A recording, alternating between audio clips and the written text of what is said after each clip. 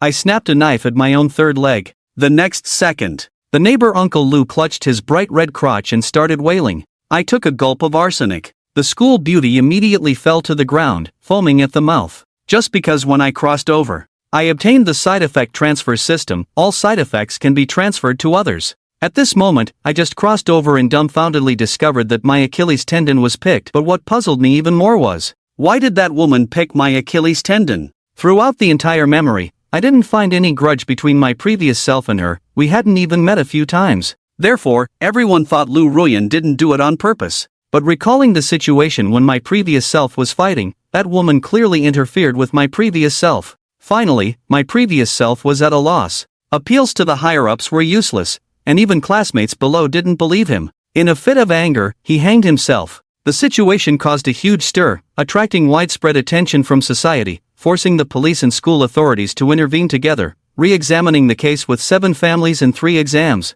In the principal's office at this moment, Ruan had the appearance of someone who had just cried. At first glance, it seemed like he was the victim. The principal saw me come in, waved for me to sit down. Student Chen, this matter is indeed not right on the part of student Ruan. The ordinary arena used the Shangpinji. So, fellow student Ruan is willing to apologize to you and is willing to spend 500,000 to buy you a second-grade tendon healing pill. As long as you take back your tendon and take the pill, you can recover in a year. What do you think? I suddenly felt even more strange. If the other party intentionally severed my tendon, why would they want my tendon to recover? Could it be that my memory is confused? But as an orphan relying solely on subsidies, I can't refuse. I don't have money to buy this grade of elixir. The principal saw me nod and smiled with satisfaction. Also, there is one more thing I need to tell you to avoid any misunderstanding later. You are about to take the college entrance exam soon, but before that, our Provincial Education Department is organizing a training camp, led by the department. It will be held in a week, and the top 5 students in the 3rd year of high school will have the opportunity to participate. There will be a competition at that time. Anyone can challenge the top 5. Given your current situation, you can't participate, but the school is willing to let you stay a grade behind. You can recover from your injury and participate in the next college entrance exam. What do you think? After hearing this, everything suddenly became clear to me. This is something I, as a student, didn't know. However, Lu Jing, as the head teacher, knew that his niece Ruan was ranked 6th. Since I, ranked 5th, can't participate, the spot naturally goes to Ruan. I think the rewards for this training camp must be very generous, so Lu Jing let his niece challenge me. Then the main referee blew the whistle to start the match. If it weren't for the principal mentioning this, I would have just repeated the grade. I glanced at the smiling principal. The principal could have told me about this tomorrow, but he didn't. This old man knew, and I would definitely make a scene later. So, might as well detonate this bomb early, to save trouble for Lu Jing later. I looked at Lu Jing again. Sure enough, Liu Jing's expression was somewhat unnatural at this moment. Clearly, she didn't expect the principal to tell me about this today, assuming she would only find out tomorrow. Even if he signed the forgiveness letter, he can't back out. But it's not a big deal. Bozy is still an orphan. What difference does it make if he knows? Will he not take this medicine? I smiled faintly. I don't accept their conditions. I won't stay in this episode. The principal frowned on the surface, but in his heart, he knew it was as expected. So, what do you want? This is already the best condition. Wasn't he going to buy me the Jing pill? He doesn't need to help me buy it. I will buy it myself. Please give me the money instead. I will definitely participate in the competition in a week. As I spoke, I was staring at Ruan. The meaning was very clear. I will challenge you later. Ruan originally had a victimized look, but I almost burst out laughing. You want to challenge me? Just based on you, a cripple? But he was somewhat worried whether Chen could buy something to quickly cure the prize, involuntarily looking at Uncle. Lu Jing shook her head slightly, with a slight smile on her lips. At the 500,000 level, there are only 2 types of medicine. One is called broken gold and jade ointment, and the other is the Jing pill. The latter needs at least a year of rest, while a ninja may recover in a short time. However, the side effects are so severe that only a madman would dare to use it. He doesn't believe that a coward who is close to suicide would dare to try that. With a gentle smile, Lu Jing said that's settled. Once you recover, our family, Ruan, welcomes your challenge. He knows how many good things this training camp has to offer. With medicinal pills, martial arts manuals, and dedicated training grounds, once you enter the training camp, Ruan will easily outperform this young man. Dream on if you still want to challenge her. The principal glanced at the two and smiled lightly, saying, "Once you've discussed it, that's settled. Resolve this matter as soon as possible." I took a card with 500,000 on it and limped out of the principal's office. I walked into a chain pharmacy called Medicine King Pavilion, found a physician, and began asking how to recover the fastest. After a careful examination, the physician at Medicine King Pavilion said that to fully heal before the injury, you would need to use bone-repairing pills, and it would take about a year to recover. I sneered and asked if there were any other ways to recover faster. The faster, the better. The physician at Medicine King Pavilion frowned and mentioned a medicine called Golden Fragment Healing Ointment, which costs only 400,000, but has significant side effects. What are the side effects? As soon as I heard the word side effects, I was no longer interested. Seeing my excitement, the physician hurriedly said, "Don't get too excited. Although it's cheap, you definitely won't be able to handle the side effects. You'll need to cut the already stitched tendons in your foot again. Moreover, during the medication process, you must stay alert. Continuously circulate your qi and blood to assist in healing with the medicine. This process will be very painful, as if all the tendons in your body were breaking. The duration is 1 hour. A previous patient experienced extreme pain and fainted 3 times. As a result, his Achilles tendon was completely ruined. How much is your budget?" The doctor, relieved upon hearing the 500,000, said, "That's great. I recommend you buy Yangjing pills and rest quietly for a year." "I don't have that much time." I calmly stared into the doctor's eyes and said, "Just give me the broken gold and jade ointment. Please help me cut it." Seeing that persuasion was futile, the doctor gritted his teeth and said apologetically, "We're out of broken gold and jade ointment. You should try another store." He would rather not earn this money. Nor does he want to see a child end up like this. Even adults may not be able to endure that piercing pain, let alone a child. I looked deeply at the doctor from the Medicine King Pavilion and thought to myself, there are still many good people in this world. Thanking him, I decided to ask elsewhere. I went to the second large chain store, Chunyantang. Upon entering, I told the doctor, "I'll buy broken gold and jade ointment for 400,000. Please cut it for me." The doctor hesitated for a moment, then looked at the bank card I had handed over. Without refusal, he immediately helped me onto the operating table and reopened the previously stitched Achilles tendon. He then said solemnly, "I am about to take the medicine. Start circulating your qi and blood now. You must not stop, not even if your teeth break." I remained calm and composed, simply responding, "Okay." Firstly, sighing, those who have never experienced pain are always like this. After confirming that I have started the qi and blood transport method, I carefully apply the broken gold and jade ointment to the freshly severed Achilles tendon. After completing it, he immediately pays attention to the other party's condition. Once there is a hint of fainting, he will insert a needle into the other party's acupoint to forcefully wake them up. This is also the only thing he can do for Chen Feng. But then a scene that puzzled the physician occurred. I looked at the bewildered physician and asked, "Has it started?" The physician looked at the applied broken gold and jade ointment, then glanced at my expressionless face, and asked, "Will there be no pain sensation?" I looked at the system's displayed side effect transfer target, and a faint smile even appeared on Lu Ruyan's lips.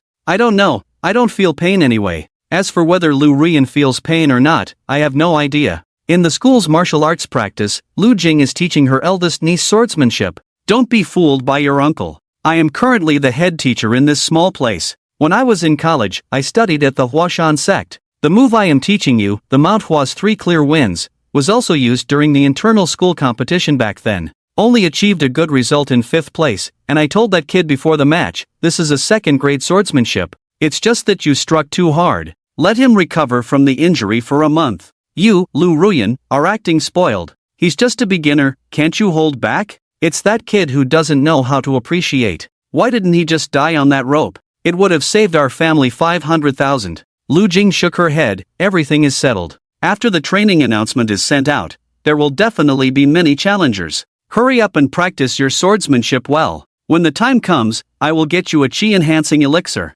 Only when you advance to the 1st grade warrior, will this matter be truly settled." Lu Ruyan nodded earnestly, "I will definitely practice well." After speaking, Lu Ruyan moved forward earnestly and swiftly thrust out a sword. Then with a clang, the long sword in her hand fell to the ground. She rolled on the ground in pain. "Ah, it hurts, it hurts." Lu Jing hurried forward to check, felt her pulse, found no issues, and her expression changed immediately. "What are you pretending for? Why are you shouting in pain?" Lu Ruyan was almost in tears. "It really hurts. It's as if all the tendons in my body are cramping. It's killing me." Lu Jing furrowed her brows. The swordsmanship went wrong. "It can't be. Seeing that Lu Ruyan didn't seem to be faking it, Lu Jing quickly lifted Lu Ruyan and ran to the school clinic. As a result, when she lifted her, Lu Ruyan felt even more pain, and a pig-like scream rang out instantly. Dr. Chen Yentang looked at me for 10 minutes. The more he looked, the more unnatural his expression became. He had checked several times, wondering if there was an issue.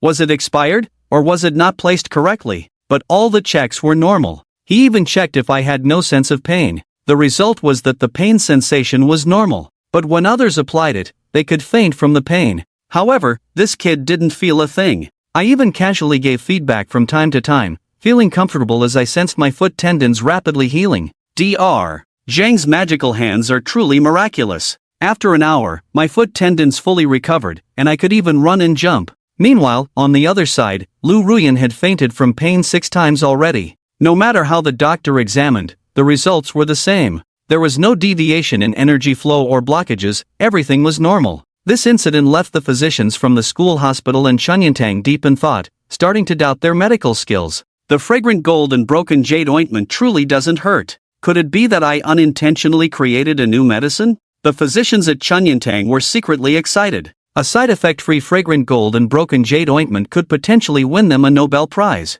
He quickly brought a small cat, cut its foot tendons, and applied the medicine previously used on Dusty's wound. As soon as it was applied, the little cat scratched and let out a miserable scream, as if subjected to the 10 tortures of the Qing dynasty. While using the fragrant gold and broken jade ointment just now, I kept recalling the previous battle scenes. Lu Ruyan's final sword strike completely deviated from the basic swordsmanship taught at school. Not only was the sword speed fast, but it also seemed to trigger the enhancement of energy and blood attached to the sword, sharpening its edge. Even though she used an unopened sword, she could easily cut through my foot tendons. It must be Lu Jin's old Wang Bajiao. Lu Ruyan's sword is at least first class or above, otherwise, it wouldn't have such power. Since that's the case, it would be a waste not to seek revenge. I also want to find a sword technique for vengeance. And there's no need to worry about side effects. You can freely search for martial arts manuals with significant side effects but strong power enhancement. Coincidentally, right next to the medical sector, there is an alley that not only sells herbs with significant side effects but also some unorthodox martial arts.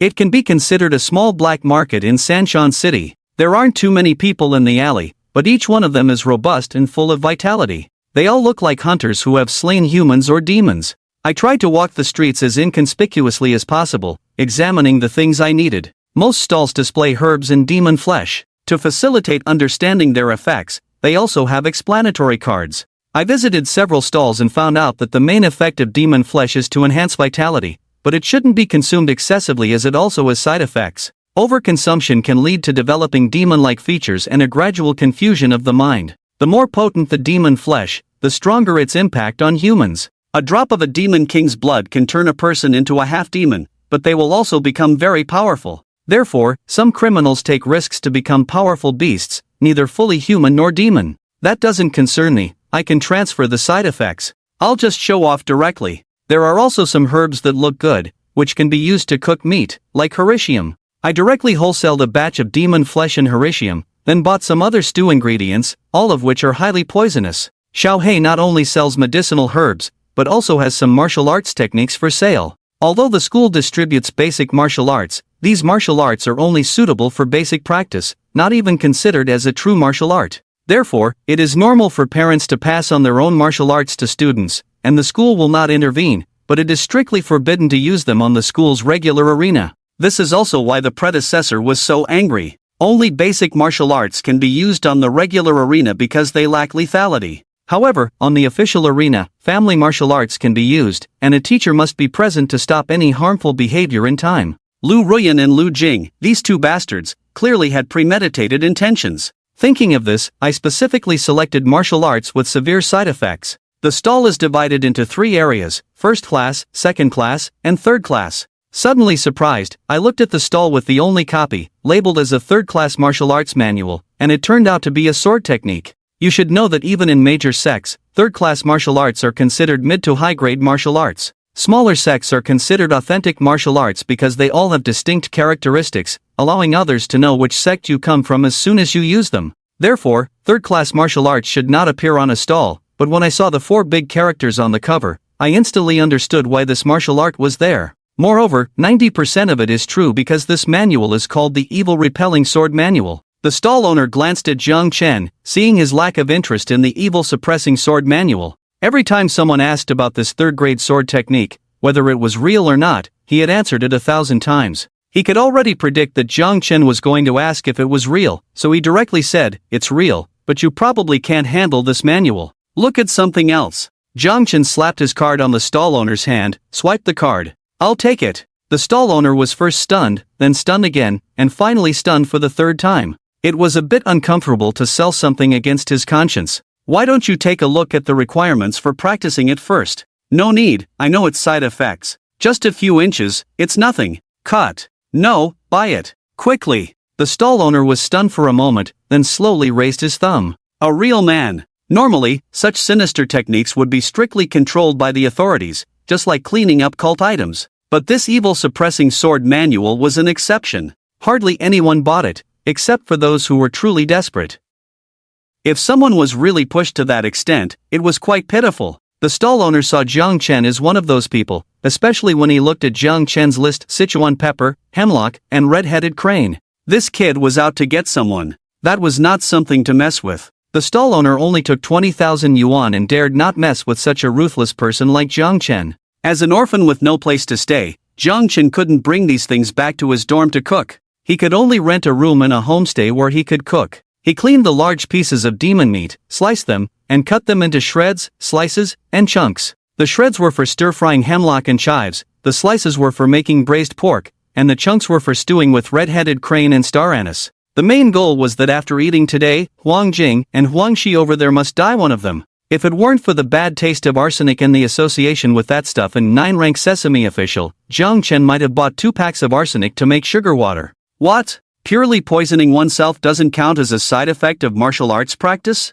Bullshit. I'll just throw in some red-headed crane. Chen was like a master chef, making these poisons and strong medicines look delicious. Stir-fried meat with hemlock, demon beast braised pork, chives stir-fried with meat, and the highlight, red-headed crane stewed with demon meat. Chen glanced at Huang Shi, who was currently experiencing the transferred side effects, and picked up a bowl of rice to start eating. The main ingredients like hemlock, braised pork, and chives were all made from demon meat. Once consumed, the side effects automatically transferred to Huang Shi, while he only felt the agitation of his blood and energy. Chen quickly activated the blood and energy transportation technique taught at school. Last time he measured his blood and energy, it was at 80. With his martial arts proficiency, he ranked 5th among the senior students. After being seriously injured, his blood and energy had declined, and he didn't have time to check, but he estimated it had dropped to around 70. Now with his blood and energy boiling, Chen quickly started practicing while eating. On the other side, Huang Shi had just left the school hospital.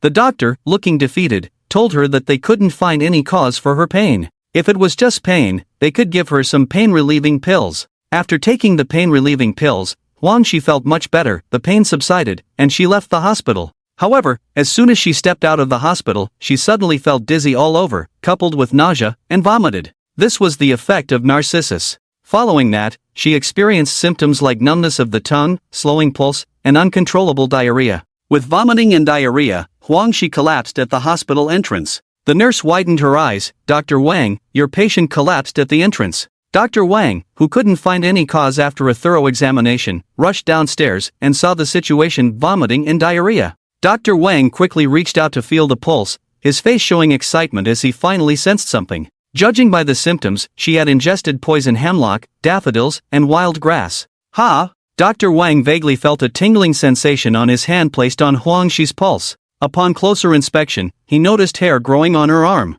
This was a side effect of consuming demon flesh. Considering the previous incidents, did this girl mix all these things together as a dish? And the quantity must be substantial, or else demon hair wouldn't have grown so quickly. To the emergency room. Dr. Wang picked up Huang Shi and placed her on a stretcher, rushing her to the emergency room. Thanks to the widespread martial arts education, there were frequent emergencies on campus, so the school hospital was well equipped. Dr. Wang first attempted gastric lavage based on experience, only to find out that Huang Shi hadn't ingested this deadly concoction. Dr. Wang was baffled once again. Was there no medical explanation? How could these symptoms just appear out of nowhere? With no other choice, Dr. Wang had to administer various targeted medicines to her. After a while, he managed to save Huangxi, and it was already dark outside. Meanwhile, Jiang Chen had finished consuming a large plate of celery stir-fry, braised pork, and stir-fried leeks made from 10 kilograms of demon flesh. Finally, it was time for the main dish, the crane-top red braised pork, known for greatly enhancing one's vitality.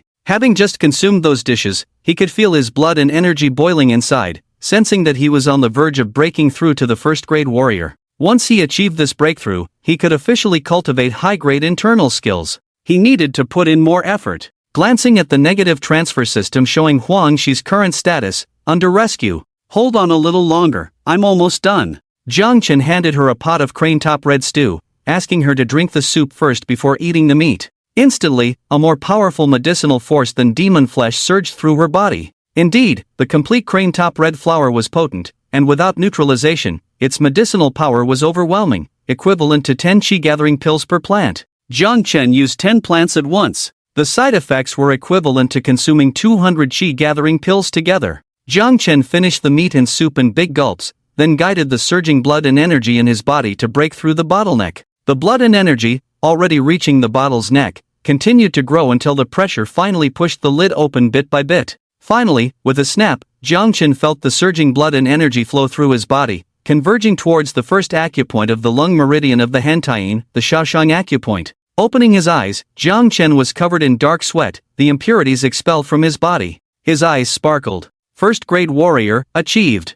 Checking Huangxi's status again, massive potential overdraft, vomiting blood. School hospital, emergency room. After completing the rescue operation, Dr. Wang breathed a sigh of relief, preparing to leave the operating room for a drink of water. Suddenly, Huangxi, who had just been rescued, turned pale and spat out a mouthful of blood. Dr. Wang was dumbfounded. Who on earth convinced him to study medicine in the first place? This question was too difficult, and he was clueless. Helpless, Dr. Wang resorted to a secret medical technique, acupuncture. He made a call to his former mentor, the current director of the Sand Mountain City branch of the Medicine King Pavilion, Li Yuan, also known as Old Master Li. After listening to the description, the veteran physician was also puzzled. Despite the gastric lavage revealing no toxins, and despite successfully rescuing her, everything seemed normal, yet she was still vomiting blood and weak all over. Are you kidding me? How could such an illness exist? Teacher, why don't you come and take a look? Li Yuan snorted. It must be your lack of skill.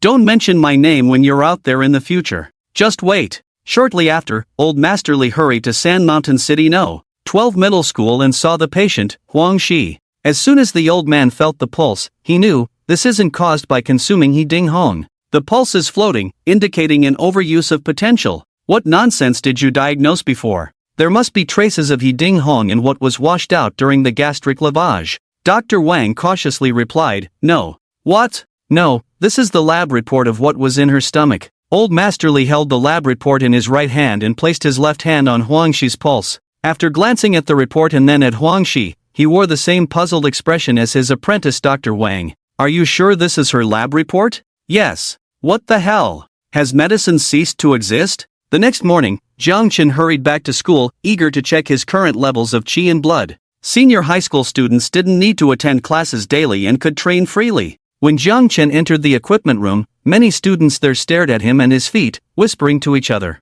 Isn't that the guy who hanged himself? Yes, keep your distance from him, especially don't spar with him on the platform. This kid is no good. Why do you say that? Huangxi sparred with him, accidentally injured him, and this guy went and hanged himself, blowing things out of proportion. Huangxi's family had to compensate him with 50,000 for medical expenses. Isn't that blatant extortion? This guy is really disgusting. Exactly, Huangxi, a girl, sparred with him. Even if she did cause some harm, how dare he demand 50,000? Now, Huangxi supposedly angered him yesterday, causing him to have a qi and blood disorder and end up hospitalized. Jiang Chen halted his steps towards the qi and blood testing device and approached the two students talking. Damn, he's coming our way. It's all your fault for being so loud. I'm not afraid of him. He's a scumbag who likes to extort money from women. Don't forget he's still injured. Are you afraid you can't beat this scumbag? Jiang Chen stood in front of him. Where did you hear these things from? The student speaking stood up from the fitness equipment, tall at 1.8 meters, with a crew cut, showing no fear towards Jiang Chen. Where did I hear it from? Everyone's saying the same thing. What? Are you being falsely accused? I despise useless people like you who even extort money from women. The crew cut student shouted loudly, attracting other students to gather around, clearly having heard about Jiang Chen extorting money.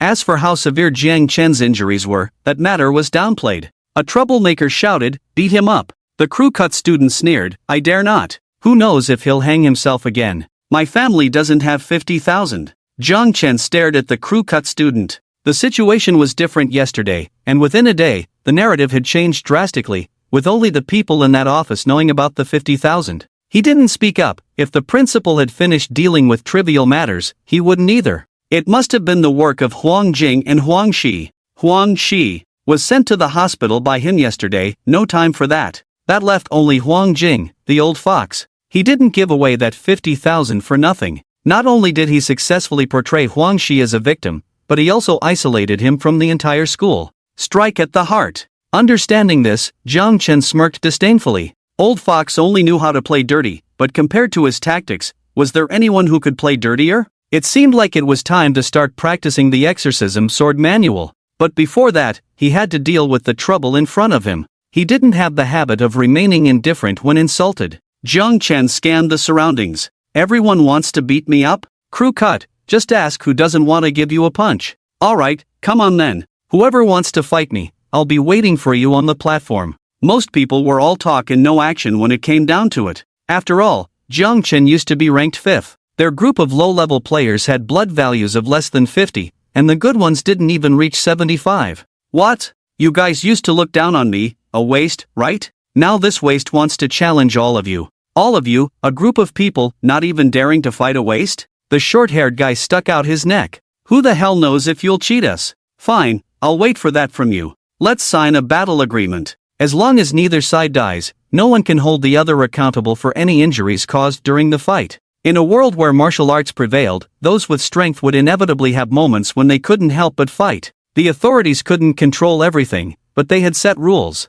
After signing the battle agreement, one could fight freely, and neither side could seek further trouble afterwards. The bottom line was, no one could die. As soon as this was said, several students immediately stood up. In their eyes, Jiang Chen was just an injured person. As long as he signed the agreement and stepped onto the stage, he would be at their mercy. Opportunities to freely beat up these so-called villains were rare, so the sign-ups were very enthusiastic. In the end, along with the short-haired guy, a total of 14 people signed up to gang up on Jiang Chen. This arena battle was not something that could be handled by the ordinary and official arenas in the school. The battles under the signed agreement had to take place in the official arena established by the authorities, and could be conducted publicly or privately. Jiang Chen and the 14 people left the school directly and headed to the official arena. The news that Jiang Chen had voluntarily challenged 14 opponents spread throughout the entire school in an instant. The principal was in a meeting with the teachers at this time. When he received the news, his brain felt like it short-circuited for a moment.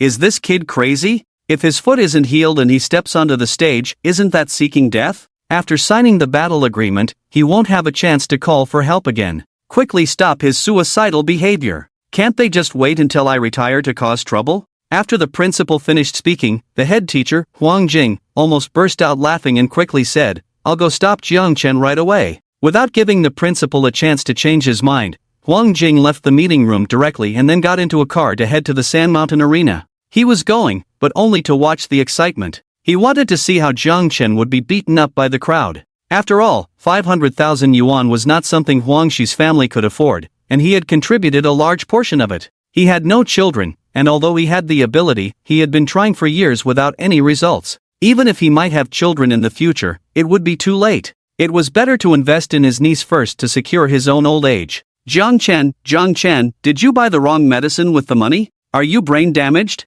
No matter what, after today, you will have no chance to threaten Xiaoxi. Sand Mountain Arena. Jiang Chen and the 14 indignant students signed the battle agreement, waiting for the official referee to arrive so they could start the fight. During this time, almost all the students in the third year of high school put down their training and came over. Everyone knew that Jiang Chen was the scoundrel who extorted 500,000 yuan and forcibly sent the school's most beautiful and strongest schoolflower to the hospital. Everyone wanted to see how Jiang Chen would be beaten to the ground and beg for mercy. During the wait, the third-year students kept joking about Jiang Chen's extortion gimmick. "Oops, you stepped on my foot, I'm going to hang myself, you wait to compensate me with 500,000 yuan. Ha ha ha." In the audience stands, the top-ranked students in the school were also present. Yun Lang, it's really a pity. If I had caught Jiang Chen trying to die, it would have been great. I could have personally fought him. The one speaking was the second-ranked Gao Kan, a muscular man with a dark tan. And the Yun Lang he mentioned was the school's number one. Yun Lang's eyes were full of disgust. I used to think Jiang Chen, although an orphan, was hard-working and striving, but I didn't expect him to be such a villain. If you can make it in time, count me in too. At this moment, in the waiting room of the Sand Mountain Arena, Jiang Chen was alone in the arena's waiting room, holding the Evil Banishing Sword manual in his hands. The official arena allows the use of martial arts. In reality, there are no restrictions here, it's simply a place for warriors to vent. As long as you don't kill anyone, you can use whatever you want. Jiang Chen turned to the first page, as he expected. The beginning read, to practice divine skills, one must first castrate oneself. Before high school, elementary school was used to educate students on cultural knowledge, such as language and math, with the most important being the study of classical Chinese, aiming to understand the meaning of martial arts manuals and not practice poorly. In junior high, while continuing to study cultural knowledge, more emphasis was placed on learning about the body's meridians, acupoints, and physical training, laying a solid foundation for learning qi and blood circulation methods in high school. So, as long as a student could attend high school, they could understand martial arts manuals. Out of caution, Jiang Chen flipped ahead to see if there was any nonsense like success is possible without castration. Fortunately, there wasn't. At this point, having been promoted to a first-grade warrior, the number of people the negative transfer system could specify to transfer also increased from 1 to 2, and Jiang Chen unhesitatingly designated Huang Jing as the second transfer target. Then he walked to the restroom, holding a small knife, ready to act. It must be admitted that he felt a bit nervous when he was about to start. Out of caution, Jiang Chen lightly placed the knife on top first. Theoretically, he should have felt pain, but he felt nothing. Jiang Chen slowly applied force. Theoretically, this force should have been enough to make a cut, but his own Kuan remained unharmed. Checking Huang Jing's status, Kuan injured, okay, reassured. Jiang Chen decisively cut it off. His Kuan was unharmed. The knife seemed to pass through like a projection. However, in the audience stands of the arena, Huang Jing, who was sitting with his legs crossed, suddenly felt an indescribable pain. Several students were about to greet Huang Jing, but unexpectedly, Huang Jing let out a scream, startling the students. Feeling the source of the pain, as if his Kuan had been severed, Huang Jing winced even with a slight movement. The students also saw a large amount of blood flowing from between Huang Jing's legs, and a girl exclaimed, "Could it be that boys also have periods?" Huang Jing had a foreboding feeling, and disregarding the teacher-student relationship, he cursed, "Damn it!" Then he stood up, enduring the piercing pain, and rushed to the restroom, feeling ominous along the way. Along the way, blood kept dripping on the ground. Just as he was about to reach the restroom, there was a clatter. Something fell to the ground. Seeing this thing, Huang Jing's suspended heart finally sank. He had been thinking of nurturing his eldest niece first, and then having a child on his own once his niece had grown up, letting his niece take care of his child. Now, everything was impossible. No! Huang Jing knelt in front of his Kuan, howling to the sky. After breaking down for several tens of seconds, his rationality gradually returned. This was a world where martial arts flourished, and things like elixirs were miraculous. As long as the time was short enough, he could definitely recover. It's possible, I can recover, it's possible, it must be possible. Huang Jing cautiously reached out to pick up his Kuan from the ground, and at this moment, several students who heard Huang Jing's wails ran over to check on him. There was blood on the ground, very slippery, and one student ran too fast, unable to break in time, stepping on Huang Jing's Kuan and sliding out. Huang Jing was completely stunned, still kneeling on the ground with a devout posture, reaching out his hands to lift up, but his neck twisted at a bizarre 90-degree angle, looking at the student Kuan who slipped and fell on the ground. The student scratched his head apologetically. "Sorry, Teacher Huang, I couldn't hold on." "Are you okay? Are you injured?" Huang Jing. Without a word, he stood up and reached out to grab the hand of the student who had fallen on the ground. "Teacher Huang, you're hurting me a bit." "Hurting?" Huang Jing's expression turned fierce. "You have no idea what real pain is." Pulling the student's hand, Huang Jing, losing control, directly lifted the student who had fallen on his Kuan and slammed him to the ground on the other side, reenacting the scene of the Hulk smashing Loki, hitting back and forth several times. "Why won't you die? Why won't you die? Die!" The student being slammed couldn't even reach the first rank. How could he withstand the blows of an enraged second-rank warrior? His bones were instantly shattered in many places, and he passed out. Seeing him pass out, Huang Jing let go of his hand, then knelt down again to pick up his Kuan that had slipped underfoot. "There must be hope, there must be hope." Trembling, he stood up and ran towards the exit of the arena without caring about the gaze of others.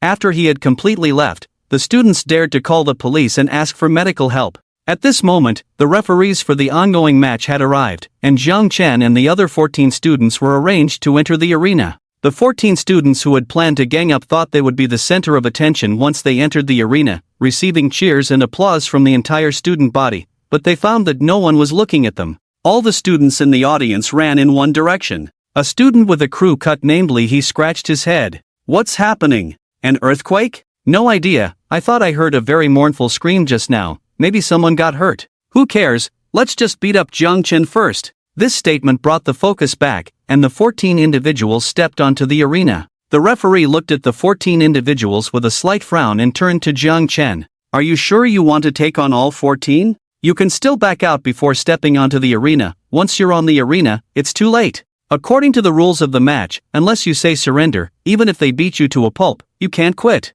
Jiang Chen revealed an expectant smile. Oh, is that so? I really didn't know about this rule, so as long as I don't say surrender, I can't quit, right? Referee. Yes. Seeing that Jiang Chen showed no intention of backing out, the referee shook his head. Both sides, enter. As both sides entered, they each held a black sword in their hands. This type of black sword was specially made for the arena, made of a special rubber material, very hard but not sharp, more like a stick than a sword. He held the black sword and pointed it at the ground. Don't underestimate me just because my talent is lacking. Someone from my Li family has created a first-rank sword technique.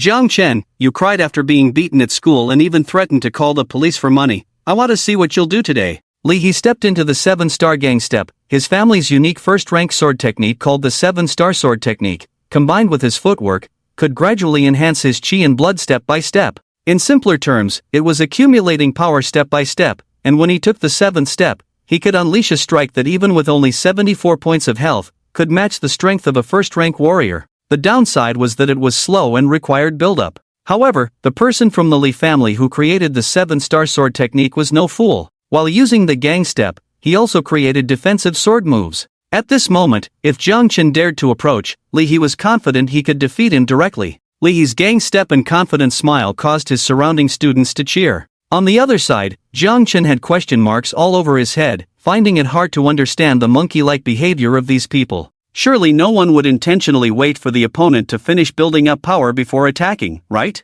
Can't be true, can't be true? When He took the 2nd step, Jiang Chen disappeared in place, a sword pressing against Li's stomach. What a nonsense defensive sword move. He didn't even see how Jiang Chen got in front of him and how he made the move before being pressed by a sword on his stomach. If this black sword had a sharp edge, instead of being round-headed, it would have pierced through Li's eyes almost popped out from being pressed. With a splutter, a mouthful of blood sprayed out of his mouth, and he knelt to the ground weakly. The monkey cries beside him also abruptly stopped. After self-castration, Jiang Chen officially started practicing the evil-defying sword manual. This 3rd-grade sword technique gave him one feeling: fast. It was as fast as a ghost. The evil-defying sword manual hardly enhanced his chi and blood, but after cutting off koan and then following the instructions in the manual to circulate his chi and blood, he found a terrifying increase in speed.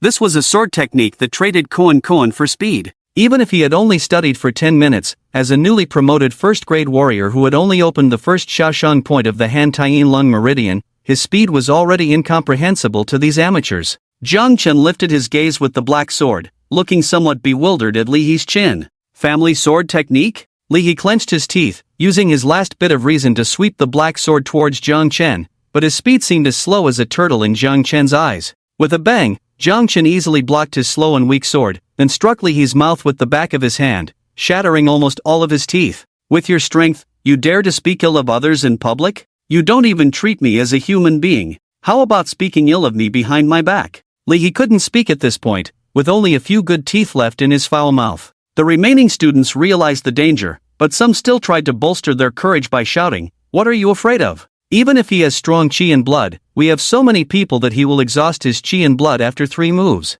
There's no morality in dealing with such a person. Let's stand together." Speaking of which, Jiang Chen had indeed just realized that depleting chi and blood was also a negative effect. The consumption of chi and blood in 3rd-grade martial arts was terrifying, and that kid had calculated it quite accurately. After the 3 strikes, he had indeed exhausted all his chi and blood.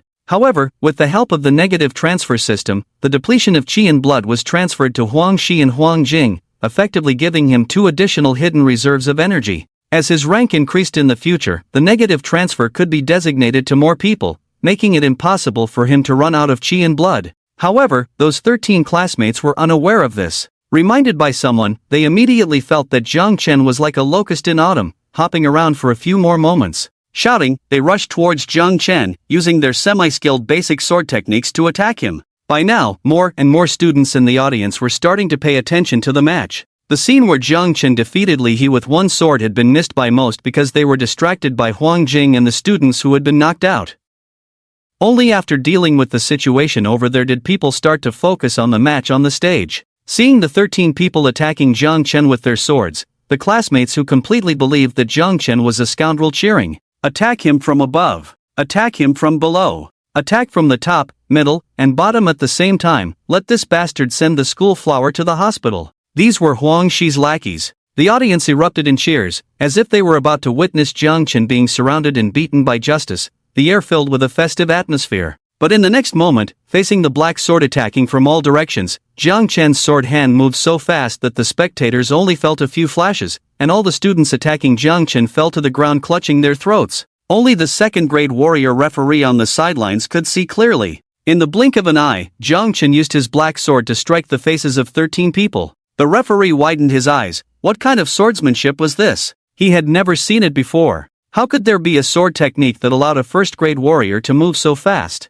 Moreover, Jiang Chen seemed very inexperienced, as if he had just started practicing. If he practiced a little longer, even a second-grade warrior like him might not be able to see his sword strikes clearly. Are young people nowadays all this terrifying? After Jiang Chen finished, the whole arena fell silent. The students in the audience couldn't believe their eyes. Wasn't Jiang Chen the guy who couldn't even beat Huang Shi and extorted money from people? Why couldn't they see his sword strikes clearly when they were so fast? Yun Lang, ranked first, and Gao Can, ranked second, stood up directly. Yun Lang, impossible. How can he be this strong? Yun Lang thought that even he couldn't keep up with the speed of his sword strikes, so he definitely couldn't stop them. But how could a guy who ranked fifth just by working hard, couldn't even beat a woman and still extorted money, have such strength? Gao Can also looked surprised. No, if this guy really had this kind of strength, how could he have been injured by Huang Shi? Suddenly, the two seemed to realize something, looked at each other, and said at the same time, "He's hiding his strength.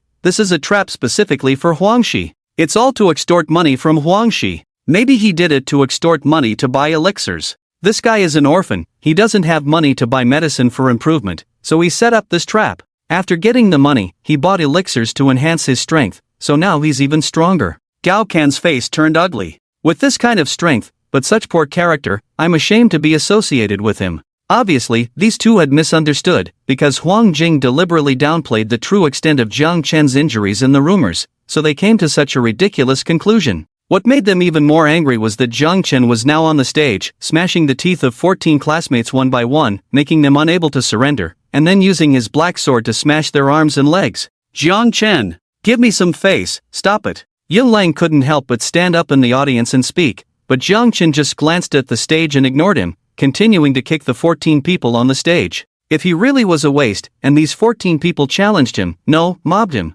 how much stronger would he be than these people now? Would anyone stand up like they are now and ask them to stop? Impossible. Didn't you hear how loud the cheers were when these people rushed towards him just now? Now they're begging for mercy? Hell no. Jiang Chen not only didn't stop, but increased his intensity. The referee on the sidelines was just observing to see if anyone would be kicked to death, with no intention of intervening. Having presided over the Three Mountains Arena for many years, witnessing countless fights, even though he had seen a lot, he remained unfazed. But this was the first time he had seen a 14-on-1 fight. Regardless of their grievances, the referee naturally felt that as long as Jiang Chen didn't kill anyone, whatever he did was not wrong. What justice was there in mobbing? At this moment, Yun Lang saw that Jiang Chen was not giving him face at all, felt that the students around him were looking at him differently, and jumped directly from the audience, his aura as a first-grade warrior unmistakable. "Jiang Chen, you've gone too far." Then, Gao Can also jumped down, followed by more and more students leaving the audience, glaring at Jiang Chen. Condemning Jiang Chen. "Forgive others, Jiang Chen. You dare to be so arrogant even when you're the one in the wrong." Jiang Chen kicked the 14 wastes on the stage to the corner of the arena one by one, then turned to the audience and said, "Want to seek justice for them?" Source text. 12:300. 50. 14. Translated text. Coming up to fight. What's the use of talking nonsense below the stage? Just good at trash talking? A single sentence ignited the crowd's anger, but Jiang Chen's performance just now was truly shocking. Who wouldn't be intimidated by his swift sword? The crowd's clamor suddenly disappeared, just like when a teacher asks a question in class, everyone lowered their heads. At this moment, Yun Lang stepped forward. "I'll fight you." Jiang Chen shook his head, and Yun Lang sneered. "What, afraid of getting beaten by me? No, I just think it's not enough for me to fight just a useless person like you. I'm afraid of killing you. Those useless people next to you. Forget it. It's all of you useless bunch. You can all come up and take a beating, I don't mind." Nearly all the students from Sanshan City No. 12 High School were present, totaling around 300 people. The referee kindly reminded Jiang Chen, the stage can't accommodate so many people, a maximum of 50 at a time. Then 50 people. Who's coming up first to take a beating? Sign the match agreement over there. Yun Lang was already furious, he immediately volunteered, and then the top 10 students below also followed his lead to sign up one by one. With them taking the lead, or rather with Yun Lang leading, more people started signing up, and soon they had the required 50. After Jiang Chen also signed the match agreement, he kicked each of the 14 useless individuals whose limbs had already been broken on the stage before, and gestured towards Yun Lang. "Come on." Yun Lang led his group onto the stage, a stage that had never imagined hosting so many people since its construction. Yun Lang stood in front of everyone, with the black sword on his back. He practiced the second-grade martial arts of the Hangshan School, the 13 transformations of the Cloud Mist sword, focusing on myriad changes. This was the swordsmanship his grandfather acquired during his university days at the Hangshan School, and since Yun Lang learned it, he held the title of the best on campus. "Jiang Chen, you have great talent and strength, but your character is abysmal. I know you're an orphan, raised without proper upbringing. Today, I'll teach you how to behave on behalf of your parents." Yun Lang hadn't forgotten what others mentioned earlier, the stronger the martial arts, the greater the energy consumption. Having just fought 14 people, Jiang Chen must be at the end of his strength, and his swordsmanship excelled at consumption. The ever-changing sword technique left opponents unsure how to defend. Once Jiang Chen's energy was depleted, Yun Lang would step in to prevent the crowd from beating him, showing Jiang Chen the vast gap between people and teaching him a lesson, further elevating his own prestige. Being a child from a well-off family since childhood, Yun Lang loved nothing more than seeing others admire and look up to him. "Watch this move." Yun Lang's swordplay was full of myriad changes, even hinting at a bit of magic. Although he only held one sword, it appeared as if he had 4 or 5. The students once again transformed into howling monkeys. Jiang Chen noticed a slight change in the way they looked at him. He didn't know about others, but in his previous life,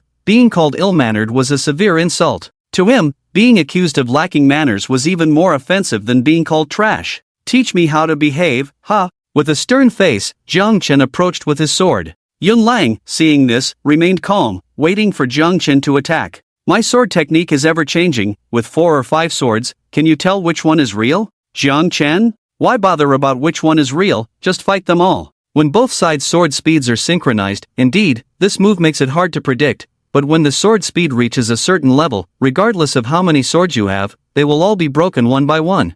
Bang! Jiang Chen struck 6 times in a row. In Yun Lang's eyes, as Jiang Chen approached, he suddenly blurred, and then a sword shattered Yun Lang's teeth. Yun Lang spat out a mouthful of bloodied broken teeth. Cough, cough, crack. That was the sound of Yun Lang's arm breaking. Jiang Chen began striking Yun Lang's arm with the black sword. Since they had signed the agreement, this guy couldn't cause trouble for him, so why not enjoy giving him a good beating? The light of justice, ha, click. Ever-changing, ha, click. Teaching me how to be a person, ha, teach, click, click, click. Yun Lang's arm and leg bones were broken, and he could only cry and squirm on the ground. This scene extinguished the fire in everyone. Their leader, who they valued the most, hadn't even faced Jiang Chen yet and was already lying on the ground, defeated. "Yun Lang, stop hitting me, I was wrong, I surrender." Click. Jiang Chen struck Yun Lang's mouth again, rendering him unable to speak. Finally, one of the 49 useless individuals at the back reacted and stepped forward to block Jiang Chen's attack on Yun Lang in time. The person who stepped forward was Gao Can, with dark skin that shimmered slightly with a metallic sheen. The referee could tell at a glance, first-grade martial arts iron cloth shirt, strong defense, most effective against opponents with speed and less power. If a real sword were used, it would be fine, but this rubber fake sword won't harm him at all. This kid is in trouble. Gaoken frowned. Jiang Chen, don't go too far. Jiang Chen sheathed his sword and thrust. In just one move, the students in the entire arena couldn't react in time. Jiang Chen's sword was aimed at Gaoken's crotch. Gaoken, being a tough guy, fell silently on the arena, a tear slowly rolling down his eye. Referee forgot that these were students who hadn't reached the first grade level of martial artists. Their horizontal training was far from perfect.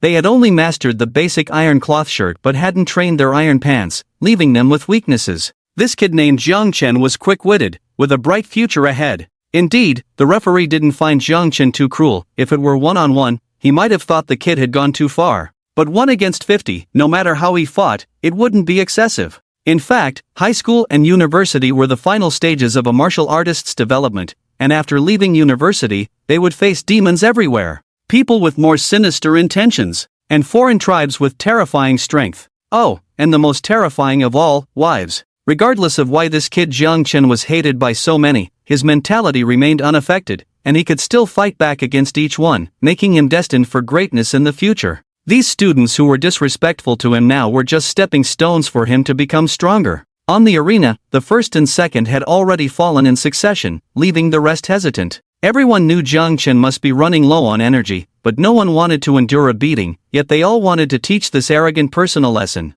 As a result, they all stood still, looking at each other. Jiang Chen was speechless, kicking Yun Lang while saying to them, "If you're not going to fight, then get out of here and stop wasting national resources. A bunch of useless people, wasting air while alive and land when dead. 48 people are afraid to lay a hand on me, but when you officially graduate and become martial artists, will you also stare silently at your opponents when facing demons and foreign tribes, waiting for them to recover before attacking you?" With just one sentence, Jiang Chen woke them up. Yes, if they waited for Jiang Chen to fully recover, there would be no chance left to fight back. Finally, when the third-ranked student shouted and bravely charged at Jiang Chen, the other 48 people also rushed towards him. Jiang Chen took a deep breath, harnessing the continuous flow of energy and blood in his body. The hunt begins. On the narrow arena, Jiang Chen turned into a shadow that no one could catch or touch, swiftly moving around each person. Because the space was too confined, Jiang Chen simply discarded the black sword, using his index and middle fingers as a sword, striking each of these useless individuals in the throat at close range. It was 3 minutes of chaos. Where's Jiang Chen? Don't know, can't see him.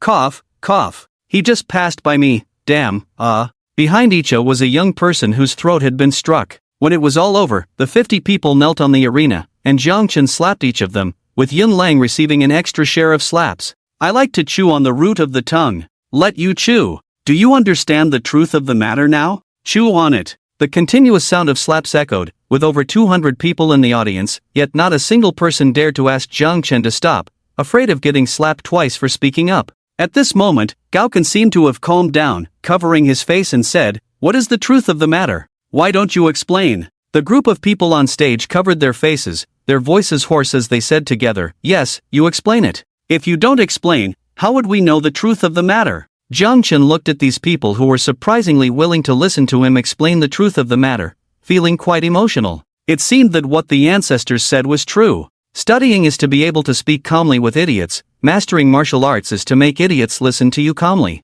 Jiang Chen grabbed Yun Lang's collar and slapped him repeatedly. "Since you all want to hear it, I will briefly explain the whole incident. On a regular stage, Huang Shi used his sword skills to cut my Achilles tendon, not just a minor injury as you all claimed. If you get a minor scratch and ask for 500,000, see if the other party would entertain you." I wanted to appeal to the school, but Huang Jing, as the headmaster and Huang Shi's uncle, covered it up. Feeling disheartened, I attempted suicide by hanging, but it failed. This led to an investigation by the school and the police, ultimately confirming Huang Shi's fault. The other party voluntarily compensated with 500,000, not as you all heard that I extorted 500,000. That's how it happened. Oh, by the way, you all should have received a notice today about preparing for a training camp for the college entrance exam. The top 5 will enter the camp, and I happen to be 5th. Clap, clap, clap. It wasn't applause, but the sound of Jiang Chen slapping Yun Lang. Everyone looked at each other. This version seemed to make more sense. As Jiang Chen said, if it was just a minor injury, there was no need for a 500,000 compensation.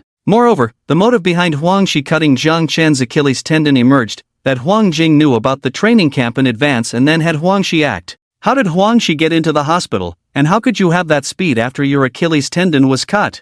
Jiang Chen continued to slap Yun Lang. First, how Huang Shi got into the hospital has nothing to do with me. That night, I used the 500,000 they gave me to buy medicine at Chunyan Hall. Second, I had that speed because that night I used the broken gold and jade ointment to heal my Achilles tendon. You can check all of this. A student whose family had a doctor exclaimed, "You used the broken gold and jade ointment. How could you endure its side effects?" Another student asked, "Are the side effects severe?" "More than severe. My mom said before using it, you have to cut the reattached tendon again and then apply the medicine. During the application process, it feels like every inch of your bones and tendons are breaking apart in pain. You have to endure it for a full hour, stay rational and not faint, and keep circulating your qi and blood. If you faint, all your efforts are wasted, and the reattached tendon is completely ruined, beyond repair." Everyone present gasped in shock, looking at Jiang Chen with a hint of admiration in their eyes. At the same time, they all thought that Huang Jing and Huang Shi were truly despicable to deceive all of them.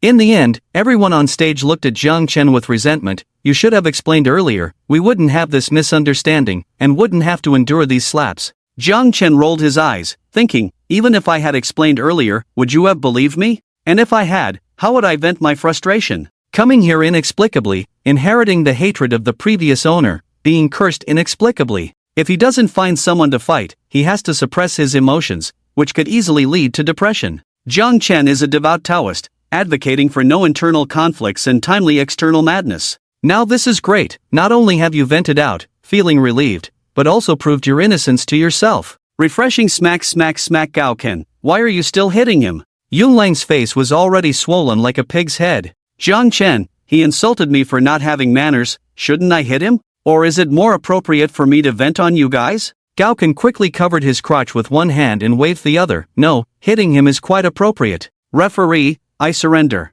With one surrendering brother, the remaining 48 students also surrendered in unison. Yun Lang wanted to raise his hand, but his arm was broken, so he could only weakly lift it, and Jiang Chen saw it and slapped him on the face. You have to wait a bit longer. After the fun at the Sanshan Arena, Jiang Chen left in front of more than 300 senior high school students. The remaining students looked at each other, feeling not only unjust but also slapped in the face. But people, in the end, are unwilling to admit their mistakes. Who knows if what Jiang Chen said is true? What if he's also deceiving us? Gao Ken, let's check if it's true or not. The students present all agreed with Gao Ken's words, mainly because they were curious if Jiang Chen really used the terrifying side effect of broken gold and jade ointment. A group of people went to the medicine street and found Chunyan Hall, where the physician there confirmed Jiang Chen's condition directly and proved that he had indeed endured the side effects of broken gold and jade ointment yesterday. Not a word was said, truly ruthless. Now everyone knew what was true and what was false. Gao Ken sighed, he didn't deserve that beating. If I were Jiang Chen, I wouldn't be able to bear being scolded like that either. Setting aside the facts, couldn't he have explained himself first? Some students still felt resentful for being beaten. Gao Ken gave him a look. Even if he explained himself back then, we would have believed him. Almost everyone had already decided that Jiang Chen was a money-grubbing jerk, so what use would his defense be? Now, no one spoke. The students' hearts were quite complicated, but they had learned a valuable lesson. Sometimes, going along with the crowd doesn't mean the truth of the matter is as it seems. One must retain some critical thinking, or else you might end up getting beaten. The truth of this matter was clarified, but there was still one thing unclear to everyone. How did Jiang Chen's strength suddenly become so strong? Perhaps, having died once, he gained some enlightenment? Isn't it often reported in the news that some people have an epiphany after a near-death experience on the battlefield? Maybe Jiang Chen is the same. That's the only explanation. Well, if that's the case, is he now the number one in the school? When Yun Lang gets out of the hospital, he'll be furious. The principal's meeting was cancelled. They were all waiting for news from the arena. The first piece of news that came back was that Huang Jing, the teacher who tried to stop Jiang Chen's fight, inexplicably cut off his own koan, then got so angry when a student stepped on his koan that he severely injured the student. Now the student's parents had arrived at the hospital. Their child was in the ICU being treated. Whether they would survive or not, the parents had already reported to the police, wanting Huang Jing to pay the price. The principal and the teachers in the meeting felt like their CPUs were overloaded. This amount of information was just too much. But what was even bigger was yet to come, because Huang Jing went to the hospital to see Koan, and no one stopped Jiang Chen's fight. The principal and the teachers estimated that Jiang Chen would be beaten badly, and this matter was going to escalate. But Jiang Chen won 14 in a row. And it didn't end there. The school's top-ranked student, Yun Lang, couldn't stand Jiang Chen and challenged him with 49 others. When the principal heard this news, he slammed the table and shouted, "Nonsense!" Then he immediately heard that the group led by Yun Lang was defeated by Jiang Chen with a score of 50, achieving a terrifying 64 kills. This outcome directly caused a stir among the principal and teachers. "Are you sure it's our school's Jiang Chen, not another martial artist with the same name and surname?" The messenger affirmed confidently. "It's Jiang Chen." He even claimed to have healed his foot tendons with broken gold and jade paste. The office was filled with gasps of shock. Teachers hired by the school all came from martial sects, and to graduate after entering a sect following the college entrance exam, they had to intern on the demon battlefield in the last 2 years. In that place, injuries and deaths were common, and the teachers had witnessed scenes of broken gold and jade paste treatment, as it was the fastest remedy for tendon injuries. On the battlefield against demons, many injured individuals chose this treatment to quickly regain combat effectiveness. The scene there could be summed up in 4 words: better off dead. Even military martial artists might not all withstand it, let alone a student. One teacher commented, "Truly someone who has experienced death. Such strong willpower." Another teacher, surprised and excited, said, "This Jiang Chen is so powerful, it looks like our school might produce a top scorer this year." When this statement was made, all the teachers' eyes lit up. With limited educational resources and no exceptionally talented students, their school hadn't produced a top scorer in the city for 8 consecutive years. If they could produce a top scorer, even just a city top scorer, it would attract more educational resources from above. Most importantly, their chances of promotion would greatly increase. If they produced a provincial top scorer,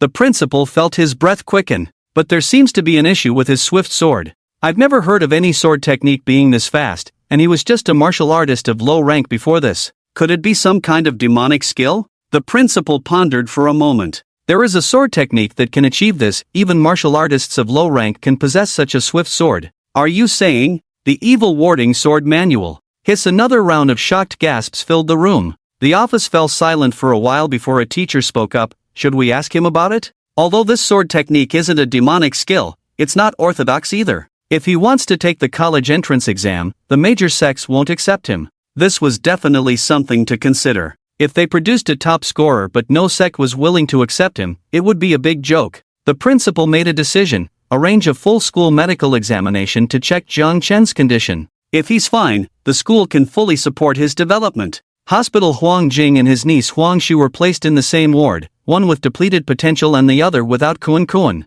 Huang Shi, with a pale face, gazed at the ceiling. "Uncle, is this considered retribution for our wrongdoings?" Huang Jing's whole demeanor changed drastically after losing Kuan. Not only did he become reticent, but his expression also turned grim. "Perhaps, but the punishment we've received is enough. I won't be able to have children in the future. I only have you now, Xiaoxi. You must successfully enter the training camp and bring honor to our Huang family." Huang Shi forced a smile. "Dr. Li said my potential depletion is severe, I'm afraid." "Don't worry, as long as we replenish the lost potential. I still have 800,000 coffins on hand. I'll call your parents later and have them gather enough money to buy a second-grade hidden dragon pill for 1 million. Not only will it restore your lost potential, but it will also elevate you to a higher level, directly breaking through to a first-grade martial artist." Huang Shi immediately showed a touched expression. "Uncle, this is all your savings. I won't need it anymore, just remember me in the future." "Okay." Huang Shi nodded firmly. "I will take care of you in your old age and see you off." Witnessing the two about to get sentimental, a team of police suddenly entered the ward and directly presented an arrest warrant to Huang Jing.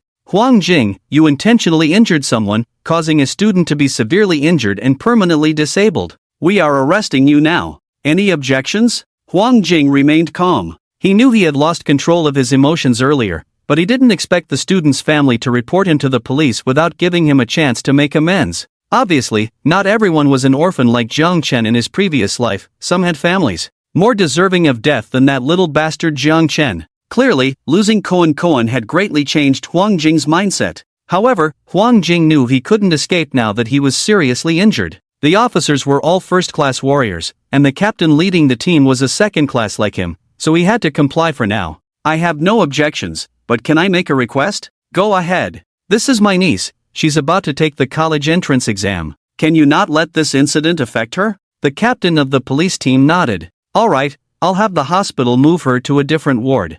Huang Jing thanked him and then said to Huang Shi, "Go on. My card is in the drawer of my office. I guess I'll be in there for a few years. Little she, you must take care of yourself. Uncle will be waiting for you to join a good sect and then come to see me. Huang, she cried as if she didn't want to leave her uncle, but she was still forced to leave the ward. In fact, she was only feeling a bit weak at the moment, nothing serious. Compared to Huang Jing, who was struggling to move due to his serious injuries, she was much better off. After leaving the ward in tears, Huang Shi glanced back and, seeing no one following her, wiped her tears, excitedly left the hospital, heading to school. Uncle was right, her punishment from the heavens had ended, and good luck was on its way. She never expected such good fortune. Not only did she get Huang Jing's money, but she also didn't have to pretend to care about him every day. The old man acted like he wanted to be her father, always meddling in her affairs. She was just a girl, who wanted to keep wearing those ugly martial arts uniforms all the time. She wanted pretty dresses, sweet romance, and more time for fun. Now, she could buy a second-grade hidden dragon pill, advance to a first-class warrior for sure,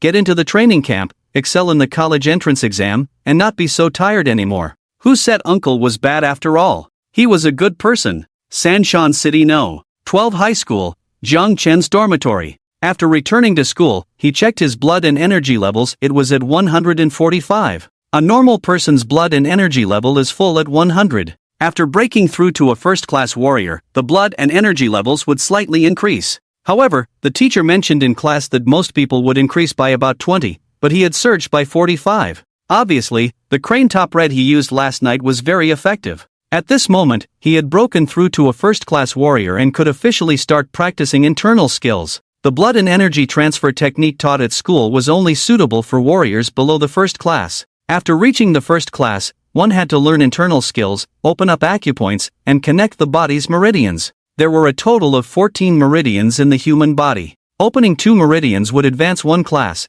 and opening all of them would achieve the status of a 6th-class warrior. The last 2 were the governor vessel and the conception vessel. Opening the governor vessel would promote to a 7th-class martial king, and opening the conception vessel would promote to an 8th-class martial arts grandmaster. There were only 27 martial arts grandmasters in the whole of China. Beyond that, in Jiang Chen's view, it was somewhat like cultivating immortality. There were no further descriptions in the high school textbooks. Jiang Chen was considering whether to visit the black market again to see if he could find a useful internal skill book. Just then, a student messenger knocked on Jiang Chen's dormitory door. Upon opening it, Jiang Chen was informed that the senior students were to undergo a comprehensive physical examination to screen for any hidden health risks before the imminent training camp, which had both opportunities and risks. Therefore, those with health issues needed to be identified in advance to avoid fatalities during the training camp. The reason was very reasonable, and Jiang Chen didn't realize that the dumplings were specially wrapped in vinegar for him. He nodded in agreement and followed the student who delivered the message to the school playground.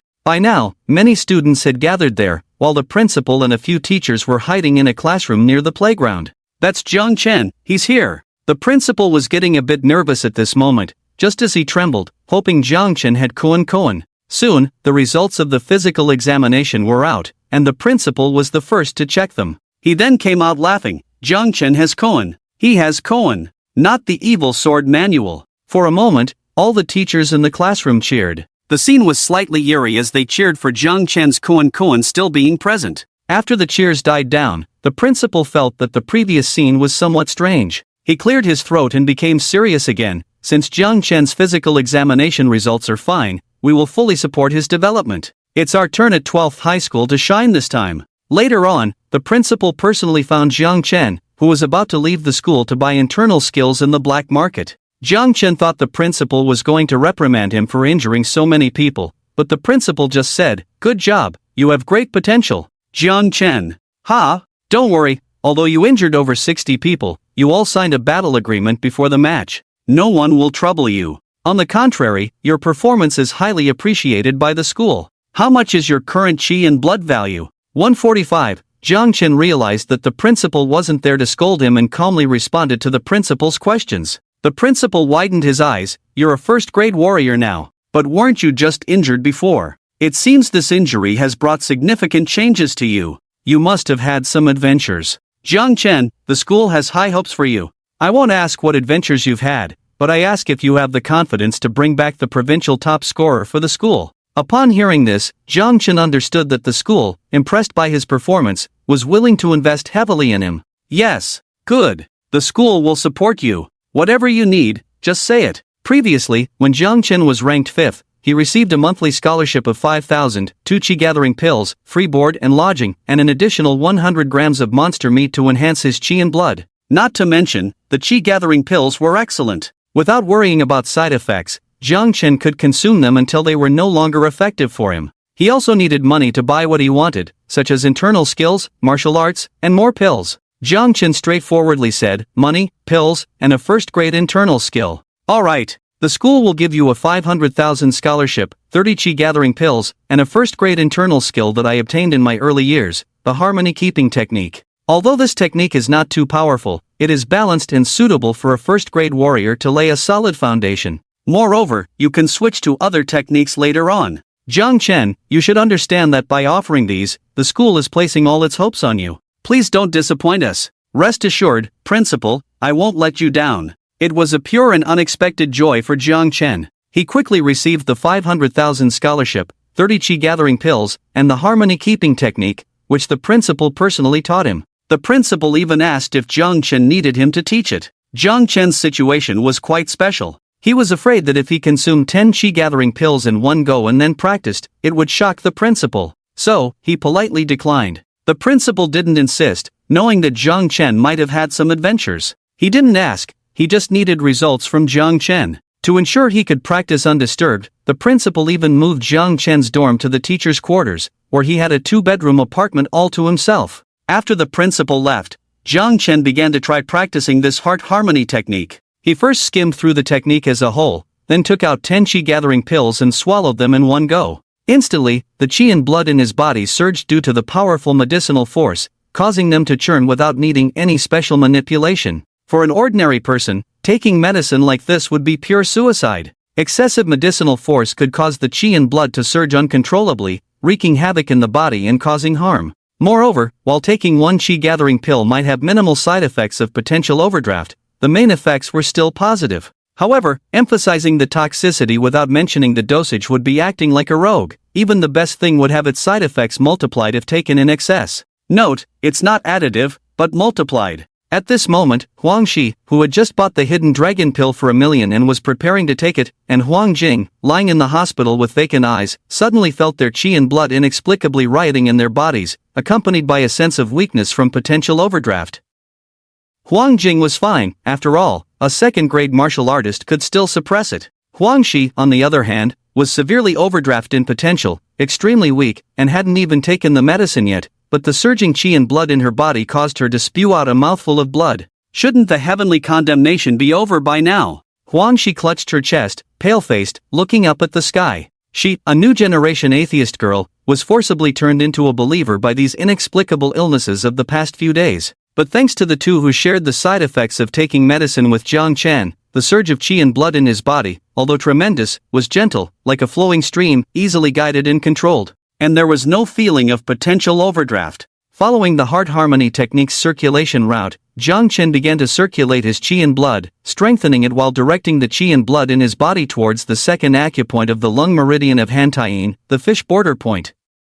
This heart harmony technique truly lived up to its reputation of being balanced and harmonious, as the impact on the second acupoint felt very gentle, following a slow and steady approach. It was like the ancient strategy of besieging a city without attacking, gradually depleting the city's resources and resistance, resulting in fewer casualties and minimal damage to the city. When the resistance within the city completely vanished at a certain threshold, the city would naturally fall. With this gradual approach, Jiang Chen felt an unprecedented sense of comfort when stimulating the acupoint. No wonder those martial artists enjoyed practicing so much. Was stimulating acupoints this comfortable? It was just too slow. For a first-grade martial artist, the lung meridian of Hantaiyin on the left hand had a total of 11 acupoints, and even after taking 10 chi gathering pills, it was still slow to reach the second acupoint. It was estimated that after taking 30 pills, reaching the fourth acupoint would be considered good. After getting used to taking shortcuts, having to progress in this slow manner was truly torturous. Jiang Chen patiently practiced for a whole day before finally mastering the fish border point. At that moment, Jiang Chen received a prompt upon mastering it, indicating an additional number of people to whom negative effects could be transferred. However, for now, Jiang Chen didn't have anyone specific in mind to target, so he decided to leave it for the time being. By now, it was already dark, and the students and teachers had left the school, leaving the campus in silence. The equipment room and training room were locked, but fortunately, the principal had granted him special access, allowing him round-the-clock access to all the school's facilities. Chen went to the equipment room, checked his chi and blood, and found that with the second acupoint opened, his chi and blood had reached 166. It was worth noting that from the beginning of his sophomore year, it took him 2.5 years of practice to barely raise his chi and blood to around 80, progressing at a painfully slow pace. Yet today, in just one day, he had increased his chi and blood by 21 points, and he still felt it was slow. If others were to hear about this, they would probably spit in Chen's face and call him pretentious. But Chen truly felt it was slow. 10 chi gathering pills, because the Shoha heart method is too moderate and peaceful, causing slow progress, may have wasted half of the medicinal power. Chen felt that changing to a different cultivation method could easily open up 2 acupoints. Too slow. I have to go to the black market to see if there's a suitable cultivation method, even if it's from the demonic sect. No, it's best to find a fast cultivation method from the demonic sect. The bigger the side effects, the better. Chen left the school and headed to the black market. Business here was even more bustling at night, with more people than when Chen last visited. This time, Chen specifically went to browse the stalls selling cultivation methods, but he didn't rush to make a purchase. Instead, he walked around the market completely. He hadn't noticed it last time, but it turned out that there were more martial arts techniques like swordsmanship and boxing being sold at the stalls here, while internal cultivation methods were very scarce. On average, if 1 out of 2 stalls sold internal cultivation methods, it was considered good, indicating the barrenness of the small place of Sanshan City. Most importantly, along the entire black market street, there wasn't a single stall selling second-grade internal cultivation methods, only first-grade ones. This inevitably disappointed Chen a bit. He thought he might come across third-grade martial arts this time. Now, he could only make do with what was available. Chen recalled the several internal cultivation methods he had seen at the stalls, including the Shoha heart method. It seemed that this method was quite common in the martial world. In addition, there were techniques like the 6-character formula, the Great Goose technique, and the external elixir technique. Just hearing their names gave a very orthodox feeling, and Chen didn't even have the desire to take a look. Only one caught his attention. Chen slowly walked towards the stall he remembered, where a bloody internal cultivation method named Extreme Dao Heart Method was displayed. The name immediately piqued his interest. Chen squatted in front of the stall, reached out to pick up that cultivation manual, and the shopkeeper immediately shouted, "Don't flip through it, buy it first, then you can look through it. This isn't a library. How would I know if I can make use of it if I don't check it?" The shopkeeper smirked. Buying from the black market is all about taking risks. If you buy it, pay and take it, if not, get lost. Chen narrowed his eyes. How much? Since it's like opening a blind box, I don't even know if I need it. The price shouldn't be too high, right? The shopkeeper was still tough. No bargaining. 100,000, take it or leave it. This isn't a place for bargaining. Could Chen tolerate this attitude? He slammed the cultivation manual back onto the stall and turned to leave. The shopkeeper was stunned. He couldn't believe it. After hesitating for a moment, he quickly called out to Chen, "Hold on, you're too hasty. The price can still be negotiated. What's your offer?" 10,000. The shopkeeper almost spat on Chen's face. "Are you trying to rob me?" Chen squatted down again and picked up the Extreme Dao Heart Method manual. It was labeled as an internal cultivation method, but the name itself seemed like a demonic technique. "Do you think this cultivation method is righteous?" The shopkeeper hesitated, muttering to himself, "Righteous or not, you're here in the black market, don't you have a clue?" Chen's face darkened. Why did this shopkeeper speak in riddles? "I don't know if it will be useful, but you must be aware that if the authorities find out, they will confiscate it for sure. There might even be officers sweeping through this street right now. Let's make it quick, I'll add another 10,000, deal or not?" The shopkeeper looked very conflicted. After a long act, he finally sighed. 2.5, add half and take it away directly. "Don't let me see it, I've spent over 2 on it." One couldn't trust a word from the black market shopkeeper. The manual was stained with blood, who knows where it came from. However, 2.5 was close enough, and Chen couldn't be bothered to haggle further. He paid the money, tucked the cultivation manual into his pocket, and left. As Chen walked away, the shopkeeper's smile widened crazily, muttering under his breath, "What a fool, only a madman would practice such demonic techniques, even 1,000 is too much for it." Hee, another day of making a small profit. The boss happily hummed a tune, unaware that Chen had already chosen him as the third candidate for negative effect transfer. Leaving the black market, Chen looked at the boss's name displayed on the system. Han Chen, not a bad name, gives off a feeling of wanting to be the boss at any time. Jiang Chen also smiled. Finding a place with streetlights, Jiang Chen took out the extreme Dao heart technique. Just as he was about to open it, he suddenly noticed that the name of this manual seemed to be pasted on. Gently tearing off the sticker with the 4 characters of extreme Dao heart technique, the real name of this internal skill appeared below, extreme Dao demon technique. The difference was significant, probably because they were afraid that if the word demon was seen by the police lurking in the black market, they would take it away directly, so they changed the name. For Jiang Chen, it was not a problem. Jiang Chen opened the extreme Dao demon technique, and as he read, his eyebrows began to rise quickly. Who on earth created this thing? This extreme Dao demon technique book, true to its name, was extremely radical. It was well known that although consuming demon flesh and blood could enhance one's vitality, if consumed excessively, it could lead to the manifestation of demonic features on the body.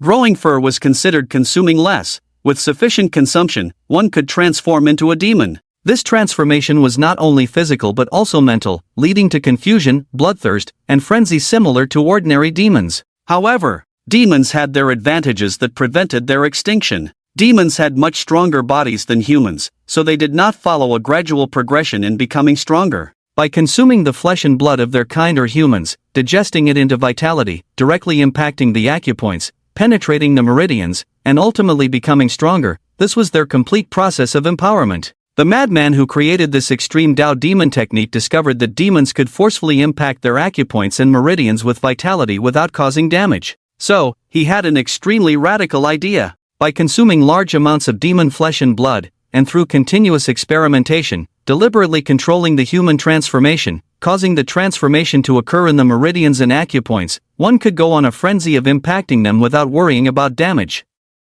Isn't it a genius idea? If successful, it could allow humans to become stronger in the same way as demons, simply by continuously consuming flesh and blood. Moreover, humans had many more means of empowerment than demons, so once successful, they would only become stronger than demons. However, in reality, it was very difficult for humans to control the areas of their bodies where transformations occurred. The creator of the extreme Dao demon technique wrote in this book that out of 10,000 people, if one could successfully transform their acupoints and meridians, it would be considered a miracle. With the creator's improvements, the success rate increased to 1 out of 9,999, which was almost negligible. In other words, for this technique, one would go insane for every practice. The cost was too high. With this technique, all other demon techniques would seem like orthodox techniques in comparison. Rather than calling it an internal skill, it would be more accurate to call it a manual for directed mutation experiments. At the end of this technique, the creator's vision was also written. Demons develop special talents as they grow stronger, also known as innate talents. Some have keen noses, some have tough claws. If a method for directed mutation could be thoroughly researched, not only could the special talents of demons in their meridians and acupoints be transferred to humans, but these innate talents could also be. Jiang Chen did not know if the creator succeeded in the end, but since this extreme Dao demon technique did not appear in the officially prohibited demon techniques, the madman who created this thing probably met a tragic end. Perhaps, he experimented on himself in the end, turning into a demon and being killed by someone. Perhaps, during his experiments, the test subject turned into a demon and killed him. In short, he should have died, otherwise this demonic technique would have to be ranked first on the list of forbidden cultivation methods, pushing the underworld lord's cultivation method down a bit.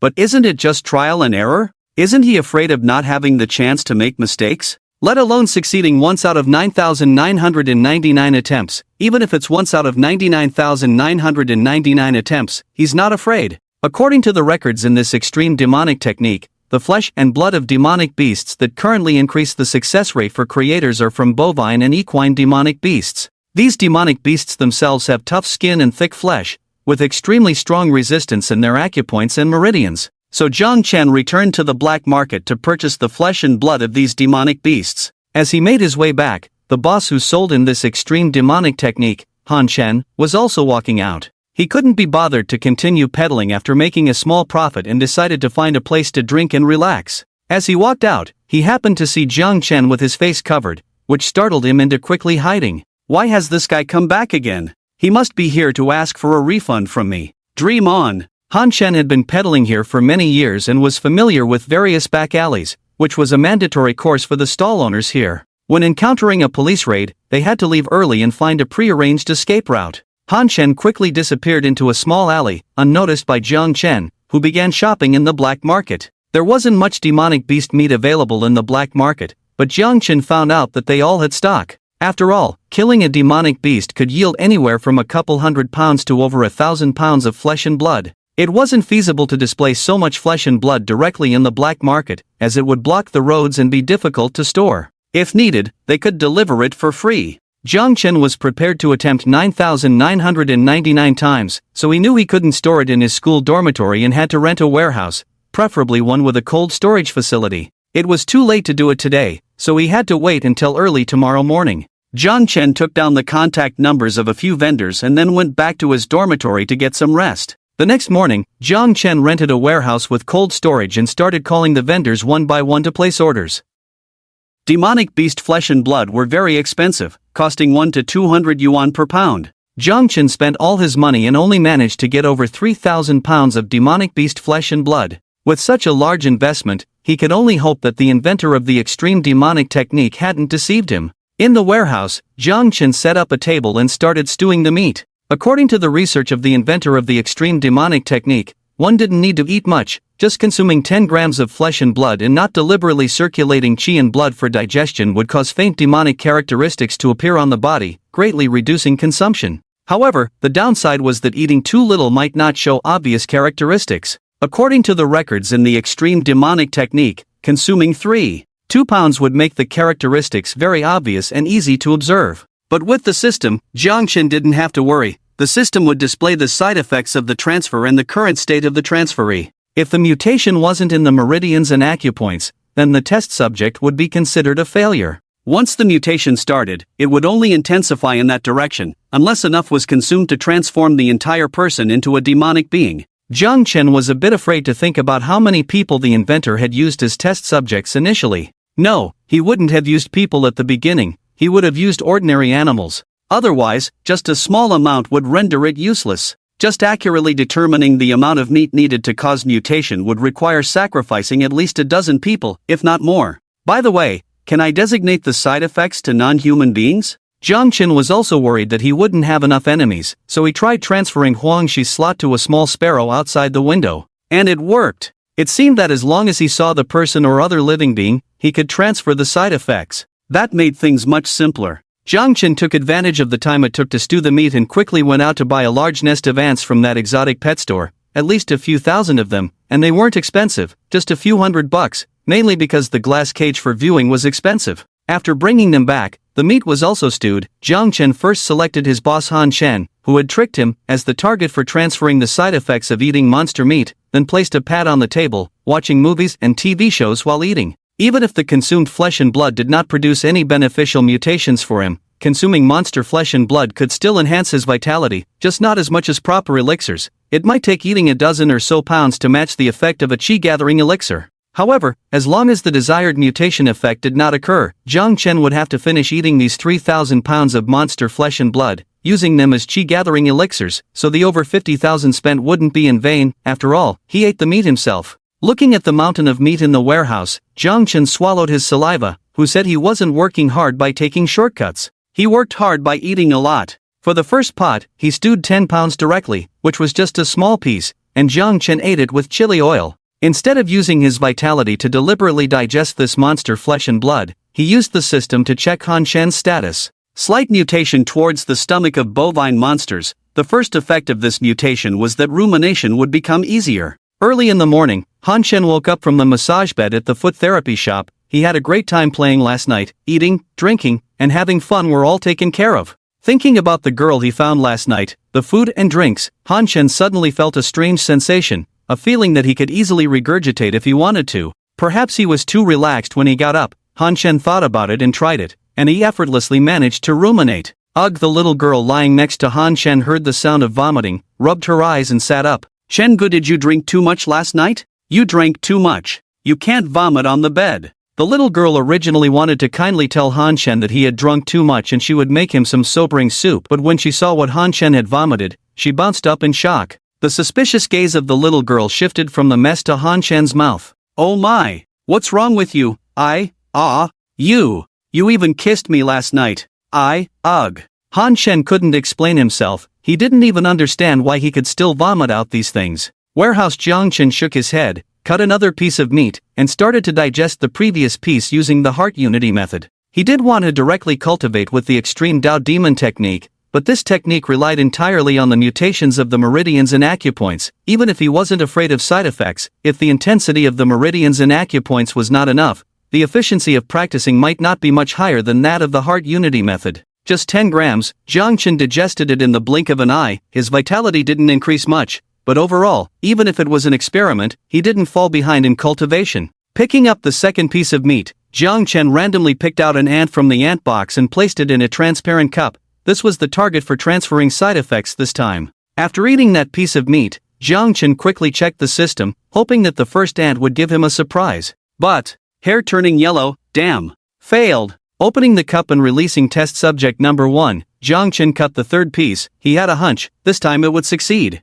Producing milk, how is an ant supposed to secrete milk? No, this guy is getting more and more absurd. Continue. Next one. In fact, there was no stability in mutations at all. Jiangchen conducted over 2,000 experiments in a day, ate his fill of monster meat, circulated his internal energy to open the third acupoint of the Taiyin lung meridian, and even watched a martial artist ball game. Even the Huaxia football matches in this world are still so eye-catching. Unfortunately, the abnormal changes beneficial to the meridians and acupoints have not appeared.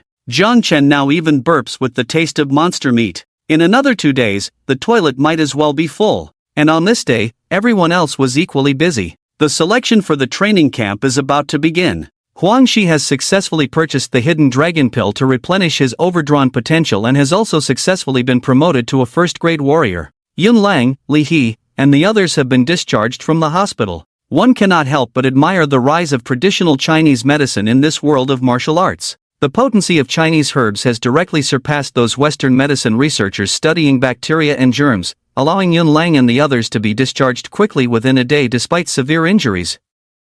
Yun Lang's family directly sold their property and gambled on a second-grade pill to help Yun Lang break through to become a first-grade warrior. His goal is to defeat Jiang Chen in front of everyone and reclaim what belongs to him. Others also felt ashamed and then courageous, pushing themselves to the limit in the final stretch of time. Jiang Chen is like a big catfish entering a school of fish, stirring up everyone's vitality. While they strive to improve, even selling their properties to become stronger, Jiang Chen looks at the large amount of monster meat in the warehouse and sighs. Even if he eats as hard as he can, he may not be able to finish all this monster meat before the training camp selection.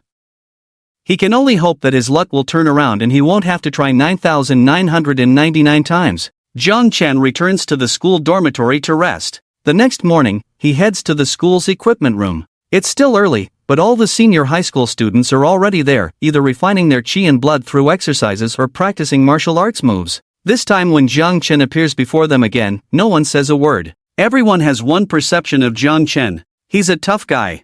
Jiang Chen is pleased with the situation. There is a saying that goes, a single punch is better than 100 punches. Jiang Chen strides towards the qi and blood testing equipment, and the students in line in front of him make way for him. But Jiang Chen is not a school bully, he's just a baby who fears campus violence. Don't mind me, continue what you were doing, I'll wait in line like everyone else. This sentence not only evokes fear and admiration for Jiang Chen but also a hint of goodwill among the students. It seems like this guy isn't that difficult to get along with. While waiting in line, Yun Lang also arrives at the equipment room, looking sweaty from his physical training outside. Seeing Jiang Chen in the equipment room, a hint of hostility and resentment immediately appears in Yun Lang's eyes. However, soon a familiar classmate approaches him, and they start chatting. I heard you spent 1.4 million on a second-grade pill, bro. Yun Lang deliberately glances at Jiang Chen, who is looking at him, and with a smirk, he loudly says, it's nothing. Cultivating warriors requires a lot of resources. There's never been fairness in this world.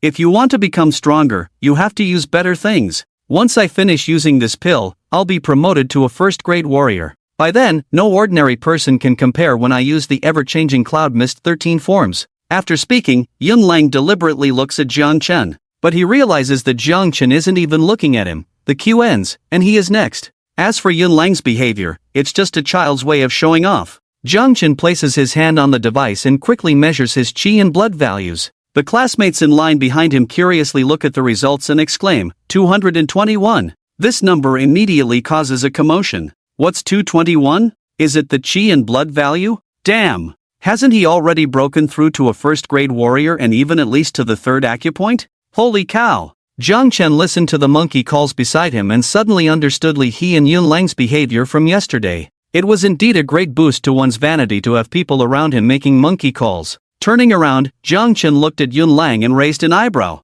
Yun Lang, who had just been looking up to the sky a moment ago, now had a dark expression on his face. A classmate beside him, who lacked tact, asked, Yun Ge, he's also a first-grade martial artist now. When you reach that level, will you still be able to beat him? Yun Lang gritted his teeth to hold back the urge to shout at him. With a dark expression, he stared at Jiang Chen as he left the equipment room. After Jiang Chen left, Huang Shi also arrived. However, unlike before when she wore a nondescript martial arts uniform, this time she was dressed in a martial arts uniform she bought outside, not only convenient for movement and practice but also making her look heroic like a female knight. Upon Huang Shi's arrival, she directly cut in line to the front of the queue for the blood and energy tester. The students waiting in line were not pleased, but in school, it was easy to get punched for confronting a girl, especially in version T0. Huang Shi checked her blood and energy value, which was now at a high of 129 after breaking through to become a first-grade martial artist yesterday. Huang Shi waited for her classmates to exclaim at her blood and energy value, expecting a round of monkey calls. However, even after she deliberately showed her value to those behind her, they seemed unfazed. Frowning, Huang Shi wondered why the monkeys were not calling out. She was a first-grade martial artist now. She should definitely be the first person in the school to achieve this level. Not feeling the adulation she expected, Huang Shi felt a bit annoyed. As she walked out, she saw Yun Lang, whose expression was even darker. Yun Lang could tell that Huang Shi was trying to show off. Don't bother. Jiang Chen just tested his blood and energy and it was 221, he said. What? Huang Shi's eyes widened in disbelief. He inflated his own blood and energy value? How is that possible to be so high? Yun Lang, looking irritated, replied, How would I know? And then walked away. He was certainly not pleased with Huang Shi. Jiang Chen's high blood and energy value was a blow to his pride, but he could understand it. Regardless of whether Jiang Chen had slapped him before, he was undeniably formidable. But what about Huang Shi? If it weren't for this girl and her damn uncle, he wouldn't have had to endure Jiang Chen's slap. Most importantly, this girl had also broken through to the first grade. Wasn't this a slap in the face to his first position? He refused to accept it. Why should Huang Shi, who was originally ranked last, be able to surpass him in reaching the first grade? His talent was clearly the best, and he had worked the hardest. Once he finished his medicine, he would definitely surpass these two individuals. At least he was sure he could surpass Huang Shi. Back in the warehouse, Jiang Chen took out the meat he had marinated the night before, totaling over 100 pounds. After a day of marinating and eating meat, he hadn't mastered the extreme Dao Demon technique, but he was indeed becoming a professional meat chef. The marinated meat now had the perfect color, aroma, and taste. After taking out the meat, he added water and more meat to the old broth and continued marinating. Jiang Chen was used to failed experiments and didn't hold much hope for his luck. Cutting off the first piece of meat for the day, Jiang Chen put it in his mouth and quickly checked the system prompt. To his delight, he found that experimental subject number 2223, the ant, had shown no side effects. Could it be a success? He hurriedly checked his meridians and acupoints but found that they didn't seem any stronger. What was going on? Did the meat simply not cause any side effects in the experimental ant? Soon, Jiang Chen realized that his strength seemed to have increased slightly. Could it be? Jiang Chen quickly checked the extreme Dao Demon technique and found a special case recorded, stating that after multiple experiments, one subject had experienced a positive mutation effect that increased muscle strength. Beasts like cattle and horses were already strong, especially cattle, as ancient sayings mentioned their immense strength. So in the end of the extreme demon technique, there was a prospect from the inventor, saying that by eating the flesh of demonic beasts, one could gain more talents exclusive to demons, not just through meridians and acupoints. As it turned out, what he said was likely true. Jiang Chen quickly cut up 10 caddies of beef to start devouring. The more he ate, the more the mutations in this aspect would intensify. And as Jiang Chen ate more, the system prompted that the experimental ant was starting to show side effects. Losing rationality, going crazy, this was the most common side effect of eating too much demonic beast meat, but Jiang Chen didn't need to worry about these at all because after eating 10 caddies of meat, he could clearly feel his muscles swelling, and his strength increasing at a rate he could perceive. For this reason, Jiang Chen specially returned to the school's equipment room and threw a punch on the strength testing machine. A normal first-grade warrior had around 200 points of blood and energy, with a strength of 500 to 800 caddies. But with just a casual punch, Jiang Chen's strength had already surpassed 1,000 caddies, reaching 1102 caddies. With the boost from blood and energy, he directly broke through to 1700 caddies, just 300 caddies away from breaking through a ton. This was amazing. Without worrying about any side effects of demonization, all he needed to do was feel the strengthening effects brought by demonization. This extreme demon technique was simply tailor-made for him. However, Chen was somewhat regretful because the extreme demon technique stated that once a person underwent a certain mutation, there would basically be no other mutations unless they ate enough to completely demonize themselves. Wait, eat enough? Was the remaining warehouse of demonic beast meat enough? Anyway, he could transfer away any negative effects and only retain the positive enhancements he desired, so he continued eating until he had enough to trigger a second demonization. Thinking of this, Chen hurried back to the warehouse, ready to continue practicing. This time, however, he used a different ant to bear the side effects. The previous one had gone completely insane from the excessive meat consumption, continuously banging its head against the cup until it died. It was evident that without the negative transfer system, this flawed technique would truly drive one crazy or even to death with each practice. Almost every time he ate 10 caddies, he would kill an ant until he finished 50 caddies, and the second demonization finally began. But, long black and white fur, indeed, there was no positive mutation. At this point, Chen could start experimenting again with 10 grams of meat slices, because after one mutation, the negative effects would be completely transferred to the ant, allowing him to keep trying until a positive effect emerged. With the boost in strength, Chen felt more motivated. And he didn't have to worry too much about overeating, as warriors had strong digestive abilities, and once they started training or moving their blood and energy,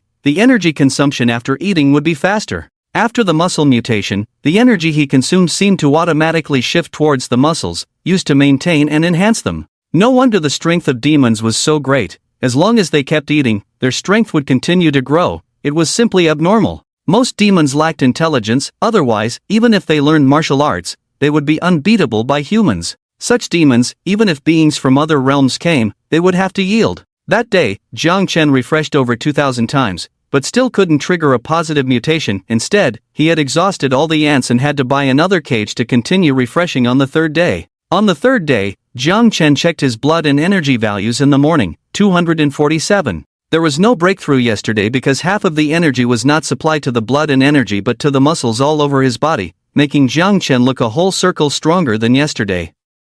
He checked his weight. Yesterday, he was only 140 caddies, but today his weight had increased to 160 caddies, gaining a full 20 caddies of muscle. This transformation was quite abnormal. Today, Lang didn't perform. Instead, he directly announced in front of Chen that he had been promoted to a first-grade warrior, with a blood and energy value of 136. Chen also fulfilled his request to come and face him, punching the strength testing machine. Despite a normal punch, he displayed a strength value of 1 tons. Lang stood dumbfounded. After Chen left, Lang tried to punch the machine himself. Normal punch, 320 caddies. Using his blood and energy, he exerted his full strength, reaching 520 caddies. Lang? No, this jerk must be on steroids. How could a first-grade warrior produce 1 tons of force? Gao Can, who specialized in practicing horizontal exercises, also came to test his strength. Unlike Lang, who focused on blood and energy,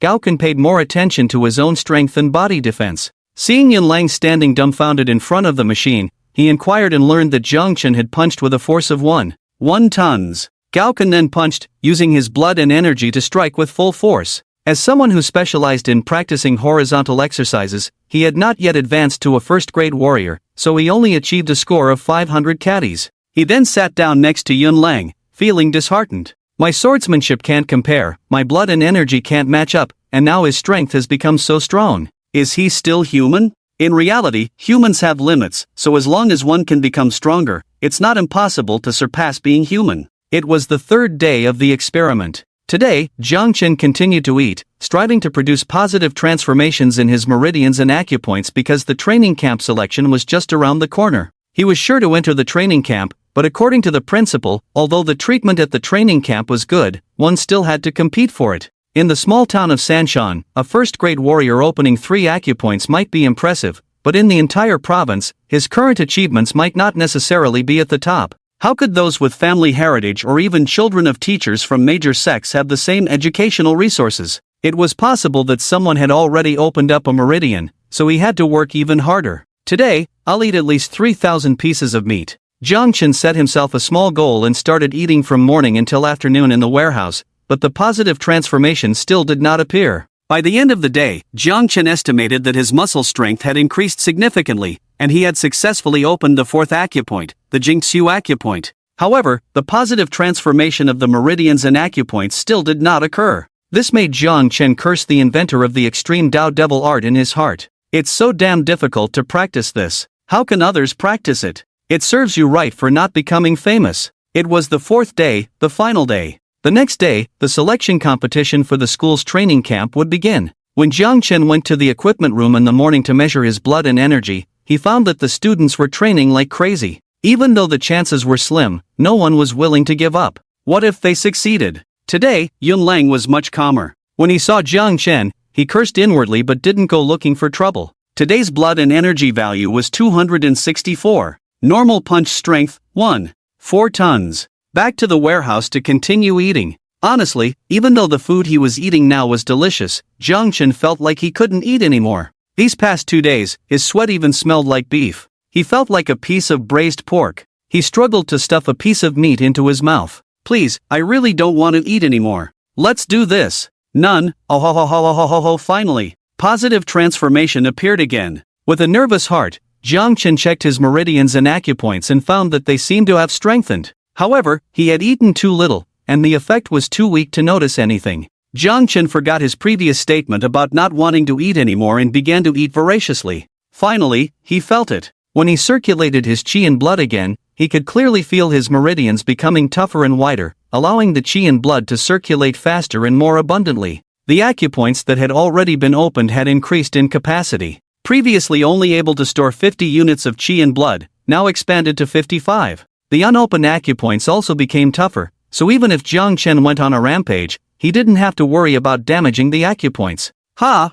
I made it! After Jiang Chen succeeded, he immediately granted amnesty to all the ants still alive, released them all, and then began to eat a large amount of monster beast meat, officially starting the cultivation of the extreme Dao demon technique. In fact, Jiang Chen was not very concerned about the internal cultivation of this extreme Dao demon technique anymore because from the looks of this book, even the inventor might not have succeeded, so the method of internal cultivation he wrote about after success was probably nonsense. However, when Jiang Chen tried to circulate his qi, he found that everything went smoothly. This demon technique focused on accelerating cultivation. Without worrying about damage to the meridians and acupoints, the speed of refining qi and blood, circulating qi and blood, and breaking through acupoints was very fast. If the method of refining qi and breaking through acupoints in the Guardian Heart technique was like resting and slowly recruiting soldiers during a battle, then relying on numerical superiority to besiege a city, besieging without attacking, gradually consuming the enemy's strength, and finally successfully breaking through the acupoints in a relatively peaceful manner. Then this extreme Dao demon technique was like gaining wealth through battles to recruit soldiers, and then continuing to play blitzkrieg. It was very similar to a certain country. As long as one kept killing monster beasts, eating their meat, one could continuously gain qi and blood, and then directly blitz through the acupoints with this qi and blood.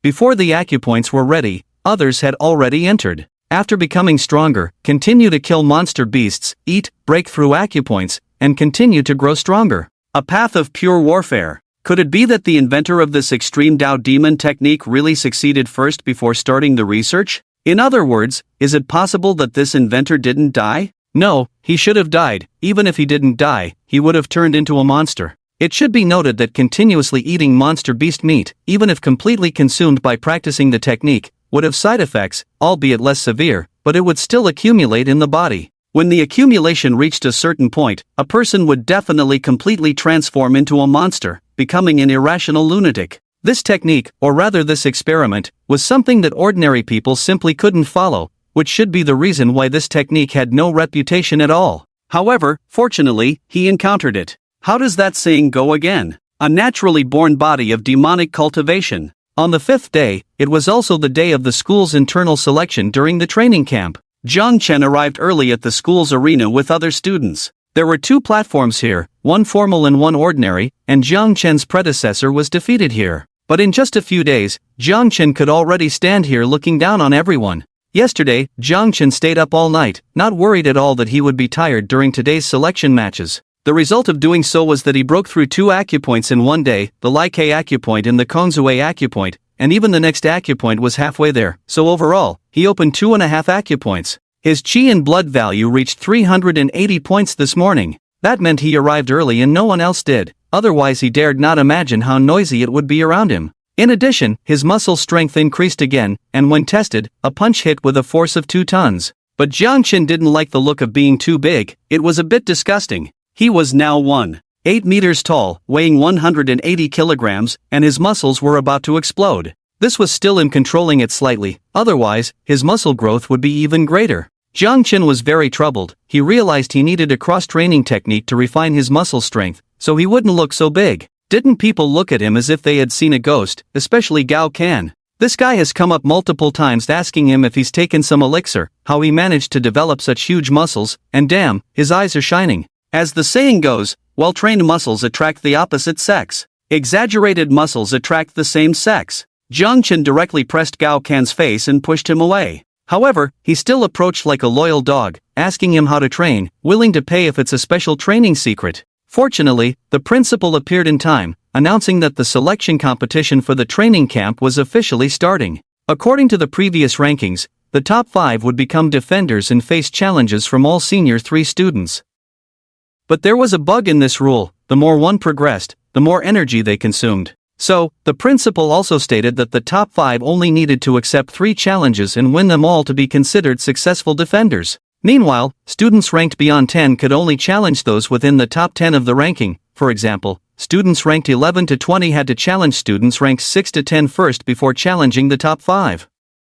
Students ranked 6 to 10 didn't have to worry about this and could directly challenge the top 5. Just as the principal finished explaining the rules and announced the start of challenges, a large number of students immediately raised their hands to challenge. However, when Jiang Chen raised his hand, everyone fell silent. Jiang Chen revealed a smile that said, "I'm a good baby afraid of campus violence," with very white teeth. Before his muscles strengthened, he must have had a sunny and handsome smile. But after the muscle enhancement, he now looked like Fan Meonjiro, and even his smile seemed to say, "I'm here to take your life." The principal, seeing Jiang Chen raise his hand, immediately let him speak first without a second thought. "Whom do you want to challenge? I was defeated by the 6th rank before. Today, I'll be brave and challenge Huangshi to reclaim my 5th position." Jiang Chen's words were very modest, but the students present fell silent as they looked at the muscles on his body. Be brave once? Aren't you afraid that this bravery might result in Huangshi being permanently disabled? The principal also knew about the grudge between Jiang Chen and Huangshi, so while it seemed like a reminder to both parties, it was actually directed at Jiang Chen alone.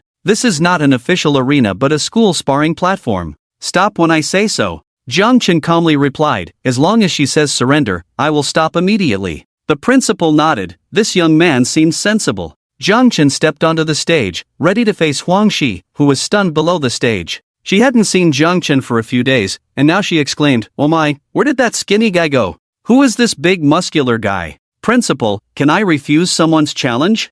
Huangshi turned to ask. The principal shook his head directly. "No, but I'm a girl, naturally at a disadvantage against boys in fights. This selection competition is too unfair for girls. I think it should be divided into 2 groups for selection." Jiang Chen almost laughed. "Did you take the wrong medicine for boxing here?" The principal sternly spoke up. "If you really think girls are weaker than boys, you can give up being a warrior.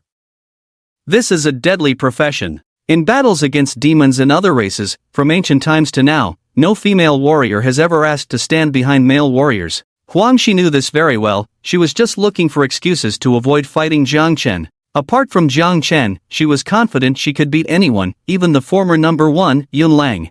Huangshi hated Jiang Chen to the core. "Damn, he just cut your Achilles tendon, not like he didn't compensate you. If it weren't for my family's money, you orphan would still be limping now."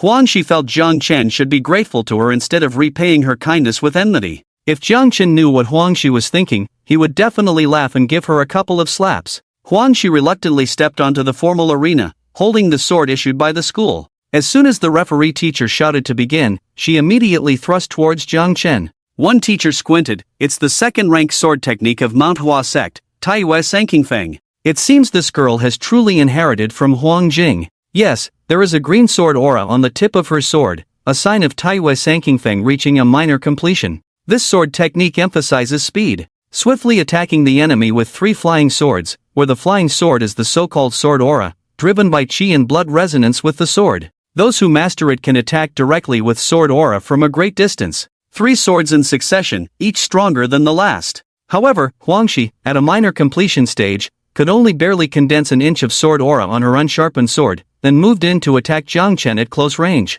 Her sword technique is good, but this girl is a bit. She launched a sneak attack right after the start was announced, before the referee even stepped down. Using the fast sword technique of Taiyue Sankingfang, if Jiang Chen can't react in time. The teacher shook his head, seemingly foreseeing the outcome. Another teacher quickly said, "Don't forget, Jiang Chen defeated 50 students in a competition before using a fast sword technique. It's not certain that he can be successfully ambushed. It's a good opportunity for us to see what sword technique he is using." As soon as the teacher finished speaking, Jiang Chen made his move. The students present only saw Jiang Chen's arm blur for a moment, then heard a clang. The sword in Huangshi's hand broke directly into 2 pieces, with one piece flying off. The students looked at each other in surprise. "Did you see that clearly?" "No, did Jiang Chen make a move?" "I think Huangshi exerted too much force. The sword issued by the school is old and worn out, so it broke when she applied force." "Nonsense, didn't you hear the clang? It must be Jiang Chen's move. You've seen how fast he can strike before. But, was it this fast?" "Before, we could still see after images, but now it blurred for a moment, as if he didn't even strike."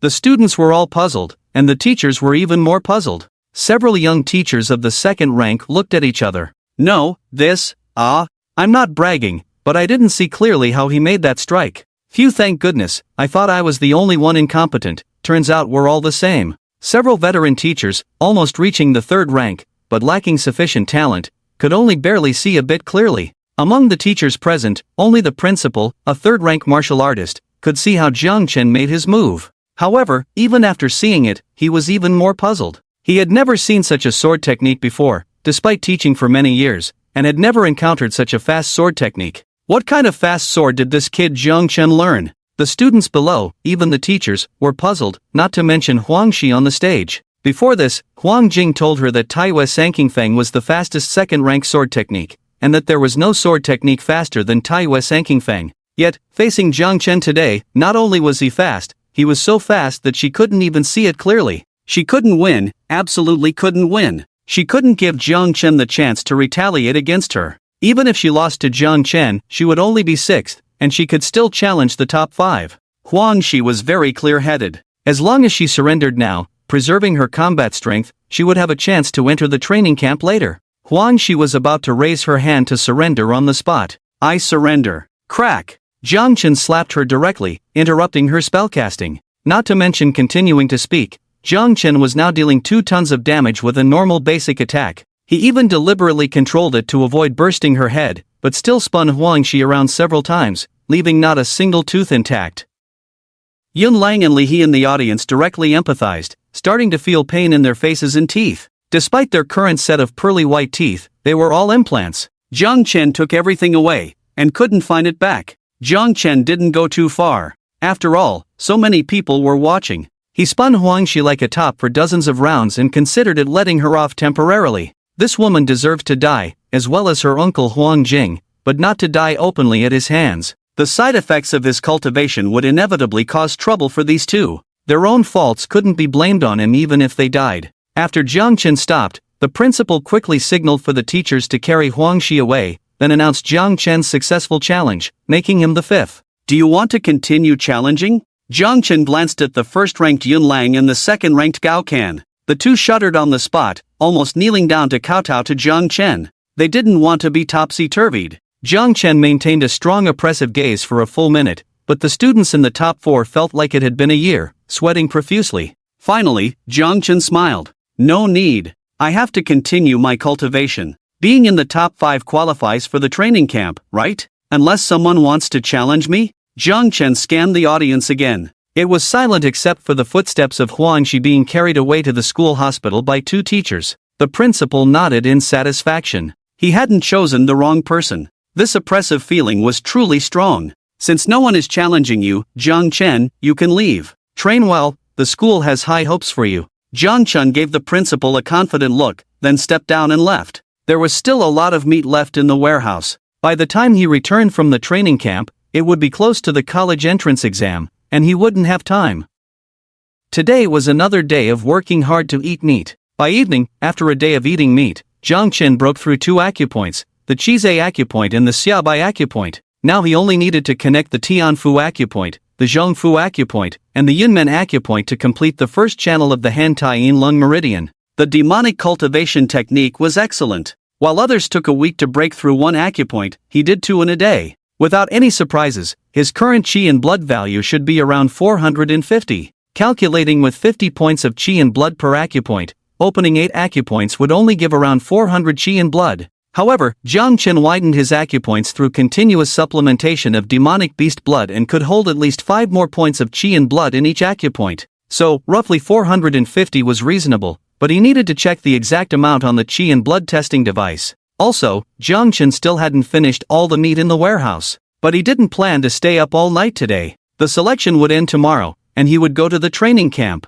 He intended to rest well. When he returned to school, after a day of intense competition, the top 5 had been determined. The 5th naturally belonged to Jiang Chen. Even the first-ranked Yun Lang had challengers, but no student dared to challenge Jiang Chen recklessly. Yun Lang remained first, having broken through to a first-grade warrior and possessing a second-grade martial art, making him the strongest besides Jiang Chen in this cohort. Gao can remain second. Despite being challenged twice and almost exhausted, he broke through to a first-grade warrior, increasing his qi and blood by a whopping 40 points. He won the final match in one go. However, since he didn't have the chance to challenge Yun Lang, he remained second, with no change in ranking. The original 3rd place wasn't as lucky as Gao Can. After 2 consecutive challenges, the 7th-ranked student found an opportunity to challenge and took the spot. But don't think the 7th place was purely luck. After becoming top 5, he still had to win 3 more matches. Moreover, the challenge against the 3rd place didn't count in these 3 matches. It was to prevent endless battles and give a chance to those less coordinated.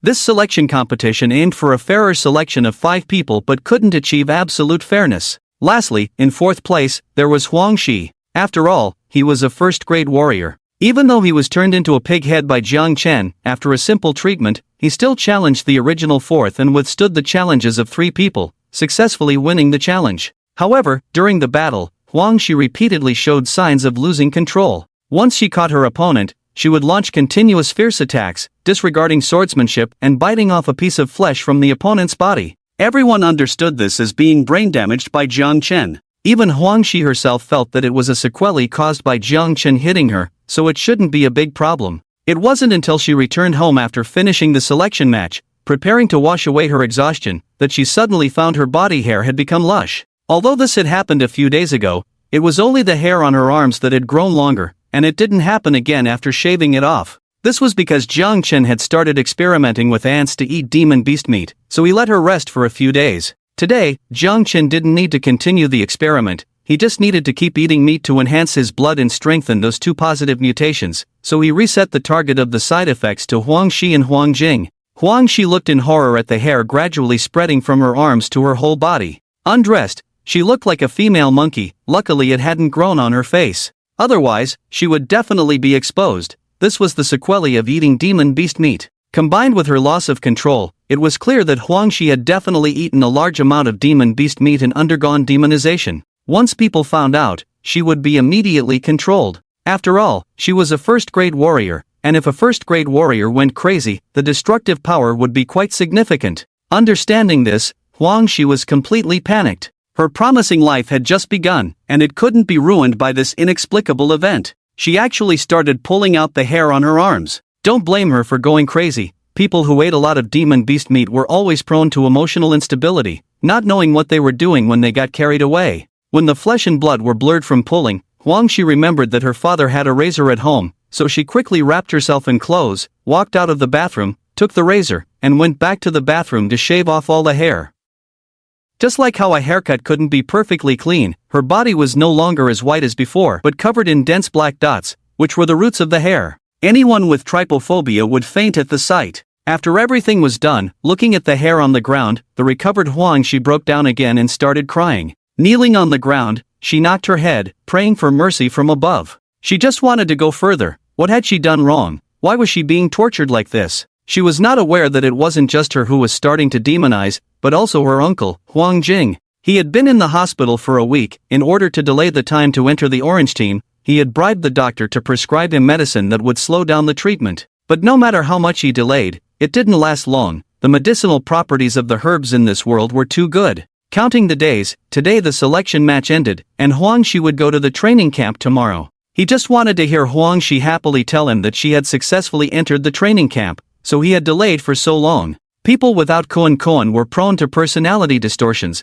becoming stubborn in certain aspects, like eunuchs in ancient times fixated on gold and silver. Huang Jing was fixated on Huang Shi's future. But, it was getting dark, and Huang Shi still hadn't come to find him. Could it be that she didn't make it to the top 5? Otherwise, his lovely niece wouldn't have not come to find him. He had given all his assets to his niece. The side effects of Jiang Chen eating demon beast meat made him emotional, making him start to overthink. Could it be that my niece is the kind of person who burns bridges after crossing them? No! It's impossible. She's so well behaved, so lovely. It must be Jiang Chen. He's retaliating against Xiaoxi. Xiaoxi must feel embarrassed to see me since she didn't make it to the training camp. That must be it. It has to be like this. Huang Jing didn't notice that being emotional wasn't his only issue. The demonic features, accompanying Jiang Chen eating meat for a day, began to gradually manifest on him. Huang Jing's face started contorting, gradually showing features of a bull, looking terrifying. Fortunately, being a special patient, he was under police care, so no one else was arranged in his ward.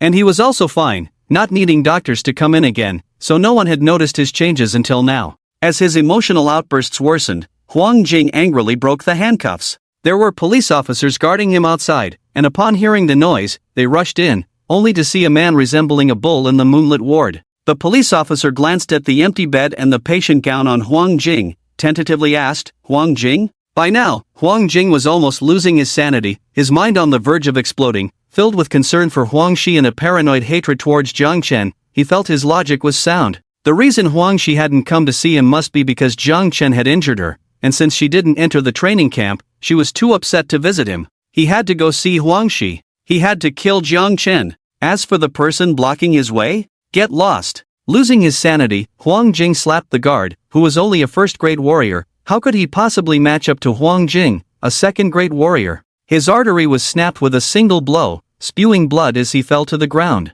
Huang Jing, licking the blood off his lips, then directly pounced on the guard, his mouth dripping with blood, not turning into a vampire, just unusually craving for blood. The dying guard widened his eyes in disbelief. He thought the criminal was trying to kill him to escape, but he never expected it to be a murder. Caught off guard, the guard lost consciousness, departing in great humiliation. Moments later, Huang Jing, bloodied, stood up, seeming to regain some sanity, feeling a wave of regret as he looked at the dead guard on the floor. What's wrong with me? Could it be the doctors gave me the wrong medication? Yes, it's these corrupt doctors who gave me the wrong medication. With his eyes turning red again, Huang Jing burst out of the ward, slaughtering every doctor he encountered. When the place turned into a living hell, Huang Jing smashed a window and leaped from the building towards Huang Shi's home. He had one thought in his mind at that moment. Xiaoxi must not have passed the selection. She must be very upset. That's why she didn't come to see me. I need to comfort her. Soon, he rushed to Huang Shi's doorstep, about to knock, but overheard a conversation inside. Huang Shi's father, Xiaoxi, if you pass the selection, remember to tell your uncle. He's really hoping for your success. Huang Shi, troubled by the changes in her body, impatiently replied, Uncle. Uncle. He's not my father. Why should I tell him anything? Besides, he's a criminal now. Do you want me to have any connection with a criminal? If people find out, they will look at me with strange eyes. Don't mention that old man to me in the future, it's annoying. Crack! The sound of a broken heart and a shattered doorknob echoed. Huang Jing's soul obsession shattered. So, you passed. So, this is how Xiaoxi sees me. Ha, if she's not my own daughter, then it's no good. Huang Jing's face contorted entirely. Inside the house, Huang Shi's parents heard the sound of something breaking, instinctively looking towards the door. At that moment, Huang Jing, who had broken the doorknob, opened the door and walked in, his already bull-like face now even more grotesque and terrifying.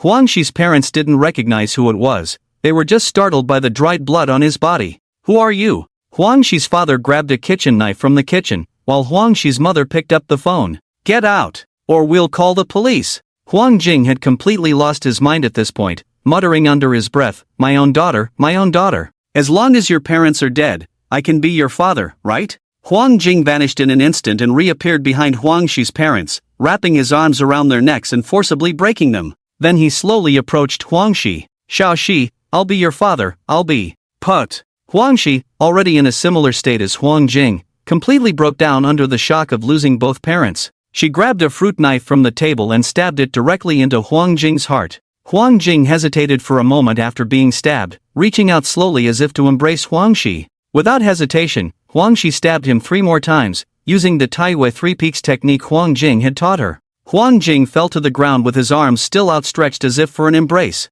Huangxi's mouth twitched unnaturally, a mix of a smile and tears. I just wanted to become better, why does that damn god, and you, have to make it harder for me? Madman! Don't try to stop me, anyone, don't try to stop me. At that moment, there was a knock on the door from outside. The neighbor next door had faintly heard the word police and came over to check because of concern. The door was broken by Huang Jing, and after a few knocks, the neighbor gently opened it a crack, only to see the 3 bodies in the living room and Huangxi standing with a fruit knife in hand. The neighbor was about to scream when Huangxi covered their mouth with one hand and stabbed them 3 times with the other. The neighbor couldn't even scream before their body went limp. Take a deep breath, dizziness is normal. Huangxi dragged the neighbor's body back into the house and closed the door. She was now also insane, but in a different way from Huang Jing. She stuffed all the bodies into the bathroom, cleaned the floor, wiped away all the blood, and called a locksmith to change the locks. The bathroom was right by the door, and as the locksmith changed the locks, there were 4 bodies just a wall away.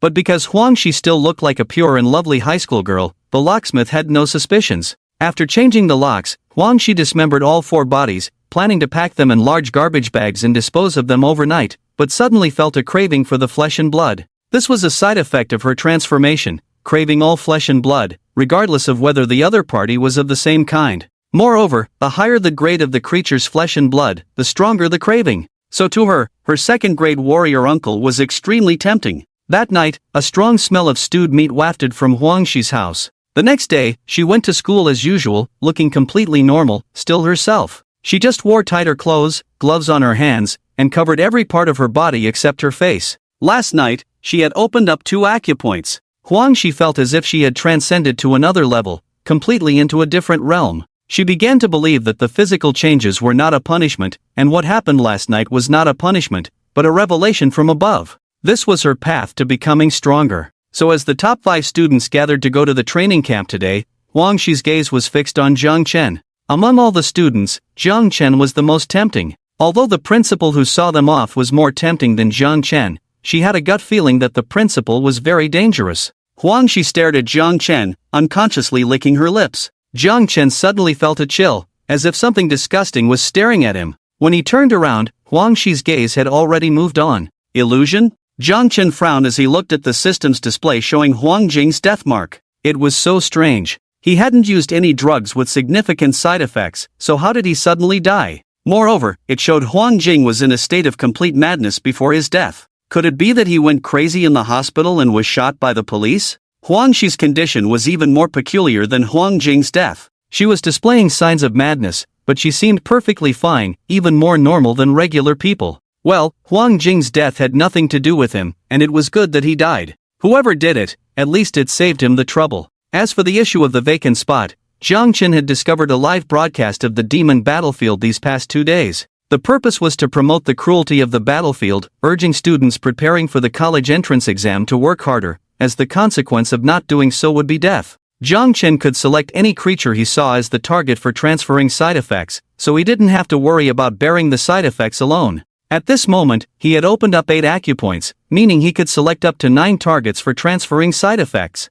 Jiang Chen randomly chose 8 demons that appeared in the live broadcast of the demon battlefield. Although they only appeared briefly, demons that could appear on the battlefield should have strong resistance and vitality, enough for him to deal with. Jiang Chen shifted his gaze away from his phone and looked out the window. Now, he would see what the situation was at this training camp and hoped not to be disappointed. After all, if he didn't show up, the previous owner had lost his life for this training camp. The minibus carrying Jiang Chen and 4 others headed out of the city and entered the towering mountains. The area around Sanshan City was full of mountains and demons, but on this road, demons were rarely seen because the official road protection team patrolled it 3 times a day. This road protection team in Sanshan City ranks second in combat power among several official armed organizations, second only to the military in Sanshan City. With such strong combat power, it naturally ensured the smoothness of the road to prevent Sanshan City from becoming an isolated island where nothing could come in or go out. After about 5 hours of driving, Covering a distance of about 300 to 400 kilometers,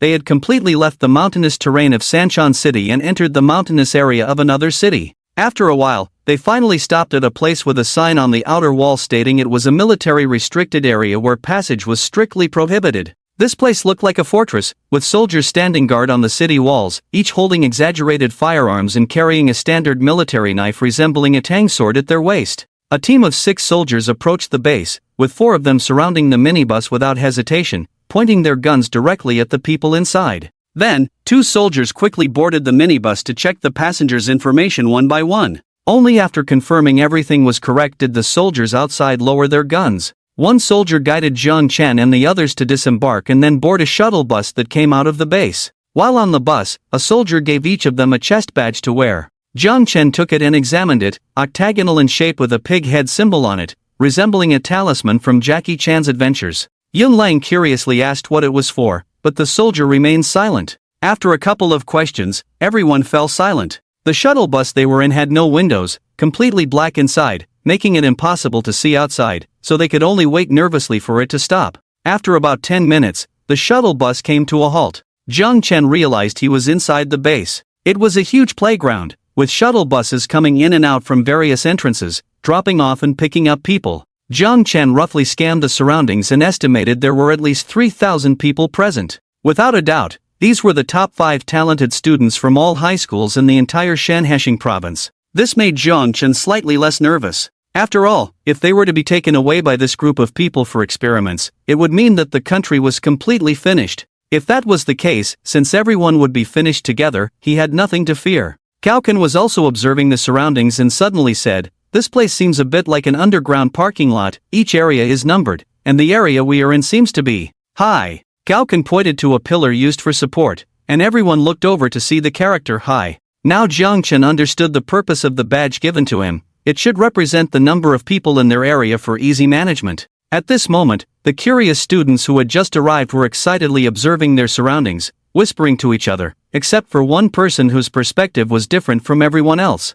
Huangshi sniffed and a hint of ecstasy appeared on his face. Fragrant. It's so fragrant. There were hundreds of people who smelled as good as Chen. Surprisingly, there were also dozens of people who smelled even better than Chen. Huangshi's mouth began to salivate heavily, trying to suppress his desires. Chen realized that they seemed to be the last group of people to arrive, and after their arrival, the shuttle gradually disappeared. In its place, 12 teams of soldiers entered their area. Each team of soldiers walked straight to an area, and the officer leading Chen's group was a tall and thin man with a long scar on his face, looking stern and unsmiling. After standing in front of them, the scar-faced officer shouted, "Attention!" The students were used to being free and did not have the military mindset, so when the scar-faced officer shouted, they did not understand what it meant. With his hands behind his back, the scar-faced officer squinted slightly, and a terrifying aura and killing intent burst forth instantly. The team of soldiers behind him also released their aura and killing intent at the same time. Although there were only 11 people in the team, the terrifying aura and killing intent that erupted instantly swept over the students in the high area, making everyone feel breathless. The previously noisy space instantly became silent, and you could hear a pin drop. Seeing this, the scar-faced officer reined in his killing intent. "When I say attention, you better close your mouths and line up immediately. I am Balang, the leading instructor responsible for you, and the officer in charge of the high area. For the next month, I will be in charge of arranging your training. I don't expect much discipline from you students, but in this month, it's best to listen to me seriously, don't daydream, or else I will discipline you according to military rules. Do you understand?" This guy was truly intimidating, and some students instinctively replied, "Understood." But there were still a few who just stared at Balang and remained silent. Balang glanced at these few people, including Chen. However, he did not actually discipline them according to military rules as he had said, but instead had the soldiers behind him distribute 2 documents to everyone. These 2 documents, one is an information sheet, and the other is a consent form. The information sheet details the nature of the place you are in and the dangers you should be aware of. If you choose to give up, don't sign the consent form, hand it to him. Balang pointed to the soldier on his left. If you sign it, hand it to him. Balang pointed to the soldier on his right. Then stand in place and wait. After it's over, I will be in charge of arranging your accommodation. After Balang finished speaking, he stood in place and waited. Chen quickly received these 2 documents. The information sheet explained his current location, which was a large-scale military trial base without a name. The base was very large, almost encompassing the entire mountain range. Then, the towering thick walls divided the entire mountain range into several areas, but the exact number was not written on it. The text only wrote about their entry into one of the areas and the real combat training with monsters. The more they kill, the more points they get, and the more rewards they can receive. There are also some surprises in the area they enter, considered as Easter eggs for them. However, due to the real combat training, casualties are inevitable. According to the information on the briefing, this was previously an internal military teaching task, with different monsters raised in each area to familiarize new recruits with monster habits as much as possible and to master effective killing methods. This year, it is the first time that students about to take the college entrance examination are allowed to participate. One reason is to strengthen the talent within the province of Shanha, and other provinces will do the same. The second reason is the current situation. Generally, such situations arise when the situation is not good, and students need to quickly familiarize themselves with killing monsters and then go to the battlefield. But the reality is that the current situation is really good. The human camp has been fierce in recent years, like a mad dog. In the past, due to the revival of martial arts, beasts turned into monsters and occupied many territories, turning those areas into human-restricted areas, the kingdom of monsters. But in recent years, humans have been gradually advancing, clearing these so-called human-restricted areas, which is what Chen saw in the live broadcast of the battle against monsters before. Broadcasting the battlefield like this also indirectly indicates that the situation is very favorable, and the authorities are very confident and will not shake the determination of the people behind. It is very straightforwardly telling everyone that there should be no place on human territory where humans cannot go. It has to be said, very domineering, which made Chen's blood boil. Without hesitation, he signed his name on the consent form, considering himself part of the fastest group to submit the consent form. Chen was not sure about other areas, but in the High District, only 3 people chose to give up, and the rest signed the consent form and followed Barong's arrangement to the dormitory.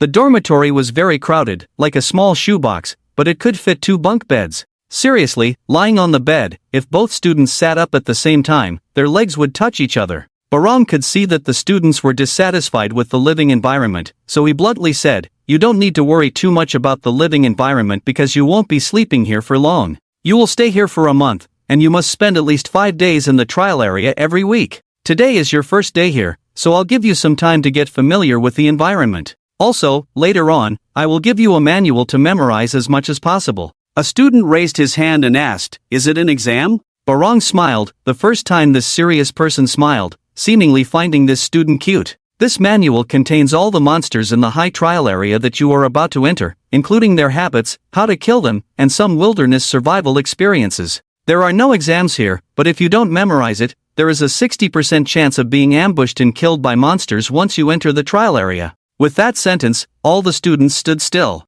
Chen, however, was not concerned. Risk and opportunity coexist, and he even asked Barong while others were stunned, "Instructor, you mentioned earlier that we can earn points and rewards in the trial by killing monsters. Is that how we earn points, by killing monsters?" Barong remembered Chen. He was among the thorns he initially approved of. Yes, the military does not reject thorns at all because thorns often represent strength. Without strength, being a thorn is seeking death. Finally, someone asked a valuable question. Yes, killing monster beasts earns you points. As for how to earn them, did you all throw away the badges given to you at the beginning? All the monsters had chips implanted in their bodies to detect their life activities. As long as you are nearby and the life signs of the monster disappear, the points for that monster will be counted towards you. If multiple people are present at the scene, whoever gets the chip from the monster's body will get the points. After speaking, Barong deliberately looked at Chen, smiling mischievously. "Do you understand?" "I understand." Chen understood the implicit meaning behind Barong's words. First, you must retrieve the chip from the monster's corpse. Otherwise, if you leave the monster's body and someone else picks it up and gets the chip, the system will recognize the chip, not the person. Second, you can snatch points. Barong knew the kid understood. As he left, he walked over to Chen. "I have high hopes for you, kid. Remember to earn more points, they are very useful." Barong left, and then soldiers began distributing manuals and pills to everyone. Yes, pills. There must be significant benefits to the training camp that everyone was eager to enter. Each student who chose to stay would receive 7 military-grade chi-gathering pills every week. This was the most basic reward, and just this alone was much better than being in school. Because the military-grade chi-gathering pills were much stronger than the regular versions. When everything calmed down, everyone started practicing with the military-grade pills. In Jiang Chen's dormitory, there were exclamations of surprise. Wow! Are all the military pills of this quality? Compared to what we used to eat, it's like coarse grains. That's right, Jiang Chen and his companions shared a dormitory. Apart from a girl named Huang Shi, there were 4 others, filling up the dormitory. Jiang Chen tried one pill himself and indeed, it was very potent. It was equivalent to him taking 3 regular pills. However, for him, this level of potency was still too low. He had previously shown off by taking 10 pills at once. As others were still marveling at the effects of the fine grains, Jiang Chen directly consumed the remaining 6 pills. A surge. An unprecedented surge of energy and blood flowed within him. The fine grains were truly amazing. This meal was equivalent to the effects of 20 regular chi-gathering pills that Jiang Chen had taken before. With the significant increase in refining speed, Jiang Chen began practicing the extreme Dao magic. An hour later, the others in the dormitory opened their eyes, filled with surprise. Gaoken said, "I feel like I've gained at least 10 points of energy and blood this time." Yun Lang proudly stated, "I've gained at least 15 points. The remaining student, Jin Hong, also weakly expressed that he had gained around 10 points of energy and blood. Now, everyone looked at Jiang Chen. They all knew that after Jiang Chen's suicide attempt, his strength had skyrocketed, but no one knew just how talented he really was. Until the 3 felt a surge of energy and blood from Jiang Chen, they felt a storm of energy and blood, causing them to petrify on the bed, their brains momentarily crashing. They were all too familiar with this kind of energy and blood storm, which occurred when the energy and blood surged after successfully opening the acupoints. In other words, after taking a pill and practicing for an hour, they had only gained around 10 points of energy and blood, while he had opened his acupoints. Was this guy even human? Yun Lang's expression was unnatural as he said, he was probably already close to opening his acupoints before and just used the pill's power. Although Gao Kan and Jin Hong didn't harbor any resentment towards Jiang Chen, they still agreed with Yun Lang's somewhat self-consoling statement. He's done opening his acupoints, he should be done. Let's all go out for a walk later. Done? Jiang Chen didn't know the meaning of done. He had just swallowed 7 military-grade chi-gathering pills, and the effects of the pills had not yet dissipated. Jiang Chen is still cultivating, still enhancing his own blood and energy. For Jiang Chen, he has become accustomed to swallowing a large number of elixirs in one go, exhausting the medicinal properties in a short time, continuously refining his blood and energy, and continuously stimulating his acupoints. But to others, this is terrifying. After all, they don't know that Jiang Chen has taken 7 chi-gathering pills, they all subconsciously assume he has only taken 1. Everyone knows that once the medicinal properties of a chi-gathering pill are exhausted, increasing blood and energy through internal cultivation solely relies on gradual progress, which is an extremely slow and tedious process. It would be considered good if one could increase a couple of points of blood and energy in a day. For active students, this is pure torture, especially Gao Kan, who would rather go out to train his body to enhance his blood and energy, sweating profusely and exhausting himself to death, than endure the mental consumption of internal cultivation. After waiting for a long time without seeing Jiang Chen finishing, their curiosity about this base became unbearable, so they left the dormitory. But when they went out and returned, they found Jiang Chen still cultivating. They all felt a tingling sensation on their scalps. After spending 2 to 3 hours memorizing a manual, they looked up to find Jiang Chen still cultivating. Gaoken, now I understand why he's so strong. This guy is a cultivation maniac.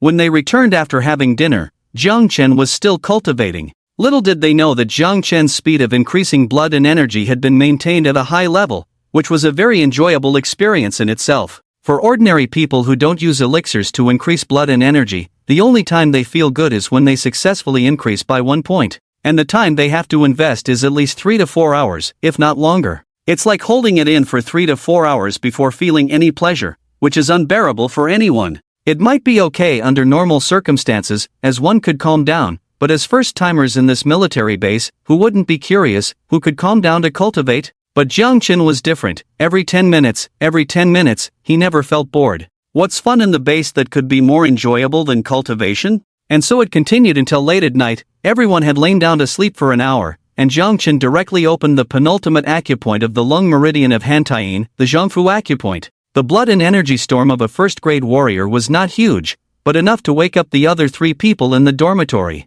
These 3 were stunned. What kind of monster was this? The first successful acupoint breakthrough today could still be attributed to Jiang Chen being on the verge of a breakthrough, with the help of an elixir. but to do it again in half a day was simply beyond their comprehension. Which good person could open 2 acupoints in a day? You're operating a high-speed machine entering the base. Did you report to the Ballant instructor? Chen, completely exhausted the medicinal properties, feeling refreshed all over, went out to eat, took a shower, and came back to sleep directly. The other 3 stared wide-eyed in the dark dormitory, all suffering from insomnia. Gao Kan, are you asleep? Yun Lang, no, I can't figure it out. Early the next morning, Chen got up feeling refreshed and energetic, but the other 3 looked tired and sleepy as if they hadn't slept well. Fortunately, they were not alone. Many students in the high district were in the same state. However, it was not because of Chen, but simply because they couldn't sleep well on their first day here. Ballant instructor and his team arrived early, patiently waiting for the students to finish washing up before starting the lecture.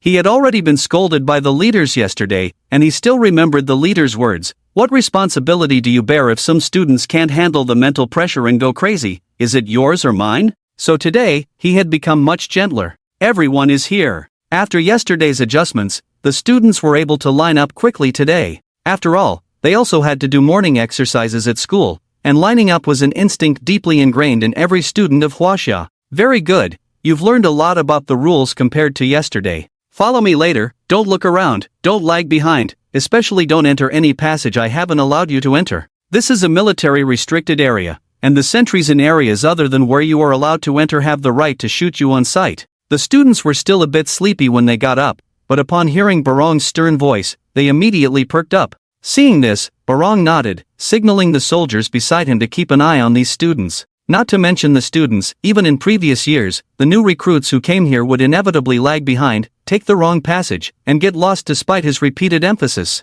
With his subordinates in place, Barong led over 200 students towards the exit. It was unclear how long they walked, turning several corners, until they finally arrived at a space that looked similar to where they had been yesterday. It was spacious, with a sign at the entrance that read training ground. It was evident that this place had previously hosted not just 200 or 300 students like them, but thousands of new recruits. In a corner of this training ground, there was a place resembling an armory, filled with various weapons and armor.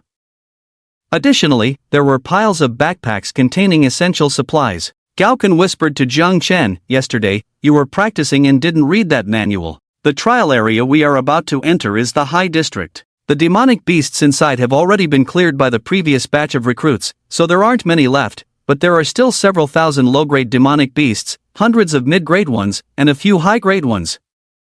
It's still dangerous. So, a few of us thought that once we're inside and our schoolmates are more familiar, we could team up to reduce the risk. What do you think? In reality, Gaoken wasn't very articulate, but Yun Lang couldn't lose face, and Jin Hong wasn't quite qualified. As for Huang Shi, everyone knew she had a grudge against Jiang Chen. So, it fell to him to address this matter. Jiang Chen simply thought for a moment and declined. He was more suited to a lone wolf path, and there were things he did that shouldn't be seen by others. Gaoken sighed and gave up on persuading him. In fact, it wasn't just Jiang Chen who was like this. Gaoken had long noticed similar lone wolves among the student body. Some were truly skilled and bold, while others simply hadn't grasped the situation. Unable to bring Jiang Chen into their fold, he could only lament the missed opportunity. The likelihood of mutual assistance reducing danger would have been significantly higher. But Gaoken had already anticipated this outcome. Then take care of yourself. After all, we came out together, and I hope we can return together. Jiang Chen patted his shoulder.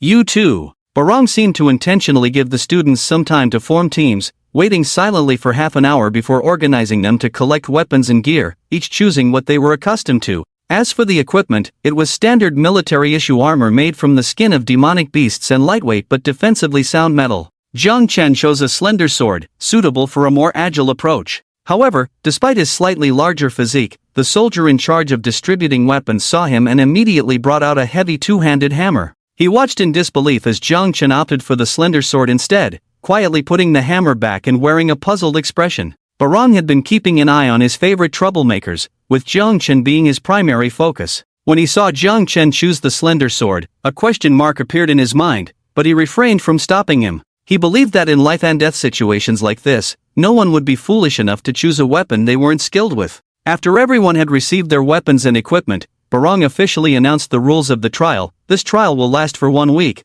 but as long as you can accumulate 300 points, you can come out early. If someone hasn't earned 300 points by the end of the first week, they will be eliminated and sent home. The students finally understood what Barong meant when he said they wouldn't stay in the dorms for too long yesterday. It was exactly as he said.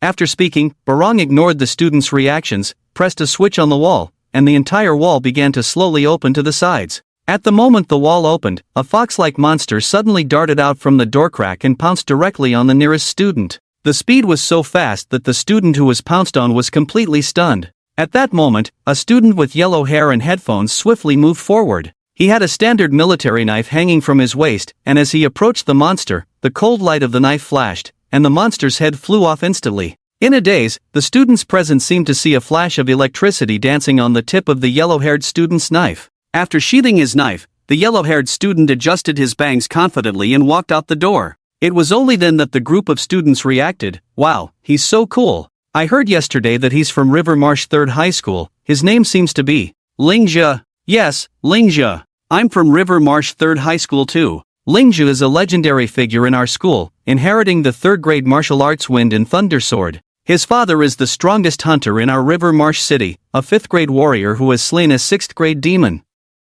Lingjia is also exceptionally talented and became a 1st grade warrior almost half a year ago. It's a pity he didn't team up with us. Chen squinted his eyes. Indeed, this training camp was not lacking in geniuses. Even in the Pig District, with around 200 people, there was someone with a family heritage of 3rd grade martial arts. Interesting, very interesting. Speaking of which, what about this fox? Chen flipped through the manual. He hadn't memorized it yesterday during his pure cultivation, so he had to improvise. "Oh, a non-grade monster, red fox, just a bit faster, worth 5 points. Chen admitted that Lingjia was fast, but still far behind him. After all, he had paid with Huangjing's Koan. As for this so-called red fox, its speed was not worth mentioning in his eyes. However, one should indeed be cautious of sudden attacks from such monsters. You all saw it. For these monsters, human flesh is as sweet as cake. Even through this thick door, they can smell it. Be careful when you go out." Barong shouted. The student who had just been pounced on had red eyes. "Isn't this too dangerous?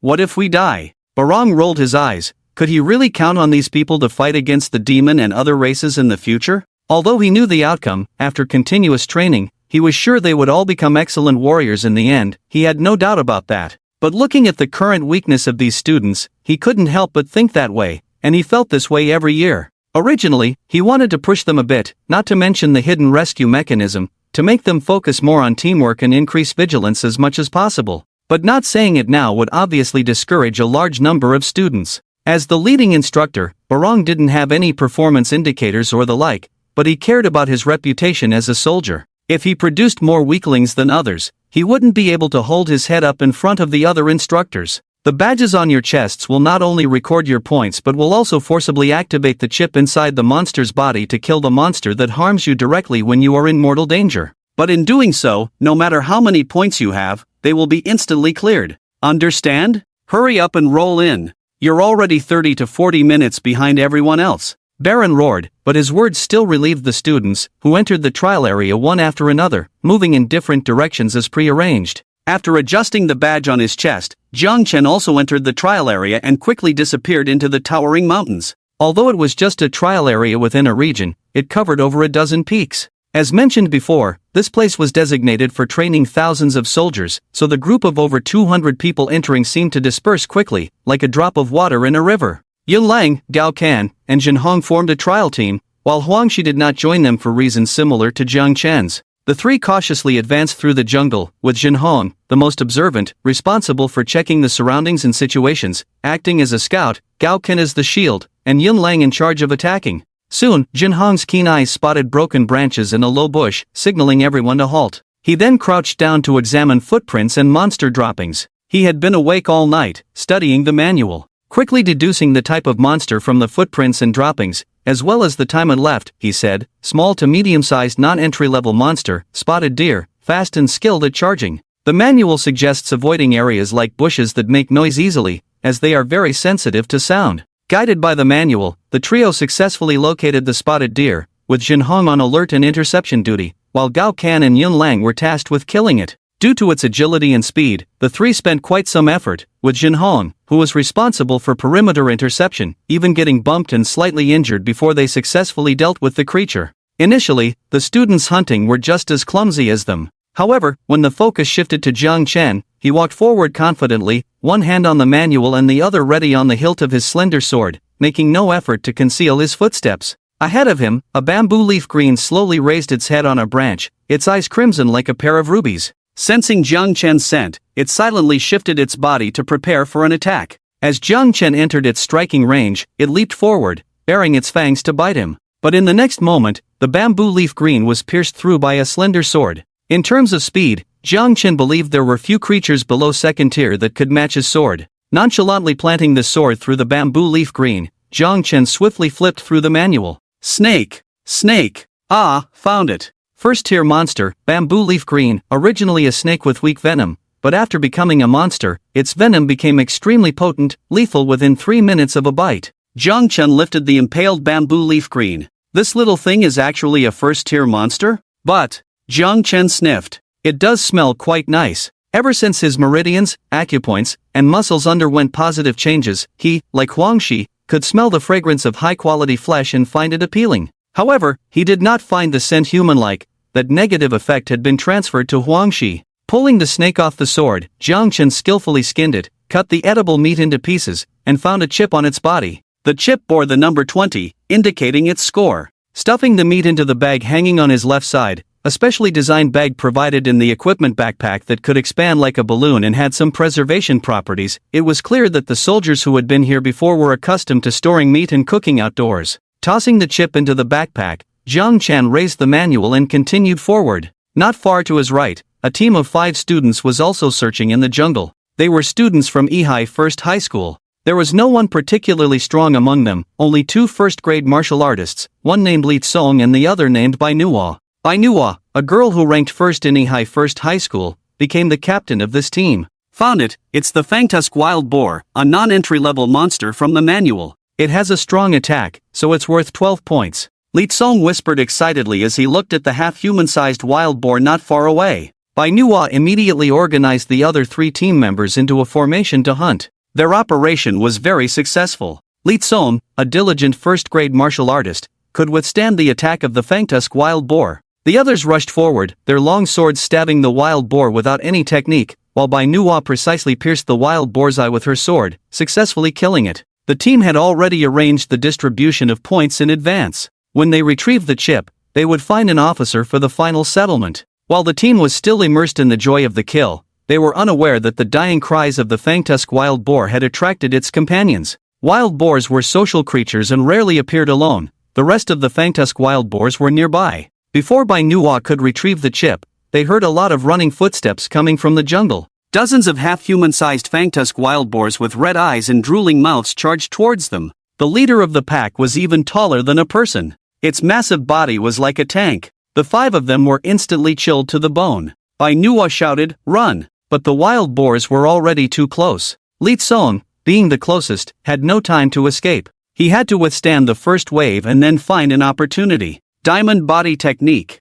Li Tsong circulated his chi and blood, his skin taking on a metallic sheen. At that moment, even a sword would hardly cause any harm. However, when the tall Fangtusk wild boar charged at him, he was sent flying like a sack of sand, blood spraying in the air as if it were free. Just that one hit broke through his defense. It was fortunate that he was a first-grade martial artist, otherwise, that blow would have shattered all the bones in his chest. But luck was on his side as he landed right where Manhwa and the others were. Several students propped up Li Tsong and they all ran for their lives. The direction they headed was where Jiang Chen was. Jiang Chen had heard the commotion when the wild boar died, but he knew immediately that it was a hunting party. Not being a bully, he didn't bother others, and if they didn't come for him, he wouldn't bother them. So he continued walking forward, only to soon hear the sound of approaching footsteps, both human and animal. Were these hunters now being hunted? As he pondered, Manhwa and the students supporting Li Tsong appeared before him. Seeing a lone ranger with a manual in hand, clearly cramming for something he hadn't studied yesterday,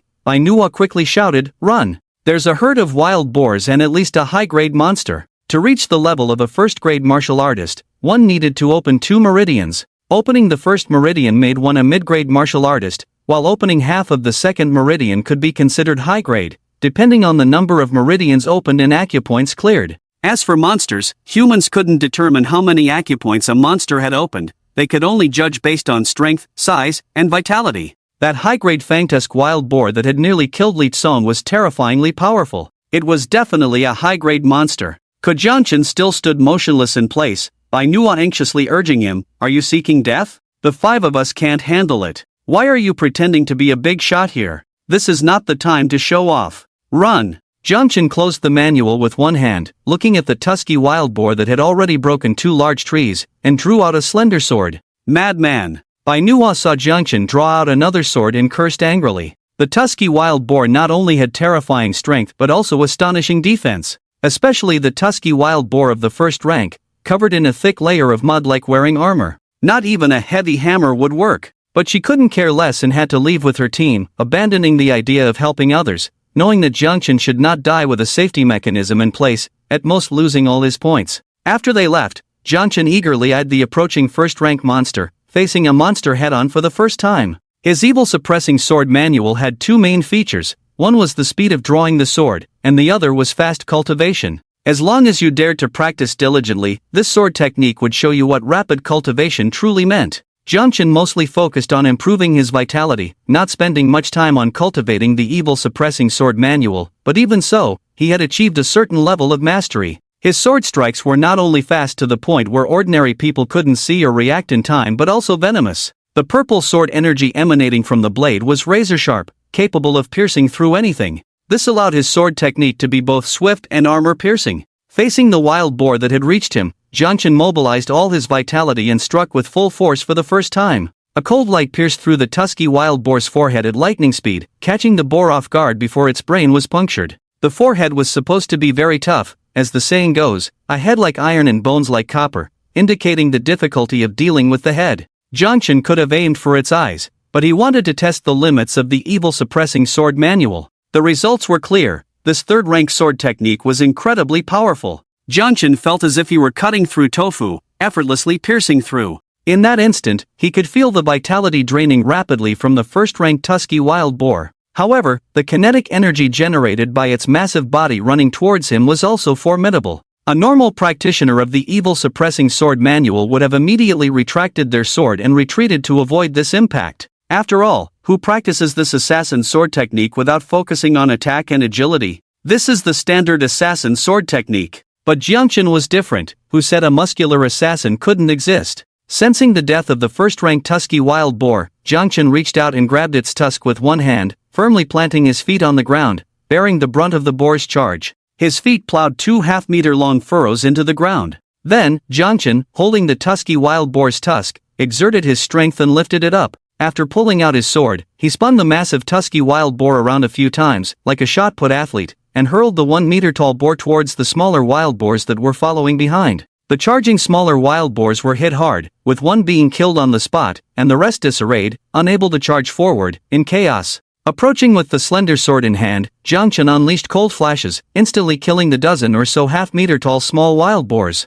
His chest badge trembled slightly, indicating that he had successfully earned 221 points. The first-ranked tusky wild boar had provided him with a whopping 65 points. Compared to the 1-pin small bamboo leaf green that Chen encountered before, this one gave much more. Obviously, the scoring criteria are based on the strength and harmfulness of the monster beasts. The stronger the monster beast, the more points it gives. So even the low-grade wild boars, each with 12 points, provided Chen with a good amount of points. Barong said that everyone had to earn at least 300 points to leave. After just a few hours, Chen already had 241 points, only 59 points away from completion. Truly, he had to thank those wild boar trappers. Looking at the neatly arranged wild boar family, Chen began harvesting the chips from their bodies, then set up a fire on the spot. What? The manual says that starting a fire in the woods is a dangerous act, likely to attract more monster beasts? Well, isn't that just great? Chen directly disregarded the manual and started cooking by igniting the fire.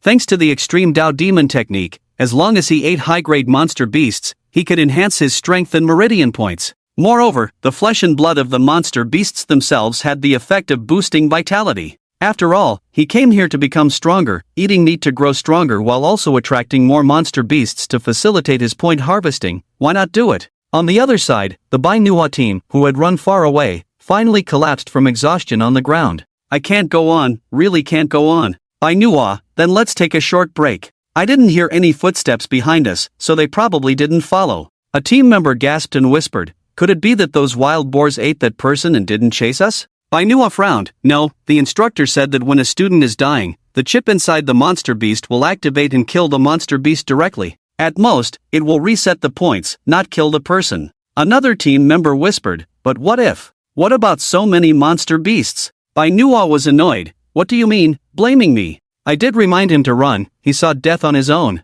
It's not my fault for decisively leading you to run, now it's you who fed the monster beasts. Several team members fell silent. This was indeed the truth, but as relatively innocent students, they would feel guilty after being safe. Lietsong took some medicine at this time and coughed twice. How about we go back and check? If he's dying, who knows how long it will take for the instructor to arrive, we can give him a healing pill first. This suggestion received unanimous agreement, and the group began to help each other cautiously make their way back. Suddenly, Lietsong wrinkled his brow and sniffed. What's that delicious smell? Is that smoke from a fire? It could also be a distress signal, right? Would a distress signal have such a strong meaty smell? The team was in confusion internally, unable to understand why there was smoke rising at this moment, as in their imagination, Chen was likely severely injured and dying, lying on the ground with his intestines spilling out, coughing up blood and unable to move. However, as they followed the direction of the smoke, they found Chen sitting on a rock, feasting heartily. Beside him were 14 neatly arranged wild boars,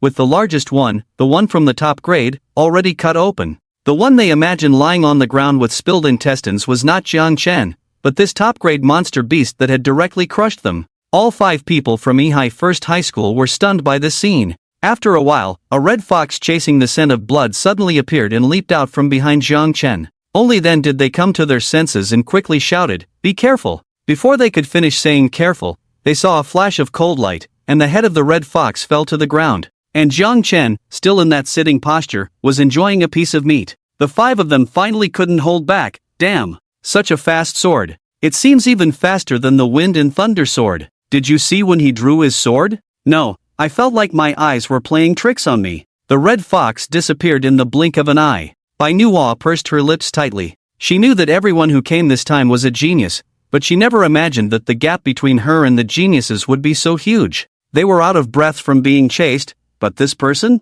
He effortlessly dealt with the monsters that overwhelmed them, even openly cooking without bothering to dispose of the dead monsters, blatantly defying the rules in the manual. Without anyone to warn him, he casually dealt with the monster attacking from behind. It was truly a blow to her confidence as the top genius of Ehai No. 1 Middle School. At this moment, Chen also noticed this group of people and invited them to sit down. You guys are quite good, actively helping me attract monsters. I didn't even have time to read the manual yesterday, didn't know how to track and hunt, luckily you helped me attract so many. Manhwa. No need to thank us. Chen handed over a piece of meat. Want some? This is the tenderest piece of meat on a pig's body. Wild boar meat is too tough, only this kind of meat can be cooked in this small pot. The meat of a first-grade monster is quite effective in enhancing vitality. As he spoke, another small monster leaped out and attacked Chen from behind. Chen maintained the posture of his left hand against the meat, and without even looking, he cut the small monster into 2 sections with a sword.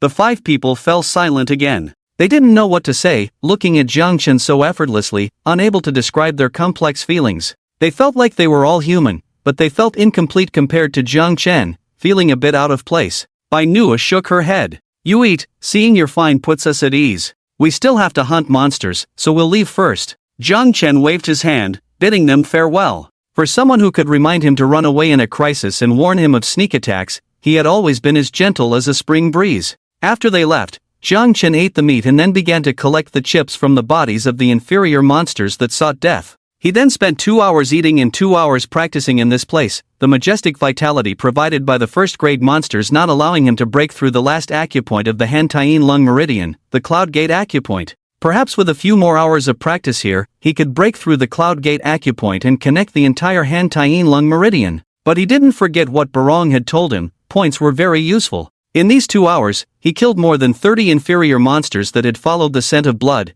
and his total points had reached 445, exceeding the passing line of 300. But for a top student, is it something to be happy about to exceed the passing line by 100 points? Isn't this a disgrace? Chen also realized that the resources in this place were indeed too barren. If he remembered correctly, monsters also had the concept of territory. Perhaps because the Pei family had a first-grade monster, there were no other monsters above first grade on this mountain. Although it was still unclear what the points could be exchanged for, it was certain that they could be exchanged for military-grade versions of elixirs, which were definitely good things. Even if he could only exchange for that, it would still be a big win. So Chen was prepared to accumulate a large number of points, which meant he had to move towards the inner part of the high trial zone. The manual stated that the closer to the inner areas, the more dangerous it was. There might even be second-grade monsters. Chen was really curious to see what a second-grade monster looked like. After tidying up, Chen began to move towards the depths of the trial area. At the same time, Huangxi also started moving towards the depths of the trial area. She was also on the Lone Ranger route. Originally, her plan yesterday was to hunt down those who smelled really good, but after listening to the instructor explain the function of the badge, she realized that it would easily expose her actions. She had to temporarily abandon the idea of hunting people and instead set her sights on the high-grade monsters mentioned in the manual. She had already transformed into a monster, so she didn't care about anything else as long as she could become stronger. She kept eating. However, an accident happened last night. Chen started practicing. The side effects of the 7 military chi-gathering pills and the violent impact on the acupoints were all transferred to her and a few unlucky monster companions. When Chen did not specifically designate someone to bear the side effects, everyone would bear them. And this transfer of side effects was not distributed, but each designated person had to bear the same side effects. The effectiveness of the military chi-gathering pills was multiplied, but the same side effects were also increased. 1 pill was fine, 2 were manageable, but 7 together made Huangxi vomit blood. However, Huangxi was already used to it, skillfully adjusting her energy and blood in the bathroom. After Chen finished practicing, Huangxi found that she had overdrawn her potential again. At this time, there was no dragon vein pill for her to use, but since she had transformed into a monster, she could replenish and recover by eating monster meat. However, after enduring the side effects, she felt very weak and couldn't directly penetrate deep into the interior as planned. She had to start with the lower-grade monsters on the outside. So, as long as Chen ate, Huangxi ate as well, but Huangxi didn't have a barbecue or a pot. She just devoured the beasts like a wild animal. When Chen was almost done, she was also almost recovered, but her mental state became increasingly unstable. On the way to the internal area of the high trial zone, she almost couldn't resist killing the students she encountered and then feasting on them. Fortunately, most of these students were not top grade. Even if they were only at the initial level, not reaching the level of Chen or Lingjia. She could still control her desires. However, as they went deeper, the students who could reach this point were no longer weak, all of them were top grade. Huangxi's rationality completely collapsed. It was too tempting. When she encountered a Lone Ranger, Huangxi finally couldn't resist anymore. With the last trace of her sanity, she tore off her badge and threw it away, then cautiously approached him from behind. Being a Lone Ranger naturally meant having good strength, so even though Huangxi was careful, she was still discovered. But when the Lone Ranger turned around with a knife pointed at Huangxi, he was stunned. "You're human, I thought you were a monster. What are you sneaking up behind me for? Oh, do you naturally have a lot of body hair? It's so pitiful for a girl to have excessive male hormones. I have a friend who..." This Lone Ranger was quite talkative, and upon seeing Huangxi, he lowered most of his guard. Huangxi remained silent, slowly approaching him, then suddenly made her move. Taiyue Sanking Fang. Caught off guard, the Lone Ranger fell to the ground before he could even cry out, staring at Huangxi in disbelief. She tore off his badge and threw it aside, then bit into his neck, starting to feast.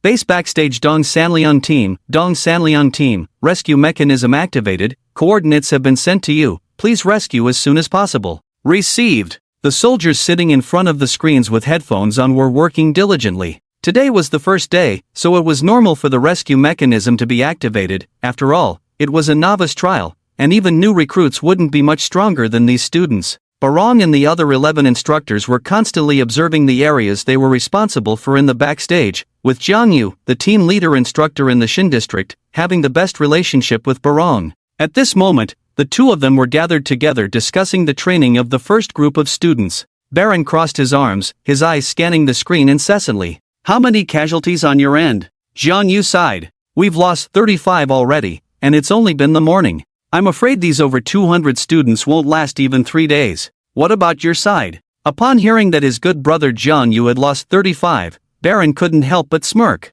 22 on my end. When I first encountered these students, I thought my side would perform poorly, but turns out these kids may look timid but fight fiercely. Look at Jiang Chen, he already has 800 points, just this morning. And Lingjia, 630 points. How many points does your top student have? Jiang Yu's face darkened. 602, satisfied? Baron chuckled. Not bad. Just as he finished speaking, the district under Baron's charge lit up with red lights, triggering the rescue mechanism for 10 people in a row. Soldiers quickly sent coordinates to the field team. Jiang Yu leaned in, looking surprised. Wow, 10 people triggering the rescue mechanism at once, it's like walking into a wild boar's den. Why aren't you laughing? Don't you like to smile? Baron's face turned dark. These students weren't his soldiers, or else he would've. Report! A soldier took off his headset, saluted, and shouted, 2 students' life signs have disappeared. Baron's expression changed drastically, he hurried forward. This was no joke. What's going on? Is the rescue mechanism malfunctioning? Where are they? This was their first training session, with death indicators present, but unlike new recruits, these were students, the brightest in Shanha province. Every loss was a loss for the nation. Most importantly, whoever lost a student would face consequences and have to personally explain to the parents, a difficult task. The soldier pointed at the screen. Baron nodded, relieved. Such incidents had occurred before. And the second one? The second student is called Sui Xan, his life sign disappeared here, and there are no monsters nearby. Baron understood, those 2 students must have lost their badges. If they were his soldiers. Baron took a deep breath to calm himself, still with a stern face. Reset all their points, send me the coordinates, I'll lead the team to find them. With badges, the rescue mechanism could be activated. Without them, encountering a monster they couldn't handle could cost those 2 their lives. With a grim expression, Baron led his team into the high trial area and quickly located the badge Huang Shi had lost, easing his tension. Although there was a tiny chance of a rescue malfunction resulting in actual deaths, the fact that it hadn't happened yet was a relief. Split into 2 teams, Xiaolang, you lead one to find Huang Shi, the rest follow me, move. These were clearly seasoned veterans, with strong execution. After Baron's command, the team immediately split into 2 groups. Soon, Baron found the discarded badge by Huang Shi, but nearby, he saw a mangled corpse. Baron closed his eyes. Despite his tough exterior, he was the last person who wanted to see students lose their lives. As he gestured for his soldiers to retrieve the body, he contacted the command center directly. What the hell? Weren't there supposed to be no monsters near the lost badge? The soldier on the other end was taken aback. Indeed, there weren't any, and the distance from the badge's location was also 1 kilometer. What the hell attacked this student, you tell me?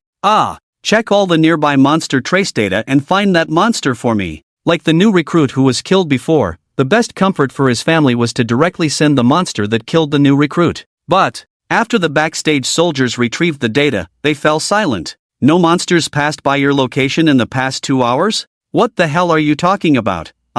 Before Baron could finish his sentence, the soldier collecting the body suddenly shouted, report. Speak. This body is suspicious, it not only has bite marks but also sword wounds. Baron's eyes sharpened as he walked over. His experience was the most extensive. Having been on demon battlefields and carried out numerous missions to eradicate evil, he was familiar with demons and people alike. This injury, although somewhat distorted, looks like the Taiwei 3 peaks of the Huashan sect. Every year, many students graduate from the Huashan sect, and he had met a few people who knew this move during previous operations, so he was somewhat familiar with it. This is clearly a student's handiwork. At best, it's mediocre, probably a family tradition. However, things got even stranger. Frowning, Barong asked the backstage, are you sure no monsters approached my current location before this? After carefully checking twice, the backstage replied, none. This was a big problem. Judging by the bite marks, it was undoubtedly the work of a demon, but someone had also intervened.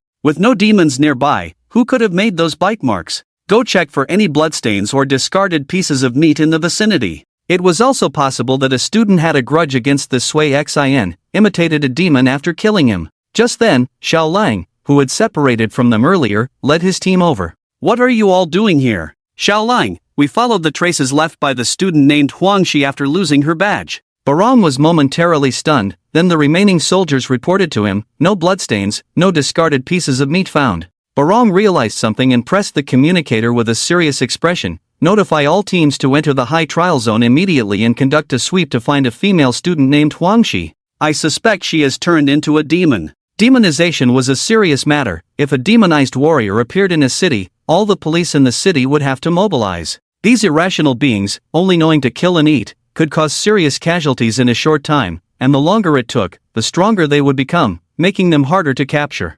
Similarly, the trial zone was not much safer than the city area. There were over 200 students, all of them the most talented individuals. If this was indeed done by the student named Huangxi, judging from her already starting to eat people, her level of demonization was already very deep. If not stopped in time, she would kill and eat anyone she caught, and the more she ate, the stronger she would become, increasing her strength rapidly. Because demonized individuals were somewhat different from pure demons, lacking cultivation techniques, they only knew to continuously use their blood and energy to cleanse what humans called meridians and acupoints, without any method. However, even if they went completely insane, their foundation in cultivation remained, and years of practice habits could still instinctively operate their blood and energy according to techniques. Their meridians and acupoints had become stronger due to demonization, not worrying about injuries, as they could grow stronger just by eating. This could be seen in Zhang Chen. How fast Zhang Chen became stronger was how fast Huangxi was becoming stronger now. The only difference was that Huangxi had completely demonized and could no longer be called human. Under Barong's command, dozens of teams entered the high zone together to search for Huangxi. As for stopping, this matter was too significant. In any case, Barong could not make the decision and could only report the situation. All he could do was to resolve the situation as quickly as possible. He was a third-grade warrior, while the leading officer of an ordinary squad was only a second-grade warrior. The other party was just a demonized student, easily dealt with by any random group of soldiers. However, it was still necessary to give all students a preventive shot. At this moment, Zhang Chen was advancing towards the depths of the high trial zone. He was dragging a rope with dead demons hanging on it, pulling them along as he walked. Zhang Chen hadn't read the manual thoroughly, but he remembered a characteristic of demons, their strong attraction to blood, which would trigger their instinct to feed. He couldn't be bothered to track them down one by one based on their living traces, then carefully ambush them. It was too troublesome and time-consuming. So, before setting off after finishing the Peiqi family, Zhang Chen took some flesh and blood from the Peiqi family, tied it with a rope, and dragged it along. This way, not only would demons from other directions come running when they smelled the blood, but the trail of blood left behind would also attract a large number of demons to follow in his footsteps. This straightforward tactic was effective. Zhang Chen went from occasionally encountering a single demon to facing 3 or 4 demons at a time. After killing all the demons that came running towards him, Zhang Chen would gut them to maximize the blood scent, then tie them to the rope and continue forward. Now, Zhang Chen could encounter demons ranging from 7 to 8 at the least, to over a dozen at most. This was why his points were increasing so rapidly. Of course, for others, this behavior was simply suicidal. Even a 5-person squad, like the one led by Manhwa, could only run away when faced with 14 tusker boars. But for Zhang Chen, dealing with a dozen demons was a piece of cake. Just as he was about to handle a dozen demons charging towards him with red eyes, the badge on his chest suddenly spoke, "Attention all students in the high trial zone, please be aware of a student named Huangxi from now on. She does not wear a badge and possesses some characteristics of demons. She is very dangerous. Repeat." Zhang Chen threw away the rope, easily dodging the attacks of one demon after another, then leisurely strolled among the dozen demons with his sword in hand. Every time the cold light flashed, a demon would fall. By the time the badge finished repeating the warning, Zhang Chen had dealt with this wave of over a dozen demons. What's going on? Zhang Chen checked Huangxi's status in the system. It had been a while since he last checked, and unless there was a special reason, such as the need to replace someone bearing the side effects, Zhang Chen generally didn't check the status of the individuals designated in the system by him. Upon checking, Zhang Chen exclaimed, "Wow, 9 targets, for showing is dead, probably killed by human warriors in the demon battlefield. The remaining 5 all have varying degrees of injuries. Only one, Huangxi, showed a status of completely demonized, out of control. Ate too much today?" It wasn't entirely surprising, as there were signs when he last checked her status. Eating the demon of the first grade today was probably the last straw that broke the camel's back. But he had to admit, demonization was good. When he first arrived and learned about the actions of Huangjing and Huangxi, he felt like exploding with anger. Especially after personally encountering them, he was even more convinced that his previous memories were accurate. These two deserved to die. Several times he had the urge to kill them. But he restrained himself from acting, seeking revenge only through negative system transfers. He wouldn't let his hands get dirty because of these scumbags. This time was a good opportunity. He could openly kill Huangxi and be hailed as a hero. Moreover, don't demons prefer the taste of blood? In terms of vitality, who can be more vigorous than him now? Come on, Huangxi, let's see if you can hit my hand. Removing the chips from the dead demon beasts one by one, Zhang Chen inflicted numerous wounds on these demon beasts, then tied them with ropes to increase the dispersion of their vitality and blood. Then, he took out the map, dragging the bodies of the demon beasts and continued forward step by step. Huangshi must be killed, but he also wanted to earn points in good things. As mentioned before, in each trial area, not only can demon beasts be killed for points, but there are also some hidden surprises. These are marked on the map, but each hidden surprise is very close to the deepest part of the trial area, which is also the most dangerous area. In the high trial area, there are a total of 3 hidden surprises, and the place Jiang Chen is about to go to is the location of the first hidden surprise. Among the 3 options, this is the one with the lowest level of danger. High trial area, Valley 138, is also one of the locations of the 3 hidden surprises. Lingjia, the yellow-haired boy with headphones, has also arrived at this place. He was no longer as clean and tidy as when he set out in the morning, with some bloodstains and scratches, but he was not seriously injured, indicating that the demon beasts he encountered earlier did not pose a significant threat to him. Gently taking off his headphones and hanging them around his neck, Lingjia carefully searched for the location of the hidden surprise. Despite his confident nature as a genius, he did not dare to be too ostentatious, as he had already encountered a demon beast of the first rank on the way. In terms of speed and attack power, he could compete with the opponent, but in terms of defense or strength, he was no match for the first-rank demon beast. In the end, relying on his speed and the powerful attacks of the wind and thunder blade technique, he successfully defeated the first-rank demon beast. Lingjia was still very confident in himself. In the entire high trial area, he should be the strongest, so he was not worried about anyone trying to snatch this hidden surprise from him. However, just as he was cautiously searching, suddenly a large number of demon beasts could be heard running in Valley 138, and the strong stench of demon beasts could be clearly smelled even from a distance. With such a strong smell, how many demon beasts are there? Is there a beast tied? Lingjia's face changed, strategically moving and jumping onto a nearby large tree. The location he chose was quite good, with many other tall trees nearby. If a wild boar-like demon beast broke the tree he was on, he could quickly jump to another large tree.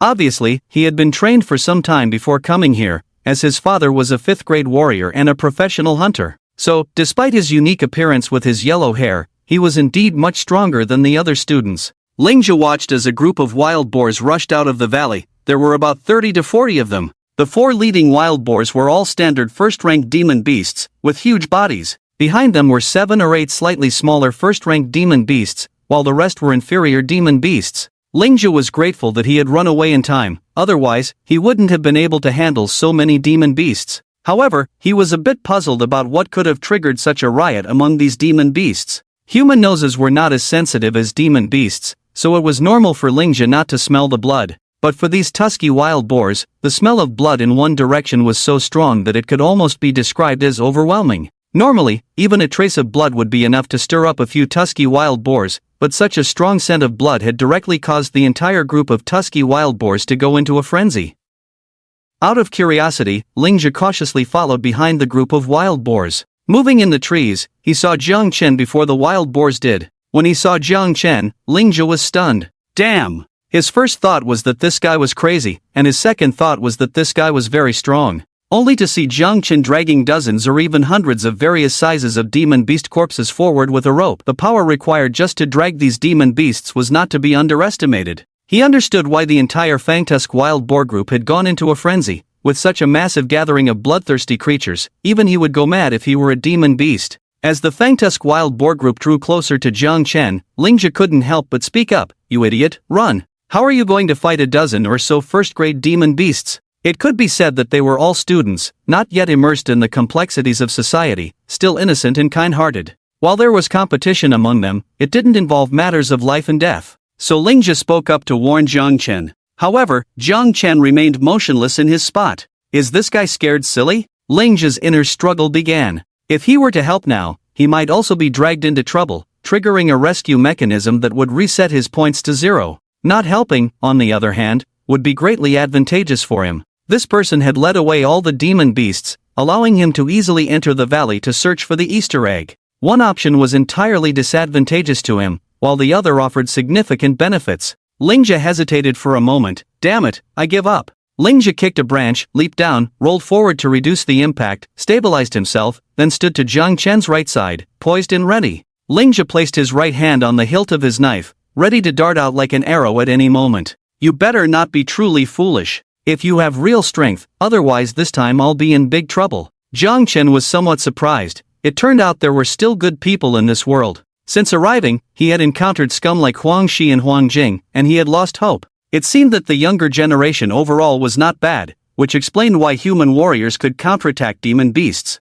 Jiang Chen remained silent. In fact, he had no time to speak as the Fangtusk wild boar group had already arrived. Between Lingjia's breaths, a thunderous sound seemed to echo. Electricity slowly coiled around him, especially dense around the military knife at his waist. The next moment, Lingjia shot out like lightning, slicing a first-grade Fangtusk wild boar in half from the head, followed by 2 more behind it, all cut off. Although he was not as fast as Jiang Chen, the lightning surrounding him looked impressive. However, they all lasted only 3 seconds. After the strike, Lingjia turned and ran. Several boars that had been frightened by him were about to scatter, but seeing Lingjia turn and flee, they suddenly grew bolder and chased after him. Jiang Chen blinked. Wait, you can only make 1 strike? Lingjia, who was being chased, roared, of course. I'm still young, haven't even mastered the second move yet. While you're talking, can you lend a hand? These boar's tusks are almost at my backside. I really regret helping you, damn it. Lingjia shouted, noticing Jiang Chen's silence. He ran while looking back, only to see Jiang Chen taking action. This muscular man's speed was simply unbelievable, even faster than him. If Lingjia's movements were like a darting lightning, then Jiang Chen was like a ghostly spirit, gliding through the rushing boar herd. Lingjia couldn't even see Jiang Chen draw his sword. All he saw were flashes of cold light, like tiny meteors dancing among the boar group. When the meteor lights vanished, all 20-plus Fangtusk wild boars chasing Jiang Chen lay on the ground. Each boar had a small sword wound on its forehead. Lingjia could only think, precise and elegant. This muscular man moved with the agility of an assassin. Lingjia felt a sense of being outshone. In his mind's eye, he had expected Jiang Chen to wrestle with the boars using their tusks, but this was unexpected. Ah, damn it, help me, help me. Just watching you go, the tusks are on my backside. Do you want me to kill them all or leave a couple for you to vent your frustration? Jiang Chen asked with a tilt of his head, looking at Lingjia who was being chased. Lingjia now understood that this guy wasn't stupid, he was skilled and daring. He had been a bit presumptuous in his actions. But young people are all about saving face. Upon hearing Jiang Chen's words, Lingjia bristled, no need. Whoever kills them will deal with the consequences. I can handle it myself. Are you sure? Lingjia was now running like Tom being chased by a dog, almost lifting his own but to run faster. I'm sure. Gritting his teeth, Lingjia ran towards a thick tree. As he ran, he took a deep breath, ignoring the foul smell of the monsters behind him. His blood started circulating, surrounded by lightning, increasing his speed. Taking advantage of his high-speed run, Lingjia pushed off a tree ahead, somersaulted in the air, and finally tightened his legs, preparing to strike with the military knife at his waist. The tusky wild boars below couldn't stop in time and ended up crashing into the trees, creating a chain reaction of collisions. These massive wild boars running at full speed were like tanks, not easy to stop or turn. The boars in front crashed into the trees, while the ones behind crashed into the ones in front, causing a chain of rear-end collisions. Seizing this moment, Lingjia transformed into a bolt of lightning in mid-air and struck down. Instantly, he cut down several of the most threatening first-grade monsters, including a tusky wild boar of the same grade. The remaining ones were mostly lower-grade wild boars, less of a threat for Lingjia to easily dispatch.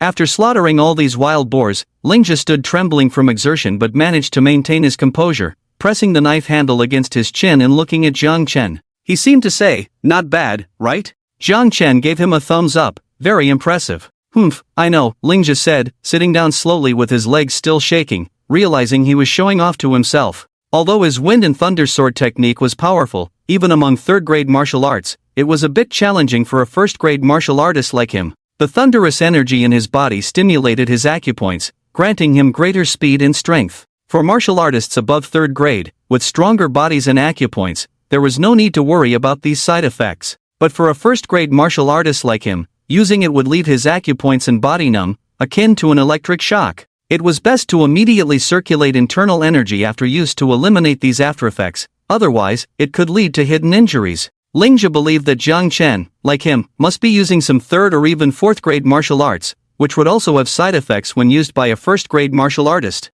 However, as Lingjia began to recover, Jiang Chen, seemingly unfazed, started collecting the cores from the monsters. Lingjia? How is it possible that Jiang Chen is even faster than him and shows no signs of side effects? Little did he know that Jiang Chen's use of the Purifying Evil Sword Manual's greatest side effect had already been borne by Huang Jing. After Lingjia finished recovering and Jiang Chen was done, the 20-plus wild boars had earned him 564 points, bringing his total to 1612. He tied some of the tusky wild boar meat to a rope and continued on. Lingjia was left dumbfounded. He thought he was already a genius, but how could there be someone even more skilled? Could this guy already be a second-grade martial artist? Otherwise, how could he use such a powerful sword technique without any side effects? Hey, it will get more dangerous as you go further in. Are you sure you want to carry this meat with you? Jiang Chen turned to Lingjia, shrugged, and said, I can't be bothered to hunt down monsters. If there are too many and we can't handle them, we can always run. Lingjia pursed his lips, looking like he wanted to say something but couldn't find the words.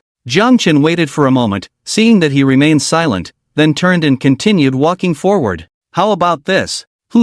Why don't we team up? There will definitely be more demonic beasts ahead. You've seen my strength. If we work together, you won't have to be chased by hundreds of demonic beasts from behind. Jiang Chen raised an eyebrow slightly. Just you? One blade, bro? You little. Lingjia was caught off guard by this nickname and blurted out in vernacular. Fine, let's do it. Just like this time, whoever kills gets the credit. After saying that, Jiang Chen continued walking forward. Lingjia pursed his lips, gripping the hilt of his sword and followed Jiang Chen's steps. Jiang Chen glanced at him, looked at the map, and headed towards Valley 138. He also had his considerations. As Lingjia said, if they encountered a horde of hundreds of demonic beasts, even he might not be able to handle it alone. 2 fists are no match for 4 hooves. Having someone to help share the firepower was a good choice. But why did this young man have such a feminine aura? Are you heading to Easter Egg 1? Lingjia asked, looking in the direction Jiang Chen was walking. Yes, if I can see you here, doesn't it mean you're heading there too?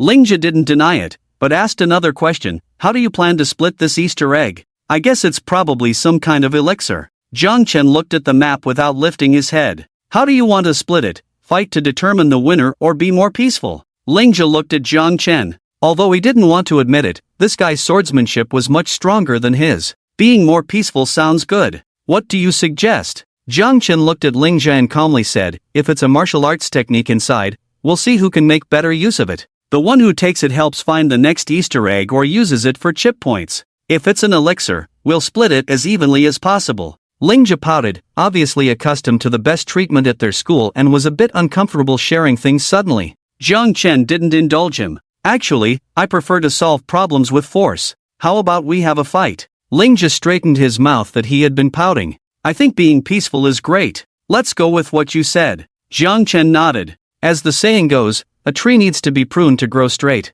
Look, his attitude has improved a lot. One more thing, Lingjia suddenly said, I guess it's not just the 2 of us who found the Easter egg. There must be others who found it too. Although others may not be as strong as us, I've seen many teams regrouping along the way, some even with more than 10 people. And those who can make it here, there are likely even more people. Indeed, some people may not have strong martial skills but have good organizational and coordination abilities, born to be leaders. With a silver tongue, they can form a team with strangers from multiple schools. Jiang Chen also encountered a team of 12 people on the road, but they left immediately after seeing the dozens of prey he was dragging behind him. Jiang Chen closed the map. If you're not convinced, let's fight. Lingjia smiled for the first time. I like your spirit, let's do it. Valley 138. Lingjia's prediction was spot on. Indeed, others had found it too. There were a total of 28 people, led by a male student named Zhang Chong, also a first-class martial artist. When they were in school, this Zhang Chong was a bully. So, his ability to gather so many people was not just talk but backed by his fists and gangster mindset.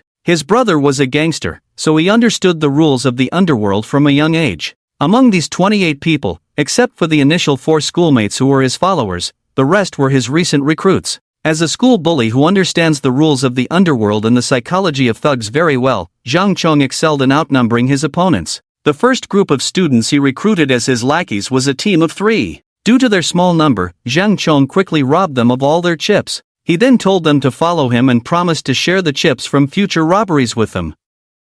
With more people, the risks of encountering monsters and robbing other students decreased. The students who were robbed had no other choice. They were injured, and the consequences of not joining could mean barely surviving for a week before being eliminated from this training camp. Therefore, they had no choice but to join. With 8 members now, they had a numerical advantage over any other team they encountered. When the second team was robbed and Zhang Chong kept his promise to share the chips with them, the first team that was forced to join started to change their mindset, thinking that this arrangement might not be so bad after all, and thus began the snowball effect. Zhang Chong, leading his organized group, quickly expanded to a team of 28 using this method. With this number, no team could match them, not even groups of monsters. However, at this point, Zhang Chong decided not to expand further. According to his knowledge of gang experience, he might not be able to control a larger group. As long as he maintained fair distribution within the team, his group could dominate the high trial zone. After overcoming various challenges, the group accumulated a total of points higher than Zhang Chen's, amounting to 3,000 points. Of course, the points distributed to each person were not many, but this was only the first day. With the minimum requirement of 300 points, achieving 1/3 per person was enough to make them wholeheartedly continue committing crimes with the group.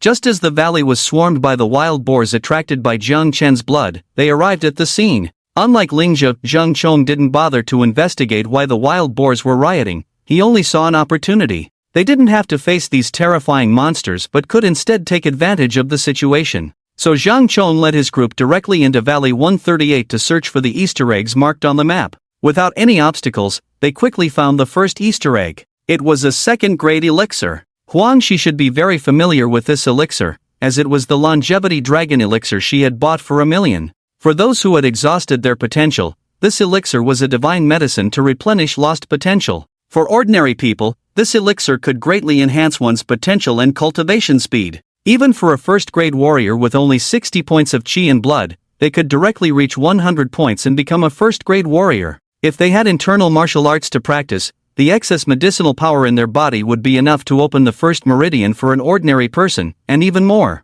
For a first-grade warrior like Zhang Chen, his left hand's Taiyin lung meridian was still one acupoint away from breakthrough. This was the most difficult acupoint to break through. After consuming the elixir, not only could he break through directly, but the excess medicinal power could also help him break through several more acupoints. This stuff was indeed valuable. Therefore, when they obtained this longevity dragon elixir, conflicts erupted within Zhang Chang's group for the first time. Even Zhang Chong, the leader of the group, had no chance of monopolizing this elixir. Even 4 of Zhang Chang's henchmen from the same school turned against him. When it came to getting stronger at the training camp, achieving good results in the college entrance examination, and entering a prestigious sect, at this moment, who cared if you were the leader or not? Could you kill me if I don't agree? The entire group of 28 people started fighting, and when Zhang Chen and Lingjia arrived, the battle was still ongoing. Zhang Chang's fists were covered in blood, panting heavily as he held onto one of his lackeys by the collar. After seeing Zhang Chen and Lingjia, Zhang Chong abandoned his severely beaten lackey and shouted, "Stop!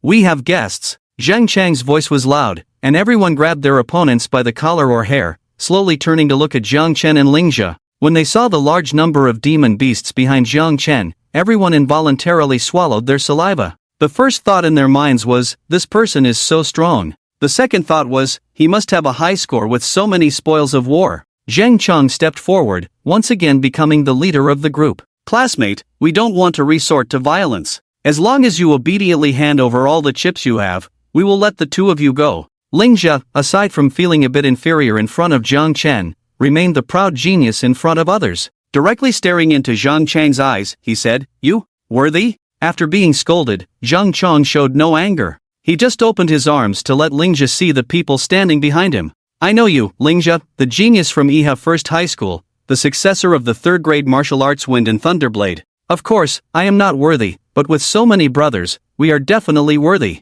I may not be your match in a one-on-one fight, but it wouldn't be difficult for our 28 men to gang up on you. Be sensible and hand over all the chips you have. Great genius, if you get beaten up by us, will you still have any face left when you go out?" Lingjia's face turned extremely dark upon hearing this, his hand directly on the hilt of his sword. At this moment, Zhang Chen spoke up, "May I ask what the Easter egg is here?" Zhang Chong was somewhat polite to the renowned genius Lingjia, but when it came to Zhang Chen, he immediately retorted, "Who do you think you are? Your boss hasn't spoken yet, and it's your turn? Do you understand the rules?" In Zhang Chang's eyes, those demon beasts were all killed by Lingjia. As for Zhang Chen, he seemed like a lackey helping Lingjia, so Zhang Chong didn't hold back. Zhang Chen dropped the rope he was holding. "Who taught you to have such a foul mouth, your stepmother?" Just as Zhang Chong was about to retort, he suddenly saw Zhang Chen turn into a blur and slap him across the face. Previously, Lingjia hadn't seen how strong Zhang Chen was, but now he had a taste of it. Zhang Chong was a practitioner of horizontal martial arts, and like most practitioners, his defense was strong. His horizontal martial art was called Barbaric Bull Technique, a second-grade horizontal martial art and the signature martial art of his brother's faction. After training, not only was his skin tough enough to withstand blades and spears, but it could even resist bullets. However, being slapped by Jiang Chen, Ling Jie saw a whole row of teeth flying out of Jiang Cheng's mouth. Jiang Chong was dumbfounded. How did this person move so fast with such a big frame? He couldn't react in time. Moreover, the opponent's strength was terrifying. After consuming the flesh of a first-grade demon beast in the trial area, Jiang Chen's muscle strength had surpassed 2.5 tons, a strength only second-grade horizontal martial artists could possess. Although Jiang Chen hadn't learned horizontal martial arts, if the opponent strongly insisted on not engaging in a sword fight, he had some knowledge of martial arts. Jiang Chong spat out blood mixed with broken teeth, roaring as he threw a punch at Jiang Chen. This powerful punch made Jiang Cheng's lackeys witness him killing a first-grade demon beast with a single blow.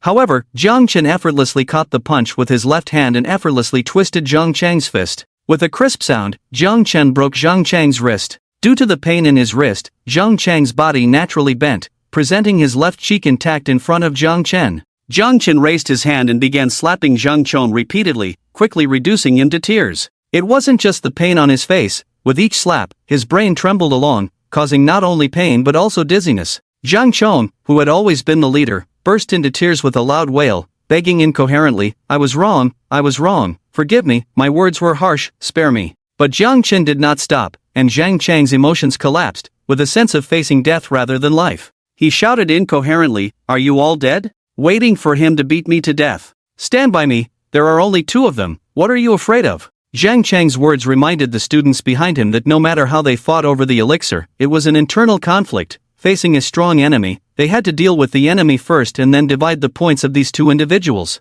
They were definitely no match in one-on-one combat, but in a group fight, they had become more proficient. A group of students wielding knives and swords charged towards Jiang Chen, and Ling Che, seeing this, without a word, swiftly turned the blade, transforming into a flash of lightning rushing into the crowd. Meanwhile, Jiang Chen grabbed Jiang Chong by the collar and plunged into the crowd. His speed was astonishing, able to handle both sides simultaneously. While slapping Jiang Chong, he could also dodge the swords aimed at him, then slap the faces of those attacking him. With the force of 2.5 tons in his palm, even if Jiang Chen held back some strength, using only a fraction of his power, each slap knocked out a person. Every student he slapped fell into a deep sleep, almost like infants. Even those who managed to stay awake, upon seeing the surroundings and witnessing Jiang Chen's monstrous strength, chose to feign sleep by lying on the ground. Soon, Jiang Chen and Ling Che had dealt with the gang of 28 students. Ling Che's students were writhing in pain on the ground, their bones mostly broken by Ling Che's strikes. On Jiang Chen's side, it was much quieter, with everyone in a deep slumber. In the end, Jiang Chen, holding Jiang Chong by the collar, remarked, you have to practice taking hits, you didn't even faint from all those slaps. In reality, Jiang Chong wished he could faint like the others, but Jiang Chen's controlled strikes didn't knock him out. Instead, the pain kept him alert. Seeing his underlings all on the ground, Jiang Chong cried again, I was wrong. Spare me, please, I beg you, bro. Jiang Chen lifted Jiang Chong off the ground and asked, I'll ask again, what's the surprise here? Upon hearing this question, a wave of regret washed over Jiang Chong, wishing he could slap himself twice. Why didn't he answer properly when Jiang Chen asked the first time? If he had, he wouldn't be in this mess now. It's an elixir, a second-grade elixir called the Hidden Dragon Pill. It's in that box, we haven't touched it yet. See, isn't it better to talk nicely? Young people should speak politely, got it? Jiang Chen had intended to gently pat Jiang Cheng's face, but before he could, Jiang Chong shivered and wet himself. Oh, he casually threw Jiang Chong to the ground, checked himself for any mess, and then relaxed. He opened the box, took out the second-grade hidden dragon pill inside. Just one. How should we split this? Jiang Chen tilted his head towards Ling Che, who shivered all over. After witnessing Jiang Chen's brutality, would he dare to speak? He was afraid of getting slapped too. You have it. No, that won't do. Do I look like someone who likes breaking rules? Ling Che, since we're cooperating, I can't let you lose out. Jiang Chen pointed to the members of Jiang Cheng's gang lying on the ground in deep sleep. They should have a lot of points on their chips, you take 2/3. Ling Che didn't refuse and quickly started collecting. In the end, they counted a total of 3,204 points. Jiang Chen said to take 2/3, so he took an even 2,000. In the end, it was twice as much as his previous gains. His points had reached 2766, while Jiang Chen's had soared to 2,816, marking their first collaboration a great success. After leaving the valley, Chen found a spot to swallow the hidden dragon pill and begin cultivation. It was almost dinner time, and Lingjia sat quietly on the side, nibbling on a compressed biscuit and sipping mineral water. The hidden dragon pill, a second-grade elixir, proved its worth as Chen felt its effects immediately upon ingestion. Unlike the previous chi-gathering pills where the sensation from consuming demon beast meat, this pill felt different. It was as if he were a bucket filled with sand and stones. No matter how tightly packed they were, there were still gaps between them. The power of the hidden dragon pill acted like cement, filling all the voids at the base once consumed. The cement fused with the sand and stones, hardening after the elixir's effects wore off, creating a solid foundation. With a stable base, the building could rise higher without the risk of collapse. The excess power from the pill would assist Chen in enhancing his chi and impacting his acupoints. After half an hour of practicing the extreme Dao magic while seated cross-legged on the ground, Chen suddenly unleashed a surge of chi and blood, much more powerful than when he was stimulating his acupoints before. Lingjia, who was munching on the compressed biscuit, froze in place. He has opened the first meridian. Damn! Meanwhile, in Valley 138, Zhang Chong, who was recovering, slowly got up from the ground. He added a new rule to his underworld code: never provoke those lone wolves. The strength of a lone wolf was equivalent to overpowering 28 individuals. Zhang Chong lightly touched his swollen face, feeling the pain. He knew this rule would likely shape his entire life. Whenever he got too cocky, he would remember the sting of his swollen face. Despite being double-crossed, Zhang Chong didn't give up. He started waking up his comrades one by one. Getting a beating was normal in their line of work. Even his brother, a thug in the past, had been disciplined and used as a shield. But each time he got beaten, his brother never gave up, which made him stronger and eventually the leader of the local gang. So, being double-crossed was no big deal. They would just go and rob again. Although everyone felt a bit discouraged, Zhang Chang's words reignited their spirits. They all got up, ready to intensify their hunting efforts and reclaim what they had lost. However, they needed a short break to eat, rest, and apply some medicine before they could resume. During their break, Huangshi's figure appeared on the side of the valley, her eyes fixed on the demon beast carcasses left by Chen in the valley before shifting her gaze to Zhang Chang's lively group. She had been following the trail of blood left by Chen. Despite losing her sanity, Huangshi's luck held as she had scavenged demon beast carcasses along the way, especially at the spot where the Pecky family had perished. Since Chen hadn't taken much due to the weight, Huangshi feasted on the remains. She devoured almost all the flesh and blood of demon beasts above the first grade, boosting her strength and deepening her demonic transformation. By now, she no longer resembled a human but more like a monkey-like demon beast, covered in fur from head to toe, even on her face. If one were to part the fur on her face, they would discover rows of carnivorous fangs, protruding from her lips. Sniffing the blood in the air, Huangshi's eyes once again turned bloodthirsty and frenzied. Before leaving, Chen left behind a pile of demon beast corpses here. After all, when it came to taking the hidden dragon pill, no matter how strong he was, he still needed a place without disturbances to take the pill. Bringing so many demon beast corpses would only cause trouble for himself. The presence of these demon beast corpses in the valley directly attracted Huangshi. However, the flesh and blood of these dead demon beasts could never compare to the sweet scent of living human flesh and blood. Huangshi leaped above the valley, searching for the best moment to strike. A member of Zhang Chang's group raised his head to look at the top of the valley cliff. "Is it my imagination, or did I hear some movement above our heads?" Another member shook his head. "It's not your imagination. I heard it too. It must be the demon beasts following the scent of blood." Upon hearing this, Zhang Chong stood up. Despite his swollen face resembling a pig's head, he still possessed fighting capabilities. "The person who defeated us also left us a valuable treasure. These demon beast corpses are like a large trap, continuously attracting demon beasts. We will wait here patiently, and in no time, we will reclaim the lost points." With that said, Zhang Chong looked up at the cliff top and continued, "Those severely injured should rest where they are. The rest of you, stay alert with me.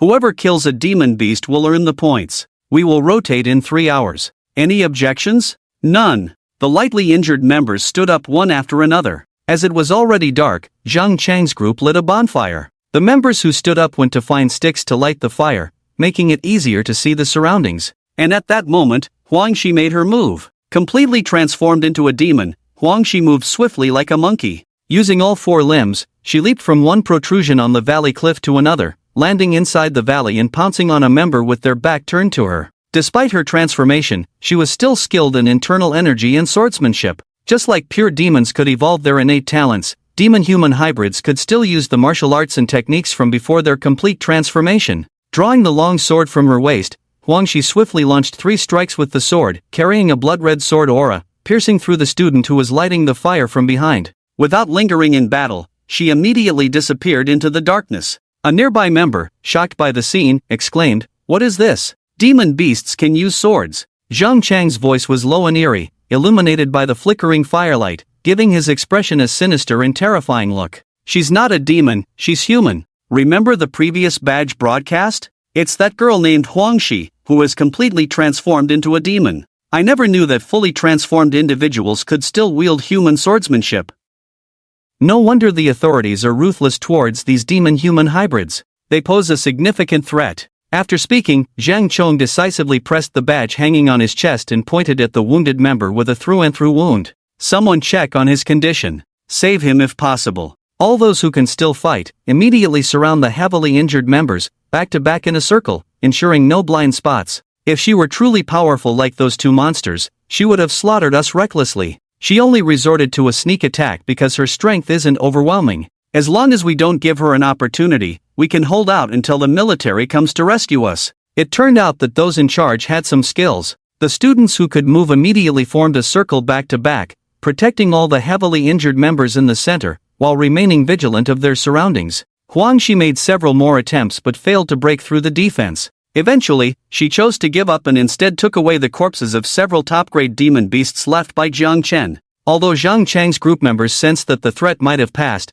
they remained vigilant, fearing that Huangxi might still be lurking in the shadows, waiting for them to let their guard down. Until Barong arrived following the alarm, all members of Zhang Chang's gang finally relaxed. However, the student who was stabbed 3 times through by Huangxi with a long sword ultimately did not survive. Looking at the instructor, Zhang Chong, who had robbed his classmates, didn't seem very natural, but Barong misunderstood this as Zhang Chong feeling guilty for not being able to save his classmate. Barong, who had been wearing a cold expression, patted Zhang Chong on the shoulder. "Being able to organize everyone's defense in this situation and hold on until I arrived, you have done well. His death is not your fault, Zhang Chong. I just feel like I could have done better." Zhang Chong immediately started acting on the spot, making Barong sigh and pat his shoulder, comforting him continuously, and finally using his own authority to give Zhang Chong an additional 100 points. Another person died in the trial area, and Barong's face was as dark as the bottom of a pot. He directly reported to his immediate superior,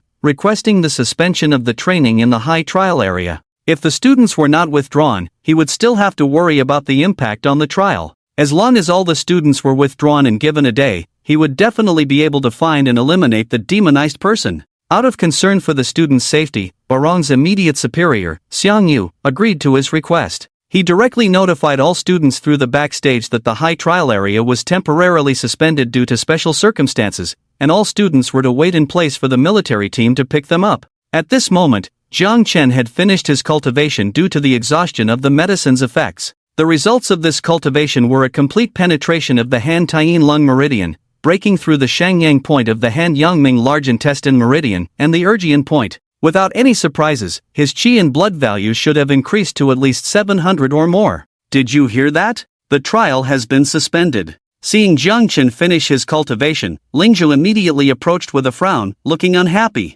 For elite players like them, who were currently in high spirits, suspending the trial was indeed very disappointing. The key point was that since everyone was participating in the training, suspending it for a day would likely result in them earning at least 2,000 fewer points than the geniuses from other areas, and the rewards they could exchange for would also be much less. It should be that demonized student, maybe someone died, so they had to stop it. After hearing Jiang Chen's words, Lingzhi spat on the ground. "Don't let me find that demon, or I'll have to chop her head off. Suspending it for a day means we'll earn at least 2,000 fewer points than the geniuses from other areas, and will be weaker than them when it comes to the college entrance exam." Jiang Chen stood up and stretched his muscles. "What do you think? Should we tell the military to let us stay here?" Lingzhi's eyes lit up. "That's not a bad idea. The two of us definitely have the strength to deal with that demon, so why not tell the instructor that we want to stay, hunt demons for points, and capture the demon? Maybe killing the demon will earn us a lot of extra points." Jiang Chen narrowed his eyes.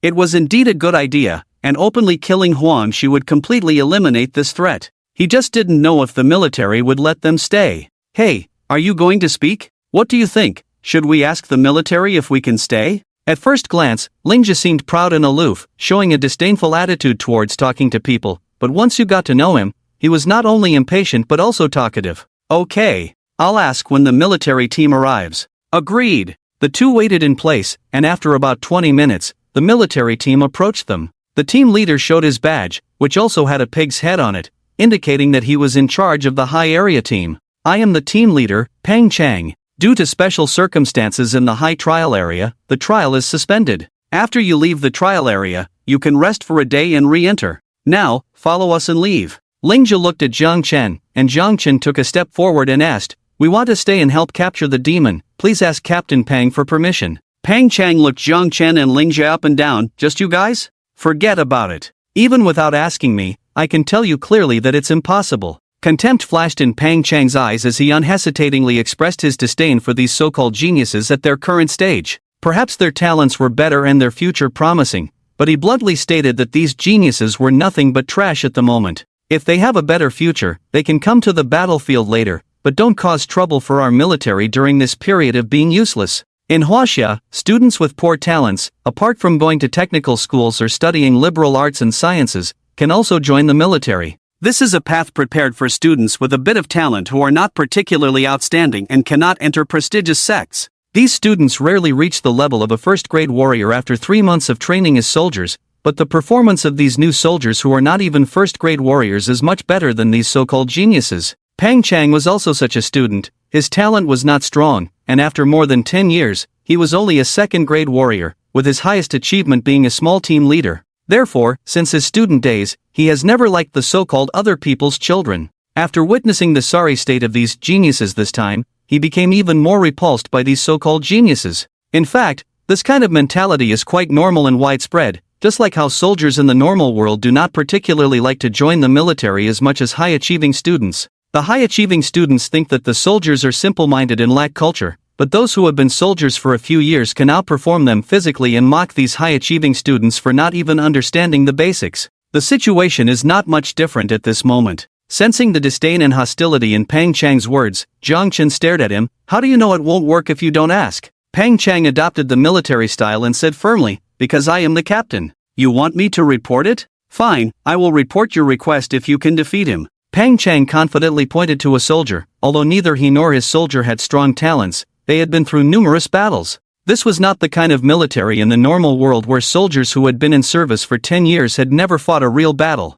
In the world of high martial arts, every soldier had been on the battlefield against demons and foreign races. Those who survived were undoubtedly seasoned warriors. Although their strength was not strong, it was at the level of a first-grade warrior. Their combat experience was definitely 1,000 times better than all students. Peng Chang already disliked the geniuses, so since Jiang Chen wanted to be a thorn in their side, it was just right to let these geniuses taste some bitterness. A soldier who walked out of the small team clasped his fists and said, 071 Squad, Zheng Shun. Jiang Chen also saluted. He was not like those sneaky rats who would attack as soon as they shouted to start. Sand Mountain City No. 12 Middle School, Jiang Chen. Peng Chang frowned. "Why waste time? Shunzi, solve it quickly, hurry up, there are several targets to take away." "Yes." Zheng Shun responded and drew a military dagger from his waist. Obviously, Zheng Shun believed that in terms of combat experience, Jiang Chen could not compare to him, so he deliberately used the shortest knife he had on him. This gave a feeling similar to Hawkeye Roranoa Zoro,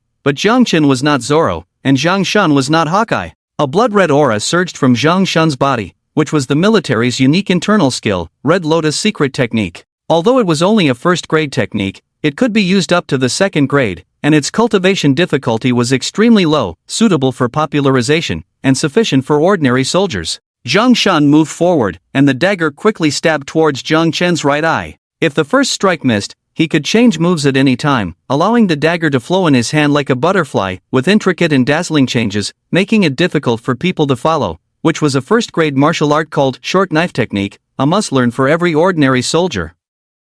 Jiang Chen drew his slender sword and with a crisp sound, deflected the dagger. Zheng Shun's face changed as he marveled at the student's swift swordsmanship. Peng Chang furrowed his brow slightly, unable to catch when Jiang Chen had made his move with the sword. What kind of sword technique was this? Next, Zheng Shun's strike missed, and the dagger spun in his hand, attempting to confuse Jiang Chen with several feints. At the same time, he stared intently at Jiang Chen's eyes and expression. waiting for the moment when Jiang Chen would reveal a flaw so he could strike and win. But, ding, ding, ding, each feint was effortlessly parried by Jiang Chen. He flawlessly demonstrated the art of distinguishing real from feigned moves and countered them all. As the final strike landed, Jiang Chen's dagger finally couldn't withstand the pressure and shattered. Jiang Chen's sword tip had unknowingly reached Jiang Chen's neck, everything appearing so effortless. My apologies, I hope I don't have to compensate for the broken dagger? Jiang Chen. Pang Chang. It seems I underestimated you, Pang Chang said, giving Jiang Chen a stern look. I admit defeat. I will put in a request for you, but whether it's approved is not up to me. Jiang Chen nodded. Thank you. Although the military personnel were a bit rough, they were at least straightforward men. Pang Chang quickly contacted Barong, the head of the high trial zone. 2 students are requesting to stay. Barong was currently irritated because of Huangxi, who was like a nimble monkey with keen alertness, leaving very few traces that were hard to track. So, he blurted out, let them go. Pang Chang was not surprised at all. Just as he was about to reply, Barong suddenly asked, what are their names? Pang Chang glanced at Lingjia. What's your name? Lingjia. Pressing the communication device, Pang Chang replied, one is Jiang Chen, and the other is Lingjia. Upon hearing these 2 names, Barong's irritable mood gradually dissipated. These were the 2 troublemakers he had high hopes for. Have you tested them? How are they? People know each other's characters well. Barong used to be Pang Chang's team leader, so he knew Pang Chang's temperament very well.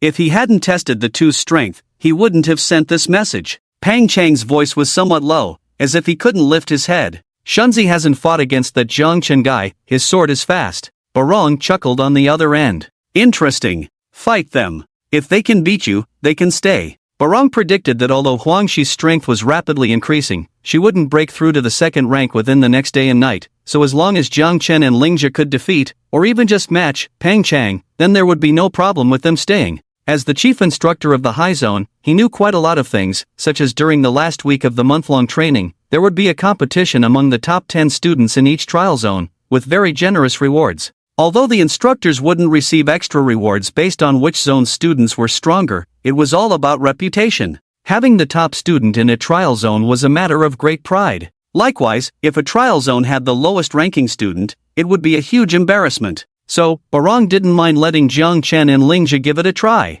Also, if they agree, tell them that killing demons earns 5,000 points. Understood. Pang Chang ended the call and removed the earpiece hanging from his ear. Disperse the alert. Pang Chang's subordinates were highly efficient, immediately taking up their positions, strategically covering all directions. Pang Chang retrieved a pair of finger tigers from his waist and slowly put them on. Seeing this, Lingjia pressed his hand on the hilt of his blade and whispered behind Jiang Chen, is this guy planning to take revenge on us? Pang Chang glanced at Lingjia. How about lowering your voice? I can hear you, he said. Me. It's fine to teach you a lesson. Barong said you can stay if you can beat me. So, what do you intend to do? With that, Pang Chang generously displayed the formidable energy and blood of a second-grade martial artist, a red lotus composed of energy and blood slowly emerging around him. Lingjia swallowed. Second-grade martial artist, these guys don't want us to stay. Pang Chang bluntly retorted, have you ever seen demons? Fought against them? Do you know their way of fighting? Those completely irrational lunatics miraculously retain the fighting styles from before their transformation,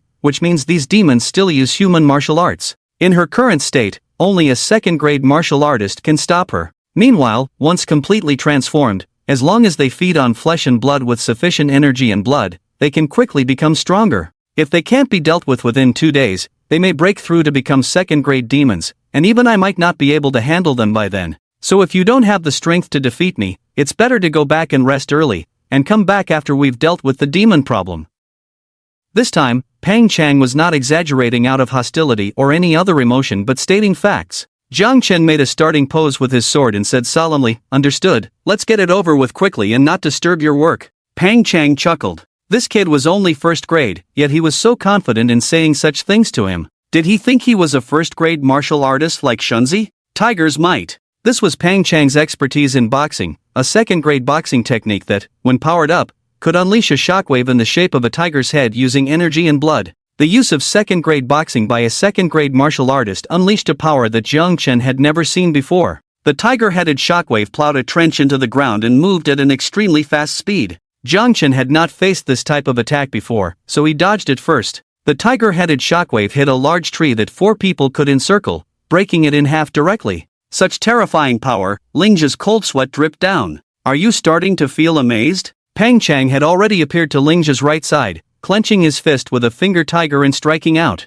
In his urgency, Lingjia didn't have time to gather strength and just met the blow with his blade, which had little lightning wrapped around it. With a clang, Lingjia and his blade were sent flying more than 10 meters away, crashing heavily into a large tree. As he hit the tree, the other side of the tree made a cracking sound as Pang Chang's terrifying force pierced through it. Is that all you've got? Pang Chang laughed. He truly enjoyed the feeling of making geniuses cry, but unfortunately, he hadn't had the chance before. However, in the next moment, Pang Chang's smile faded as he felt a cold light piercing from the side. Moving at such speed, he could barely sense it but couldn't see clearly. Damn! What kind of swordsmanship is this? He didn't even know where the sword was going to attack, so naturally, he had no way to block it with his fist. But don't underestimate a second-grade martial artist. Tiger's valor. In addition to boxing techniques, he practiced a protective technique in his horizontal martial arts. The energy and blood of a second-grade martial artist formed a black-red shield on his body, making Pang Chang look like a general clad in black and red armor.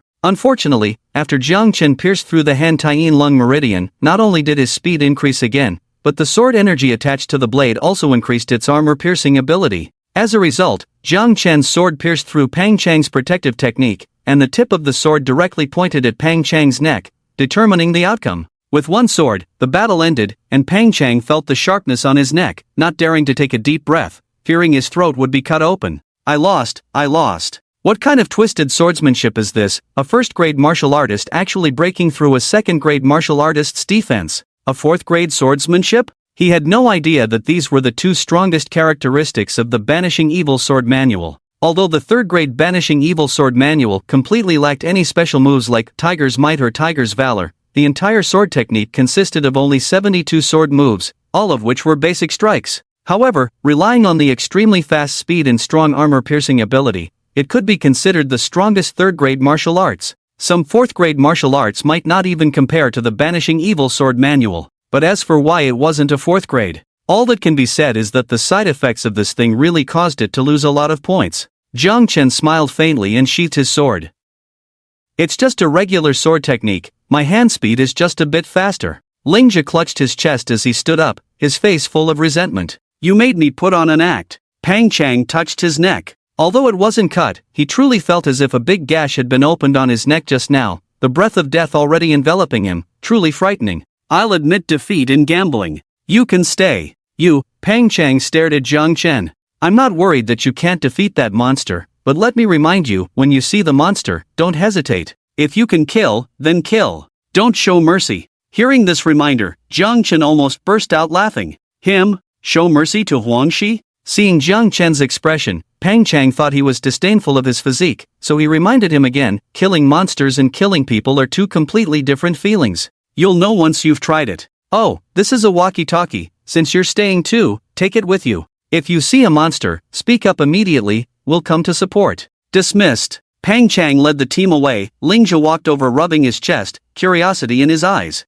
What kind of sword technique do you practice? Jiang Chen glanced at him. Are we close enough for you to ask that? TSK, that hurts. If you don't want to say, forget it. What are your plans for tonight? Continue hunting monsters for points or take a break? Jiang Chen pondered for a moment. The visibility at night was really poor, humans naturally were at a disadvantage without night vision. And it wouldn't hurt to rest tonight, so they could hunt monsters better tomorrow. Let's rest. I'll guard the first half of the night, you take the second half. Okay. The two made arrangements and spent the night in silence. As dawn broke the next day, they skipped the process of washing up. There was no way to properly clean up here anyway, every inch of space in their backpacks was precious, there was no room for toothpaste and toothbrushes. They could fit in an extra piece of compressed biscuit instead. What's the plan for today? I'll use the same strategy as yesterday and head towards the second hidden spot. Jiang Chen took out the map. The second hidden spot was in the northwest direction. Lingjia leaned over, munching on a compressed biscuit. Do we need to retrieve the monster corpses from yesterday?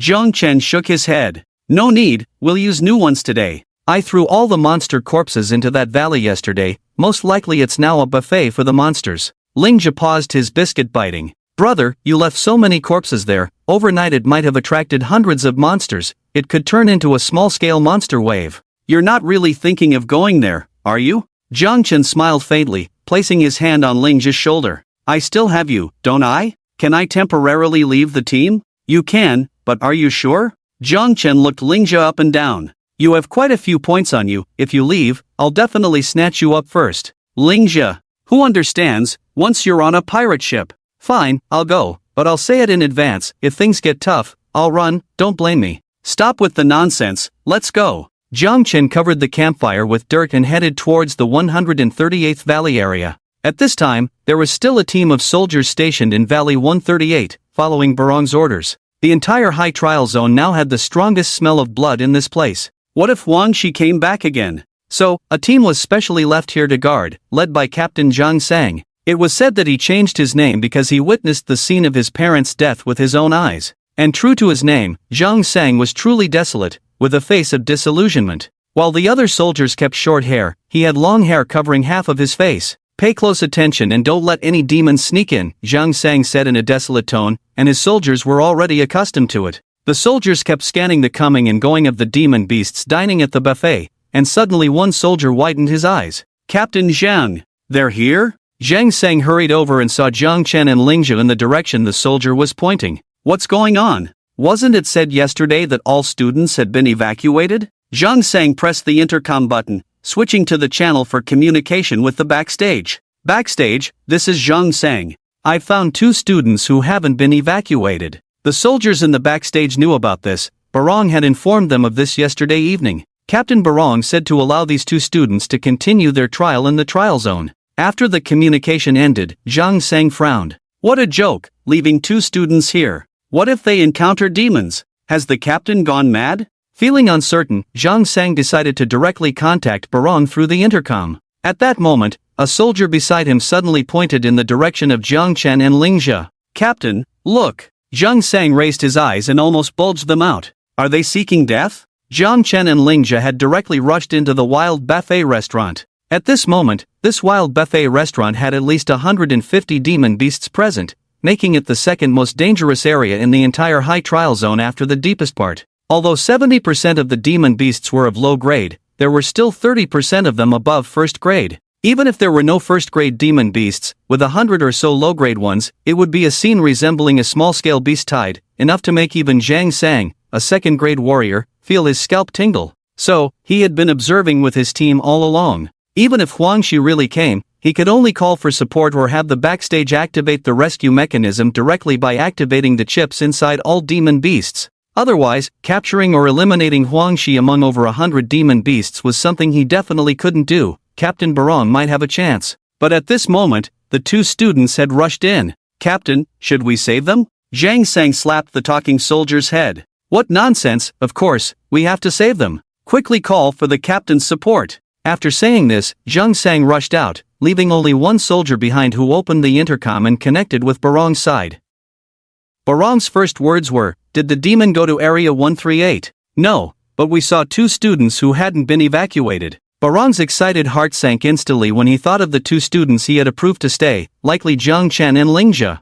I know, I allowed those 2 students to stay. What's wrong? They rushed into Valley 138. The valley is now full of demon beasts, at least 100 of them. After hearing this, Barong was dumbfounded. Are they that brave? He had left these 2 to give them more time to earn more points and save face for him. He didn't ask them to charge into a group of beasts. I'm very close to your location, I'll be there soon. If it's too late, have the backstage shut down directly. Understood. What's the situation now? The communication officer raised his head, frozen in place. Speak. How's the situation now? The soldier in charge of seeking reinforcements finally reacted and shouted. The student with the yellow hair killed several demon beasts and ran out. The other one with the fast sword skills, I couldn't even see clearly. None of the demon beasts could get close to him alive. Like a demon-slaying deity from heaven, truly a god among men, this student is amazing. But it's a bit tricky, the demon beasts are starting to surround him. He ran, he escaped the encirclement of the demon beasts.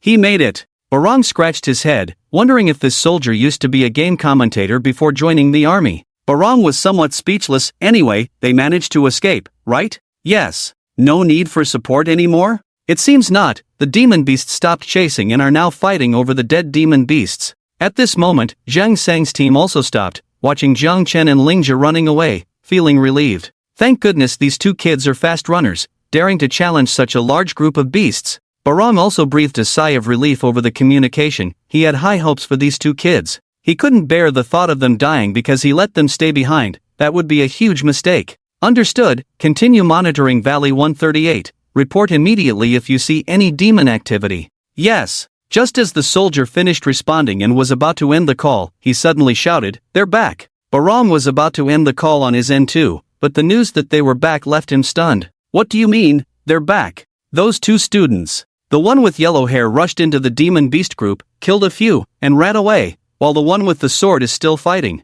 At that moment, Chen in the center of the battlefield was fully focused on wielding his sword with all his might. Not a single demon beast could get close to him for a second, because in less than a second, he could slay a demon beast. However, the situation was the same as before. The number of demon beasts was simply too many, and they were so densely packed that he had no chance to maneuver. He could only retreat while killing. The demon beasts in front kept attacking fiercely, while those unable to reach Chen started to flank, creating a pincer attack. If surrounded by the demon beasts, Chen could easily kill those in front but wouldn't have a spare hand to deal with those behind. Helplessly, he had to retreat at lightning speed. However, this time, it seemed like the group of demon beasts was provoked by him. Previously busy fighting over the dead demon beasts on the ground, now many were chasing after him. As Chen retreated and fought, Lingjia also rushed out at a critical moment, using a move called Thunderous Strike to clear out 4 or 5 demon beasts in a line. This greatly reduced the pressure on Chen, allowing him to easily kill the pursuing demon beasts and escape. The communication officer passionately narrated, "Why not wield your sword like a hero, conquering the 50 states?" Although there were about a dozen demon beasts chasing him, with the help of his companion, he managed to kill all the pursuers and escape successfully. Barong remained silent after listening to the entire narration, not because of Chen and Lingjia's actions. He was no longer as worried about them. These two had both strength and brains. If they couldn't win, they would run, and if demon beasts chased them, they would fight. As long as they didn't get completely surrounded, a dozen demon beasts chasing them was a piece of cake. What made Barong silent was this little genius communication officer. Why didn't I know we had such a talented person in our team before? When we get back, you're going to the broadcasting room, your job as a host is secured. Also, remind those two students to know their limits. Even though they are first-grade warriors, their vitality is still limited. Communication officer, click. The call was unilaterally ended by Barong on his end, leaving the communication officer with no chance to appeal. At that moment, Captain Zhang Sang and the other team members returned. Zhang Sang, who usually had a gloomy expression, showed a substantial shock on his face. No wonder the captain insisted on keeping these two, their damn first-grade warriors. Several other team members were also quite discouraged. When I was their age, I wasn't even at the first rank. Yet these two can charge towards a group of over 100 demonic beasts. After saying this, everyone sighed deeply. Zhang Sang looked at the liaison officer. Have you reported the situation? What did the captain say? Liaison officer. The captain asked me to go work at the broadcasting room when I return. Zhang Sang was first surprised, then smiled. Indeed, you have a way with words, and the captain knows how to spot talent. Captain, those two students charged in again. Zhang Sang turned around with a headache. No, those two students belong to Zhao Zilong. They are going in and out recklessly. The liaison officer added, the captain also asked us to remind them not to be reckless, as it would be bad if they exhaust their energy. Zhang Sang nodded. It's almost over. 2 first-rank warriors have consecutively killed 50 to 60 demonic beasts. They will probably run out of energy after this charge. But we shouldn't worry too much, they surely know what they are doing. Shortly after Zhang Sang finished speaking, Zhang Chen and Lingjia retreated once again. At this point, only about half of the demonic beasts, around 70 of them, remained in the valley. Lingjia's speed had noticeably decreased this time. While running, Zhang Chen had to help him kill 2 demonic beasts chasing after him. In the following 10 minutes, neither of them came out again.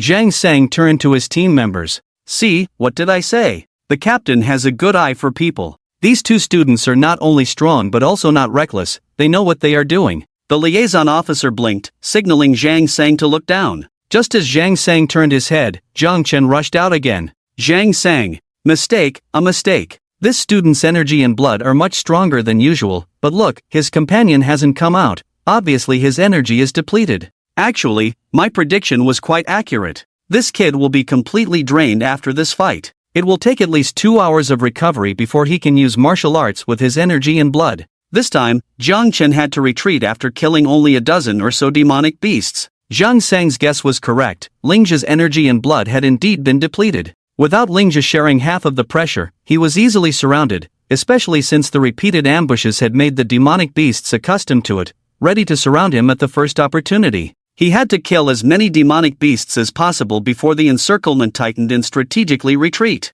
When the demonic beasts relaxed their guard again, he would strike once more. As for why his energy and blood seemed inexhaustible, he had to thank the 12 demonic beasts and Huangxi for that. He could transfer all negative effects to them, and activating the evil repelling sword manual naturally counted as a negative effect. In other words, as soon as he started fighting, all the energy and blood he consumed would be transferred to the designated negative transfer targets. In fact, the evil repelling sword manual was quite energy consuming. Despite being all basic attacks, to increase the speed of sword strikes, a large amount of energy and blood had to be consumed to drive it.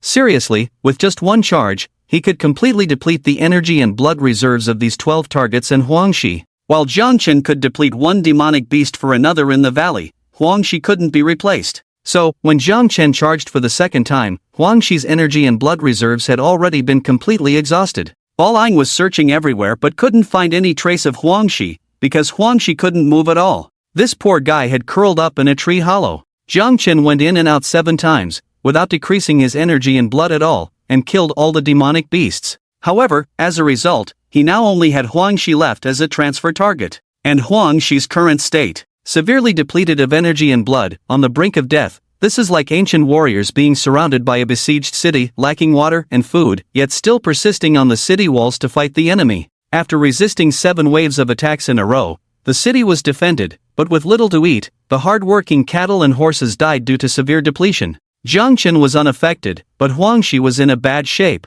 At this moment, she was like in a state of hibernation, curled up motionless in that tree hollow, all the energy from the consumed flesh and blood completely depleted, her whole body thin as a skeleton, even starting to lose fur. Yet, in this unique state, she surprisingly regained her sanity. Logically, this was impossible. In the many years of the war against demons, many people had transformed into demons for various reasons.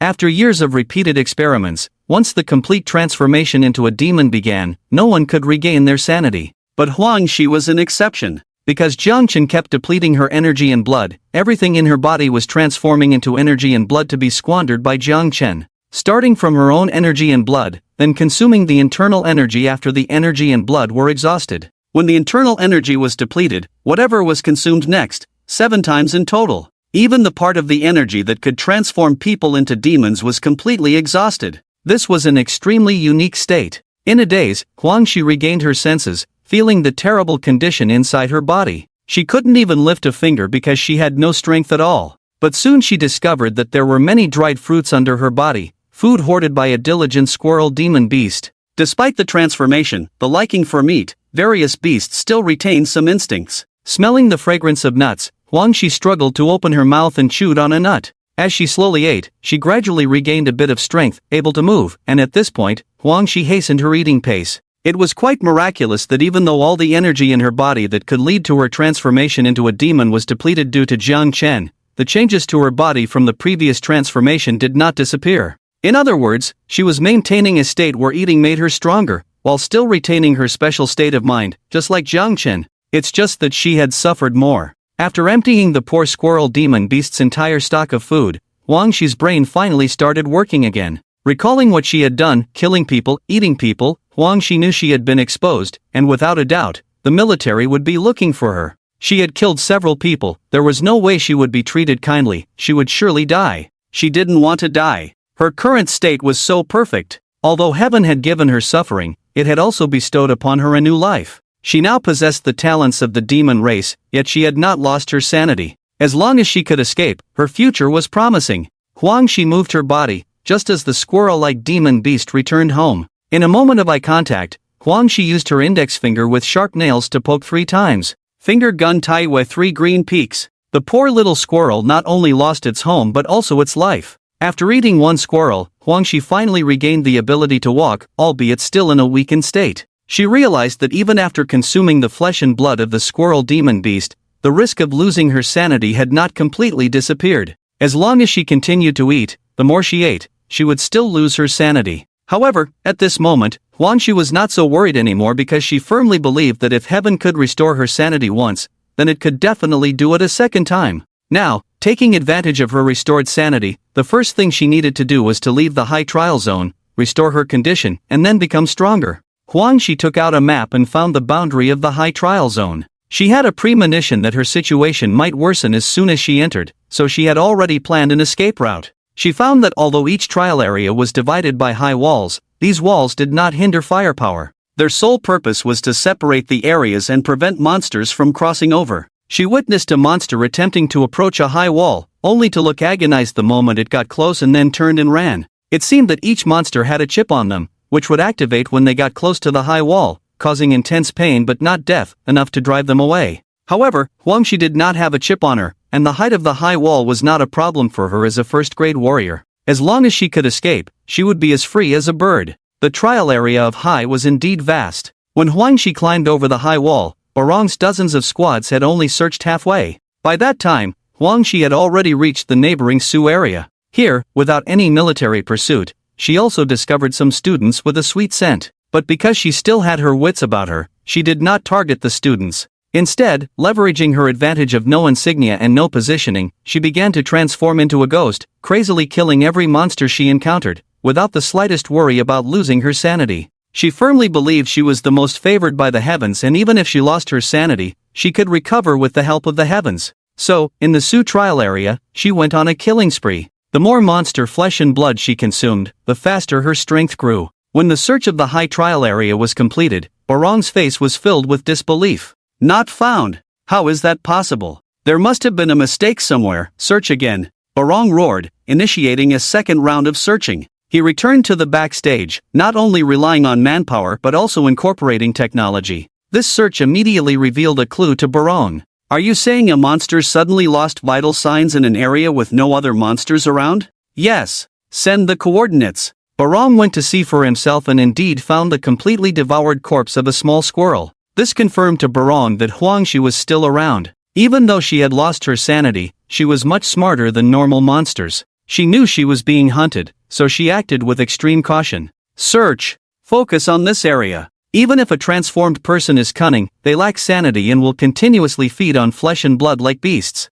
Have the backstage monitor all non-natural deaths of monsters. Barong had the right direction but did not expect Huangxi to have regained her sanity and run to the neighboring Su trial area. His backstage team only checked for abnormal monster deaths in the high trial area, not in the Su area. Area 233, the storage location of Easter Egg 2. After Chen hunted down the monsters in Valley 138, he dragged a large number of monster corpses to Area 233. In the valley, Chen killed a total of 124 monsters, including 21 first-grade monsters, earning 1220 points. The remaining 103 were lower-grade monsters, earning 1030 points. In total, he earned 2,250 points, bringing his total to 5,066 points. I hope these points can really be exchanged for something good, otherwise, all my hard work will be in vain. Chen dragged a long string of monster corpses, moving forward effortlessly. Lingjia followed slowly 3 steps behind. The battle in the valley had ended an hour and a half ago, but he had not fully recovered. He assumed other geniuses were in a similar state, needing about 2 hours of rest to recover after killing dozens of monsters. But what about Chen? He didn't even see Chen take medicine to restore his energy and blood. This guy was like a tireless bull, constantly going in and out of the monster groups. He even doubted if Chen's energy and blood were limitless. So, when Chen said he was working hard, was he really? He didn't see it at all. After going in and out 7 times, he even said, "Is that all? Pervert." Chen turned his head. "What did you say?" Lingjia smiled. "I said you're really hardworking. You deserve to be strong with all the effort you put in. But shouldn't we take a break too? I haven't fully recovered yet. If we encounter a large number of demon beasts, I might not be of much help." Chen casually waved his hand. "It's okay, I'll handle it. But if you don't help, you won't get a share of the loot." Lingjia shook his head, not minding. He already had over 3,000 points in his hands, which was a pretty good achievement for him. If he hadn't teamed up with Chen to rob Zhang Chang's team, he might have had this many points by the end of the week. Here we are. Is this the 233rd low hill? Why does it seem like there are fewer demon beasts here than in the valley? Chen frowned as he looked at the wolves on the low hill, just a dozen or so. Lingjia looked at the dozen wolves tied to Jiang Chen's rope, hesitated to speak. Could it be that they all voluntarily got caught on your rope in advance? Jiang Chen looked at the dozen wolves hanging on the rope and suddenly realized, I see, that makes things easier. This trick is really useful. At this moment, the wolf pack on the low hill also entered attack mode, having already caught a strong scent of blood. A pitch-black giant wolf stood on a rock. This was the Wolf King. Its size was at least 3 times larger than the other wolves, even taller than a person. You could feel the pressure emanating from it even from a distance. Lingjia's expression turned serious. The blood pressure of this Wolf King is as strong as a second grade. It must be a second grade. Jiang Chen, upon hearing this, became curious about the Wolf King because he remembered reading about demon beasts in his textbooks. Just like how humans can use supernatural martial arts like tiger's might, after reaching the second grade demon beasts also have their innate talents. The extreme devil technique mentioned in the final outlook talked about the innate talents of demon races such as claws, teeth, and various other mutations, all very rich and seemingly fun. Therefore, demon beasts at this stage could already be called little demons, transcending the concept of beasts, becoming genuine demon races. This is my first time seeing a second-grade demon beast. Do you want to see what the innate talent of a second-grade demon beast looks like? After Jiang Chen finished speaking, Lingjia pursed his lips. Even if I say I don't want to, you'll definitely charge ahead. I'll say it in advance, my blood hasn't fully recovered, I can't help you much. The physical strength of any second-grade demon beast is comparable to a second-grade martial artist who specializes in horizontal training, so be careful. Before he could finish, Jiang Chen had already thrown off the rope and charged forward. The Wolf King stood on the rock, staring at Jiang Chen, unmoving. Several first-grade demon wolves quickly rushed towards Jiang Chen. When Jiang Chen encountered these demon wolves on the road, he noticed that these wolf-like demon beasts were very fast and extremely good at teamwork. But unfortunately for them, Jiang Chen's sword was faster than them. With a flash of the sword, the bodies of 2 demon wolves charging towards Jiang Chen slid out from his sides, revealing a blood hole on their foreheads. The remaining 2 demon wolves preparing to flank Jiang Chen realized the situation was unfavorable and tried to run, but Jiang Chen caught up and dealt with them one by one. The remaining demon wolves looked at the Wolf King. If the Wolf King decided to flee, they would scatter. Unfortunately, the Wolf King decided to confront them. The massive black-furred Wolf King descended from the boulder like the mythical Fenrir, gracefully stepping down from the giant stone. It was almost noon, and the sun was shining directly down on everyone. The boulder was a protrusion on the hillside, with the sun shining vertically, casting a small shadow on the grass. The Wolf King stepped on that shadow with one paw, then, as if slipping into a river, disappeared into the shadow. Jiang Chen widened his eyes. Was this even possible? No, the prospect of the extreme Dao demon technique does not mention that the demon clan's innate talent is the enhancement of body parts like claws and teeth, right? How come there are also special abilities? So, besides the innate talent like claws being related to physical enhancement, there are also special abilities, right? Is there also a natural talent category? Humans become stronger through martial arts, while the demon clan becomes stronger through special abilities, right? Jiang Chen, watch your back. Lingjia, not far behind Jiang Chen, was wide-eyed. In the shadow between Jiang Chen's feet, the Wolf King's huge bloody mouth suddenly appeared. A giant wolf taller than a person, with a mouth big enough to swallow Jiang Chen's entire lower body.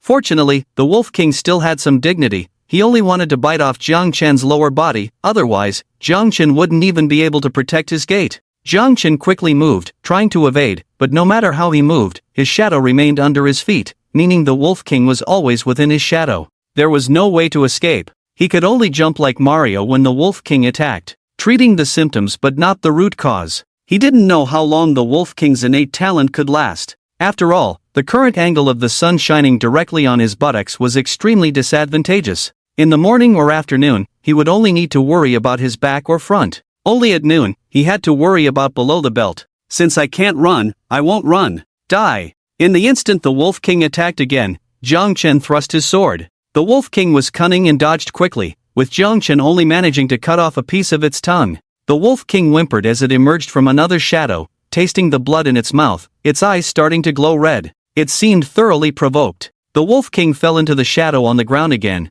but Jiang Chen, who had experienced the Wolf King's sneak attack once, was much more relaxed. This ability, compared to the physical enhancement innate talents, was quite tricky. The first sneak attack failed. As long as he kept an eye on the shadowed areas, he wouldn't be caught off guard. Moreover, before the Wolf King appeared again, Jiang Chen inserted a thin sword into the shadow under his feet and immediately heard the Wolf King's howl. It was like setting up a point in a shooting game, where the opponent knew you would come from that direction, so as long as you prepped your gun in advance, or even heard footsteps and fired early, you would only end up getting hit. Although the Wolf King was a bit cunning, its intelligence was lacking. Injured again, the Wolf King simply ran out of the shadow, intending to confront Jiang Chen head-on. However, his proud speed was easily surpassed by Jiang Chen, who would have left him with several holes in his head if not for his innate danger prediction ability unique to the Demon Clan, dodging Jiang Chen's fatal blows several times. Even so, he only avoided vital points, not the overall attacks. The Wolf King's right eye was completely blinded, and his face was covered in sword wounds. Realizing that this was not an opponent he could handle, the Wolf King shifted his gaze to another human. Hiding in the shadows, he opened his bloody mouth and bit towards Ling Zhe's buttocks. Unfortunately, Ling Zhe, who had been observing for so long, not only had recovered most of his energy, but also knew how to deal with such sneak attacks. Jumping up, a thunderous slash straight down below. The Wolf King's lower lip was directly cut in half. If the Wolf King continued to attack Ling Zhe at this point, he would soon exhaust himself. But the Wolf King was afraid. In his perception, these two humans were more terrifying than the other. The Wolf King chose to run away directly. It must be said that using this ability to escape was an excellent choice. Lurking in the shadows, even Jiang Chen couldn't do anything to him. All Jiang Chen could do was designate the Wolf King as his side effect transfer target and wish him good luck. It's a pity he ran away. Surely the points for a second-grade demon beast would have been plentiful. Ling Zhe still held his sword, fearing that the Wolf King might launch a surprise attack. Jiang Chen was not worried at all. No big deal, we all die sooner or later. Ha! Jiang Chen didn't explain. He walked straight towards the huge rock where the Wolf King had been waiting. There was a small temple-like structure in that place, half a person tall, with two small stone doors. Above the stone doors was a badge-shaped recess. After Jiang Chen placed the badge there, the stone doors slowly opened to reveal what was inside. A pad. After taking it out, unlocking the pad with Jiang Chen's badge revealed only one text inside, titled Gung Metal Forging Technique. In the top left corner, the countdown for viewing time was displayed, 23 hours 59 minutes and 59 seconds. This time it's a martial arts secret manual. Ling Zhe also became interested. Jiang Chen opened the manual and found it to be a third-grade horizontal training technique. Wow, the military is really going all out this time, giving away a third-grade horizontal training technique. Ling Zhe exclaimed. Jiang Chen was also slightly stunned. The military's investment was indeed substantial. No wonder people outside were breaking their heads to get into this training camp. Look at these two surprises. One is a Dan medicine worth millions, and the other is a third-grade martial arts technique, enough to serve as the main martial arts for a small sect. Even if it's an ordinary talented student from a family, without learning any first or second-grade martial arts, coming in and first getting the dragon vein pill, then the third-grade martial arts, their life would take off directly. Coincidentally, he needed a horizontal training martial art. Generally, people who practice horizontal training don't look particularly exaggerated in terms of their bodies because they try to refine their muscles as much as possible, making their muscle strength solid rather than heading towards becoming muscle beasts. Those who clearly show strong strength at a glance, just like judging a demonic beast by its size. Do you need it? If you do, let's read it together. Jiang Chen was not stingy. After all, they were partners. As long as the other party didn't stab him in the back, he would remain friendly. Need it? Of course, I do. My old man only taught me swordsmanship, nothing else. Let me see what this gung metal forging technique is all about. The two sat side by side on the hillside, starting to read this gung metal forging technique, needing to memorize it all within a day at the latest. This horizontal training martial art was developed by General Bai Qi, one of the martial arts masters of the military. Military things emphasize simplicity and brutality, aiming for large-scale promotion. At the same time, the efficiency of cultivation should be as high as possible, quickly improving the combat effectiveness of senior military officers in the shortest time possible. Therefore, martial arts produced by the military are often accessible to everyone and can be practiced quickly. But there is no perfect technique. Requiring everyone to practice it and demanding high efficiency in practice naturally leads to some side effects. Those who practice the gung metal forging technique need to swallow metal and endure beatings to forge their bodies. Swallowing metal doesn't mean eating gold but ingesting metal, then using the technique to absorb the gung metal qi from the metal. Metals are everywhere, so mass promotion is not a problem. As for enduring beatings, that's easier to understand. After absorbing the gung metal qi, by circulating qi and blood through the technique, the gung metal qi is brought to the area that needs to be forged, such as the first layer being the skin, the second layer being the muscles, the third layer being the bones, and finally the internal organs. Taking the first layer of skin as an example, after circulating qi and blood to bring the gunmetal qi into place, through continuous beatings, the gunmetal qi is evenly spread on the skin, then continuously stacked. The forging technique states that stacking 99 layers is qualified, 199 layers is excellent, 299 is the limit, but going any higher is not allowed. Because if it goes higher, the skin will completely turn into a layer of metal skin, losing the vitality of the skin, essentially training oneself into a suit of armor that is tightly attached to the flesh. The advantages and side effects of this thing are now quite clear. The advantage of this thing is that it's easy to practice, and you can reach the first level, copper skin, in a short time. By then, you'll be impervious to blades and bullets, even those with great kinetic energy won't harm you. According to the forging body technique, the military has specially developed elixirs, similar to the ancient alchemists' so-called golden elixirs, made of lead, mercury, and other metals, with magical herbs added after the revival of martial arts to help neutralize metal toxins as much as possible. With the help of this elixir, the fastest practitioners can achieve copper skin in just 3 days. When fighting against demonic beasts, it's like entering an uninhabited realm, not even worrying about the claws of a top-grade demonic beast. The downside is that it's easy to practice to the point of becoming detached and turning into an iron armor person. Plus, when you get hit, you have to be beaten with a stick with full force, which can be very painful. Lastly, and most fatally, there's metal poisoning. This is a high martial world, not a cultivation world. There's a bit of science here. Eating metal every day and guiding the qi of the gunmetal into the body, even if it can neutralize metal toxins, accumulating to a certain extent will surely be fatal. If Jiang Chen's guess is correct, this technique should not have a perfect practitioner. The highest achievement is probably reaching the bone level before it ends. When the accumulated metal toxins invade the bones, that person is almost done for. After reading the detailed cultivation method of the gunmetal forging body technique, Lingjia's smile disappeared. No, are the military people crazy? Why release this thing? I'd rather they provide a second-grade side effect-free technique for training. Jiang Chen, on the other hand, had a smile on his face, looking very pleased. The military's products focus on quick results and effectiveness. As for the slight side effects, they are within the soldiers' acceptance range. After all, they are the ones facing demonic beasts on the front lines. They don't have time to worry about side effects. If they practice, there might be a glimmer of hope. Lingjia sighed, that's true, but this thing is really outrageous. I'm not going to practice it, and I advise you not to either. With your talent, you'll at least reach the 6th grade in the future. The side effects of this thing are too severe. Jiang Chen didn't say anything, just stuffed the pad into his backpack. He had decided to practice this thing. Whatever side effects, it was not a problem for him. What's next? You're not thinking of grabbing the 3rd Easter egg in one go, are you?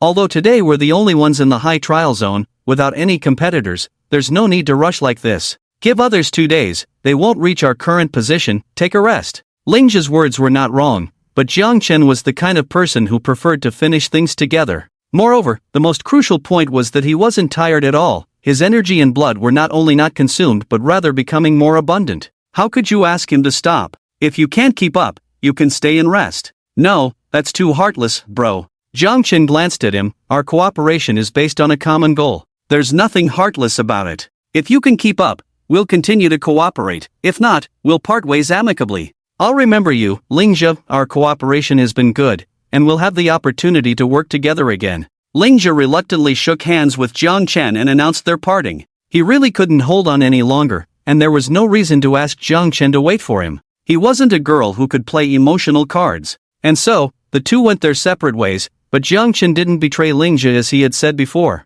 He just dragged that big bunch of demonic beasts and continued towards the 3rd Easter egg. The 3rd Easter egg was in the deepest part of the high trial zone. From the moment Jiang Chen approached the deepest part, he didn't see any demonic beasts below the top grade. Moreover, the number of demonic beasts began to decrease, even though he was dragging such a large amount of blood and energy to lure them. The demonic beasts that appeared were one by one, and even pairs were rare. After killing several beasts, Jiang Chen decided to change his strategy. There was no need to drag around a long string of demonic beasts anymore. Their usefulness in the trial area was limited. It was lunchtime, and Jiang Chen, who hadn't eaten yet, decided to cook right there on the spot, roasting the relatively fresh demonic beast meat to eat. Conditions were different now. Anything that could be roasted was a top-grade demonic beast. Those not up to par didn't deserve to be eaten. While barbecuing, he set up some traps around himself, not to catch demonic beasts but to alert him when they approached. After all, he always spent a whole day eating demonic beast meat while cultivating.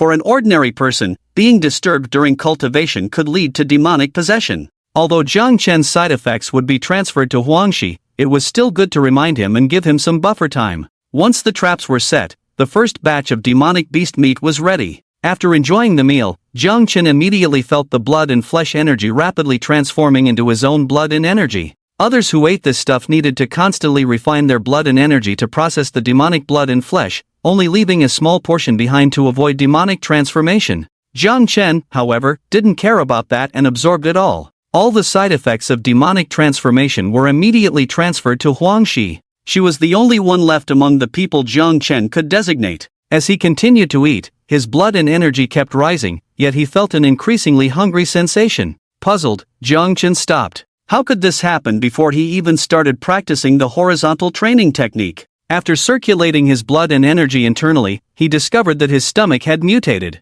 Demonic beasts could eat several times their body weight but digest it quickly. Their stomachs were highly efficient, akin to the concept of life return in certain fairy tales or pirate stories. After the mutation of his meridians and acupoints, Jiang Chen was no longer concerned about bodily mutations. He believed that the mutation of his meridians and acupoints was sufficient for practicing the extreme Dao demon technique, so there was no need to pursue other mutations excessively. To his surprise, he experienced positive mutations without deliberately seeking them. His stomach was the third part of his body to mutate, causing him to feel hungrier the more he ate due to rapid digestion. Jiang Chen had to speed up his eating, almost gulping down the food. He no longer needed to chew his food thoroughly. As long as he could swallow it, his stomach would digest it quickly, like a food processor. The faster digestion accelerated the rise of his blood and energy. Although 60% of the energy provided by the demonic beast meat was distributed to his muscles, stomach, and mutated meridians and acupoints, enhancing these three mutated areas automatically,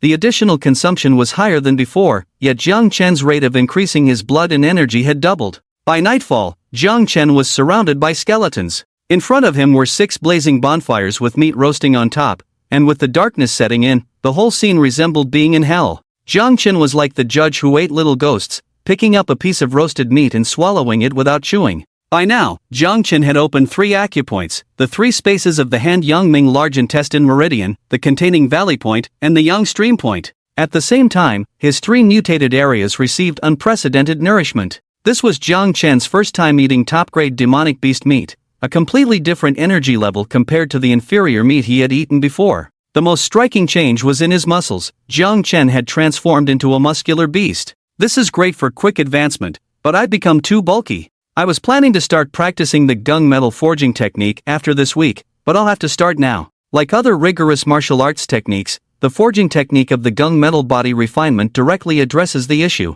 Through continuous beatings and tempering, muscles will be constantly refined, eventually appearing not too bulky, but stronger than when they were larger. However, in the absence of anyone to help, how can one continue to endure beatings? Should he seek out those demon beasts for help? The book suggests it's best to have someone help you get hit from head to toe, so that the gung metal chi can evenly spread on the body surface. If one intends to control it, facing the attacks with designated body parts should also work. But now it's too late. Looking at the sky, Jiang Chen decided to rest for the night and deal with it tomorrow. So he moved away from the dining area, where the smell of blood was too strong, attracting demon beasts easily. Finding a new location, he located a tall tree and slept on its canopy. During his sleep, the neighboring Su district seemed to have run into bad luck. Yes, because Jiang Chen ate too much, all the side effects transferred to Huangshi, causing her to enter a completely frenzied state of demonization again after killing 7 or 8 students in a row. It was only after the Su district commander contacted Barong and instructed the students to leave the trial area that they realized what was happening.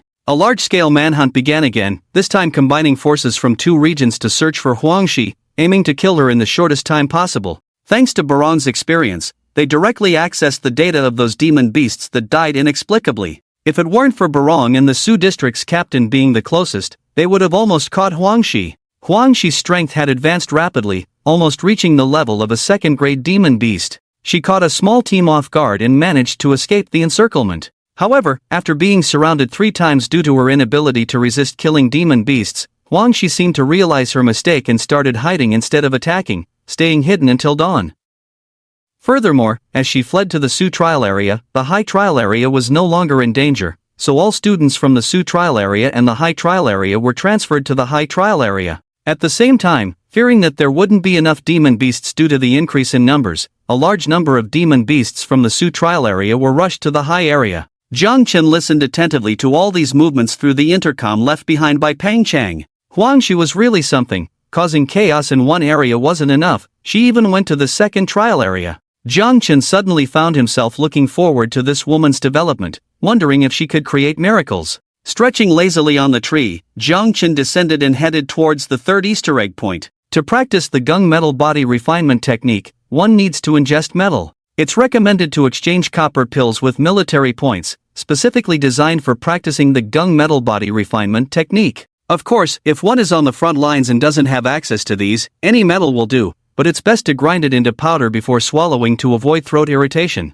Lingzhu was right. Is this the martial arts that humans can come up with? Besides the rapier, Jiang Chen only had some canned food left. Since he had been eating demon beasts all along, he hadn't touched the canned food in his backpack. The cans were still intact, and now was the time to use them. With his strength, he could easily tear the cans into pieces or roll them into balls to swallow. But since the side effects would transfer, Jiang Chen didn't care anymore and was just waiting to encounter a demon beast to swallow metal. Soon, Jiang Chen encountered a first-grade demon beast, resembling an Alaskan or a Siberian husky, not originally from the high area, which he hadn't encountered before. Alright, it's you. Jiang Chen designated this dog demon as the recipient of the side effects transfer. As the dog demon lunged at him, Jiang Chen tore the can into pieces and swallowed them. To him, swallowing the tin can felt somewhat like eating large pieces of noodles. But the dog demon in front of him suddenly spurted a mouthful of blood while running, panic filling its eyes, not understanding why it felt like there were many blades stuck in its throat,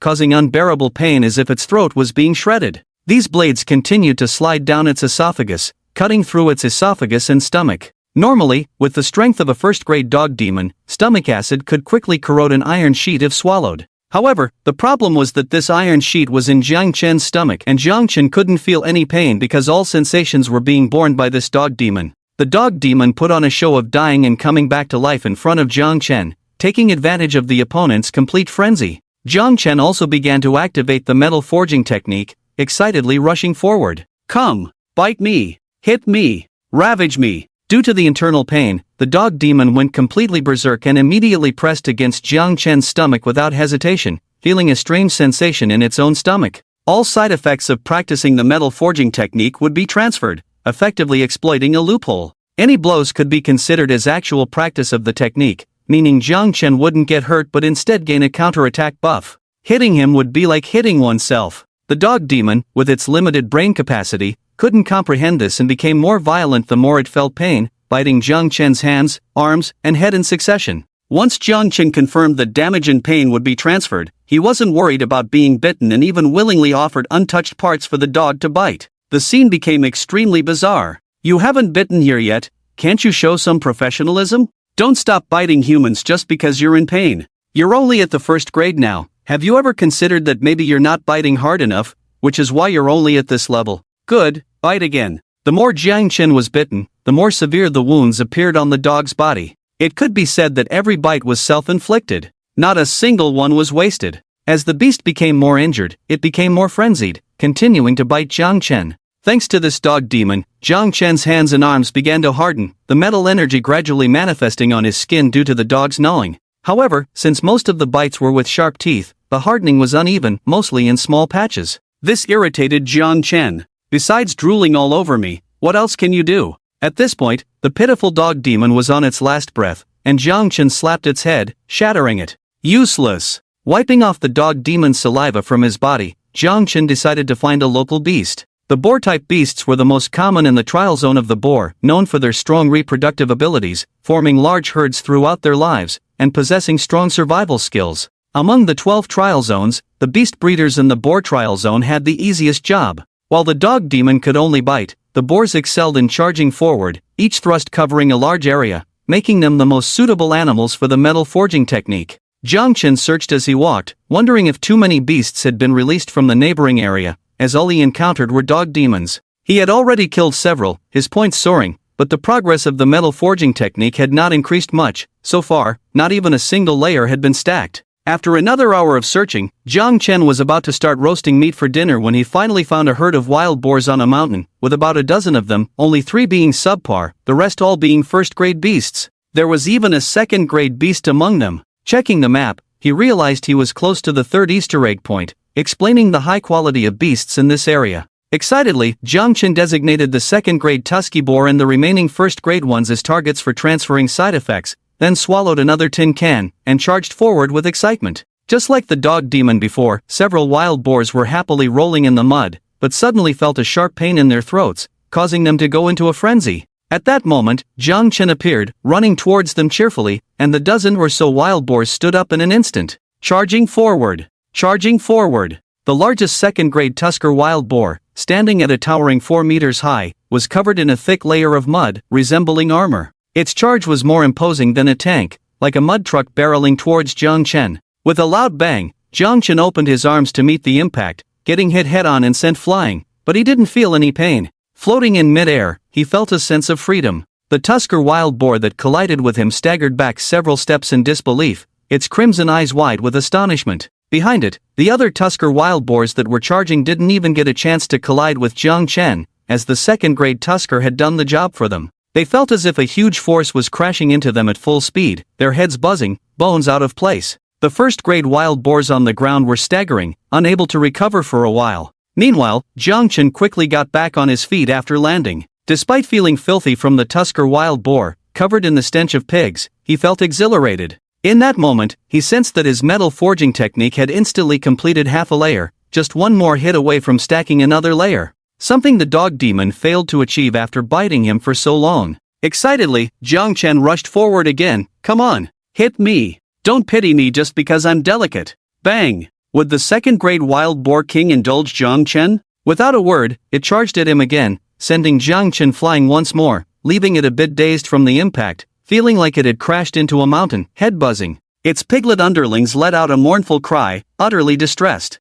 They couldn't understand why they felt so much pain without even getting hit themselves, only knowing that every time their leader collided with the human, they felt the pain too. Pigs are intelligent animals, and after 2 collisions, they understood. They hurriedly called out to the wild boar king, urging it to stop. But at that moment, Chen reappeared. Thanks to the wild boar king, his metal forging technique, the copper skin realm, had successfully stacked a layer. With only 98 layers left, he was on the verge of a breakthrough. Once he achieved it, his copper skin could directly withstand the claws of a first-grade demon beast, an incredibly powerful effect. It could be said that once mastered, no student in this base could break through his defense. If anyone could, he would make them the target of his side effects and continue practicing the metal forging technique. Let the storm rage on, piggy. Could the second-grade wild boar king endure it? Ignoring the wails of its underlings, it charged at Chen. With a bang, the sound of Chen's skin upon impact was unlike flesh and blood. Chen was sent flying again, but this time, the first-grade wild boars couldn't bear it either, collapsing on the ground, their bones shattered, internal organs severely injured, coughing up blood.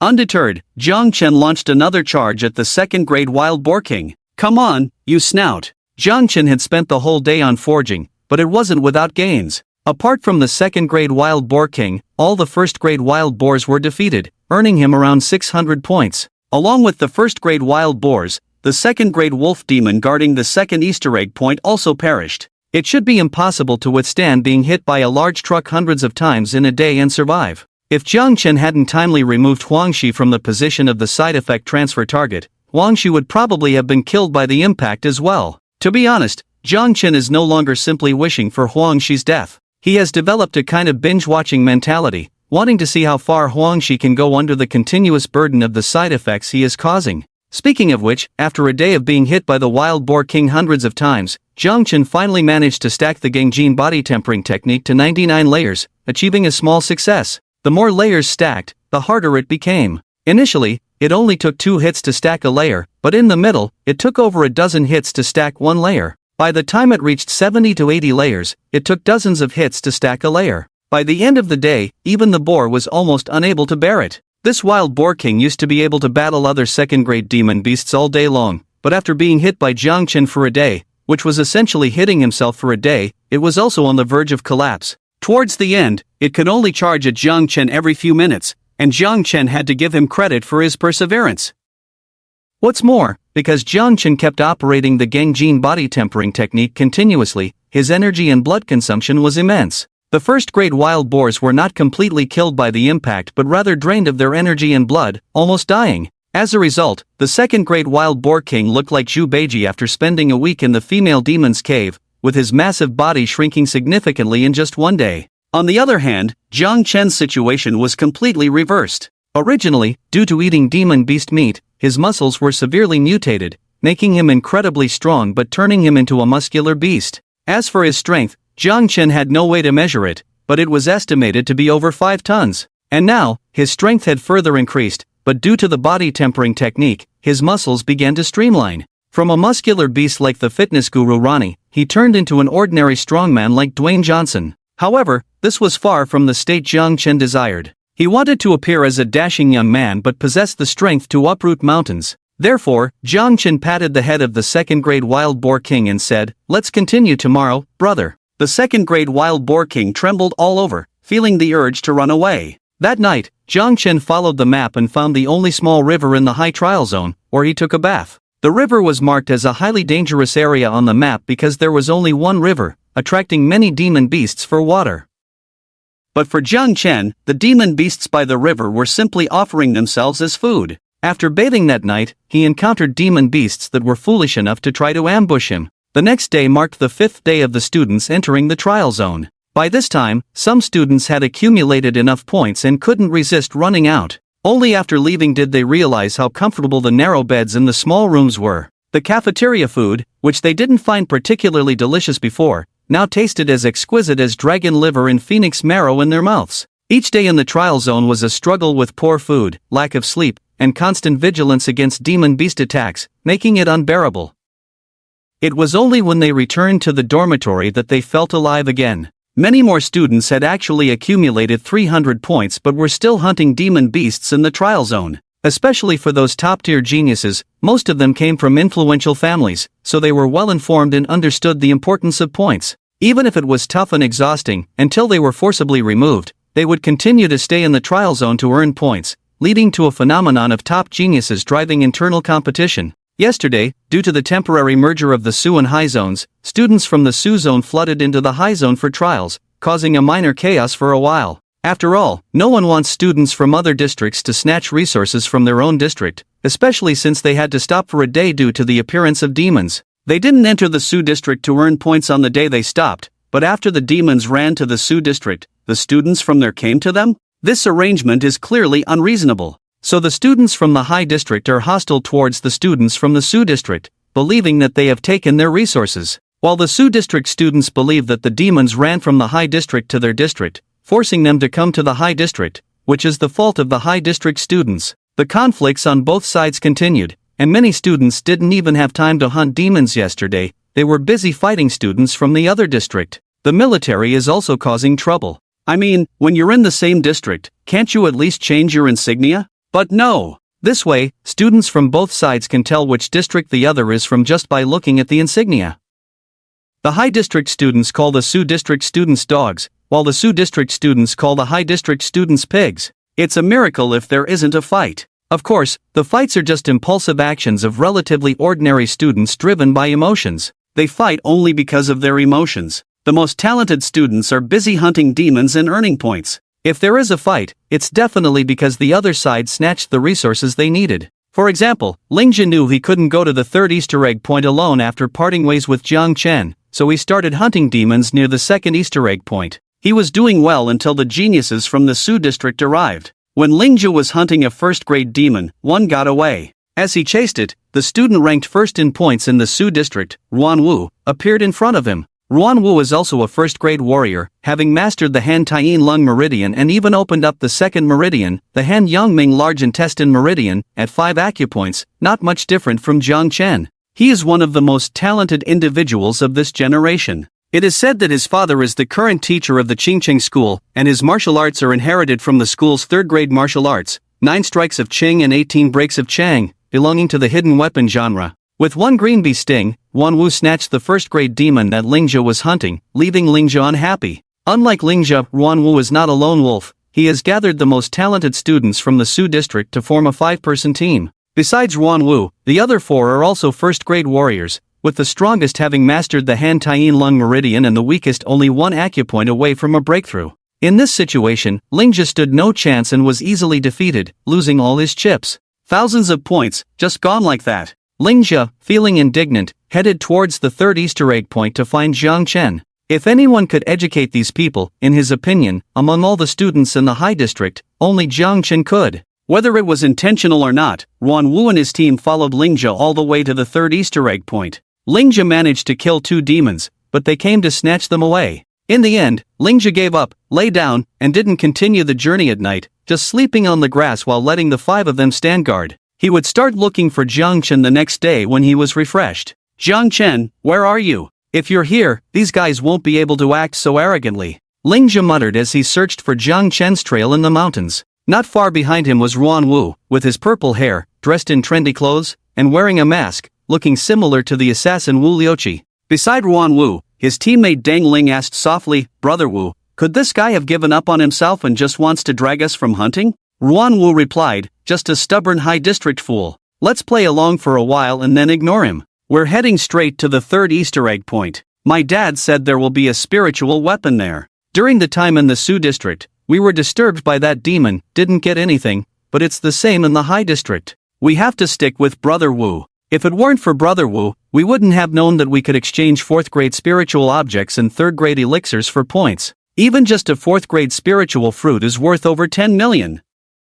Ruan Wu seemed to enjoy being praised, the corners of his mouth under the mask lifted high. As long as you follow me, have a share of my meat, you will definitely have a share of your rice. My dad said, this is the first training camp, so the intensity will be very high. As long as you can earn 30,000 points in 4 weeks, you will definitely be able to get 4th-grade spiritual objects. Dang Ling's eyes flickered. Really, Brother Wu? Then we have to snatch a few more students from the High District. It's their fault for letting a demon come over. Otherwise, our progress would definitely be smoother than it is now. Ruan Wu agreed wholeheartedly. You're right. Let's not bother with that idiot in front. Let's go take the 3rd Easter egg first, and then go grab a few bastards from the High District. Okay. Just as they planned, suddenly a shrill pig's cry echoed through the world. Immediately after, the 5 felt the earth tremble, as if some huge creature was running. What is that? Dang Ling stared with her bell-like eyes straight ahead. Brother Wu. A pig. Ruan Wu looked and indeed saw a pig, a huge one, standing over 4 meters tall. It's definitely 2nd grade. Killing one will earn over 1,000 points, several times more than a 1st-grade demon beast. Let's go together. Ruan Wu was very confident in his own strength. His Qing 9 strikes and Chang 18 breaks were 3rd-grade martial arts, not only involving hidden weapon usage, light footwork, and even hammer techniques. Yes, Qing 9 strikes was the method of using hidden weapons, and Chang 18 breaks was hammer technique. This stuff was a bit unorthodox. Qing 9 strikes involved sneakily throwing hidden weapons, with the 4th strike being the green hornet nail, and there were also the iron bodhi and iron lotus seeds. When circulating qi and blood, the speed and attack power of the hidden weapons would greatly increase, and even briefly control the trajectory of the hidden weapons, with a hint of weapon control. Chang 18 breaks involved pulling out a short hammer to attack when in close quarters. At first glance, this martial art could fight both at long range and in close combat, but upon closer inspection, it was a complete thug's fighting style. Throwing hidden weapons from a distance, and when someone got close, swinging a hammer at them. How was this different from a thug's way of fighting? At this moment, Ruan Wu first threw the Iron Lotus hidden weapon. This type of hidden weapon was larger and most suitable for attacking such a huge demon beast. The Iron Lotus, infused with qi and blood, directly blinded the eyes of this 2nd-grade wild boar king. Then the other 4 rushed up, each using their own martial arts to attack. Ruan Wu then used light footwork to arrive above the wild boar king, and with a hammer strike from Chang 18 breaks, the armor break smashed the skull of this 2nd-grade wild boar king, and in no time, the wild boar king fell to the ground and didn't get up. Dang Ling, with a tea-like voice, exclaimed, "Wow, Brother Wu, you're so amazing, even a 2nd-grade demon beast is no match for you, you took it down so easily." Ruan Wu was praised by the girl, wishing his chin could rise to the sky. If not for the mask covering his face,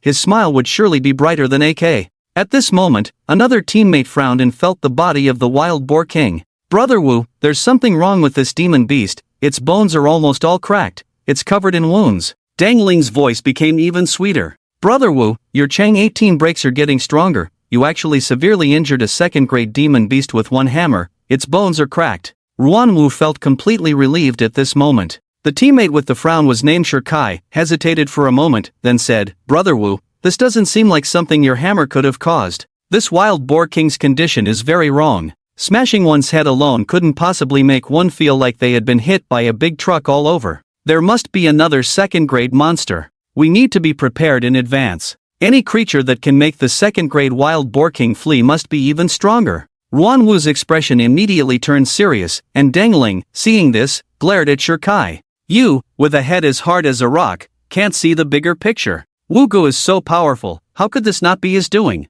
As Dangling's words fell, Jiang Chen's voice rang out. Indeed, this wasn't him. The group turned around at the sound and saw Jiang Chen. Meanwhile, Lingjia, who had seen the second-grade monster preparing to escape not far away, ran back, crying, and hugged Jiang Chen.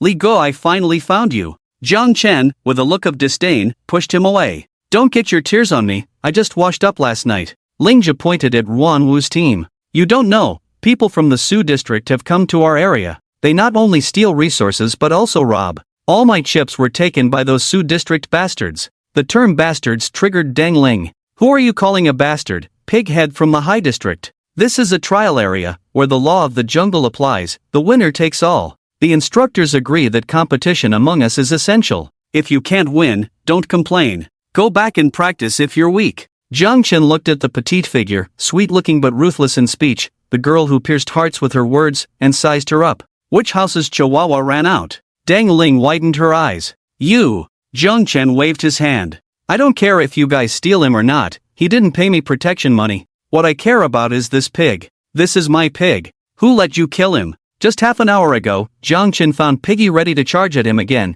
stacking layers of the D-Gun golden forging technique. As a result, Piggy ran away crying after half an hour, not only failing to kill Jiang Chen but also nearly killing itself. If you can't win, just run away. But when it ran, it encountered Ruan Wu and lost its life. The team member named Shirkai, upon hearing that it was Jiang Chen's prey, looked at the pig, then at Jiang Chen, and scathed, and his pupils constricted. He also practiced horizontally. Even a first-grade warrior couldn't defeat a second-grade monster alone. Yet this person not only drove away the second-grade monster but also didn't sustain any injuries. Shirkai immediately realized that Jiang Chen was not to be messed with, but Ruan Wu didn't. Ruan Wu stepped forward directly and said, "What's yours becomes mine when it's in my hands. Just now, this stupid pig called you Li Gu. You must be stronger than him, with many chips on you. Hand them over obediently, so you won't end up like this ignorant pig, receiving a beating." Shirkai wanted to warn Ruan Wu, but his earlier words had embarrassed Ruan Wu. Seeing him about to step forward, Dangling blocked his path.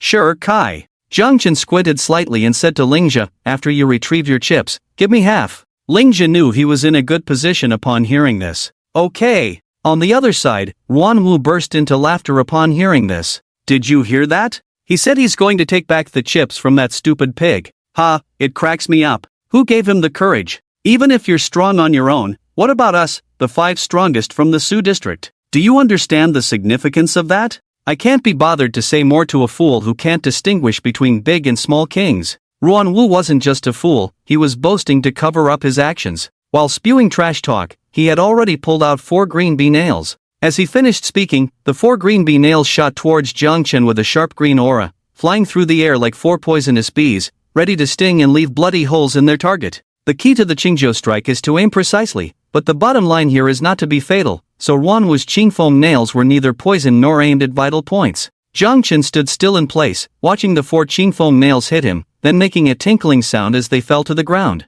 Jiang Chen's eyes first glanced at Ruan Wu, then at the nails on the ground, vividly expressing 2 words, "Is that all? I thought you were dogs, but it turns out I misjudged you. Enjoying these despicable tactics, you're nothing but rats. You shouldn't be in the Su district, you should be in the Z district." Ruan Wu's face darkened. As a practitioner of hidden weapons, he detested being called a rat. Clearly, both are martial arts. Using a sharp knife emphasizes striking first, using a gun emphasizes strength inch by inch. How come when it comes to their ambush, it's not acceptable, and they're called rats? Those 2 words are really offensive. Die. Since he was exposed, he didn't hold back. He was wearing the kind of hooded coat that looked somewhat like the trendy clothing nowadays, very stylish. But Ruan Wu's outfit wasn't just for looks, it was custom made by his father according to his requirements, capable of being waterproof, fireproof, corrosion-resistant, stab-proof, and could also carry a large number of hidden weapons inside. Ruan Wu was indeed a hidden weapon genius, Ordinary people couldn't see when he took out hidden weapons from his clothes. Moreover, the hidden weapons he threw collided with each other, able to attack the enemy from multiple angles. At this moment, Jiang Chen felt surrounded by hidden weapons from all sides, all of them conical, targeting various acupoints on his body. Ruan Wu, recognizing Jiang Chen as a skilled martial artist, immediately used armor-piercing spikes and targeted Jiang Chen's weaknesses in his martial arts. Many martial arts have vulnerabilities if not practiced properly. For example, the simplest iron cloth shirt, unskilled practitioners can only develop the upper body, while skilled practitioners can refine the iron pants. Unfortunately, Jiang Chen's practice of the Gengjin forging technique, despite its severe side effects, was still a third-grade martial art, truly without any vulnerabilities. Once stacked to 99 layers, achieving a minor success, his entire body's skin became like a sheet of iron. Even eggshells were as hard as steel plates. The continuous sound of iron hitting echoed. Jiang Chen tilted his head. Is that all? Ruan Wu, with a dark expression, damn it, a pretentious martial artist is still pretending in front of me. If I don't break your defense today, my Qingjiu strike will be in vain. Let's attack together. Lingjia had exceptional trust in Jiang Chen. After all, he was the one who faced hundreds of beasts going in and out 7 times, and even fought solo against second-grade demonic beasts. He directly moved to the side and started taunting. I thought you were going to fight one-on-one, but it seems like it's a group fight after all. Calling you a rat wasn't wrong. As soon as he finished speaking, Ruan Wu directly aimed a Qingfeng nail at Lingjia, who had been beaten by them yesterday and was already injured. Realizing his body couldn't keep up, he was directly hit on the shoulder by the nail. Ruan Wu sneered, I think you should be in the Su district, being a lackey for others. Jiang Chen frowned, the person paying protection money in front of him? Jiang Chen immediately activated the steps of the evil repelling sword manual, leaving behind a trail of afterimages as he moved, and in the blink of an eye, he was in front of Ruan Wu. Ruan Wu, also practicing a third-grade martial art, although he had light-footed techniques to complement his hidden weapons, couldn't match the speed of the steps of the evil repelling sword manual. After all, the Qingjiu strike and the city-crushing 18 strikes martial arts had few side effects. How could they compare to the ruthless training required by the Chia Kuan technique? Ruan Wu saw Jiang Chen actually taking the initiative to approach. His speed was incredibly fast, and his footwork was so bizarre that it even surpassed him, a hidden weapon user. He quickly began to use light skills, but his speed was simply not enough. Not to mention pulling away from Jiang Chen, he couldn't even create distance between them and ended up receiving a slap from Jiang Chen right on his face. This time, Jiang Chen was a bit angry and used 3 points of strength, sending Ruan Wu flying with a slap. Fortunately, Ruan Wu was also a first-class martial artist, not much inferior in terms of internal energy cultivation, so he didn't get knocked out directly. Jiang Chen raised an eyebrow slightly. Your skin is thicker than it looks. Ruan Wu climbed up from the ground, looking dazed. He, an assassin, was unexpectedly slower than a brute force practitioner. What made him even angrier was that Jiang Chen was standing within the encirclement of Dengling, Shikai, and the other 2, and these 4 just watched him being slapped away. Are you just watching or are you going to fight him? Shikai, aren't you a brute force practitioner too? Hammer him. Shikai, a muscular man comparable to Jiang Chen's current physical state, assumed a boxing stance. It seemed to be a style like the 8 extremities fist, making good use of elbow strikes. However, after his focused elbow strike, he found that he couldn't break through Jiang Chen's defense at all, as if he was hitting a steel plate. Deng Ling behind him practiced leg techniques. Despite her small stature, she could kick Jiang Chen in the back of the head. That was a vital spot. Jiang Chen pushed Shikai back with a palm strike, then, before anyone could see how he drew his sword, Deng Ling was seen clutching her injured foot, writhing on the ground. Damn it! My Achilles tendon! I'll sue you! Jiang Chen coldly looked at her. If your kick had landed solidly, I would either be dead or a fool. I'm a girl. Why are you fighting a girl for real? I didn't really kick you. Are you even a man? So petty. Jiang Chen couldn't stand such nonsense, so he slapped her mouth, smashing it. Fighting was allowed in the trial area, and as long as no one died, it was permitted. In a place like this, you're fighting me with mud horse fists. Break! A fierce wind whistled from behind Jiang Chen. It was Ruan Wu's 18 breaks of the city. His short hammer was not an ordinary weapon, but a spiritual weapon.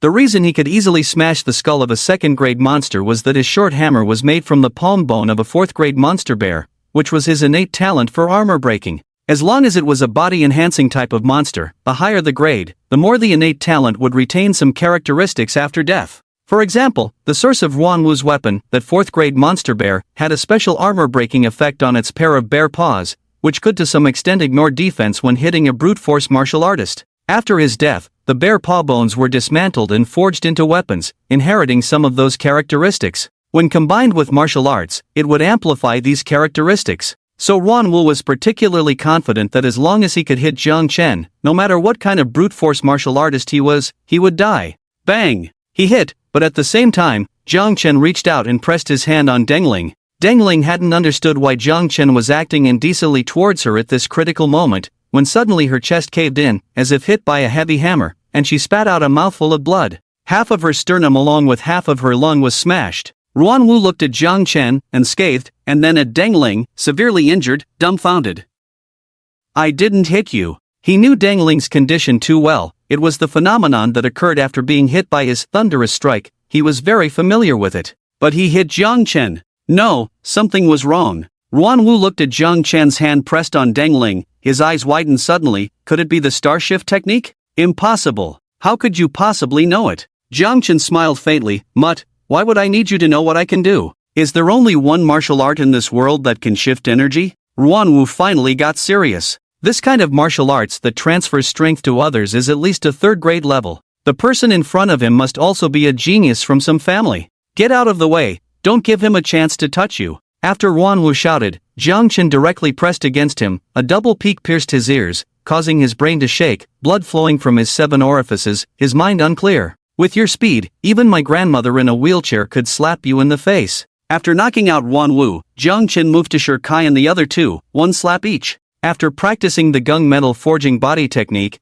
his body became the best and hardest weapon. 1 slap each knocked them all out, and Jiang Chen called Ling Che over. Tie them up and search all their chips. You have the remaining time to settle your grudges. Ling Che ran over and collected all their chips. Ling Che only picked up chips worth 2,000 points, although he should have taken nearly 3,000, but if you want to cling to someone, you have to accept the consequences. The rest went to Jiang Chen. Ling Che walked up to the 5 of them with a sinister smile. You called me a pig from the high district? Said I like being a lackey? Today, I'll show you guys who hit me, what it's like to be a dog. Ling Che slapped Ruan and Shirkai, leaving them bruised and swollen. At this point, Jiang Chen finished counting the chip points, totaling 13,300 points. Jiang Chen was very disappointed and kicked Deng Ling in the face. Is this all? Have you even worked hard? You shout so fiercely, and this is the result? You guys, trying to be villains like this. Robbery? Trash. Deng Ling had just taken a healing pill and now coughed up blood again, pointing at Ruan with a mouth that had been beaten to a pulp, saying unclearly, he's the boss, why kick me? Jiang Chen kicked again. He's less annoying than you. Jiang Chen kicked them all unconscious one by one. After finishing, Jiang Chen walked up to Piggy and sighed softly. Why bother? Why not just bump into me again, at least you'd live a little longer, instead of seeking death like this. Shaking his head, he cut open Piggy's body, took out a chip worth 1,800 points, and threw it into his backpack. At this point, his points had reached 20,000. He wiped the blood from his shoes on these people and continued to search for the next second-grade monster to practice the gung metal forging body technique. This time, Ling Che insisted on teaming up with Jiang Chen and never parting ways again. Are you sure? It'll be exhausting to follow me. The more exhausting, the greater the rewards. Even if I'm exhausted to death this time, I won't leave. Jiang Chen looked at his serious and loyal appearance. Alright, let's go. Same as before, whoever kills gets the points. Agreed. Later, Jiang Chen found another second-grade monster, a tusky wild boar, and named it Piggy No. 2. Piggy No. 2 was much more diligent than those trashy ones. Even though all his first-grade wild boars were killed by Ling Che, he still persistently followed Jiang Chen. For the remaining 2 days, Ling Che was responsible for luring monsters to Jiang Chen's location, then they would deal with the monsters together while Jiang Chen practiced martial arts to earn points. Because he needed to practice martial arts and earn points, Jiang Chen temporarily did not look for the third hidden point, but spent all his time on this. In 2 days, he successfully stacked the gung metal forging body technique to 199 layers, reaching the first-level realm of copper skin great completion in 3 days. Since the 7-day period had ended, triggering the military's anti-addiction mechanism, everyone still in the trial area was forcibly kicked out and had to rest for at least a whole day before re-entering. Every week was like this. Jiang Chen had almost finished eating all the metal products, starting with tin cans, then the iron shell of a flashlight, anything related to metal, he had consumed it all. If he wanted to continue training, he could only quit. When he and Lingzhe left the trial area and returned to the base's preparation area, also known as the training ground, Jiang Chen noticed that almost everyone was staring at them, feeling somewhat puzzled.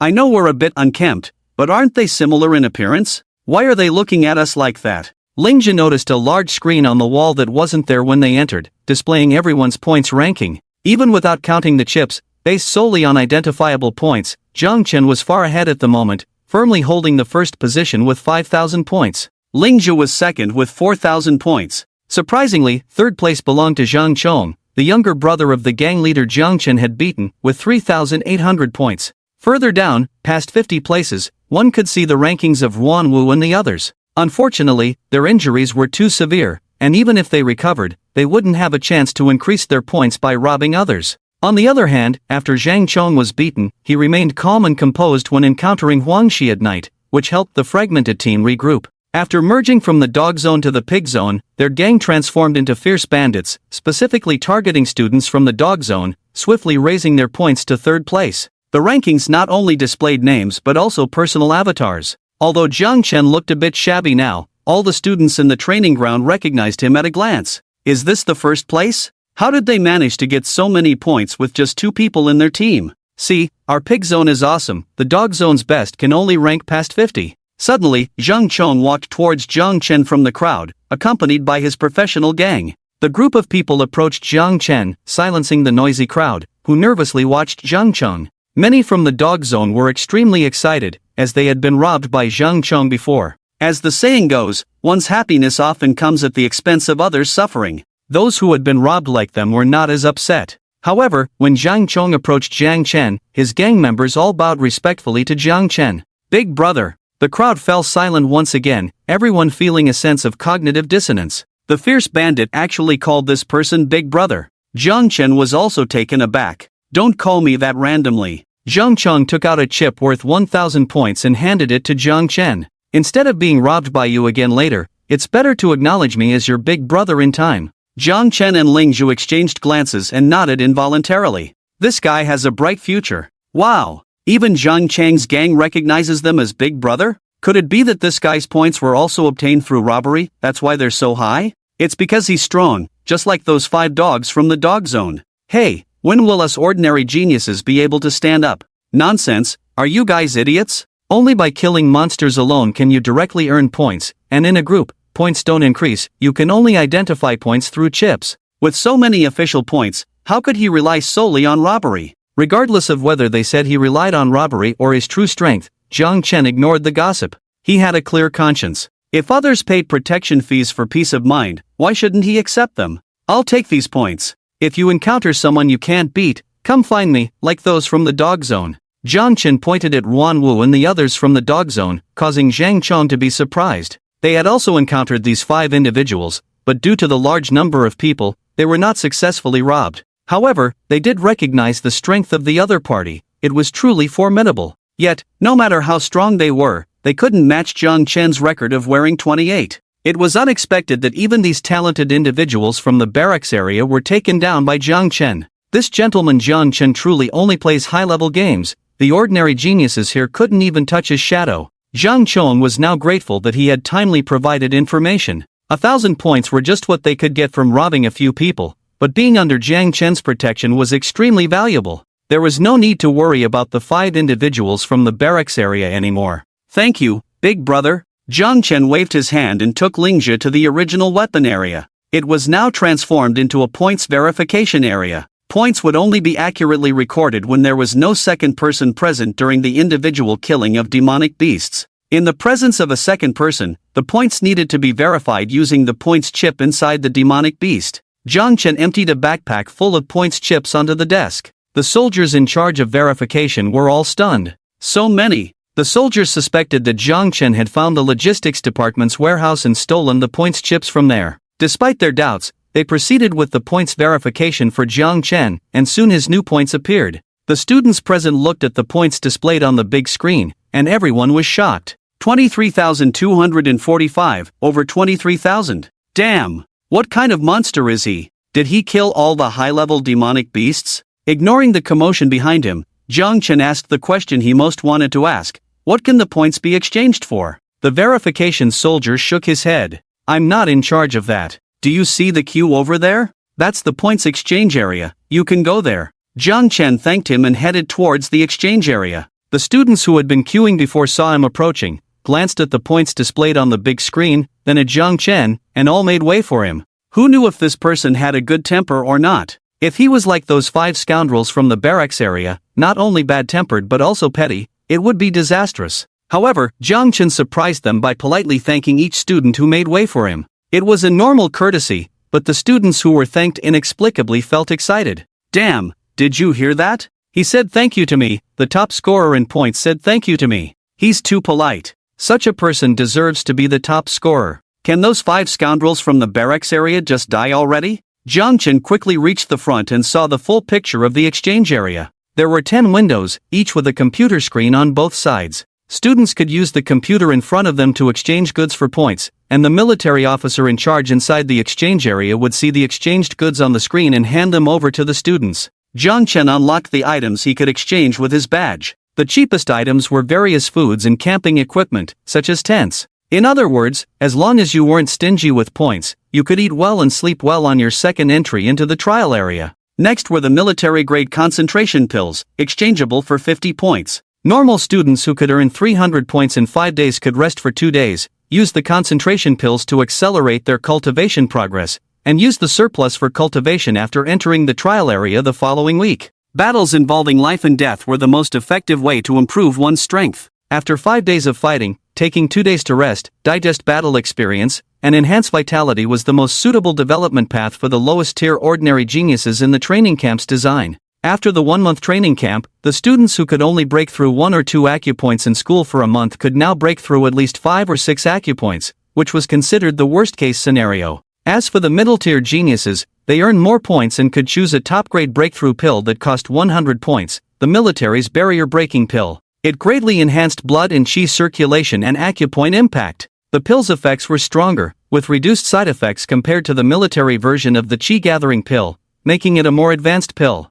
In addition, middle-tier geniuses without inherited martial arts or with only 1 martial art could expand their skills. In 1 month, they could definitely accumulate 5,000 points to exchange for a second-grade martial art. Although military martial arts often came with certain side effects, their fast cultivation speed and effectiveness were undeniable, playing a significant role in rapidly developing talents. As for the highest-tier geniuses, they could aim to accumulate 30,000 points in 3 months to exchange for a third-grade pill that had a chance to elevate them to a second-grade martial artist, or a fourth-grade spiritual essence, both priced at 30,000 points. Additionally, there was a third-grade martial art also priced at 30,000 points. Chen eyed the fourth-grade spiritual essence, swallowing hard. Even he couldn't resist the allure of such an item. The introduction of this item claimed that by paying in installments, it would undoubtedly promote him to a second-grade martial artist within a month. If someone dared to withstand the pill's effects and pay in one go, as long as they didn't die, they could even become a second-grade martial artist in a short period. There was a warrior during the previous battle with the demon tribe who, disregarding the risks, swallowed a pill in one go. Although the pill almost burst him from within, he survived, directly opening up a meridian and greatly enhancing his strength. Were these side effects a big deal for Chen? No wonder people were scrambling to get in. A fourth-grade spiritual item that could instantly elevate one to a second-grade martial artist would cost millions outside. It truly lived up to being the first training camp, with intense offerings. Chen also noticed that there was no limit on purchases. It seemed impossible for anyone to accumulate 60,000 points in a month to buy 2 items, so there was no restriction on buying 2 items per person. This meant that with a little effort, one could easily purchase 2 items that would cost millions outside? What a great deal! The logistics officer glanced at Chen's points, slightly stunned. He had already accumulated over 20,000 points in the first week. If given another week, wouldn't he be able to exchange for the spiritual essence immediately? After understanding this, Chen didn't hesitate and first bought the copper, iron, silver, and gold pills needed for the metal refining technique. The first 3 corresponded to skin, muscles, and bones, with gold being relatively soft and suitable for internal organs. However, so far, no one had practiced to the internal organs, most stopped at the bones, so there were gold pills available, but not in large quantities. Chen directly emptied the stock of gold pills, spending only 2,000 points to buy 100. Perhaps because no one bought them, they were particularly cheap. Seriously, refining the gold from the gold pills could bring in a small fortune, but probably no genius would think of such an idea. The rest were even cheaper, with copper pills at 5 points each, iron pills at 3 points each, and silver pills at 10 points. Yes, now copper was much more expensive than iron. With 100 of each, Jiang Chen had enough to last a long time. In total, he spent 3,800 points. Finally, Jiang Chen spent 2,000 points to buy 20 barrier-breaking pills, enough for 2 days of practice, and didn't buy anything else, saving points to purchase the spiritual essence. Lingjia quickly checked the exchangeable items under Jiang Chen's light, but being the ruthless person he was, he didn't buy anything. He grabbed Jiang Chen and said, "Bro, we must accumulate 30,000 points as soon as possible in the time ahead. Let's not rest, let's get straight to it. I'm not tired at all." Jiang Chen clicked his tongue. "You were born with a strong physique. As long as you are willing to endure hardships, there will be endless hardships waiting for you ahead. Go back and rest well for a day, then come back tomorrow. Even if we need to accumulate points, there's no need to rush so much, one day won't make a difference." After saying that, Jiang Chen went back to the dormitory. Even he hadn't been sleeping well these days. Although he wasn't as afraid of night attacks after learning the gunmetal body refining technique, it was still quite uncomfortable. Back in the dormitory, he freshened up, shaved, had a meal at the cafeteria, and then slept soundly. In these 3 days, Huangshi was finally caught. Despite her cunning, her strength was not enough to defeat a third-grade warrior. Instead of being killed, Huangshi was actually taken care of. After a meeting between Barong's superiors and the leaders of the education department, it was unanimously agreed that they had performed poorly in handling the demon incident and must make corresponding improvements. For the new recruits, the rescue mechanism of the chest badge was sufficient. Moreover, the new recruits had undergone training and were already divided into teams in advance, so even if a demon incident occurred with a team of a dozen people, it wouldn't be a big problem. However, the students had not received training in advance and there was no mandatory team formation. After that, the training camp would start a week early. During this week, the students would undergo a week of training similar to the new recruits and then be forcibly assigned to teams. There were many other decisions made during the meeting, which lasted a long time. In short, behind any unreasonable regulation, there was a bizarre story. Just like the rule that in the following annual training camps, good dining options would be provided as it was strictly forbidden for anyone to eat demon beast meat. This rule was established after the demon incident. The issue of students not understanding why there were surveillance cameras all over their heads was also a result of the demon incident. Although it meant a loss of privacy in having soldiers watching them even during their private moments at night, it prevented unexpected demon attacks and facilitated monitoring of various unforeseen situations. Another thing that puzzled the students who participated in the training camp in the following years was the restriction on purchasing spiritual items with 30,000 points. It was already difficult enough to accumulate 30,000 points, who could be so amazing to buy several times. This rule was introduced after the training camp ended, but it was not discussed during the military and education department meetings.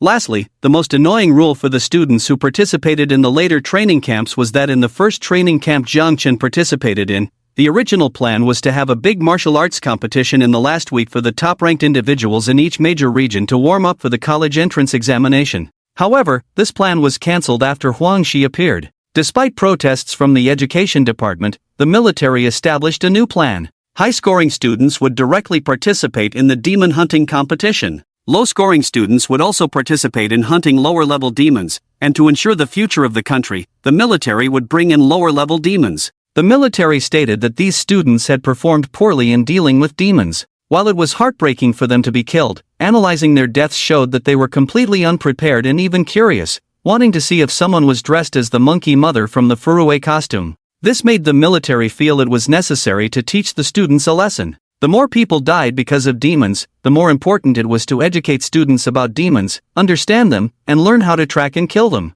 Therefore, Barong's leadership ordered the base to start cultivating Huangshi, at least to the level of a second-grade demon, in order to educate those high-scoring geniuses. For students with lower scores, the military would urgently bring in a large number of substandard demons for teaching in the remaining 2 weeks. In this world, there are definitely many criminals willing to take risks. If one resorts to violence, this world will only become more chaotic. Therefore, there are quite a few warriors who have completely transformed into demons due to their irreversible loss of reason after transformation, and they can only be killed as they hold no further value. Now, a new value has been found for these demons as teaching tools. Let more students get to know demons and refuse transformation under any circumstances, rejecting becoming insane. Early the next day, Jiang Chen was awakened by Lingjia. Ever since he found out that a 4th grade spiritual core required 30,000 points, Lingjia had been nagging him like a dog, saying that eating wasted time and they should start accumulating points in the trial area now. Chen had lost count of how many times he had pushed this guy's head away.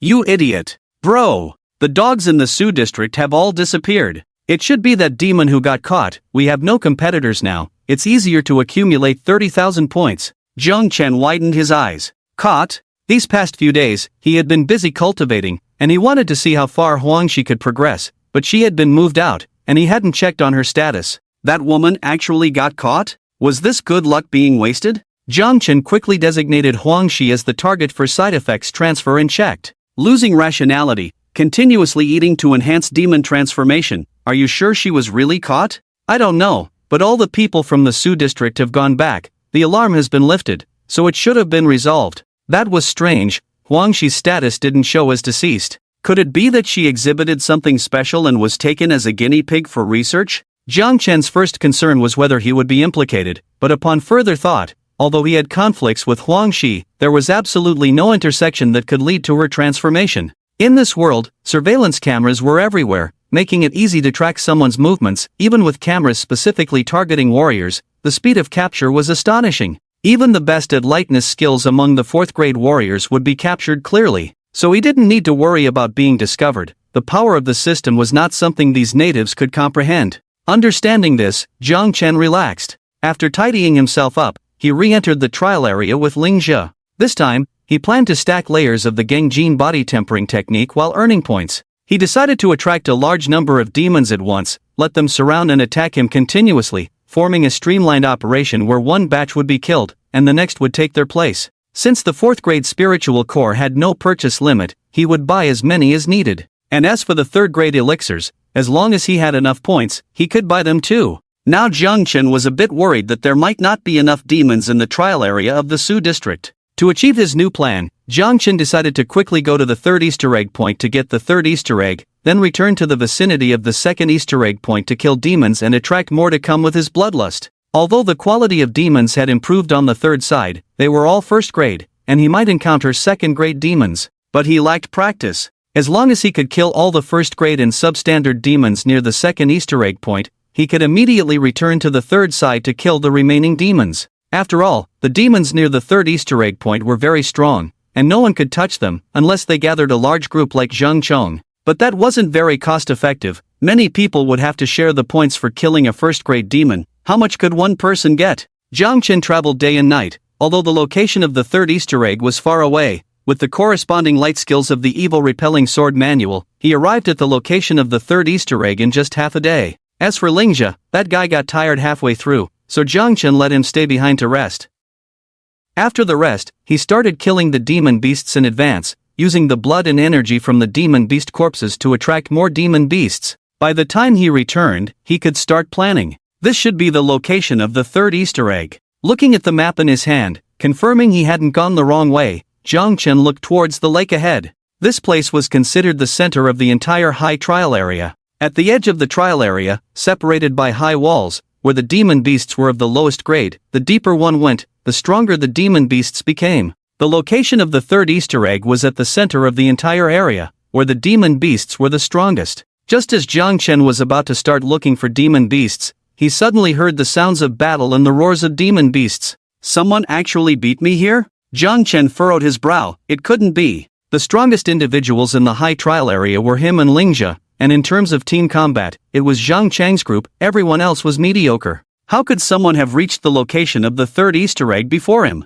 Chen quietly made his way towards the source of the noise, and behind a small hill, he found 18 students fighting a 2nd grade wild boar demon. This boar demon 3-0 was terrifyingly strong, standing at 6 meters tall, with a massive body that looked bigger than a truck. Charging in, the 18 students couldn't resist and could only scatter and flee. Ha! Chen even saw a familiar face, Yun Lang. What is he doing here? Chen didn't even see his teammates who should have been with Yun Lang, Gao Kan, and Jin Hong. After observing for a while, Chen realized that these 18 people weren't there to kill the 2nd grade demon beast but to obtain the 3rd Easter egg guarded by the boar demon. So they refrained from attacking and kept trying to lure the boar demon out. A slender student kept moving around the outer perimeter, agile in stature, clearly a martial artist specializing in light skills. Most likely, he was the key to this operation, responsible for stealing the third Easter egg. Seeing this, Chen understood, but couldn't comprehend what kind of opportunity had brought these students, who seemed to be complete strangers to each other, together to steal the egg in the most dangerous central area of the trial. However, Chen didn't bother to ask for the reason because their plan was working well, and the board demon was about to be lured out. Once it was out, the small student would surely seize the Easter egg at the third location. Who were these people to dare steal from him in his own territory? Chen walked out openly, as if he had truly returned home. Yunlang, who knew Chen, saw him first, his eyes flickering, as if he wanted to say something but then became resolute, shouting to the others, "Ambush!" Because of his shout, everyone immediately saw Chen, and their gazes didn't seem friendly. A guy with a short ponytail glared fiercely at him. "You've taken enough from the first and second Easter eggs. It's time to leave something for others. This trial area isn't just for you." Another short guy also blared angrily, "If you dare to make a move, we'll immediately give up and turn to attack you. Don't blame us, you were the one who didn't play fair first." Chen tilted his head slightly. "Strange, isn't the military's intention to imply that as long as you excel, you can receive better treatment and become even more outstanding?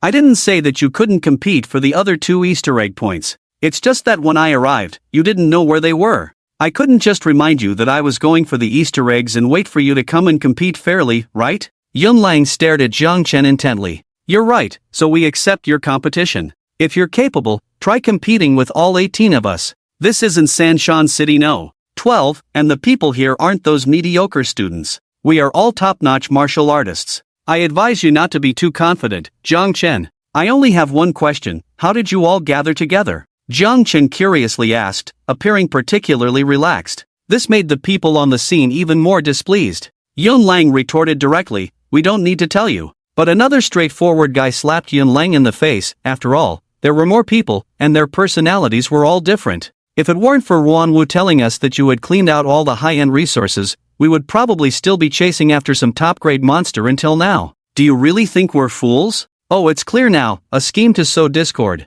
It was said that those 5 little rats had been staring at him yesterday, with a smile that seemed like a child's paralysis. They probably wanted to see that sinister smile of success in their conspiracy. It's really hard for them. Once I beat them up, they start playing dirty tricks. Calling them little rats is not wrong. How did those little rats who incited you promise you? Did they not mention that there were second-grade monsters where you were going? In such a dangerous place, did they not promise you benefits and just deceive you into coming? A student retorted, "Who said we didn't get any benefits? I got 4 barrier-breaking pills." As soon as he finished speaking, another widened his eyes. 4. Why did I only get 2? Yunlang's expression was the ugliest because he didn't ask for anything. As soon as he heard that he could discuss Chen, he immediately joined in without a second thought. Looking at the different expressions of these people, Chen burst into laughter. "This is going to be quite a show." Yunlang tried to salvage the situation and shouted, "The first Easter egg point is a million-worth elixir, the second Easter egg point is a third-grade martial art,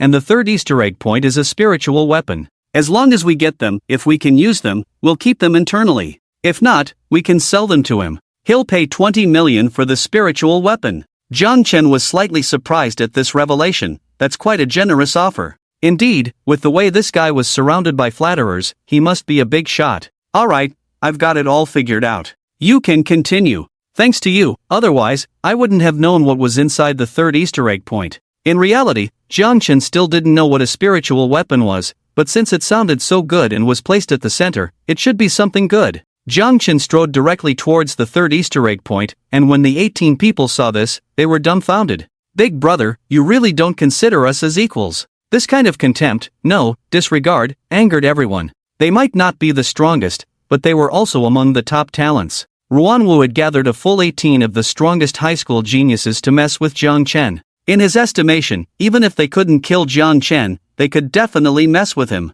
In any case, they didn't need to think about getting the third Easter egg point. As Chen approached the Easter egg, he excluded the others from being affected by the side effects, leaving only Ruan. At this moment, the 18 students couldn't hold back any longer and prepared to engage in martial arts combat individually. The short guy suddenly spoke up, "Let's all step back and see how he deals with this mid-stage second-grade monster. This is the most difficult level set by the military. I asked the soldiers at the base, and in the past, it took at least 100 new recruits to wear down a mid-stage second-grade monster. Changed, none of our 18 people were able to harm him at all. Even if he's strong, he can't cross a major realm to defeat this mid-level second-grade monster. Jiang Chen looked at the small guy, who instead raised his head triumphantly and continued, "This is just a tactic, you're confident, right? Then go ahead. I'll be straightforward, when you're fighting that pig monster, we'll ambush you. Will you still go on? The top-ranked won't back down, right?" Provoking, terribly crude. But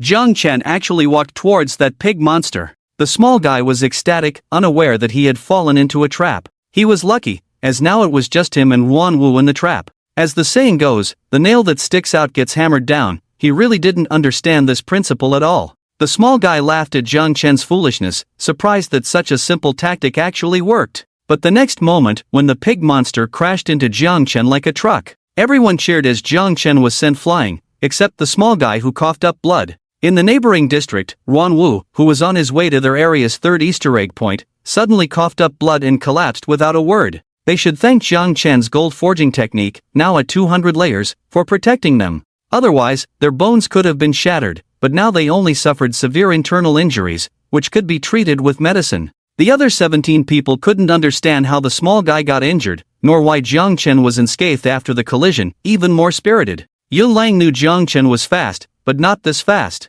After being hit, did he quickly strike the small guy? Impossible. Before there were still traces, but this time even the traces were gone. His eyes couldn't keep up? Impossible. Absolutely impossible. Jiang Chen, after being hit, turned to look at the small guy spitting blood on the ground, smirked, and slapped the pig monster's head. "Don't worry, I'll come back and play with you later, there's plenty of time. I hope you can last longer than your predecessors." With full force, Jiang Chen's blow, under the effect of qi and blood, staggered the 12-ton, 6-meter-high second-grade pig monster like a truck. The pig monster was momentarily confused. What kind of power was this? It turned back and charged at Jiang Chen again, hitting him once more. The small guy, who had taken a pill from his companion and seemed calmer, suddenly spat blood on his companion's face. With this level of power, even the small guy, who practiced light skills, couldn't withstand the third blow. Ruan couldn't even withstand the fourth blow. Thanks to these two, Jiang Chen was unharmed and pushed into the third Easter egg point. After a brief search, he found a small temple similar to the second Easter egg point, unlocked it with his badge, and found a pad inside.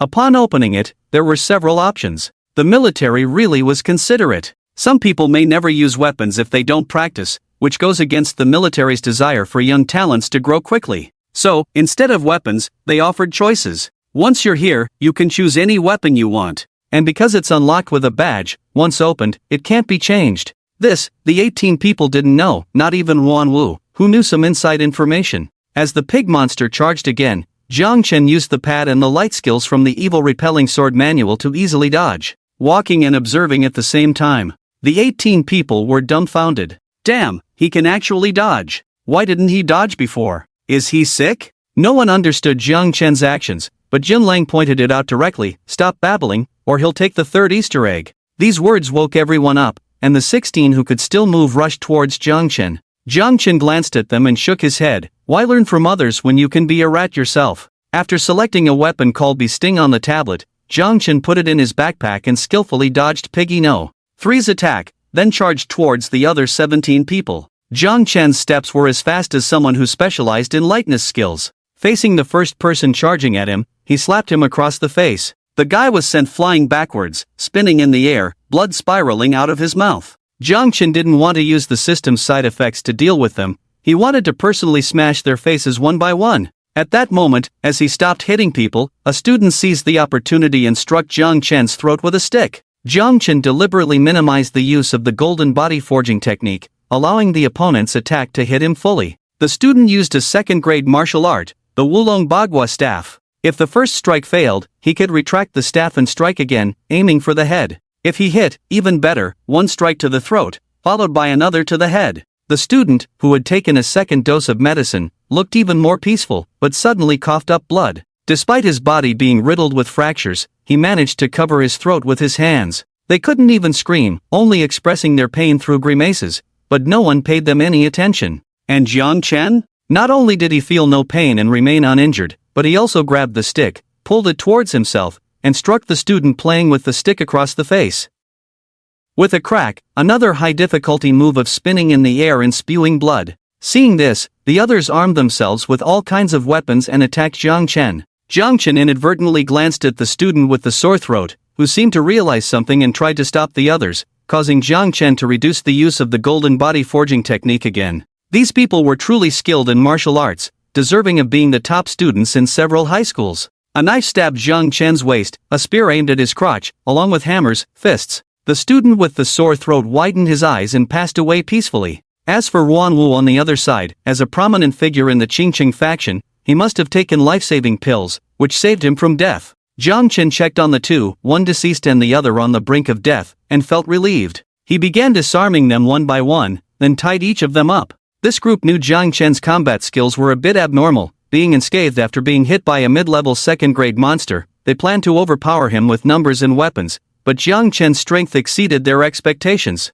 Even with over a dozen people teaming up, they couldn't suppress Jiang Chen's power. Instead, their weapons were taken away, and Jiang Chen shattered their teeth one by one, causing them to spit blood and fly out in circles. Finally, there was the last person, the one Jiang Chen deliberately spared, Yun Lang. Jiang Chen approached Yun Lang, who was lying on the ground, trembling uncontrollably, begging for mercy, claiming he didn't mean it. Jiang Chen held his face and opened his mouth. "Did you put back the teeth I knocked out before?" Yun Lang seemed to have a premonition of what was coming next, and was scared to the point of wetting himself. "Please, I beg you, please, I." Smack! Smack! Smack! While others received a single slap, Yun Lang received one after another until piggy number 3 arrived, and Jiang Chen made way for a new position. Watching Yun Lang being knocked away like a sack filled with sand, Jiang Chen designated everyone present as recipients of the side effects transfer, had them establish a brand new side effects family bucket, and left happily.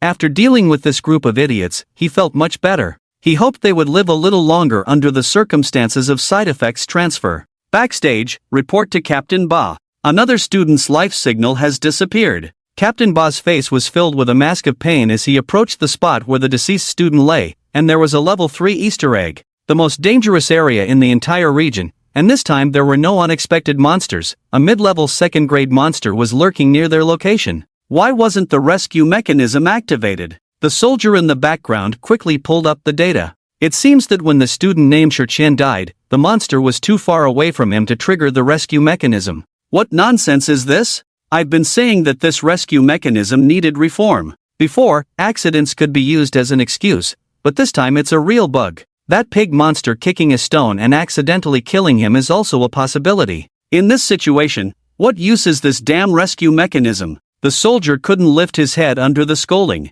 Captain Ba, now there are still over a dozen students whose locations are not moving around the area. They might be injured too. Should we activate the chip first to make the second-grade monster faint? Captain Ba's face was filled with disbelief. Are you still asking me about this? Do you want more students to be trampled to death? Hurry up and activate it. Ba Lang supported his forehead speechlessly, feeling like a driving instructor. You see pedestrians ahead, go, hit them. Ah, that's not good. You know it's not good, why didn't you brake? You already know, why don't you act quickly? What the hell are you waiting for? Alright, Captain Ba, the monster has fainted. Ba Lang took off the special headset in the backstage and threw it aside. I'll go there myself, send me the location. Ba Lang quickly led the team to the scene, this time flying over in a helicopter. Once they landed, the mid-level second-grade wild boar king was lying unconscious on the ground. Ordinary monsters could be activated with a chip and killed, but for monsters of this level, it was quite difficult to train them, so if they could be knocked out and reused, it was worth it. Ba Lang's team inspected the scene and saw a group of students with beaten faces, prompting him to inquire about the situation personally. Are you saying that Jiang Chen did this to you? What was the reason? Why did he hit you? We are the victims here, does he need a reason to hit us? He's just cruel, Captain, you have to stand up for us. Ba Lang raised an eyebrow slightly, now worried that Jiang Chen might have gone too far and caused the death of the small student Chen. Normal competition was something he didn't care about at all, especially since the actual situation might not be exactly as they described. Fortunately, Ba Lang soon received data from the backstage confirming that Jiang Chen had not had any contact with Chen, which relieved him. He asked the students again, and although they hated Jiang Chen, they were unaware that Chen had already passed away, so they spoke the truth. Chen? Jiang Chen didn't touch him, he seemed to suddenly go berserk, spurted blood, and fell to the ground. When Jiang Chen left, he didn't touch him either. But he did hit us, Captain. You have to stand up for us. Ba Lang confirmed each person's testimony multiple times, knowing that these people wouldn't lie about Jiang Chen, who had slapped them repeatedly.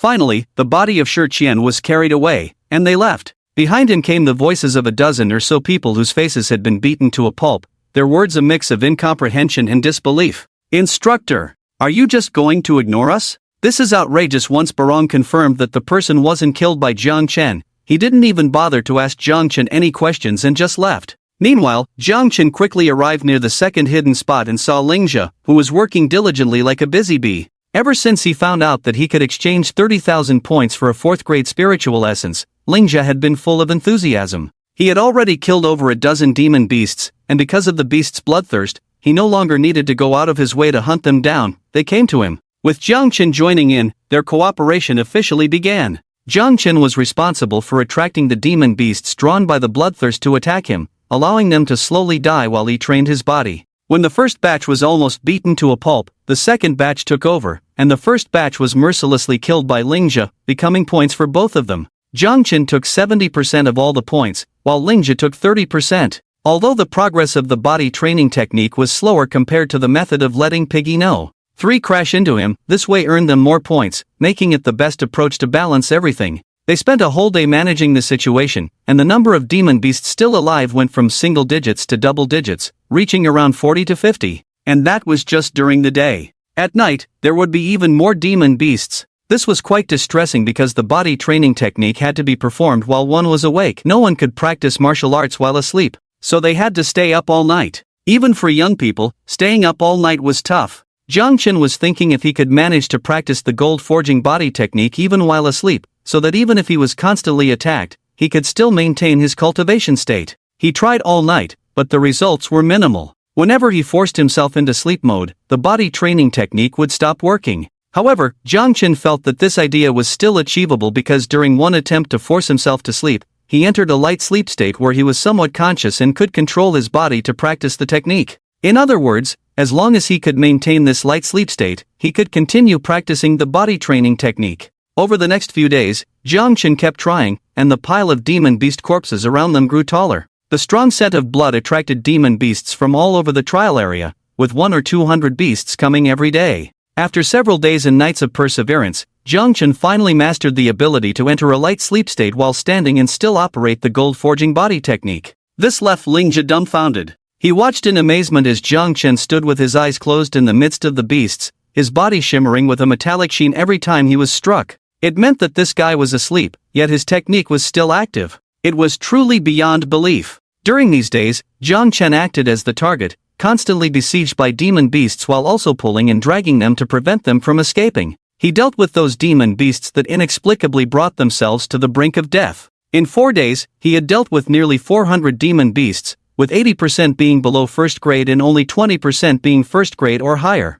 He felt like a butcher in a slaughterhouse, facing a group of seemingly half-dead demon beasts every day and striking them down one by one. Surprisingly, his swordsmanship progressed rapidly, especially in mastering how to kill a demon beast with a single blow. He never needed a second strike against any demon beast in the trial area, greatly increasing his efficiency. He earned a lot of points, stacking up chips in his backpack, but he was truly exhausted. Lingjia no longer had the same spirit he had when he first entered. Even though he could sleep every night, he still felt exhausted the next day. Only when he could rest, he would show a contented smile, much like the vast majority of laborers. Of course, this anomaly also attracted the attention of the backstage soldiers. After all, every day, hundreds of demon beasts gathered in one place, and the next day, these hundreds of demon beasts would die in a short period of time. And in the center of these demon beasts, there were only 2 students' badges. The backstage soldiers reported to Barong the next day, and Barong was alarmed. Who dared to play like this so recklessly? Looking at the names, Jiang Chen and Lingjia.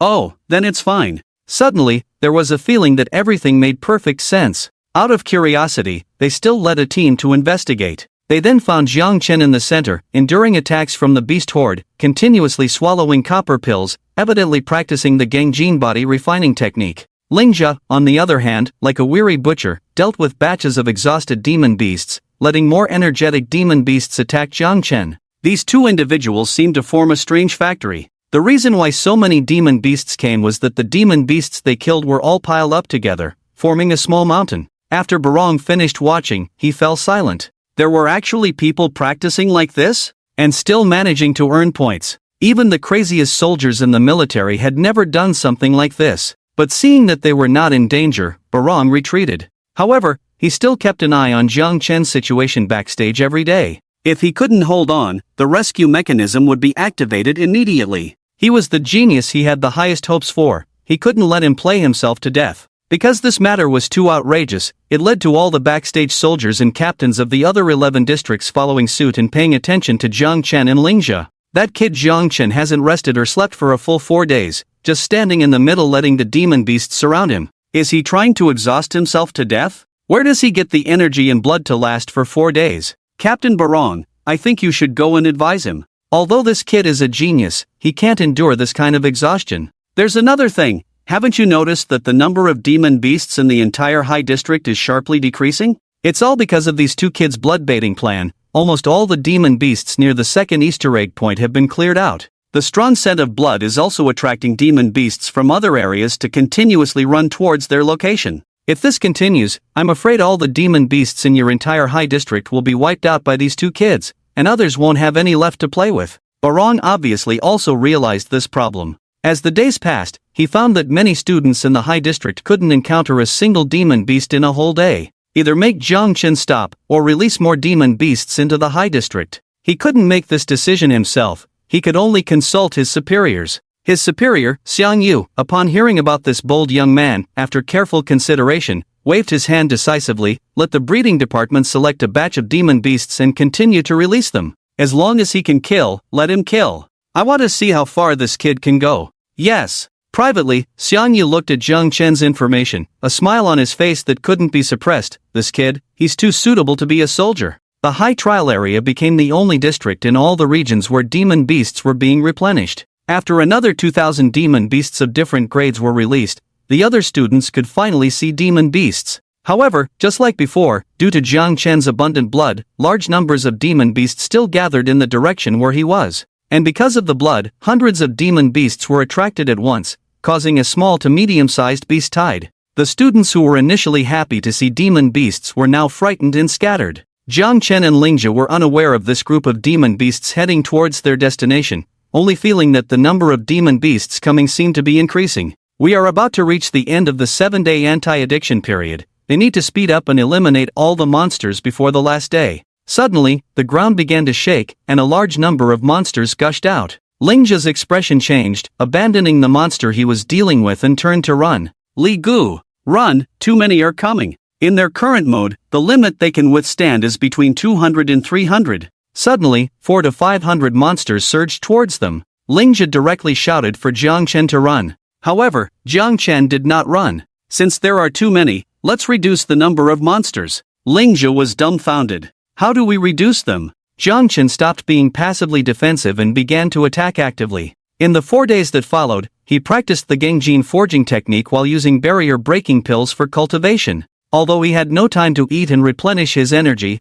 all these side effects were borne by the monsters attacking him. Apart from feeling a bit tired, Jiang Chen remained in his peak state of combat power. And he became even stronger. The first layer of the Gangjin forging technique, copper skin, was perfected. He had even surpassed the perfect layer more than 299 times. According to the Gangjin forging technique, once this perfect layer is exceeded, the skin will completely metallize and lose its vitality. However, this side effect had no effect on Jiang Chen. He had already stacked 321 layers, transferring all the side effects to these monsters. His skin not only had extraordinary defense but was also full of vitality, even softer than those well-maintained girls when not using his power. Furthermore, he began the second layer, muscle cultivation. By swallowing iron pills, the muscles would eventually become as strong as steel cables, capable of withstanding tremendous pulling force. He had already stacked 21 layers in muscle cultivation. At this point, even a first-grade monster could not harm him if he did not use the lowest level of the forging technique.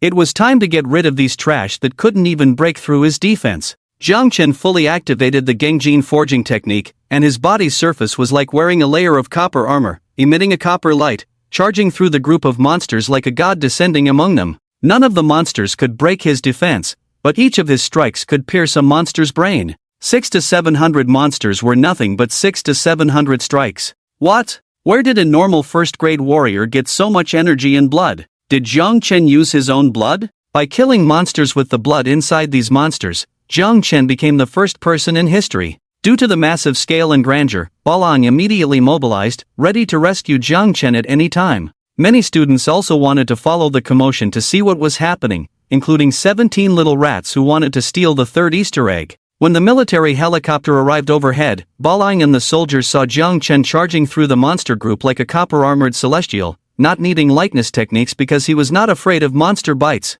Balang. Soldiers. After a lot of effort, the students climbed up the tree to see what caused this beast tide. Yun Lang stood on a tree branch and looked over, seeing Jiang Chen charging through hundreds of monsters, giving the feeling of one man holding off 1,000. Yun Lang. After watching for half an hour, Balang frowned. What's with this guy's energy and blood? Will it never run out? Even he, a third-grade warrior, would be exhausted facing such a large beast tide. Killing these first-grade or low-level monsters was easy for him, a dozen with one strike, but there were too many, and it was hard to fight off all of them. There would always be injuries and depletion of energy and blood, but Jiang Chen seemed to have stacked his buffs to the maximum, not getting hurt and never running out of energy and blood. What kind of monster is this? Are you telling me this is a first-grade warrior? Cloud Lang on the tree and several rat companions were sweating profusely. Did we really try to confront this monster before? Ruan Wu deserves to die. He got himself soaked in the rain and then deceived us into not bringing umbrellas. No! He first deceived us into not bringing umbrellas, and when we brought them, he tore them apart. Is this something a human can do? He's like a superhuman. It took Jiang Chen half a day to deal with the tide of 600 to 700 demon beasts. Ling Che dared to step forward to help midway, as he didn't have Jiang Chen's indestructible body skills and could only cautiously launch sneak attacks, managing to solve dozens of them before collapsing from exhaustion. After killing the demon beasts, Jiang Chen even had the energy to dismantle the chips inside each one. At this point, some students were itching to help, as there were many students around, and everyone had a herd mentality. They also had a seemingly reasonable reason. With so many demon beasts, can you dismantle all the chips by yourself? We are helping you. The student who said this was beaten by Jiang Chen, suffering multiple fractures, and was thrown out like trash. After that, no student dared to step forward again. When Jiang Chen finished collecting the chips, a helicopter descended from the sky, and Balang's expression was very complex. Kid, are you really human? Jiang Chen was actually very tired, not physically, but mentally, but he still managed to smile. A genuine human. Rest, I don't want a genius like you to tire yourself out. Jiang Chen actually had this intention. He had planned to clear out all the demon beasts on the last day, but everything changed due to the tide. Jiang Chen nodded in agreement and left with Ling Che. After returning to the dormitory, they fell asleep without even washing up, only waking up around noon the next day. They agreed to have a meal together at the cafeteria and verified their points. This time, their total earnings reached 16,000 points. Jiang Chen's available points had reached 30,000, enough to exchange for the 4th grade spiritual marrow. The logistics officer looked at Jiang Chen's choice to purchase the marrow, his expression quite complicated. To be honest, he never expected someone to gather 30,000 points this time, unless dozens of people went hunting to provide for one person. So, the opportunity was given by the military, but whether one could obtain it was another matter. But Jiang Chen did it. He became the first person to exchange for the 4th grade spiritual marrow. At the same time, he also received a spiritual weapon, the bee sting. Because the military believed that no one could exchange for the spiritual marrow so early, or perhaps no one could exchange for it at all, there was no exchange point set up for it, and procedures had to be followed. However, the spiritual weapon, bee sting, was quickly brought out by the logistics officer and handed to Jiang Chen. The first feeling Jiang Chen had when holding the bee sting was that it was light. Then, it was sharp. Even without using the evil warding sword manual, when he let a strand of hair float down from above the blade of the bee sting, the hair was cut into 2 pieces before touching the blade. Very powerful.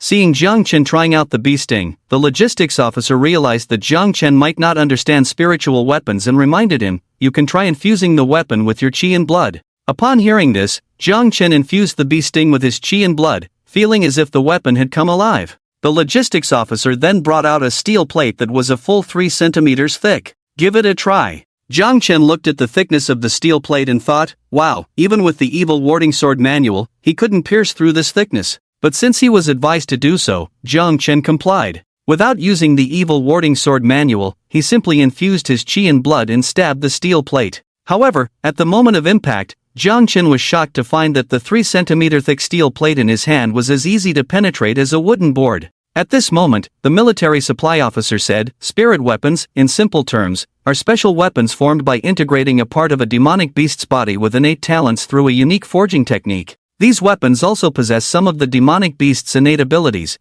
which can be activated by circulating your chi and blood. The spirit weapon in your hand, the bee sting, is a stinger from a 4th grade B-type demonic beast. Its innate talent is to enhance the stinger, giving it a terrifying armor-piercing ability. On the battlefield, several soldiers who practiced the golden forging body technique were pierced by this bee demon. Upon hearing this, Chen felt curious. I also practice the golden forging body technique. Can this spirit weapon penetrate me? The military supply officer chuckled, unless you don't exert any force, otherwise this bee sting spirit weapon can easily pierce through you. If you don't believe me, feel free to try it on the hardest part of your body. Chen handed the bee sting to the military supply officer, saying, "Please help me test it. I want to see the extent this bee sting can reach and make a comparison." He genuinely wanted to assess his current strength and also the strength of the bee sting. The military supply officer, with a puzzled expression, asked, "Are you sure?" Chen nodded, "I'm sure, go ahead. I must remind you, this spirit weapon has pierced through 3rd grade warriors who practiced the golden forging body technique.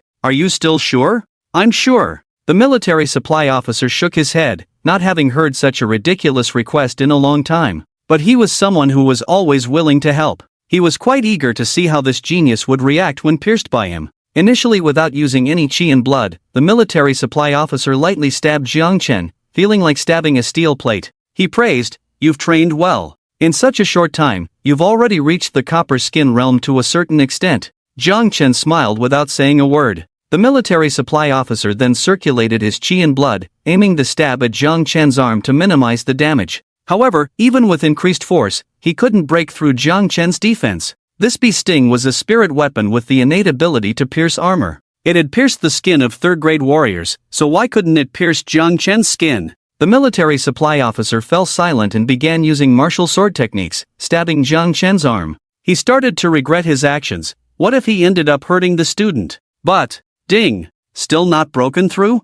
Have you perfected the copper skin realm? What kind of monstrous training is this? The military supply officer was completely stunned. At that moment, soldiers escorting the 4th grade spirit corps arrived. Chen took the bee sting, grabbed the spirit core, and left the exchange center. He now knew the extent of his defense. The military supply officer was also a 2nd grade warrior, using sword techniques and a spirit weapon with the innate ability to pierce armor, yet he couldn't pierce Chen's skin. It was evident how formidable his outer defense had become. He hadn't even used the martial skill from the copper skin realm and the golden forging body technique, the bronze armor warrior. This skill would condense a layer of mixed protective shield made of chi and blood and golden energy on the body surface, enhancing defense even further. In other words, considering overall defense, a 2nd grade warrior couldn't break through his defense from the outside, but they could still cause internal damage with blunt weapons. Not bad, all the efforts of this week had not been in vain. After he left, the officer escorting the spirit corps curiously asked the military supply officer, "Who is this person?"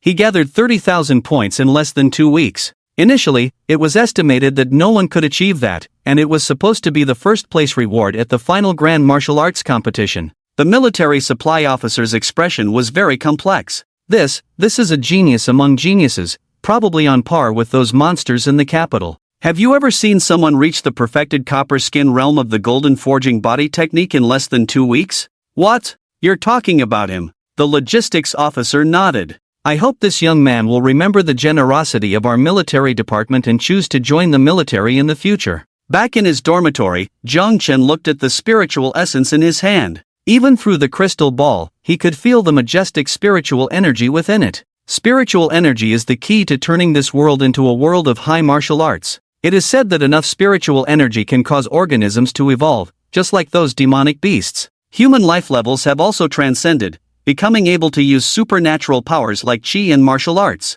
Therefore, consuming a spiritual object with great spiritual energy is enough to elevate one's life level once again. This is not just a simple enhancement of chi, breaking through acupoints, and opening up meridians. This is a leap in life level. It is said that humans who undergo this leap will gain magical talents just like demonic beasts. That's why Chen chose the spiritual essence over the elixir, which also cost 30,000 points. However, this 4th grade spiritual essence is probably not enough to elevate his life level, but Chen had no intention of stopping at just one. Activating his chi to unlock the crystal ball protecting the spiritual essence, Jiang Chen did not follow the instructions to consume it gradually but instead swallowed it in one gulp. In an instant, Jiang Chen felt like he had drunk a large bucket of ice water on a hot summer day. The cool aura of the spiritual essence began to circulate within him in a way he could clearly feel, improving his body.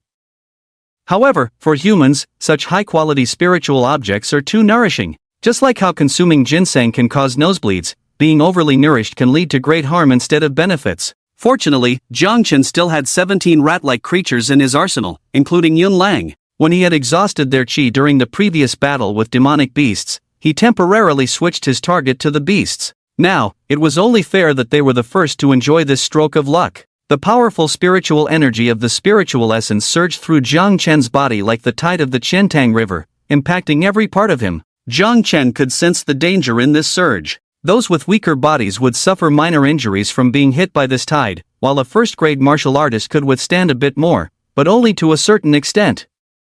However, the tidal wave of spiritual power within Jiang Chen's body felt gentle, cleansing away impurities and improving various parts of his body without causing any harm. But those in the trial area were not as lucky. Yun Lang and the others were enjoying the benefits left by Jiang Chen, and the numerous dead demonic beasts gathered near the second egg point, their rich blood scent continuously attracting more beasts. Yun Lang and nearly 100 students spontaneously formed a loose alliance, each assigned a zone to kill the incoming beasts, doubling the speed at which everyone's points were increasing. Just as Yun Lang and the other rat-like creatures were happily reaping the lives of the demonic beasts, a sudden sensation erupted from within them. It was as if an inexplicable energy bomb had exploded inside their bodies. The shockwaves continuously destroyed their delicate organs, bones, and flesh, causing everyone to curl up in pain on the ground, unable to move. Seeing this, the surrounding students quickly stepped forward to fend off the attacking beasts. It wasn't out of kindness. There had been an agreement beforehand that whoever couldn't handle it would step aside and give way to others. Although this rule was established by Yun Lang and his group with Zhang Chong, who cared about them when they were all lying on the ground unable to move, Yun Lang still has to thank them for saving him. The surge of spiritual power continued to impact Jiang Chen's body, from skin, muscles, tendons, to internal organs and bones. Sufficient spiritual essence allowed Jiang Chen to undergo a comprehensive cleansing, making him feel like he was reborn. This spiritual energy not only cleansed his body thoroughly but also greatly enhanced his vitality. Similar to a tidal wave, the vital energy, carrying remnants of spiritual energy, began to impact his acupoints. Prior to this, Jiang Chen had been practicing body tempering techniques while refining his vital energy, breaking through 6 acupoints: Pianli, Wenlu, Xiaolian, Shanglian, Hansanli, and Xiuqi. As he progressed, these acupoints became increasingly difficult to break through, requiring more time and abundant vital energy to impact. Therefore, it took Jiang Chen over half a week to break through the 6 acupoints of the second meridian. But today, not only did he cleanse his body thoroughly, leading to a minor leap in his life level, he also directly broke through 9 acupoints: elbow bone, hand woolly, arm shoulder, shoulder bone, great bone, celestial tripod, supporting protrusion, mouth corners, and welcome fragrance, totaling 9 acupoints. This breakthrough connected the entire Han Yangming large intestine meridian, propelling Jiang Chen to the rank of a second-grade warrior. And all of this was achieved in just half a day. Jiang Chen opened his eyes, which seemed to sparkle like stars. Amazing! Truly worthy of a 4th-grade spiritual object, actually connecting the entire Han Yangming large intestine meridian directly, promoting me to a second-grade warrior. This was an unprecedented feeling for Jiang Chen, not just the sense of being a second-grade warrior with abundant vital energy and full strength. There was also a feeling of being thoroughly cleansed, with even some parts feeling upgraded. Especially the 3 parts undergoing positive changes: muscles, meridians, and stomach, all had a wonderful indescribable sensation. How to describe it exactly? It was like planting a seed that, after days of nurturing, was finally beginning to sprout but had not yet reached the point of breaking through the soil. Just a little more. Jiang Chen had a premonition that as long as he tried again, he might obtain the same innate talent as a monster. Therefore, the second portion of spiritual essence must be obtained. Jiang Chen now felt completely renewed, without a trace of fatigue from the half-week of endurance. Late at night, he went straight to Lingjia. "Lingjia, are you still awake, Lingjia?" Lingjia was also not asleep. Rubbing his eyes, he looked at Jiang Chen, who appeared refreshed, and he was a bit stunned. Even after sleeping for a whole day and night, he still hadn't fully recovered, wondering if Jiang Chen had taken some kind of stimulant. Suddenly, Lingjia thought of something. "Did you consume the spiritual essence?" Jiang Chen displayed his vital energy, and Lingzhi was shocked by the second-grade warrior's aura emanating from Jiang Chen, instantly becoming alert. Second grade. This spiritual essence is so amazing. Jiang Chen patted his shoulder. You're only 2,000 points away, this time we'll go all the way in and max out the points. Once you use the spiritual essence, you'll also be a second-grade warrior. This grand plan instantly boosted Lingzhi's spirits. Who wouldn't want to become a second-grade warrior before the entrance exam? Statistics show that 90% of those who become second-grade warriors are admitted to top-tier sects. Not sects like Qingcheng or Huayue, but top sects like Shaolin, Wudong, and Xiaoyao.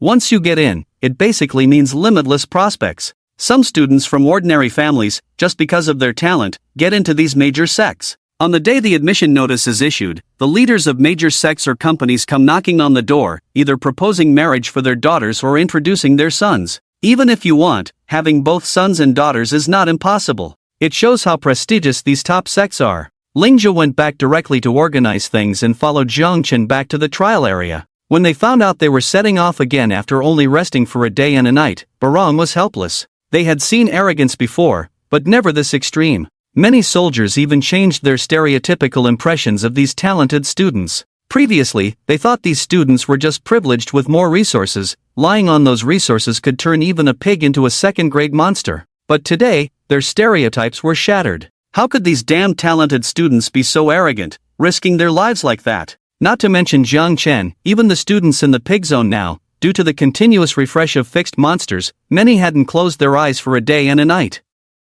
At this moment, many soldiers reconciled with their past resentment towards the wealthy. They work so hard, with good talent, it's normal for them to reach higher and farther. As for them, recognizing reality, living their current lives well, and hoping for a better life in the next reincarnation is enough. Jiang Chen and Lingzhi returned to the vicinity of the second Easter egg point. Jiang Chen expected a large gathering of monsters here. Indeed, there were not only monsters gathered here, but also a large number of students. Almost all of the 200-plus students from the pig zone were gathered here. Jiang Chen and Lingzhi didn't say anything when they saw so many people. Although it was a model they had created, the resources were public after all. Jiang Chen wasn't a bad person, he didn't have to drive these people away. If you want to stay here, I'll kill my monsters. However, as mentioned before, the students had already divided the area into their respective territories. Jiang Chen and Lingzhi were unaware of this and started fighting in an area with more monsters. Many of the students responsible for this area hadn't witnessed Jiang Chen's feats and only arrived after he left.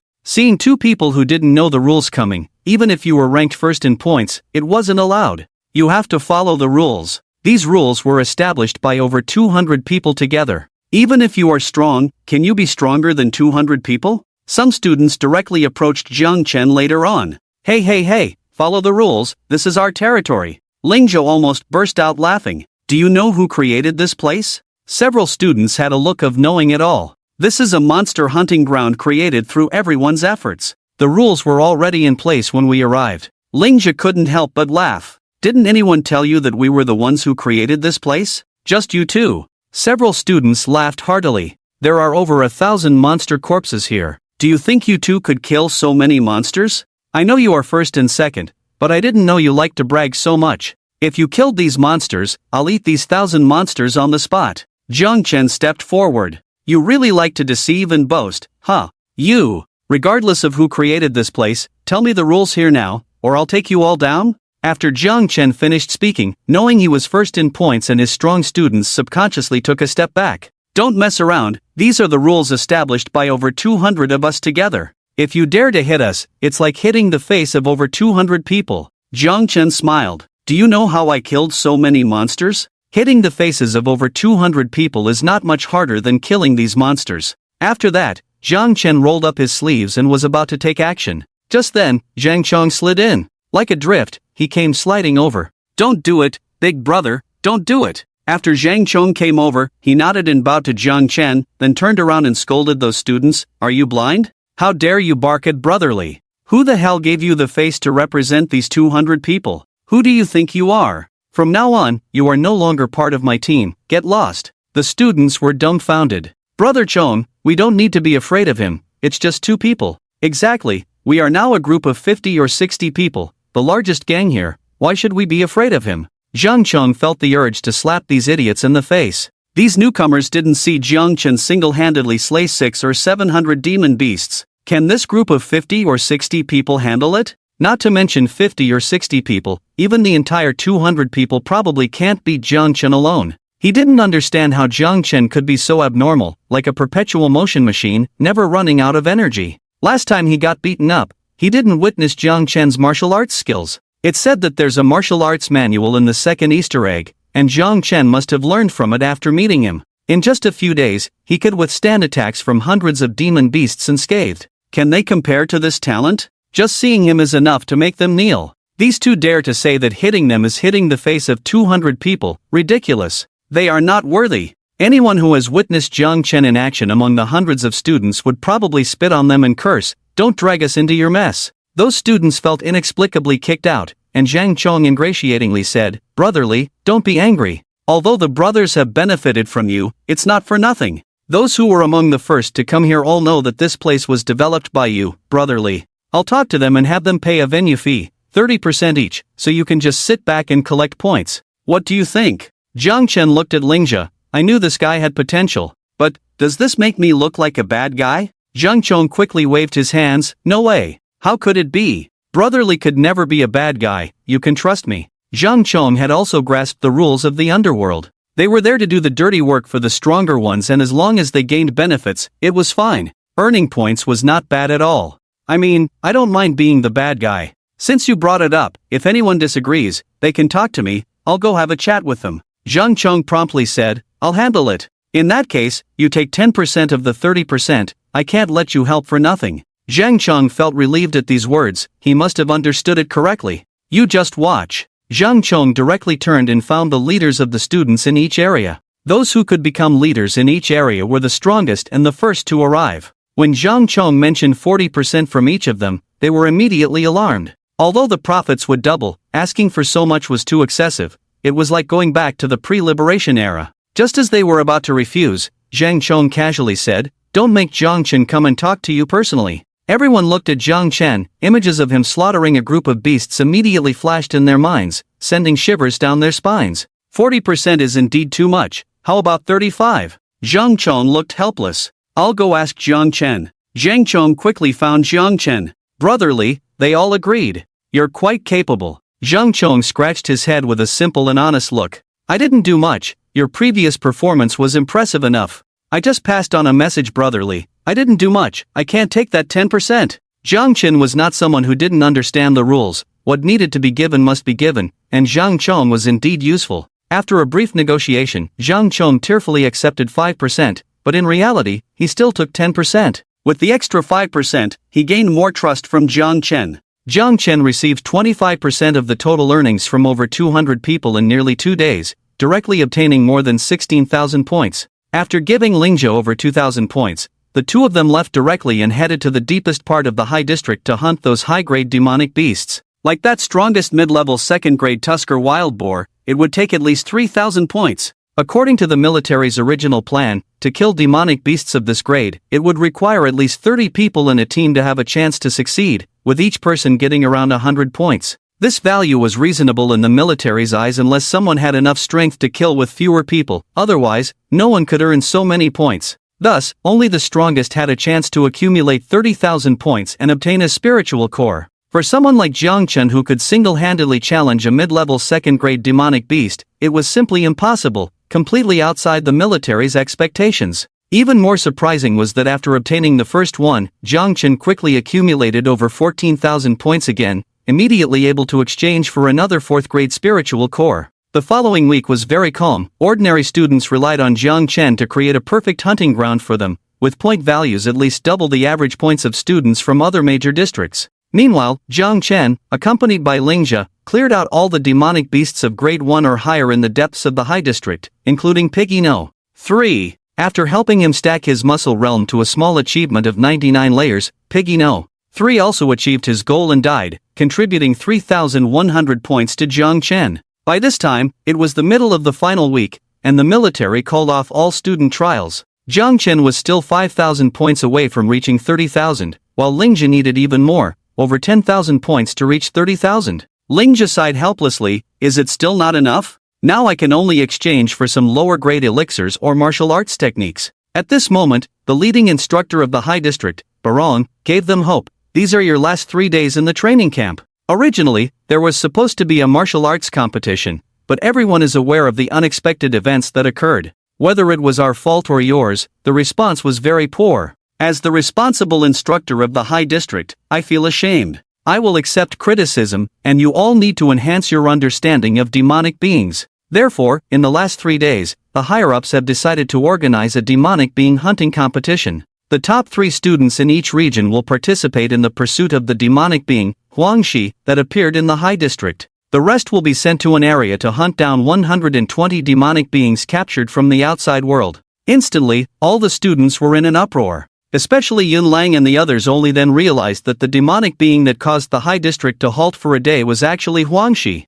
No wonder they hadn't seen Huangshi's figure these days. Subsequently, Jiang Chen, Lingjia, and Zhang Chong, the top 3 in points, were called out separately, while the rest remained in the hall to listen to the rules. The rules for the remaining students were straightforward. Over 3,000 people in a major district would hunt down 120 demonic beings. Looking at it from another perspective, it could be called the Great Demonic Being Hunt. Each demonic being killed would earn them 3,000 points, enough for them to exchange for a large amount of elixirs for cultivation. They would also have a killing ranking, with the top 3 killers receiving rewards of spiritual weapons, martial arts, and elixirs respectively. As for Jiang Chen and the other 2 who were called out separately, they heard the rule: 3 people from each district, a total of 36 people, will hunt down 1 demonic being.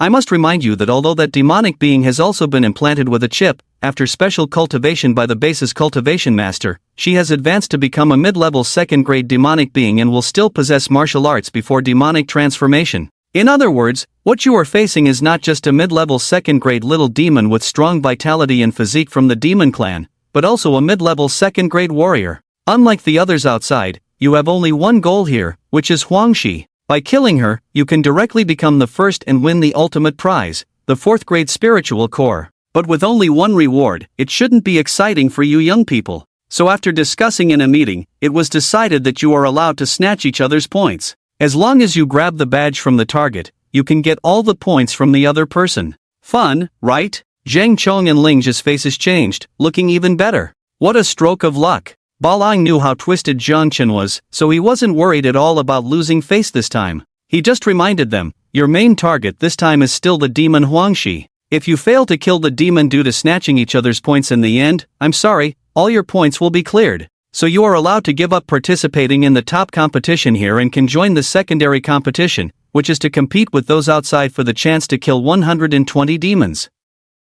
Killing 1 demon will earn you 3,000 points. Anyone willing to give up? As soon as Balang finished speaking, Zhang Chong and Lingjia responded faster than Jiang Chen, not giving up. Only then did Jiang Chen nod, I'll participate. Balang was very satisfied and patted Jiang Chen on the shoulder, saying, you are the one I have the highest hopes for. Barring any accidents, you will be the first this time. I hope you won't forget the military after the college entrance examination. If possible, consider the military academy. With that, Balang left, and the group began to rest and prepare, waiting for the action to hunt demons to begin the next day. The next day, Jiang Chen, Lingjia, and Zhang Chong, led by soldiers, headed to a special trial area with the label A above it. There were also students from 33 other major areas here, each person's face seeming to say, I am the winner of life. These were the top 3 from the other 11 major areas, all at least mid-level 1st grade. Among them, Jiang Chen also saw a familiar face, Ruan Wu. This guy surprisingly survived, quite resilient. It's no wonder he's from a wealthy family, he must have a lot of life-saving tricks up his sleeve. Soon, a middle-aged soldier approached them. I am the base commander of this base, you can call me Xiang Yu. Next, I will explain the rules of this competition to you. Xiang Yu explained the same things as Balang did yesterday, the only new information being that this A area was originally used to cultivate demon beasts. However, all demon beasts have been detained, leaving only Huangshi. The area is also quite large, so it's quite difficult for 36 people to find Huangshi alone. Therefore, each person will receive a warning device that will send out Huangshi's location every hour. That's all I have to say, I hope you have fun. The rules this time are still quite exciting, you can snatch other people's points, and if you fail to kill Huangshi within 3 days, everyone's points will be cleared. The most interesting part is that there is a big screen where they are, showing everyone's points, seemingly intentionally visible to everyone. Currently, the student with the most points is someone named Sang Yuan, with a whopping 29,000 points, just 1,000 points away from exchanging for a 4th grade spiritual core. Jiang Chen is nowhere near the top, despite having 25,000 points, he is only ranked 13th. When looking at the bottom, Jiang Chen also noticed some interesting data. 6 people have 0 points, probably because they heard they could snatch points and decided to exchange or transfer all their points before coming. It has to be said that this method is quite clever. Being debt-free makes one light and less likely to be targeted, instead, one can easily hunt others. After Lingjia and Zhang Chong finished reading, they slapped their thighs in realization, we should have done the same. After all, even if they had been following Jiang Chen all along, Jiang Chen might not have been able to protect both of them comprehensively. There are still many strong individuals out there, but it's too late now, they are about to enter the arena. In order to prevent the battle from happening too quickly, leading to chaos right from the start, each group of 3 from different major regions was guided to a separate passage, entering from different entrances in the Alpha region. At the moment of entry, the alarm on Jiang Chen's hand went off. Li Gu, the location of the demon has been updated. Jiang Chen glanced at it, and it was quite far from his current location, about 8 kilometers in a straight line. Considering that the Alpha region is all mountains, the actual distance traveled would definitely be doubled due to the winding mountain roads. Let's go. The 3 of them began to move quickly towards Huangxi's location, while at the same time, on Jiang Chen's left side, the people from the ugly region were also heading towards Huangxi rapidly. Both teams were moving in the same direction, so they were bound to meet halfway. It was just a matter of time. The 3 individuals from the ugly region ranked 3rd, 8th, and 15th on the points leaderboard, making them a strong team. The 3rd one was named Liang Ting, the 8th was named Huang Liang, and the 15th was named Bai Xiao. Those last few guys are really cunning. How come we didn't think of transferring points as well? Bai Xiao was a bald chubby guy, looking friendly and talkative. Liang Ting was thin and looked like a tough guy, not easy to get along with. He carried a leather bag on his back, which seemed to contain a cylindrical weapon. If you transfer the points, aren't you afraid that person won't return them? Anyone who can enter here has at least 10,000 points. Huang Liang seemed a bit like a pampered young man, always squinting, and like Bai Xiao, he didn't carry any weapons. Liang Ting is right, even if they are your good friends, don't gamble on human nature. Ha! Did you guys hear that sound? Bai Xiao stopped in his tracks, deliberately cupping his ear with his hand. No, is it some wild beast in this forest?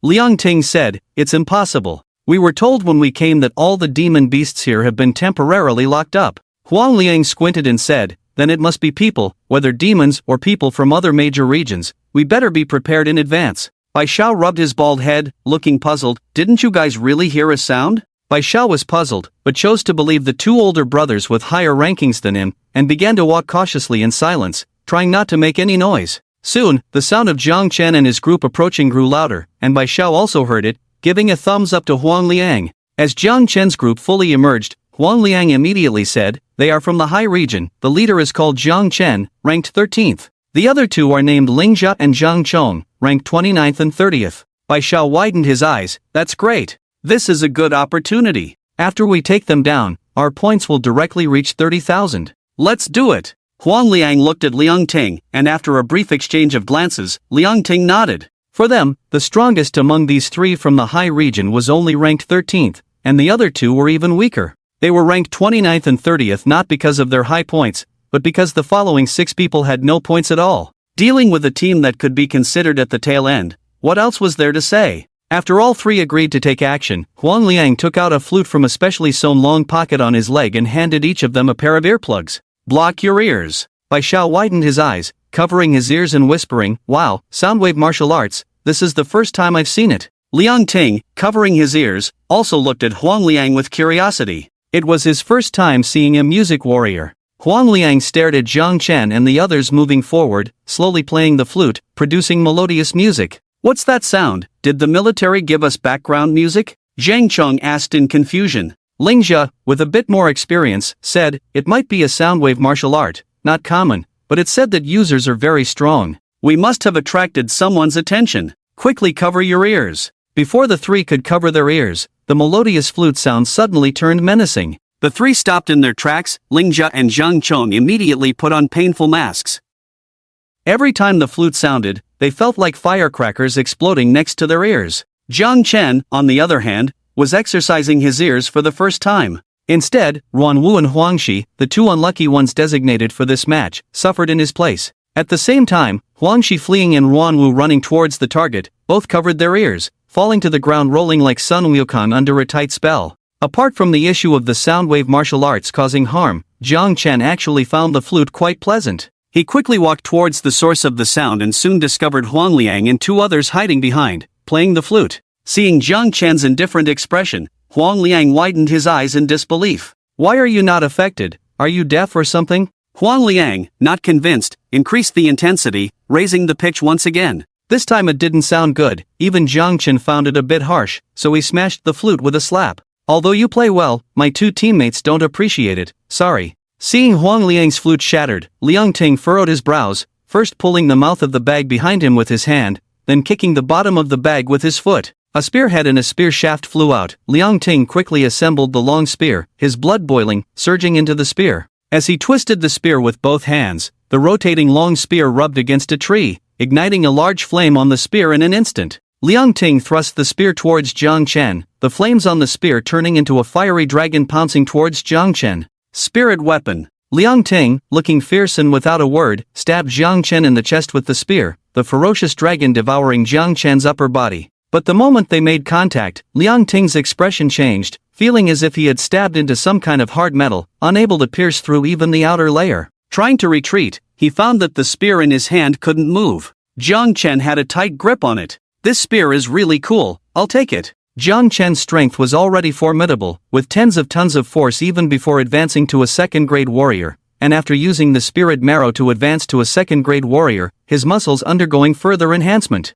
Although Jiang Chen didn't measure it, his strength in a basic punch should be at least 20 tons, enough to wrestle with a mid-level second-grade wild boar king. Taking the spear effortlessly, Liang Ting, probably attached to his spear, refused to let go, and was pulled over by Jiang Chen. Jiang Chen happened to use the muscle warrior technique, his entire right arm expanding more than twice its size. A punch hit Liang Ting's chest, sending him flying. The muscle warrior technique focuses on training muscles and tendons to withstand stronger forces, allowing the muscles to expand instantly when circulating qi and blood, unleashing greater strength.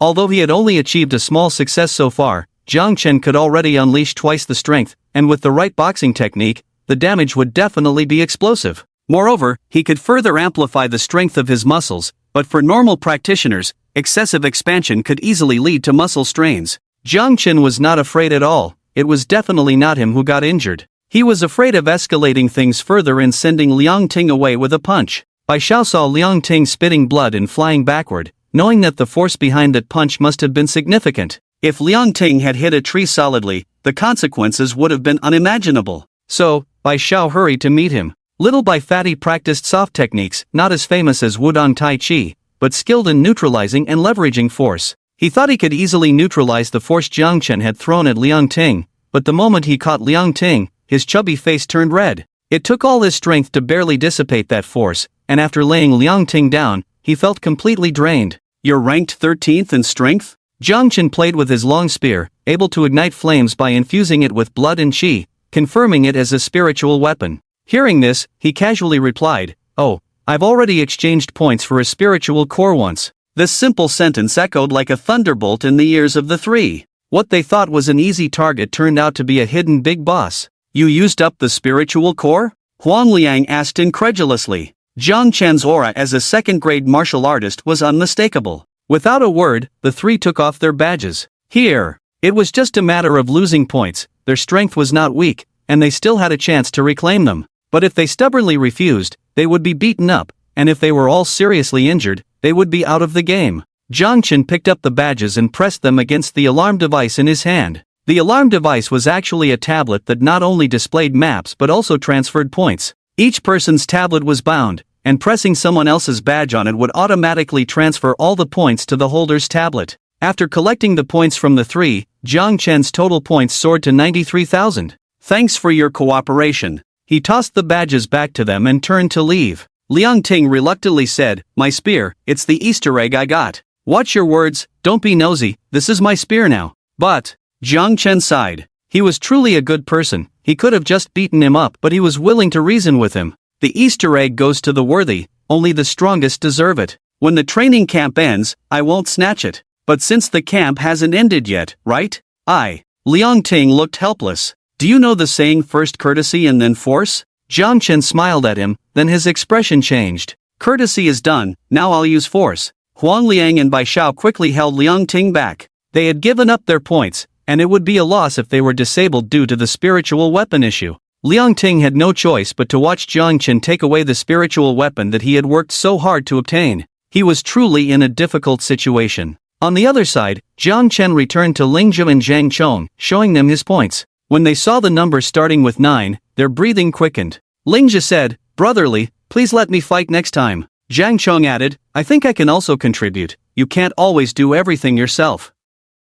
Jiang Chen didn't mind, he showed them his points to motivate them. As his followers, they couldn't be too weak. As long as the two of them could win, Jiang Chen didn't care about their points, as he already had enough to buy 3 more spiritual cores. However, such items were most effective when used for the first time. Using them repeatedly would gradually diminish their effectiveness. Like the chi gathering pills, taking 10 at once initially allowed Jiang Chen to break through 2 acupoints, but later, taking more would only enable him to break through 1. Eating the military version from behind, with the enhanced effect of the medicine, the effect improved once again. However, even if the military version is taken again later, the effect still significantly declines. The spiritual marrow is estimated to be the same, but after all, it is a spiritual object. Eating a couple more servings should still be effective. Even if the effect of washing the tendons and cutting the marrow is not as good, the vast spiritual energy can at least connect his 3rd meridian. As for the extra points, let's see if there are any other martial arts that can be used with that 3-grade pill.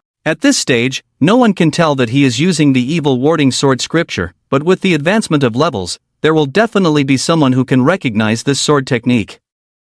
By then, being stared at by people every day, Jiang Chen couldn't bear it. It's just right to use the military's martial arts as a front, and use the evil warding sword scripture in private to do some things that can't be seen. Perfect. Inside the Alpha Zone at this time, a scene of chaos unfolded. Although the military deliberately dispersed the entrances of everyone, the given positioning of Huang Shi would inevitably cause people from 2 areas to collide. This has led to everyone fighting now. Apart from Jiang Chen's side, where the results are almost determined at lightning speed, no one has yet found traces of Huang Shi. However, soon, the 3 people from the Chen trial zone also stood out and headed towards the previous positioning of Huang Shi. These 3 people, led by Sang Yuan, who ranked first, can be said to be the strongest team apart from Jiang Chen as the variable. In addition to Sang Yuan ranking first in points, the other 2, one named Zhang Jun and the other named In Ai Pang, are all from Luoyi City, which is the provincial capital. Therefore, whether it is educational resources or other aspects, they are far superior to other counties and cities.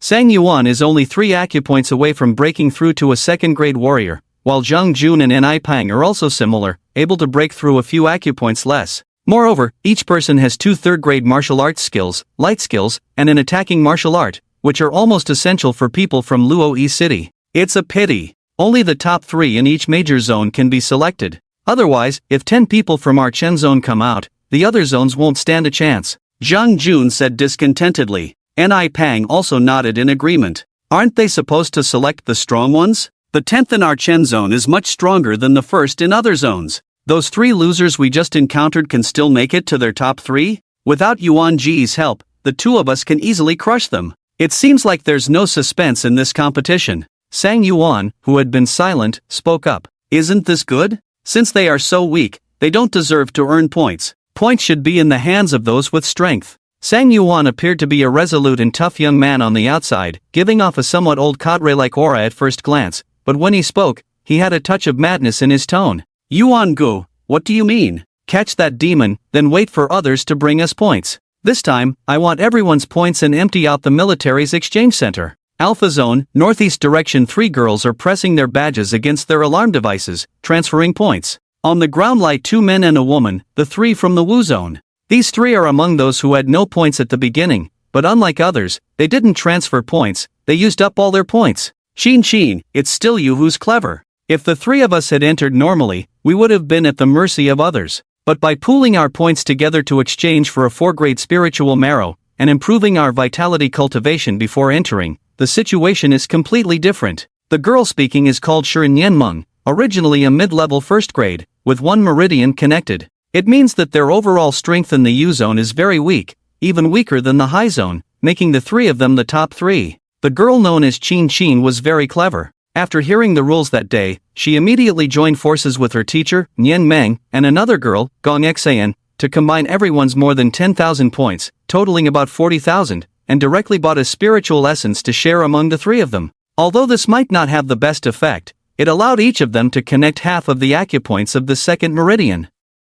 With the remaining money, they bought a second-grade sword formation. All three of them used swords, and there were many formations suitable for multiple people in the military, especially sword formations. With the combined efforts of the three, they could even fight against second-grade warriors. This decision directly propelled them from the weakest level of the 36 people to the top level. Right from the start, they encountered the three from the Wu district. Not only did they fail to defeat them, but they couldn't even break their sword formation before falling to the ground. The three easily won 70,000 points and split them evenly. The girl known as Qin Qin was named Zhuang Qin. Girls are naturally supposed to be much weaker in strength than boys, but as long as we help each other, we can use our brains to defeat those arrogant men who look down on girls. This battle tested my ideas and the power of this sword formation. Our goal this time is to take everyone's points, prove that we are no worse than anyone else. The situation of the three in the U district was rare after all. Not many people would be willing to believe in another stranger and then bet all their points.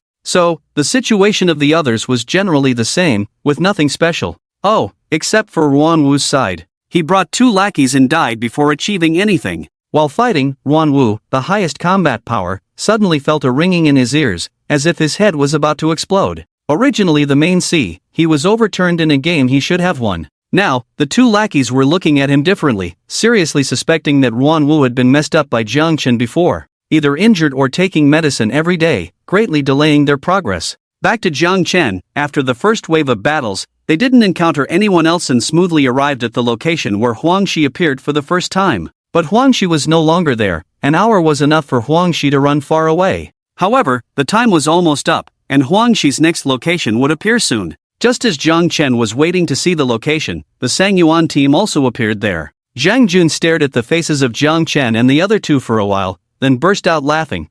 The strongest ranked 13th, the other 2 are lagging behind.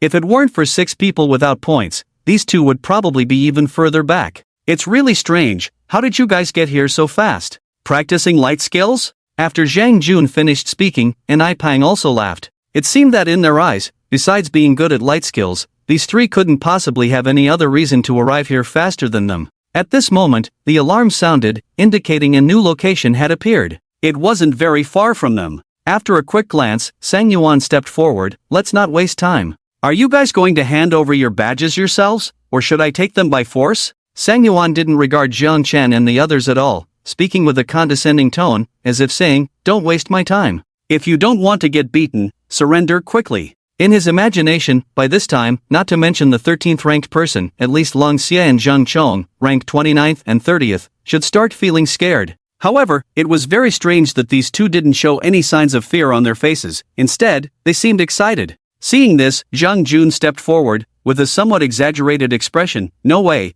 you guys don't think you can still win, do you? Ha, this is hilarious. Wastes should at least have the self-awareness of being wastes. I, Yuan Ge, am about to reach the 2nd rank of martial artists. Can the 3 of you together defeat Yuan Gu alone? Ling Jie and Zhang Chong exchanged a glance. Ha ha ha ha ha ha, did you hear how he's showing off? About to reach the 2nd rank, ha ha ha, that's hilarious. The expressions of Sang Yuan's 3 men changed instantly. How dare these useless people laugh at them? Zhang Jun said sternly, if you had just immediately handed over your badges, everything would have been fine, but you had to be rude. Today, I will smash both of your mouths. Zhang Jun's light work was impressive. With a step, he soared into the sky like a big goose. 2nd rank light work, Golden Goose skill. Have you seen it before, you country bumpkins? This martial art was not only about agility but also allowed brief hovering in the air, which was unreasonable. If one advanced further and could walk in the air, it could rival Wudong's 4th rank light work, Cloud Ascending Ladder. Zhang Jun swiftly approached Ling Jie, whose laughter was the loudest, his hands forming eagle claws. With his energy circulating, he could feel the sharpness even from a distance. It was the 2nd rank martial art, Eagle Claw skill, but Zhang Jun had mastered it to perfection. With one strike, even a huge rock would be crushed. Humph, do you think we are trash for not making a move? Ling Jie was not weak at all. His low points were mainly due to Jiang Chen taking half of his points before. Otherwise, his points would have been close to 30,000 by now. Who cracked suddenly, thunder roared in the dry sky. Lingjia seemed to be charged with electricity as he transformed into a lightning bolt shooting towards Zhang Jun in the sky. Thunderous strike. Ding! Zhang Jun caught the thunderous blade in his hand, and the clash produced a metallic sound. Zhang Jun's claw technique was flawless. Although it was only a second-rank martial art, it suited his current practice, and he was no less skilled than Lingjia. However, that was the extent of it. After the exchange, they both retreated. Zhang Jun looked puzzled. How can you have so few points with this level of strength? Lingjia remained silent, simply raised his thumb and then forcefully pressed it downward. Zhang Jun's face turned red instantly. You're asking for it. As Zhang Jun was about to strike again, Sang Yuan intervened. Stop, do you want to embarrass yourself further? It's obvious that he's playing mind games. In my opinion, you should be the strongest among the three of you. Transfer your points to others, feign weakness, and when everyone thinks you're an easy target, strike swiftly and take one out. It's like the Battle of Geisha, country folks are not all fools. Unfortunately, you've encountered us, and Zhang Jun is the weakest among us. Even the weakest among us is not someone you can defeat. This remark hit a nerve with the three men. The countryside is indeed remarkable. Without the resources from the countryside, big cities would starve to death within days without farming. Lingjia said, enough talk. You think you're superior, right? You're right, we are like the Battle of Geisha. Come on, let's see how you fare against our weakest. Lingjia was quite cunning. He immediately pushed Zhang Chen forward. Zhang Chen secretly gave Lingjia a thumbs up and then said to Sang Yuan, I'm a farmer. Come on, fight me. Can't even defeat a farmer, can you? Sang Yuan suddenly felt insulted, assumed a fighting stance, and threw a punch towards Zhang Chen. Similar to the Jit Tiger's might he encountered when fighting Pang Chang earlier, this punch carried a force flying towards Zhang Chen. This punch contained 7 different forces, some fierce, some gentle, some combining both, making it impossible for the enemy to resist the continuous force, causing internal injuries. This was the 7 Injuries Fist, a foundational martial art of the Confronting sect, a 4th-rank martial art. Its power is comparable to a 5th-grade martial art. Those who have mastered it do not care whether the opponent is a skilled martial artist or has strong defensive skills. A strike can damage their internal organs. However, this kind of boxing technique is very demanding in terms of teaching. Without someone guiding them personally, it's easy for individuals to go astray and harm themselves internally. This shows that Sang Yuan's background is not insignificant. The Confronting sect is not like the Qingqing sect, it is a truly major sect. Although it may not be as prestigious as Shaolin or Wudong, it still ranks among the top. Even in such a top-tier sect, not every ordinary teacher can learn the 7 Injuries Fist, only someone at the level of a director has a chance.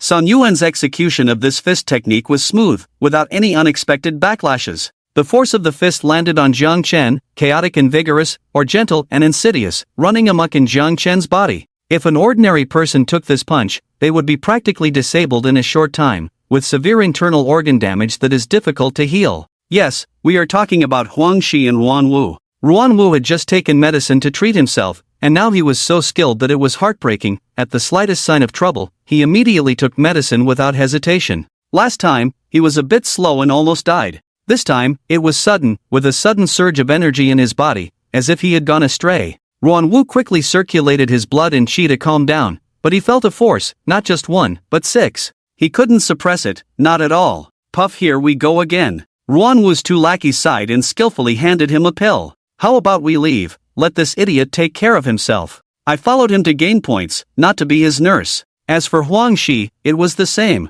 However, after completely transforming into a demon, her body's strength was much higher than that of a human, and as a mid-level 2nd-grade demon, she could use her blood and qi to dissipate the energy. But this also led to Huang Shi's strength gradually diminishing. On Zhang Chen's side, humph, don't resist, your blood and qi can't withstand my brother Yuan's 7 Injuries Fist. Zhang Jun sneered, hugging his shoulders. But in the next moment, Zhang Chen tilted his head slightly. Where did this force come from? Are you talking about the warmth that flowed into my body just now? The massage starting from the heart? Zhang Jun, how can you still speak? Not to mention humans, even 2nd-grade demon beasts couldn't speak after being hit by Sang Yuan's 7 Injuries Fist. Sang Yuan furrowed his brow. This was the first time he had encountered such a situation since mastering the 7 Injuries Fist. Could it be that he made a mistake? It was impossible. Any mistake in this technique would harm himself, and he was well aware of that. Sang Yuan couldn't believe that the person in front of him could really withstand his 7 Injuries Fist,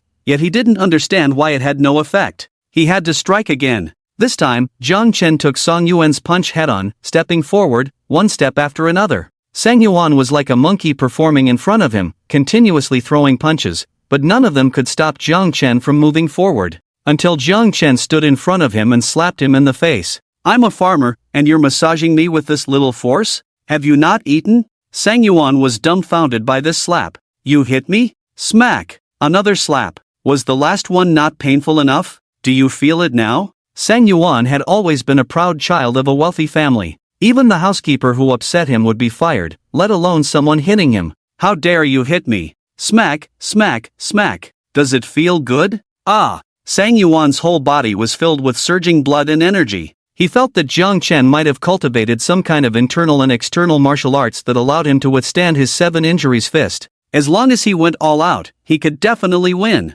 What does a barking dog sound like? Jiang Chen's aura as a second-grade warrior burst out, directly suppressing the blood and energy in Sang Yuan's body. Sang Yuan was dumbfounded. Second grade. Zhang Jun and Ni Peng behind him now understood why Lingjia had laughed so loudly when they were talking just now. Compared to Jiang Yuan, who was already a second-grade warrior, Sang Yuan, who was almost at the second grade, seemed like a joke when showing off in front of him. Sang Yuan regained his senses and clenched his teeth. One person couldn't excel in all aspects. If someone could reach the level of a second-grade warrior, they would definitely be slightly lacking in other areas. Just now, seeing Jiang Chen take his punch unscathed, Sang Yuan was sure he had practiced some extraordinary martial arts, which meant he wouldn't be skilled in lightness techniques. Determined, Sang Yuan decided to defeat Jiang Chen and return the favor blow by blow. Holding his breath, Sang Yuan swiftly retreated. His lightness technique was also of the third-grade martial arts, not the pinnacle skill of the Kontong sect, but a unique skill called grass flying. With this technique, one could run on water when partially mastered and run on grass when fully mastered, emphasizing speed and agility. It was also the highest grade lightness technique available in the market. Sang Yuan had already partially mastered it, enabling him to move swiftly and float 3 meters high with a single step on the ground. However, to his horror, Jiang Chen floated in front of him like a female ghost, following his retreat at the same speed. At his most desperate moment, Zhang Jun and Ni Peng rushed to help, only to be stopped by Lingjia and Zhang Cheng. Sang Yuan couldn't dodge Jiang Chen's slap, and the sound of the blows echoed through the entire forest. Holding his face, eyes red, Sang Yuan roared, "If you have the guts, let's compete in martial arts. What's with slapping people? Is this how you humiliate me?" Jiang Chen flexed his wrist. "My martial arts are called breaking defense palm technique. Don't believe me? I'll show you the martial skill of this palm technique." With that, Jiang Chen activated the martial skill Muscle Warrior from the gunmetal forging technique, Muscle Chapter. His right arm thickened by 2 rounds, and the slap now carried the whistling of wind and thunder. Sang Yuan's eyes nearly popped out. He already felt Jiang Chen was strong enough, and now with this additional expansion, he feared he might end up spinning his head around. Hastily retreating, he found Jiang Chen sticking to him like a ghost once again. Slap! As the palm struck, Sang Yuan rolled his eyes and fainted, his face swollen like a pig's head. After adding him to the victim's family bucket with a casual gesture, Jiang Chen removed his chest badge. With a turn of points, Jiang Chen was elated. 73,000 points. Truly the strongest opponent I've encountered. The points are quite high. Jiang Chen's total points were now close to 170,000. In the background, several captains gathered around, following behind Chief Xiangyu, watching the various data displayed on the big screen. Of the 36 students entering Zone A, more than half had already lost their points. The most irritated were not the students themselves but these captains. The captain of the ugly zone slammed the table. "Damn it, just a few minutes into the game and they've been robbed. I thought these 3 kids had potential." The 3 people in his area had their points taken by Jiang Chen. So the captain of the Boar Zone, his mouth had not stopped grinning since the beginning. When a friend from the adjacent Shen zone came over to chat, no matter what they asked, he would just say, "How do you know Jiang Chen already has 90,000 points?" At the beginning, just like him, there was also the captain of the Chen district, under whom were Sang Yuan, Zhang Jun and Ni Peng. They had been wearing smiles from the start, comforting the other captains of small teams in different areas who had lost points. "It's okay, you still have a chance." But when Jiang Chen's score increased again and Sang Yuan's points were cleared, the expression of the Chen district captain changed in an instant. There must be an error in the points. Balan patted his shoulder, a smirk playing on his lips. "Lao Chen, don't worry, I've got your back." Chen district captain. The captains who had been comforted by him earlier came forward one by one, patting his shoulder and saying, "It's okay,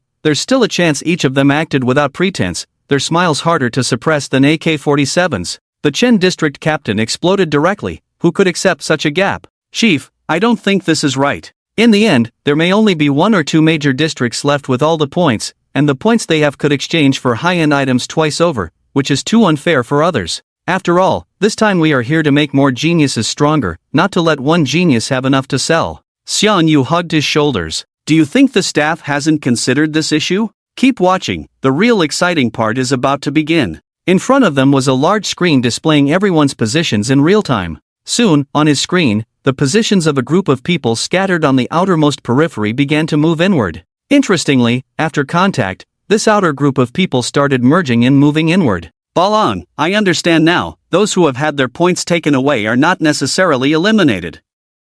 On the contrary, because they each have no points, they can unite without reservation. As long as 2 small teams merge, they become 6 people, and a 3-person team that could have beaten them before would now be unable to. This way, the points will return to them again. So that's how it is. It's like a cycle, where the weak unite to attack the strong, reclaiming points while gaining more. For the strong to reclaim points, they can only learn to unite like them. Until the demons are killed and the game is declared over, it will be about who can seize more points through unity and successfully maintain their own points. In this way, it's still balanced overall, with points circulating back and forth, making each person's points more evenly distributed. Apart from eliminating the last few, almost everyone else can get 30,000 points. Xian Yu nodded. That's the idea. The rules planned by the staff are generally fair. As long as the students are not foolish enough not to unite, the final result should not be too surprising. According to the staff's predictions, around 10 people will have their points completely cleared, and the rest will receive a soul essence. This also aligns with the goal of this training camp, to make the most talented students in the province stronger and impact the college entrance exam rankings. Barring any surprises, our province will produce quite a few dark horses in this year's college entrance exam. Several captains nodded in agreement, their faces less despondent. Because of this analysis, their district's small teams did indeed have a chance. It now depended on which districts were a bit unluckier and would end up with no points under these rules. At this moment, Balong from the High District had a worried look on his face. His brothers from the Shin District patted his shoulder reassuringly. It's okay, after all, your district has Jiang Chen, that kid who single-handedly withstood a tide of hundreds of demon beasts, he'll definitely hold on. Baron clicked his tongue, this is exactly what I'm worried about. Even if the remaining 33 people all target him, they might not be able to defeat him. Instead, he could take away all the points. Imagine if he alone gets hundreds of thousands of points and empties our base's inventory. What should we do? Shin Shu Laogu was stunned for a moment, suddenly picturing Xiangyu going to the base warehouse to get something,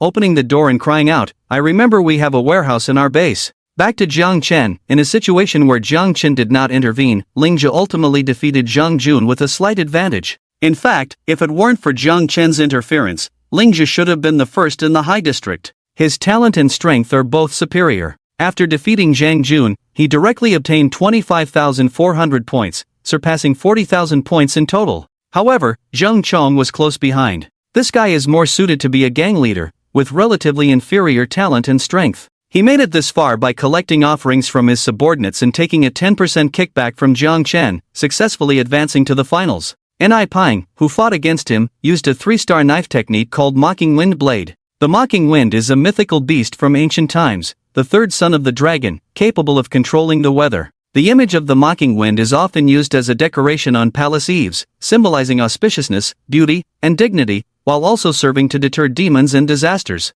This Mocking Wind Blade technique gives a sense of controlling the wind and rain, similar to Lingjia's Wind and Thunder Blade. The blade's movements, aided by the wind, are not only fast but also extremely sharp. Although Zhang Chong practiced the barbaric bull martial art, which is a horizontal training method, he couldn't withstand the Mocking Wind Blade of his opponent and was defeated after a few rounds. However, the problem is that Jiang Chen still has 2 standing, especially with Ni Peng's strength being witnessed. After defeating Zhang Chong, he was stared at by Jiang Chen and Lingjia for a while, then he took off his badge and threw it over. Lingjia picked up the badge with a smile, sensible. The points on his badge were divided equally among the 3, considering Zhang Chong was the one defeated. After defeating Sang Yuan and his team, Jiang Chen continued to pursue Huang Shi. Meanwhile, the 18 defeated individuals behind began to unite and form 3 teams of 6, referred to as the Losers Group, to launch a pursuit against the 6 teams of 3, known as the Winners Group, from the first round. Soon, the points situation began to reverse, with the first successful comeback by the losers group being the Ugly District defeated by Jiang Chen and the Noon District defeated by the Three Sisters of the U District. The strengths of the Ugly and Noon teams are not low. If one didn't encounter a freak like Jiang Chen and the other didn't face the Three Sisters of the U District who played dirty with the sword formation, they could have made it through the first round. After all, Huang Liang's Sonic Martial Arts and the Ugly District team alone could defeat many teams, not to mention the third-ranked Liang Ting. After merging, they directly defeated the winners group's sub-district. The 6 individuals shared the sub-district's points, each receiving over 20,000 points, reclaiming most of their previous points. However, they were still short of some, so they continued to chase down the remaining winners group. At this moment, for these losers group teams from the first round, Huang Xi's presence was not very important. Points were the key. Each person needed to earn at least 30,000 points to break even. The situation quickly became chaotic, with the 3 6-person teams of the losers group soon defeating the 3 3-person teams of the first round winners group, becoming the new leaders in points. No one could catch up with Jiang Chen. The 2 remaining undefeated teams from the original winners group were the Chen District team where Sang Yuan was and the team of the 3 sisters from the U District. The former had no points left, so the losers group with points naturally did not want to take the risk.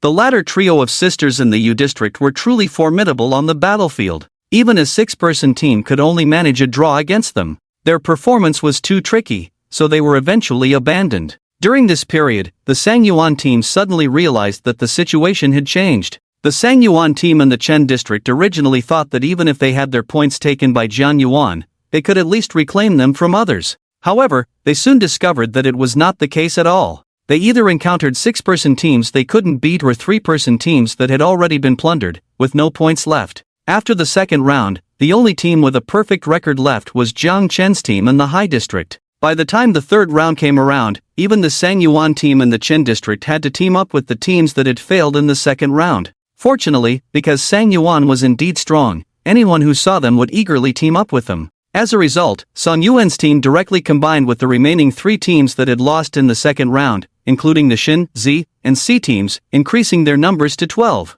A new round of clashes began. The senior captains watching from the backstage were keenly observing. I say, can the logistics department fill it with cameras next time? Just looking at the positioning leaves too much to the imagination. It would be much more fun if we could see the actual footage. The Chen District captain, who had previously looked grim, now shook with excitement as the positioning showed that Sun Yuan's team had managed to combine with 3 other teams, bringing their total to 12 members. He was eager to see who could still threaten the Chen District's dominance in points. This time, he would regain the respect he had lost. On the other hand, Baron's expression grew even more worried, as reality was moving closer to what he had anticipated. Next, the Jia District should gradually evolve into only 3 factions: Sun Yuan's 12-member team, the other teams, and Jiang Chen's lone team. If Jiang Chen managed to defeat those 2 factions, could he maintain his points, especially since he would be enjoying tens of thousands of points alone? He could only try to plead with Xiang Yu as much as possible. He never imagined that his capable students would bring him such trouble.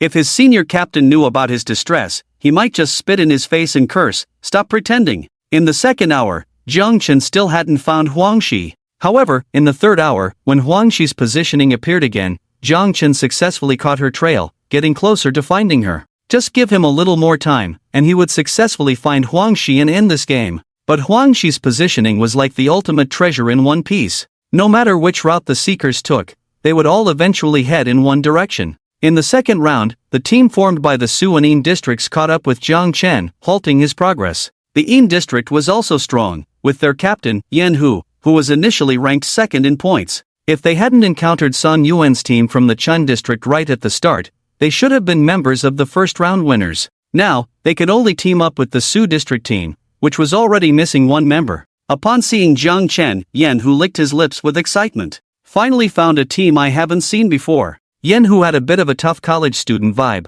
looking athletic overall with a horizontal scar on his cheek, resembling a tiger's whiskers. Yan Hu eagerly prepared to engage, but the 3 members of the Su district team waved their hands frantically, especially Ruan Wu. This guy was nearly driven crazy by inexplicable injuries that appeared out of nowhere, strongly suspecting Jiang Chen was behind them, leaving him with severe aftereffects. Most importantly, before leaving, he had set a trap for Jiang Chen, thinking he wouldn't encounter him again, only to end up in this competition. Jiang Chen must have realized by now that he had been tripped. If he didn't run now, he would be in for a beating. No, no, no, don't look for Jiang Chen. Don't look for this squad. Run, run. Yen Hu looked at Ruan Wu, his mind filled with question marks. Although this guy seemed a bit sickly, his skill in the Qing character 9 strikes and the Chang character 18 breaks left a deep impression on him, showing his strength. Why was he so afraid upon seeing this squad? Was he abused by Jiang Chen since childhood or experienced campus violence? With me here, what are you afraid of? There are 6 of us, we don't even dare to gang up. You better go home and sleep early. Ruan Wu's eyes were full of fear. You don't understand. I can't explain anymore, there's no time to explain. If you don't leave, I will. Ruan Wu turned around, ready to run with 2 lackeys, but at that moment, Jiang Chen's voice rang out. Oh, isn't this an old acquaintance, wanting to leave as soon as we meet? Ruan Wu froze in place, knowing that as long as Jiang Chen saw him, he wouldn't be able to escape. Not only his strength and skills, but Jiang Chen's likeness technique also left a great psychological shadow on him. He couldn't run, simply couldn't run. Ruan Wu forced an ugly smile and turned his head. No, I just didn't want to disturb you. Jiang Chen looked Ruan Wu up and down. You should still have some points, right? Without a word, Ruan Wu took off his badge. Take it. Don't hit me. As he handed over the badge, just as Jiang Chen was about to take it, a rough hand grabbed Ruan Wu's hand and snatched the badge away. I don't know why you're so afraid of someone ranked 13th, but since you're so scared that you'd rather give up points than fight, then give me those points, I'll help you get revenge. Watch how your brother who crushes this 13th ranked guy. Yes, it was Yen Hu speaking. As the second ranked, he had only narrowly lost to Sang Yuan, so he didn't believe Jiang Chen could be that strong. If he was truly powerful, how could he be ranked only 13th? Ridiculous. Yen Hu assumed his stance, his energy circulating, his whole being exuding a fierce aura, like a white-faced tiger glaring at Jiang Chen. I use our family's 4th grade martial arts, imitation beast martial law. My grandfather once scared off a 4th grade monster with just a glare in the imitation beast state. Let's see what you're made of, to scare Ruan Wu like this. Jiang Chen knew he was being tough, but for some reason, he felt like laughing. Doesn't the first martial art of your technique go by staring eyes? You're asking for it. This imitation beast martial law was somewhat like those animal imitation martial arts, like praying mantis or monkey style. But to be considered 4th grade in the high martial world, it naturally had some substance. Yen Hu was currently using the first martial art of the imitation beast martial law, white tiger martial body, which was like a beast spirit attached to a person's body, not only granting beast-like defense and speed but also formidable power and attack. Yen Hu executed a fierce tiger leaping over the gorge, clapping his palms towards Jiang Chen. Jiang Chen dodged with a swift movement, and as the palms hit the ground, they left a deep tiger paw-shaped imprint. It was evident that the transparent tiger spirit on Yen Hu's body was not just for show, it had real combat power. Jiang Chen retaliated with a palm strike, holding back some force as a test. Although the strike only hit the outer tiger form, it felt like hitting a solid entity. Intrigued, Jiang Chen couldn't help but admire. Indeed, a 4th grade martial art set itself apart in form from others, truly aesthetically pleasing. Yen Hu, after being struck by Jiang Chen's controlled force, didn't get hurt but just took a few steps back, laughing heartily. Is that all? I admit your strength is good, and your speed is commendable, but that's all there is. I thought the person who made Ruan Wu so fearful would be much stronger, turns out. Yen Hu's words were cut short as Jiang Chen suddenly floated in front of him like a ghost, his right arm swelling 3 times its size, and with a swift motion, he slapped the tiger head shadow on Yen Hu's body. With a loud crack, Yen Hu's white tiger martial body was shattered. Yen Hu himself was sent flying directly, spraying blood as he flew through the air. Ruan Wu closed his eyes in despair. It has begun. I told you to give up the points, so you wouldn't get beaten up. Why did you have to show off now? Yen Hu landed, spitting out blood once again, a hint of embarrassment on his face. I was careless, didn't dodge in time. And you, Jiang Chen, is this your strongest martial arts? It's decent indeed. But let's see how you handle this. Black tortoise armor body. Yen Hu channeled his energy, making complex hand gestures as a blue aura began to swirl around his body, gradually forming a shield resembling a black tortoise shell. Come at me again. If you can break through this, I'll call you daddy. Jiang Chen drew his spirit weapon, the bee sting, from his waist. As he infused it with energy, the blade emitted a faint buzzing sound. Yen Hu's expression changed instantly as he recognized the weapon for what it was, a spirit weapon. Hey! He shouted, but Jiang Chen was already in front of him, piercing through the black tortoise armor body on his body with a single strike of the bee sting. When the tip of the blade touched Yen Hu's throat, he dared not even take a deep breath. It's time to fulfill your promise. Yen Hu remained motionless, pointing at the bee sting with his finger, indicating Jiang Chen to move it away. Jiang Chen slightly retracted the bee sting, and Yen Hu immediately pulled out a pair of tiger finger claws from his waist, his white tiger martial body reappearing on him. No honor in combat. If you're going to use spirit weapons, say so earlier. This round doesn't count. If you can beat me, then we'll talk. Jiang Chen lowered his voice. I detest people who don't keep their word. Yen Hu paid no heed, preferring to be called father than to back down. Gripping the spirit weapon, tiger finger claws, he launched a fierce attack towards Jiang Chen, each punch carrying the ferocity of a tiger's claw swipe. The white tiger martial body of the beast martial arts granted him immense strength and increased attack power. Coupled with his innate talent for speed with the tiger finger claws, Yen Hu's fists appeared with afterimages due to his speed. However, even with the spirit weapon, Yen Hu's speed couldn't match the swiftness of the evil warding sword technique. For every punch Yen Hu threw, Jiang Chen managed to counter with 4 or 5 sword strikes, with one deflecting Yen Hu's attack and the rest piercing various parts of his body. After just a few exchanges, Yen Hu was covered in wounds, with over 20 sword cuts on his body. Yen Hu shouted fiercely, "Come on! He's not that terrifying. Didn't you see we were evenly matched?" Yen Hu's 2 teammates and the 3 from the dog zone fell silent as they looked at the bloodied Yen Hu. Evenly matched? Where did you see that, bro? Ruan Wu had no intention of fighting Jiang Chen and shouted, "My points are in his hands, I'm worthless now, don't come after me." With that, Ruan Wu turned and ran. Although his 2 lackeys felt a bit disgusted by Ruan Wu's current weakness, they found it hard not to agree with his actions. They ditched their badges and followed Ruan Wu in fleeing. Only Yen Hu's 2 teammates remained, not running away. They believed that although Jiang Chen was tough, Yen Hu had held his ground against him, and with their help, victory was still possible. Yen Hu's 2 teammates responded to his request and charged forward to join the attack on Jiang Chen, but Lingjia and Zhang Chong were no pushovers. Lingjia swiftly struck down one of Yen Hu's teammates with a single slash, while the other was locked in a stalemate with Zhang Chong. This left Yen Hu isolated and outnumbered. The more rounds he fought, the more wounds Jiang Chen inflicted upon him. Gradually, Yen Hu began to feel his strength waning, his body unable to muster any more energy. With blood loss and exhaustion, the white tiger martial body on his body vanished, yet he remained standing, swaying but refusing to beg for mercy. At least in terms of dignity, he far surpassed the others. Not surrendering yet? If we keep fighting, you'll bleed dry, Yen Hu swayed, gritting his teeth. The Yen family never produces cowards who surrender. If you want my points, then kill me. You big-headed fool. If killing were allowed here, Jiang Chen would have taken out countless people by now. Folding away the bee sting, Jiang Chen casually slapped Yen Hu, who was covered in wounds, unconscious and took all his points.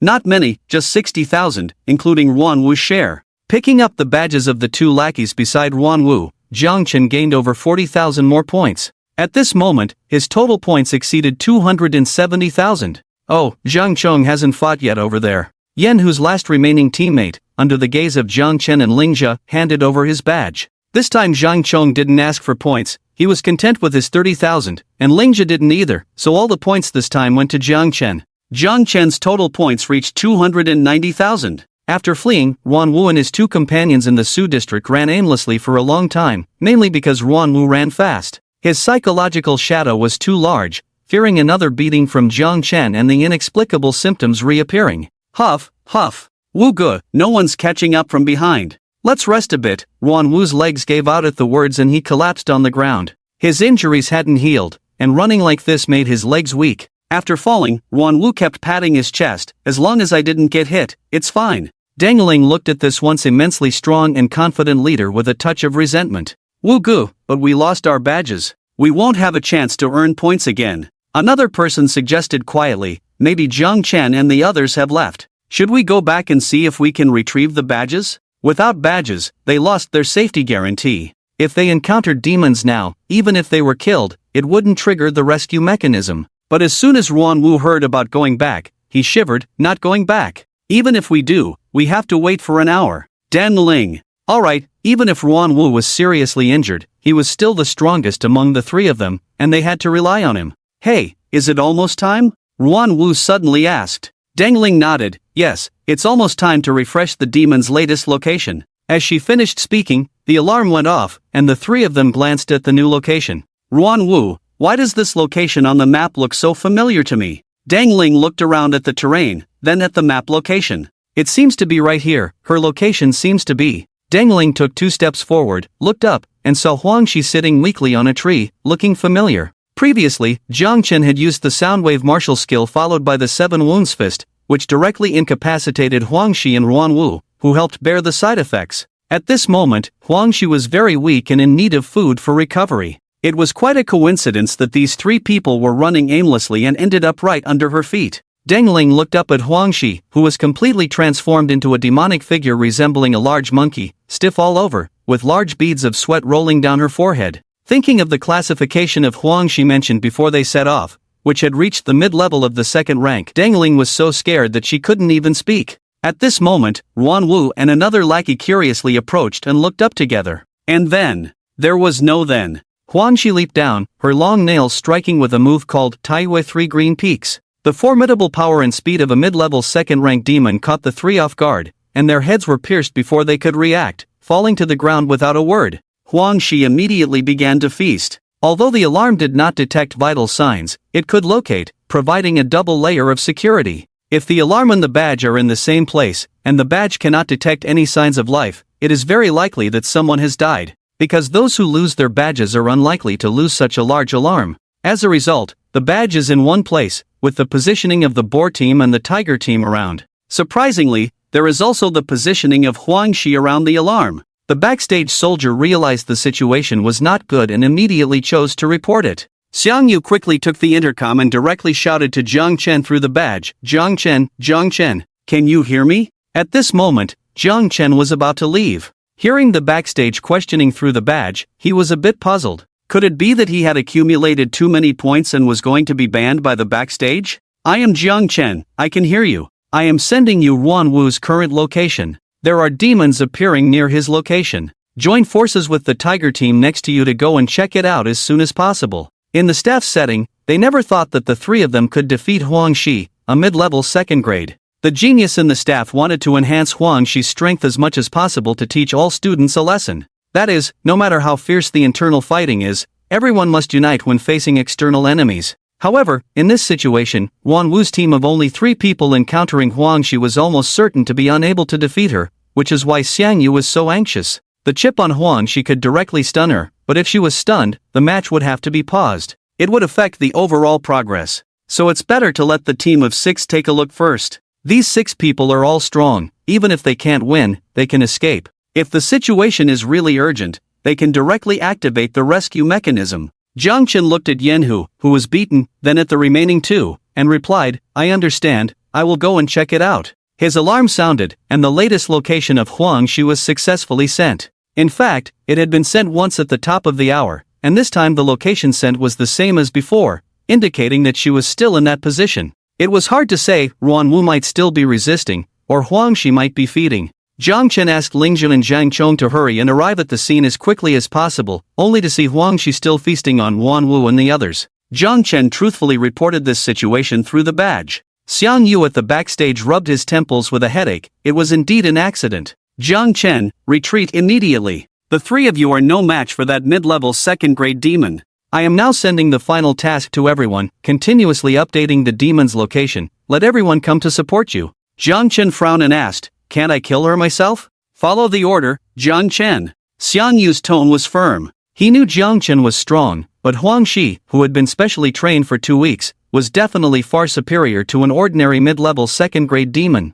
He didn't want Jiang Chen to die at her hands. At the same time, this was the final task, and everyone had to participate. Jiang Chen, what if I don't follow the order? I will immediately cancel all your points. Xiang Yu had to take mandatory measures. He really didn't believe that Jiang Chen could defeat the current demon, Huangxi. Jiang Chen fell silent for a moment, cursing under his breath. But in the end, he gave up on directly killing her and began to follow Xiang Yu's orders, completely abandoning his plan to join the military academy. Although the training here was intense, the orders were too strict and rigid, not at all suitable for him. In the backstage, Xiang Yu saw that Jiang Chen had stopped resisting, heaved a sigh of relief, and instructed the backstage soldiers to notify the others. At that moment, the Sawayanaji team and others who were still chasing the second round of winners all stopped and looked puzzled at the continuous appearance of the demon's location on the alarm. Upon hearing Xiang Yu's final mission orders to immediately go support Jiang Chen, cooperate in killing the demons, and being informed that a 3-person team from a major district had all perished, everyone finally understood. Some were incredulous at the mention of death, thinking it was like the competitions at school where even if one got seriously injured, death was not on the line. But now, real casualties had occurred. However, soon the two six-person teams from the second round of winners realized that despite the danger, this was a good opportunity for them. Now, everyone had to carry out the final mission, which meant they had a great chance of securing their current points. As long as they killed the demons, the mission would end, and each of them could exchange for a spiritual core. Surprisingly, the initial winners became the ones without points, staging a successful comeback. The two happy six-person teams immediately responded backstage and rushed towards the designated location. Meanwhile, Sang Yuan's team of 12 had not caught up with anyone, and at this moment, everyone's expressions were grim. If it ended like this, they would have no points at all, essentially making their trip in vain, something the original winners could not accept. So Sang Yuan made a decision: intercept those two six-person teams. But what about the final mission ordered by the base commander?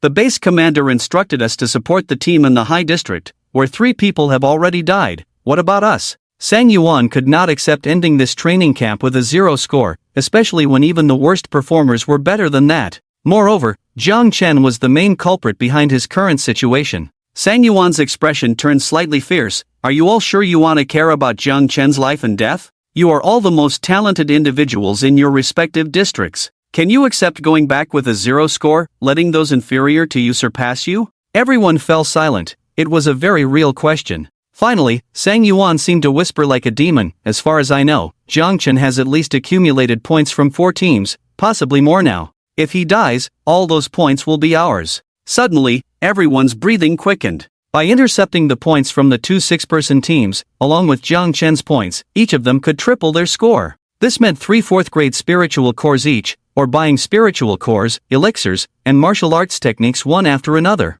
Why should one care about others' lives over their own achievements? Isn't this a world of survival of the fittest? Wasn't this what the military had been telling them all along? At that moment, everyone no longer hesitated and chose to follow Sang Yuan's orders, disregarding Xiang's final mission. Since Huangxi's position on the map was continuously updating, everyone was sure to head in Huangxi's direction. Their team of 12 was closer to Huangxi, and they roughly knew the positions of the other teams since they had been defeated. Combining this with the fact that the remaining teams would also head towards Huangxi, they could predict the positions and intercept in advance. Soon, the first 6-person team was intercepted. The 6-person team formed by the Ugly District and the Noon District was stopped. Liang Ting had lost his spiritual weapon and could only wield a long spear made from a tree branch, which he had to replace after each use due to his martial skills. Seeing someone blocking their path, Liang Ting's expression darkened. Didn't the base commander issue the final mission? Didn't you hear it? Sang Yuan, at this point, paid no heed, clenching his fist and staring at Liang Ting, but he didn't say we couldn't fight each other, did he? Not saying it means it's allowed. There's another team being chased by demons, aren't you worried that more people might die? Sang Yuan tilted his head, looking at Liang Ting. If I remember correctly, you were also defeated by Jiang Chen, right? If he dies, would that not suit you? Besides, he is so strong, he can definitely hold on until I go save him. So stop worrying about others, stop wasting time with idle talk. Every minute delayed increases the likelihood of Jiang Chen's team dying by 1 point. With that, Sang Yuan directly led his men to attack the team composed of the Ugly Wutu district. Sang Yuan's strength was indeed formidable. With his 4th-rank martial arts 7 injuries fist, few could withstand it. Although Huang Liang's soundwave martial arts were troublesome, they couldn't withstand being surrounded by multiple people and were ultimately dealt with. The points of the 6 individuals were evenly distributed among Sang Yuan and the other 12 members of his team. In order to prevent Liang Ting and his group from having a chance to unite with other teams, Sang Yuan even went as far as breaking the legs and arms of Liang Ting's group of 6,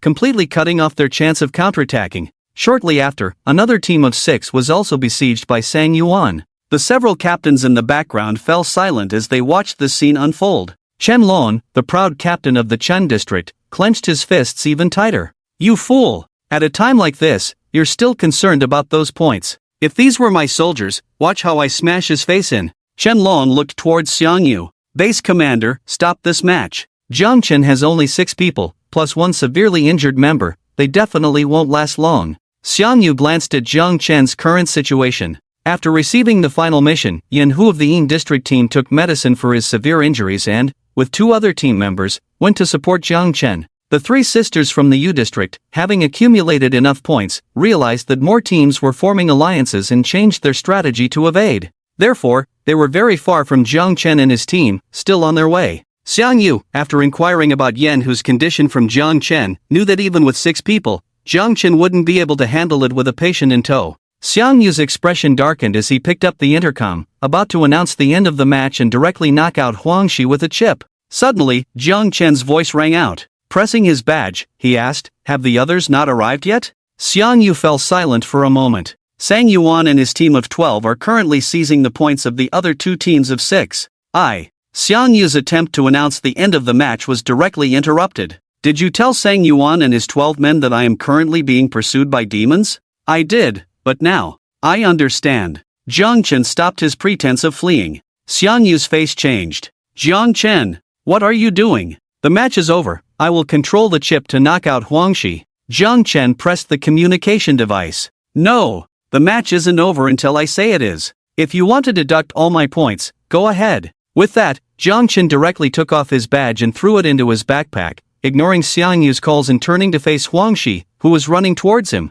He had already wasted nearly an hour, enduring it all for the sake of those few points. But now, he didn't want to endure anymore. After consuming the spirit core, even if all his points were deducted, it didn't matter. His satisfaction was most important. Those 12 led by Sang Yuan knew he was being pursued by demons, yet they were intercepting the other 2 teams of 6. What was this? That bastard Sang Yuan probably wanted him to die at the hands of the demons so he could come and take all his points. Fine, let's end this game. Jiang Chen strode towards Huangxi, while the severely injured Yan Hu widened his eyes. Are you crazy? The next moment, Huangxi's sharp nails stabbed out towards Jiang Chen's chest. Jiang Chen admitted that Huangxi's speed now far exceeded his initial confrontation, and his strength and vitality were terrifying. But that was it. Jiang Chen stood still, taking Huangxi's attack head-on. With a loud clang, Huangxi's nail struck Jiang Chen's chest, sparking but not penetrating. A look of confusion appeared on Huangxi's face. The next moment, Jiang Chen's 2 arms swelled 5 times their size. Muscle warrior. At this moment, whether it was Huangxi or Kuwabara, their arms both felt a tearing sensation. Even Jiang Chen, who had only mastered the muscle training to a small extent, couldn't withstand such a strong power boost. However, the side effects of excessive use were not for him to bear, so he used it without any hesitation. His arms, like titan beasts, were even more muscular than the transformed Huangxi. His fist, the size of a sandpot, struck Huangxi's outstretched arm, directly breaking it. Then, Jiang Chen grabbed Huangxi's neck with one hand and hammered her to the ground with the other hand clenched into a fist. There was no technique, just pure emotion. After dozens of strikes, Huangxi's head was flattened, but the formidable vitality of the demon prevented her from dying immediately. The hand that Huangxi hadn't broken kept poking at Jiang Chen's heart, but couldn't even break the skin. Instead, Jiang Chen seized the opportunity to grab that arm and tear it off, then continued to hammer. Until Huangxi could only inhale and not exhale, on the brink of death, Jiang Chen stood up holding her by the neck.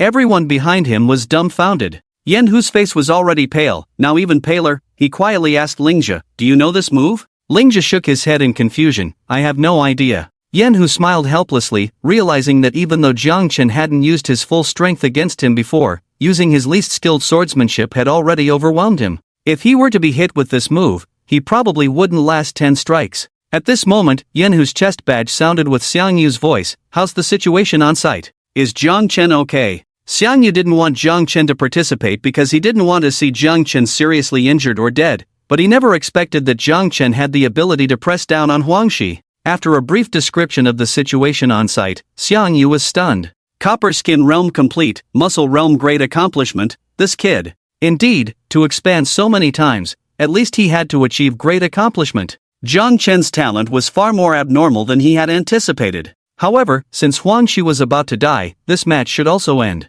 Just as Xiang Yu was about to speak, Jiang Chen's voice rang out. At this moment, Jiang Chen, holding Huangxi's neck in one hand, lifted her in the air, and with the other hand holding the chest badge, said, "The life signs of the demon haven't disappeared, right?" Indeed, they hadn't disappeared, but what difference did it make now that Huangxi was dead or alive? The match can end now. No, if she doesn't die, the match isn't over. Jiang Chen tossed the chest badge back into his backpack, ignoring the backstage chatter, dragging Huangxi by the neck on the ground, and began to search for Kuwabara's whereabouts. With a large number of people and the sound of fighting not being subtle, Jiang Chen easily found Kuwabara and his group attacking the second team of 6. At this moment, the battle was coming to an end. Kuwabara had gone completely mad, Following a do-or-die mentality, he had broken the hands and feet of these few people to ensure that no one could compete with him for points in the end. And at this moment, Jiang Chen appeared, holding a lump of creature by the neck. Everyone stopped and looked at Jiang Chen and the lump of creature in his hand. What is that?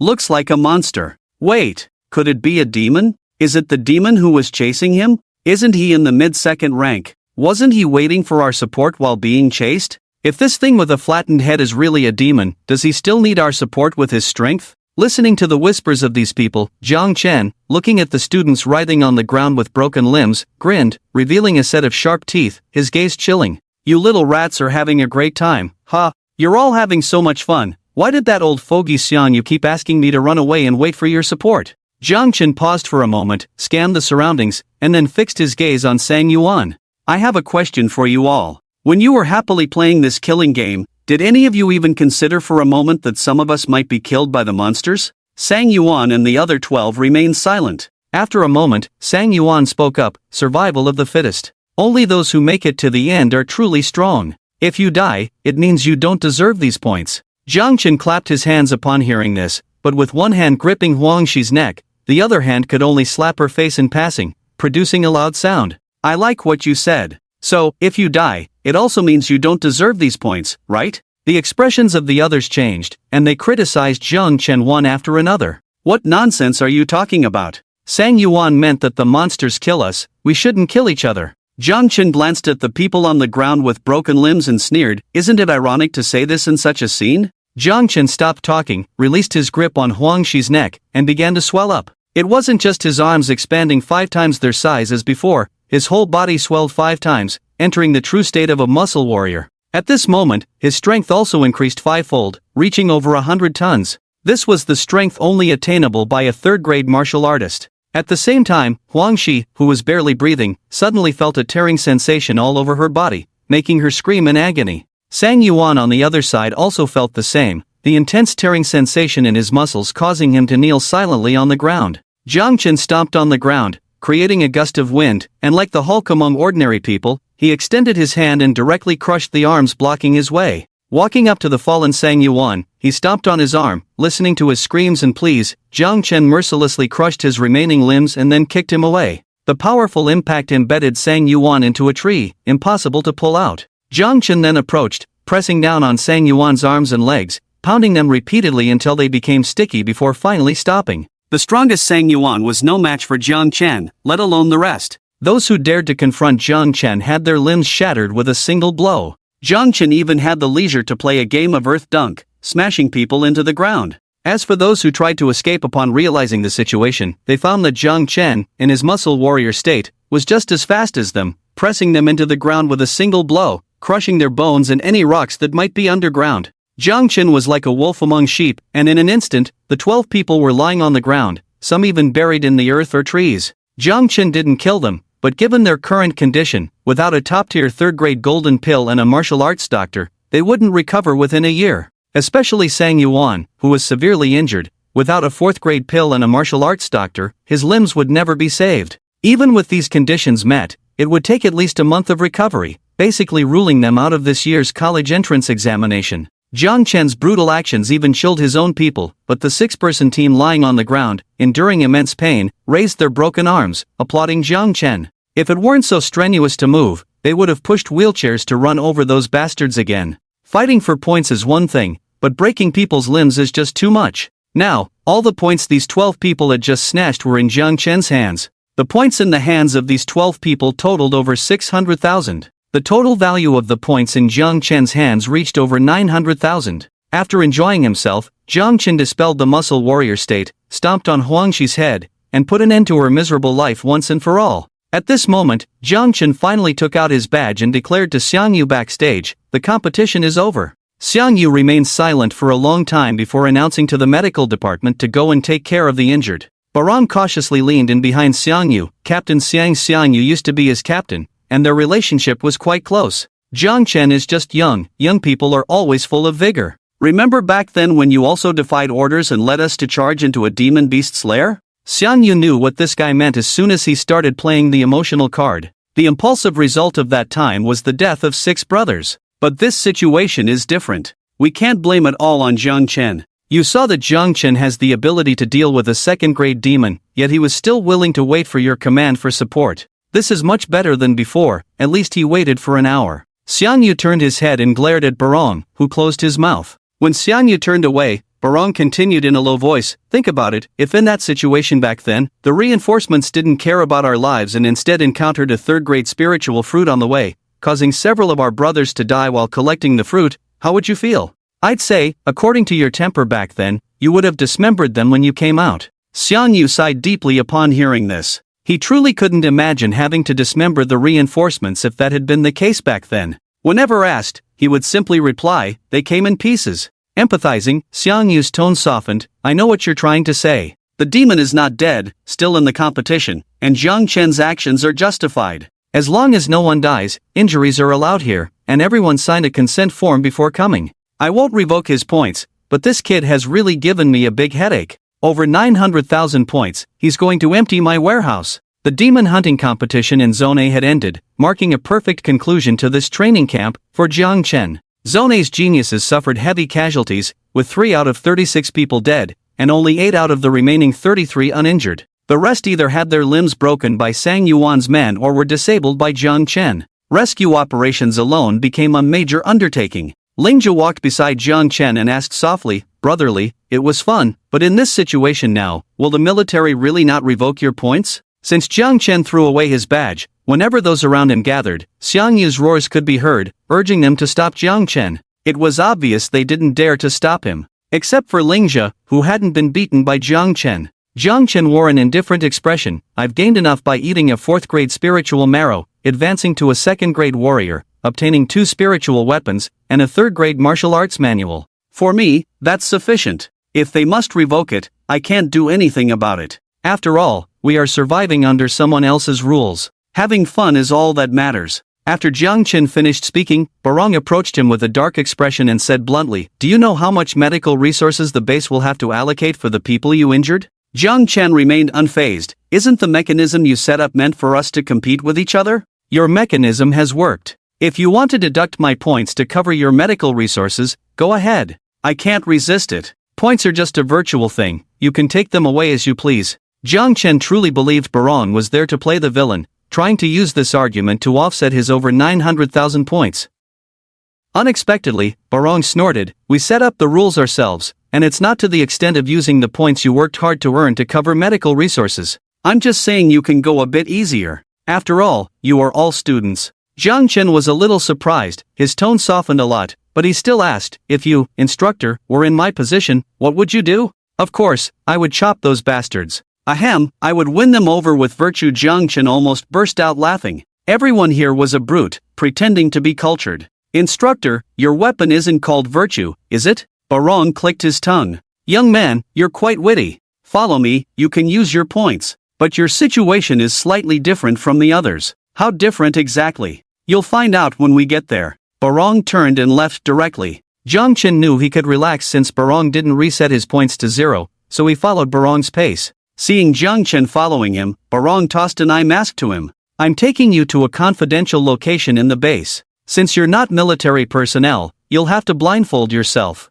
But you can choose to join the military. Your results have been sent up. You won't even need to take the college entrance exam. Just nod, and you'll directly join the military's #1 seed plan, enjoying the best benefits. Jiang Chen silently put on the eye mask. Sorry, I still want to see the outside world first. Barong sighed, he knew where the problem lay. If he had this talent when he was young and was forced to do something, he wouldn't be happy either. Get in the car. Barong drove with Jiang Chen blindfolded, shuttling through the vast underground base, even taking an elevator before finally arriving at their destination. In front of him was a place similar to a bank vault, but instead of a round, heavy vault door, it was a sliding one. After Barong verified his identity and opened the door, Jiang Chen looked at the thickness of the door. It must have been 2 to 3 meters wide. Inside, the lights turned on automatically, revealing rows of metal cabinets, each locked. Barong picked up a tablet from a table near the door and handed it to Jiang Chen. This is the military's real warehouse. If you students were allowed to exchange with your points,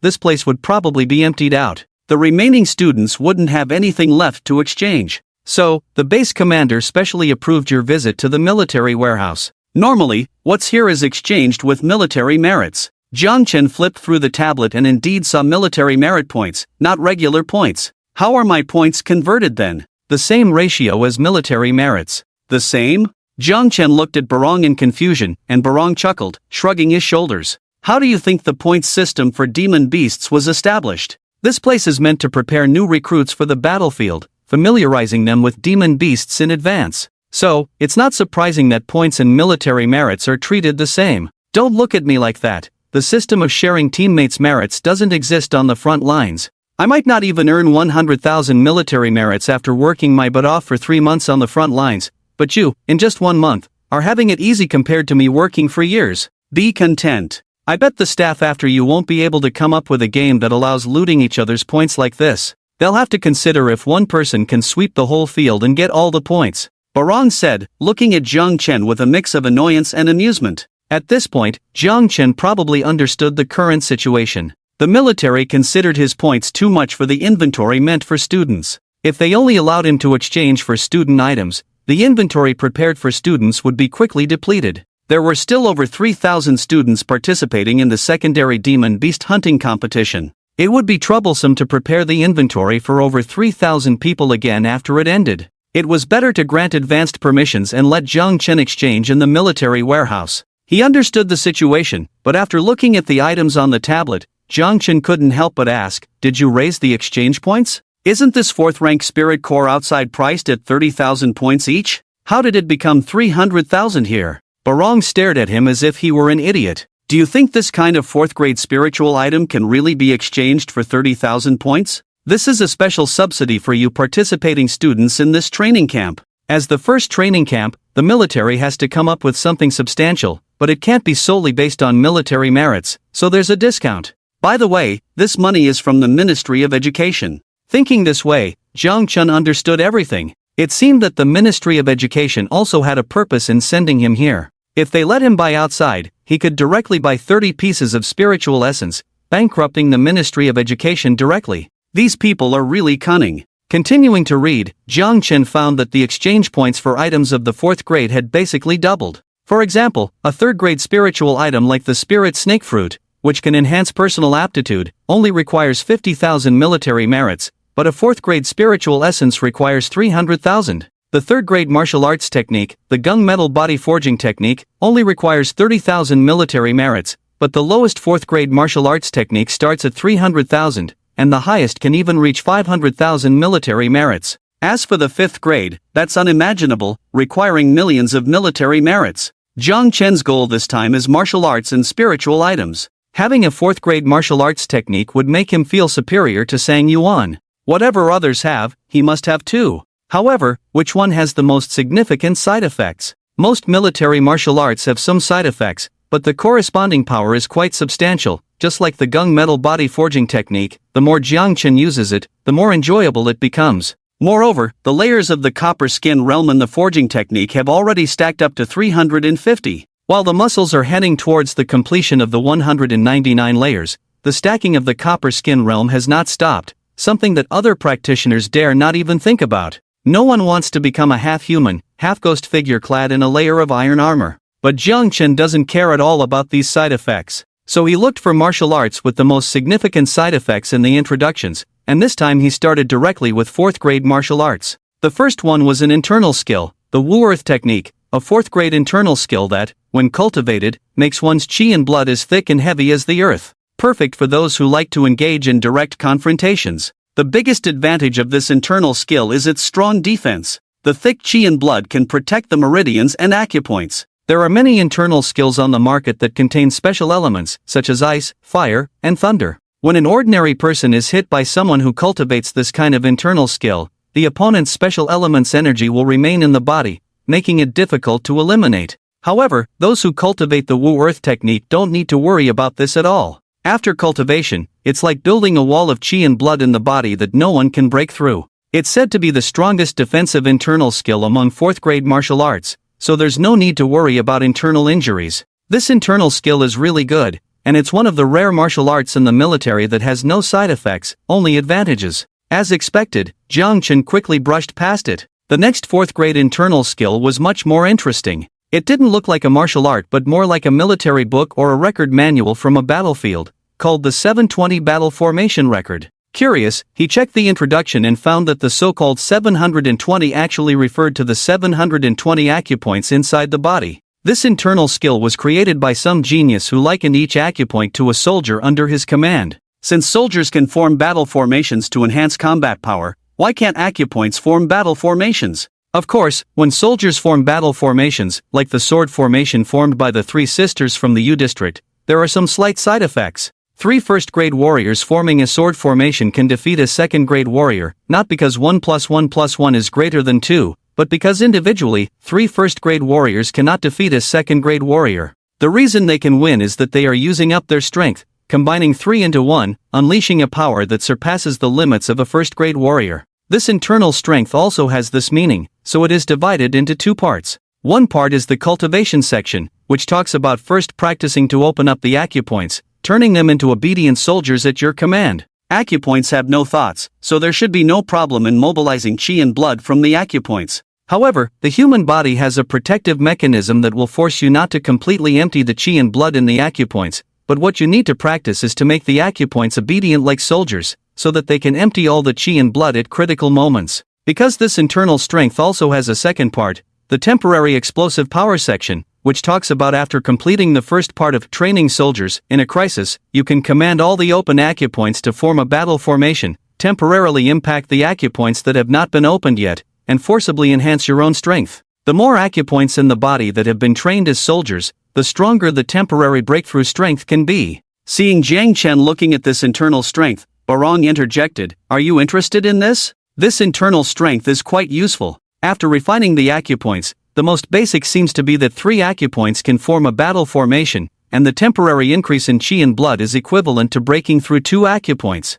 And if I remember correctly, someone on the battlefield used this technique to temporarily break through from the 4th grade warrior to the 5th grade, but after that, the meridians and acupoints were damaged, and they lay in bed for over a month. This internal strength is too extreme for you students. I recommend you choose the Earth Defending Decision, the best defense among the 4th grade internal strengths. I just want to switch to this one, and my military merits will be enough soon. Jiang Chen curiously looked at Barong. "You don't seem like such a stable person." Barong sighed, "You'll know once you start fighting. The demon race is fine, as long as you don't eat their flesh. There's no possibility of demonization. But it's different with those demonic sects and foreign races. The demonic sects techniques often have special attributes, which are very troublesome. If you're not careful and you get hit by the demonic sect's internal strength, it will hide in your body like a seed, making it hard to find. But it will suddenly emerge at the most critical moment of your cultivation, leading you astray. Like basic temptations, rage, grief, and so on.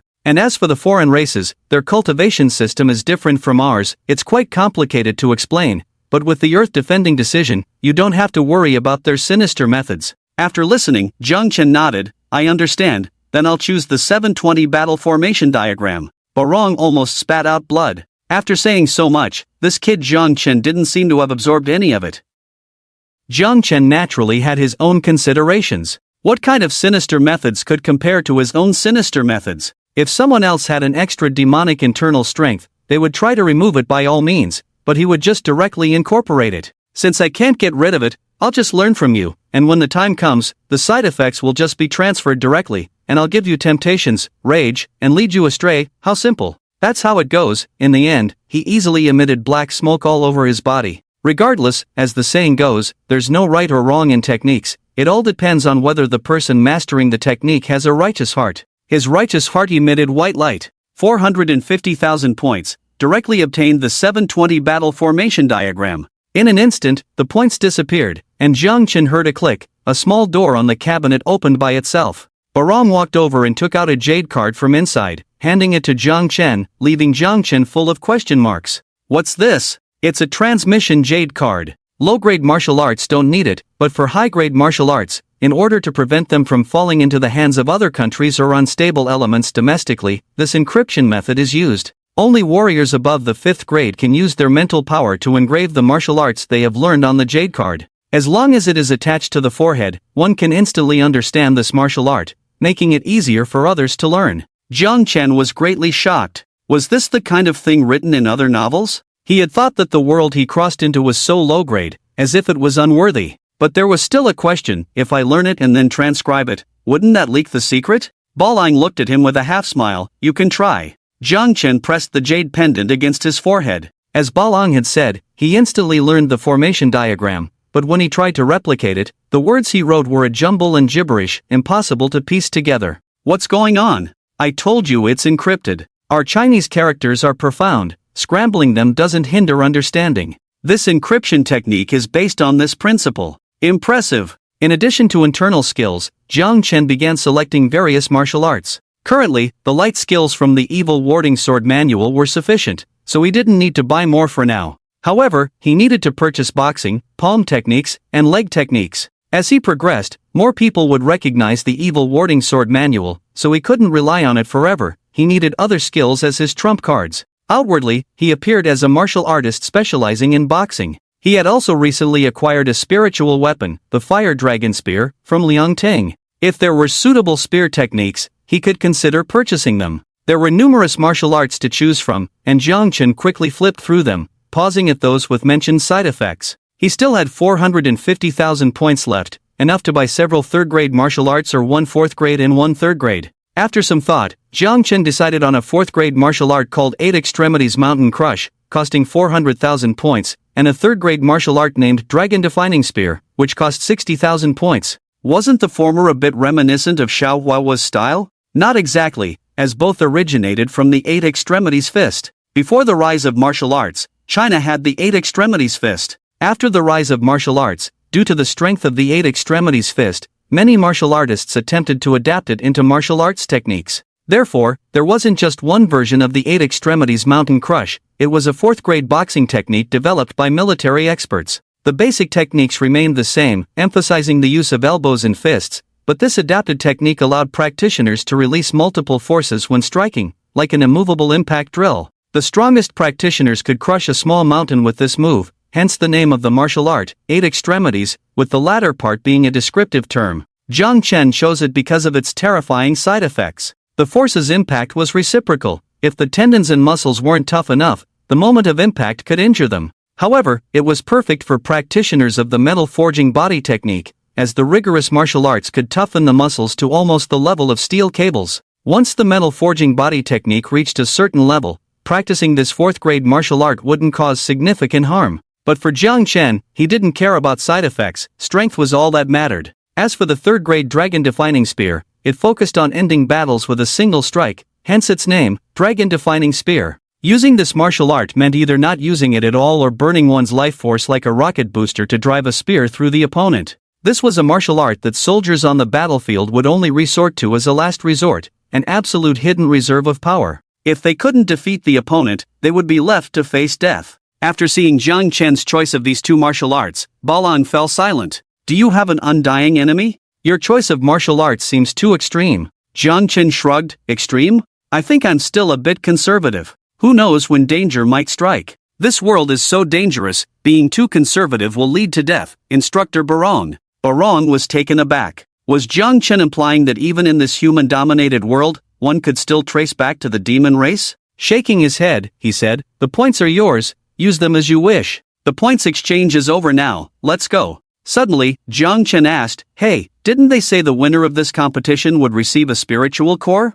Barong, stunned by the over 900,000 points Jiang Chen possessed, had forgotten about a mere spiritual core. Wait a moment. Barong handed over a spiritual core to Jiang Chen, blindfolded him, and escorted him back to the dormitory. For Jiang Chen and the top 36, the training camp had come to an end. Jiang Chen emerged as the biggest winner, followed by Ling Zhen and Zhang Chong, who had followed Jiang Chen closely. They had proven that sometimes, it's more effective to follow the right person than to work hard on your own. Jiang Chen was a natural leader. Apart from the three sisters from the U district who had remained anonymous throughout, Ling Zhen and Zhang Chong were the only ones who had exchanged points for a spiritual core. They had already begun their cultivation. It was expected that after the next round of competition, Ling Zhen would at least reach the second rank, with Zhang Chong not far behind, establishing a significant lead over the others. Jiang Chen remembered a small country from his past life that had launched a satellite into space earlier than expected, all because they had chosen the right ally. It truly emphasized the importance of choosing the right people. Seeing Ling Zhou and Zhang Chong engrossed in their cultivation, Jiang Chen swallowed the spiritual core and felt a surge of spiritual energy washing over his body. After the previous surge, his body had significantly fewer impurities, and his talent had already been enhanced once. As expected, the changes in his body from using the spiritual core a second time were minimal. As the abundant spiritual energy flowed through his muscles, Jiang Chen's eyes lit up. The 3 areas of positive mutation on his body seemed like seeds about to sprout. Another round of transformation would undoubtedly lead to the emergence of a talent similar to that of a demon beast. Indeed, it happened this time. His muscles visibly toned down, transforming Jiang Chen from a muscular man back to the handsome young boy he once was, no longer attracting unwanted attention. He could feel the increased density of his muscles, making his strength even more formidable. In that moment, Jiang Chen had an epiphany. His awakened talent was giant strength. Since the rise of martial arts, only demon beasts had been bestowed with such an honor, as if favored by the heavens to possess a unique talent. In recent years, due to the infiltration of spiritual energy, humans had also cultivated spiritual fruits and beings on their own land, discovering the possibility of acquiring innate talents through these entities. However, these spiritual entities were too precious, and consuming 2 portions of 4th-grade spiritual cores would only significantly enhance one's aptitude and promote the flow of qi and blood through the meridians. If Jiang Chen hadn't already undergone positive mutation, even consuming 2 portions would have been futile, failing to show any signs of acquiring an innate talent. For others to meet his conditions would be even more challenging. He himself had lost count of how much demon beast meat he had consumed. According to the records of the extreme Dao demon technique, only 1 out of 9,999 individuals had a chance of successfully achieving positive mutation. However, this was merely a probability, and even after 99 attempts, success was not guaranteed. After the appearance of the giant strength talent, Jiang Chen continued to enhance his qi and blood circulation with the remaining spiritual energy. The first meridian of the 2nd-grade warrior is called the Foot Yang Ming Stomach Meridian. There are many acupoints on this meridian, with 45 on each side. Many people with poor talent may never be able to open the Foot Yang Ming Stomach Meridian throughout their lives, getting stuck at the 2nd-grade warrior level. The Foot Yang Ming Stomach Meridian is responsible for the digestive system, nervous system, respiratory system, circulatory system, as well as organs such as the throat, head, face, mouth, teeth, and nose. Opening up the meridians is also a process of unlocking the human body. Each meridian opened will bring qualitative changes to the corresponding organs. When all 12 meridians are opened, a person has almost completed an upgrade. Opening the governing vessel meridian will completely break through all the limitations of the human body. With the help of the Ling Core this time, Jiang Chen spent a day breaking through 13 acupoints: Xingqi, Sibai, Juliao, Daikang, Daing, Jiacha, Xiaguan, Tuwei, Renning, Shuitu, Xisha, Keipen, and Qihu. For other meridians, they are already open, but the Foot Yang Ming Stomach Meridian is special. Starting from the 2nd grade, each breakthrough seems to have many acupoints deliberately hindering your progress. When Jiang Chen finished his cultivation, it was already dark. After a month of exhaustion, Jiang Chen no longer felt the urgency to earn points, so he chose to rest. Early the next morning, he exchanged all his remaining scattered points for obstacle-breaking pills for auxiliary cultivation. It was only a few thousand points, not worth exchanging at the military warehouse. Since the quantity was small and wouldn't cause any impact, Xiang Yu tacitly approved his use of those few thousand scattered points to exchange for pills. After exchanging for the pills and using up all his points, Jiang Chen passed by the sickbay on his way to the martial arts training ground. Inside, the geniuses from Area A were lying down, each receiving basic treatment. Although the military provided treatment, it was only for simple ailments. For common fractures, a pill could heal them, and with a few more days of rest, it wouldn't affect their college entrance exams.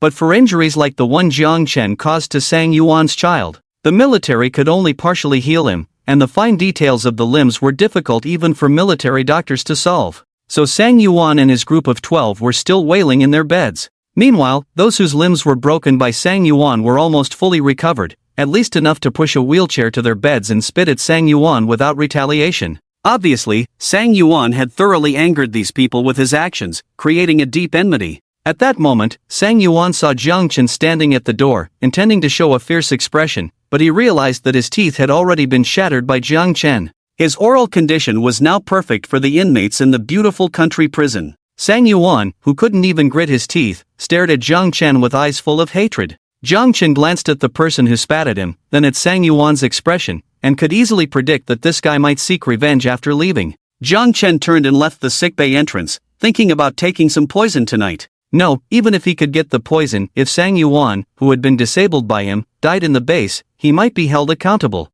And even if he died here, he would still be a 4th grade warrior, with money and power in his family. Just a little investigation would reveal that he was the one behind it, and they would still come after him. It's really annoying dealing with these spoiled brats from wealthy families. You get rid of one, and another bigger one pops up. I was impulsive at that time. Jiang Chen began to reflect on himself, vowing to always carry some highly toxic pills that could enhance his blood and energy. If he encountered a similar situation in the future, he would just take the pills and be done with it. Running his hand through his hair, Jiang Chen felt a sense of urgency creeping up inside him. After leaving the training camp, there was only about a week left before the college entrance examination. If he went straight into the examination process, it would be impossible for the Sangyuan family to make a move. The importance of the college entrance examination in this world is no less than in the previous generation.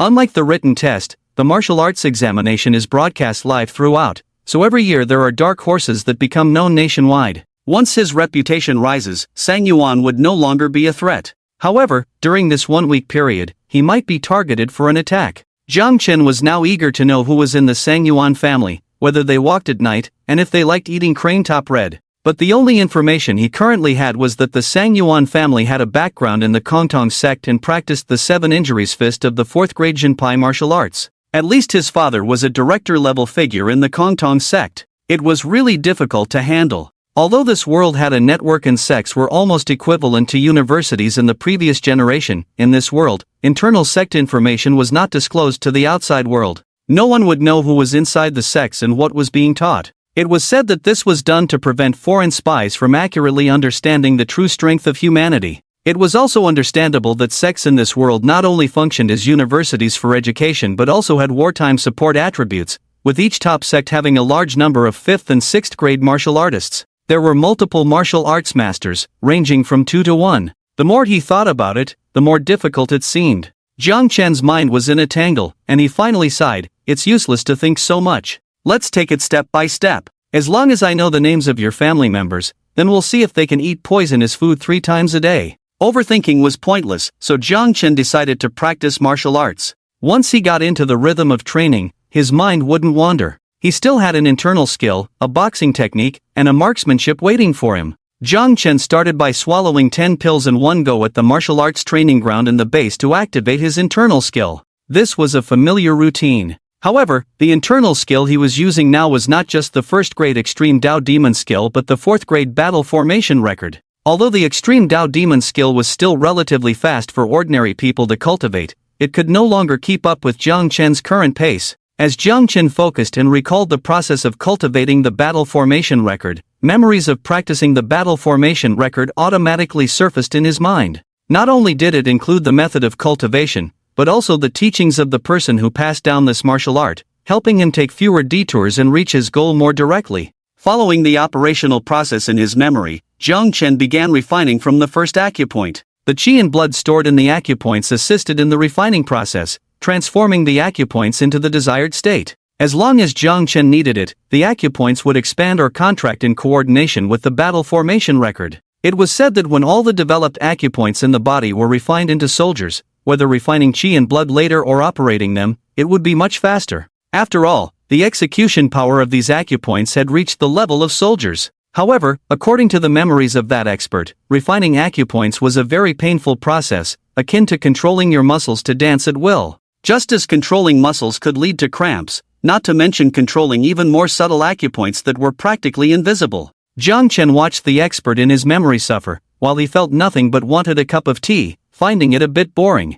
5 minutes later, the first acupoint was successfully refined. Just like an obedient soldier, as long as Jiang Chen wanted it to provide all the qi and blood, it would do so immediately. Jiang Chen deliberately disconnected all the designated victims in the family bucket and tried to see what it felt like to bear all the qi and blood from a single acupoint at once. Even if it was just for a moment, extracting all the qi and blood from a single acupoint gave Jiang Chen a sensation akin to having his spine dug out, leaving him feeling a bit empty.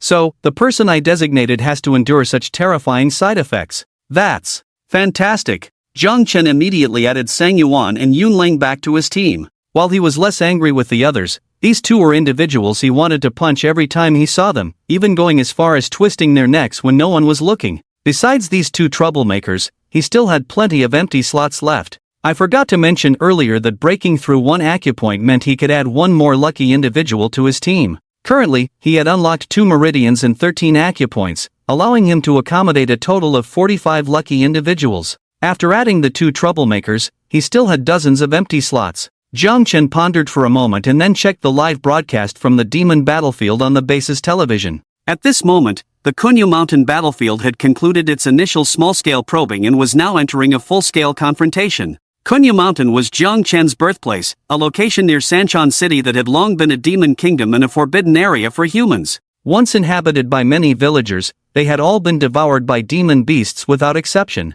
Now, it was time for humans to eradicate them completely. On the human side, apart from the military officers and soldiers, there were also many individuals dressed in various attires, likely warriors from different sects. In the demon camp, the front rows were all cannon fodder, with elite demons of 3rd rank or higher positioned further back. The strongest among them were the massive lion, eagle, and a white elephant at the rear. According to the host of the broadcast, these three were known as Demon Kings, 7th rank Demon Kings. On our side, a military 8th rank martial master was leading the charge, ensuring our dominance and overwhelming the demon camp's high-end forces. As per the host, demons did not cooperate with each other like humans, resulting in their territories being scattered, providing humans with the opportunity to pick them off one by one. Chen started by naming the strongest demons at the back of the demon camp, adding the lion, eagle, and white elephant to his team. He then proceeded to add a few more massive-looking demons in front of them to his team until he filled the quota. The host did not introduce them, and Chen was unaware if these demons could be considered demon lords.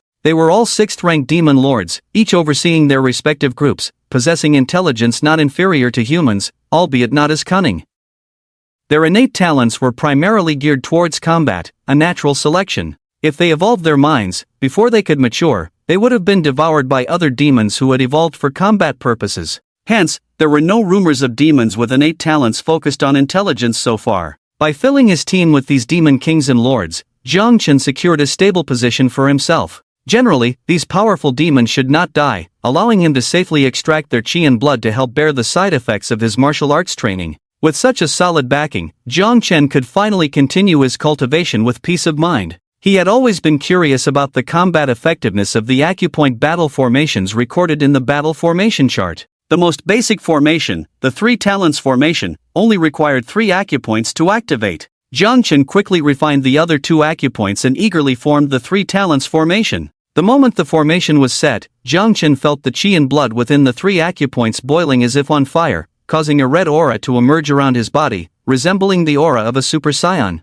With the 3 talents formation activated, Chen felt his speed and strength double, and most importantly, he had at least 300 more points of chi and blood in his body. Calculating at 50 points per acupoint, when the 3 talents formation was set up, the extra usable chi and blood in his body was equivalent to a temporary breakthrough of 6 acupoints. The usual side effect for regular people was severe depletion of chi and blood after the 3 talents formation ended in 10 minutes, leaving them in a state of extreme weakness. This was because they used the chi and blood from 3 acupoints to temporarily boost their entire chi and blood, creating an illusion of temporarily breaking through several acupoints, inevitably leading to depletion afterward. However, for Chen, there was no such side effect, and he did not experience any depletion of chi and blood. During the time he activated the 3 talents battle formation, he attempted to practice the 8 extremes mountain collapse fist technique, constructing the framework step by step following the memories in his mind. Even without unleashing the stacked chi force, he already inflicted considerable damage due to the boost from the 3 talents battle formation and his innate talent, giant strength. The military training ground had special targets for martial arts practice, made of high-quality steel combat dummies powered by motors, with a few fixed routines mainly focused on enduring hits. Chen managed to break 3 of them in just 2 minutes, without even stacking the chi force. When the 10 minutes were up, Chen still felt unsatisfied, reveling in the genuine pleasure of becoming stronger without any side effects. However, in the hospital room, Sang Yuan and Yun Lang, who was still in training for the secondary competition, felt uncomfortable. Suddenly, they experienced a depletion of chi and blood, not life-threatening but challenging. One was already heavily injured, and the other was chasing a demon, already facing it. Sang Yuan, already heavily injured, experienced a sudden depletion of chi and blood, spitting out blood and fainting. Yun Lang, in the midst of using his swordsmanship, suddenly felt a void in his chi and blood, stumbling and receiving a blow from the demon. He also spat out blood, helplessly watching others go after and kill the demon, then leaving triumphantly. Kunyu Mountain battlefield at this moment, the battle between demons and humans had begun. The first wave of demon beasts charged, but the weapons of the Huaxia military were still operational, giving humans an advantage over the demon beasts. Weapons crafted by the mind effectively prevented meaningless sacrifices. As the demon beasts charged, they were met with artillery fire. Swaths of low-grade demon beasts were directly obliterated, but the damage inflicted on mid-grade demon beasts was not as significant, and it was even less effective against high-grade demon beasts, unless using large quantities of explosives. Seeing this, the 6th-grade demon lords of the demon race intervened to stop the artillery fire. They were annoyed by the human weapons, but they couldn't understand how to use them even if they managed to seize them. 3rd-grade demon beasts had the intelligence of children, while 4th-grade demon beasts possessed the wisdom of teenagers. Even if they seized the weapons, they couldn't utilize them. It was unreasonable to expect 3rd and 4th-grade demon beasts, who were not numerous, to engage in battle using military weapons. Therefore, the best tactic for the demon race was to have high-grade demons intervene, forcing the enemy to cease firing.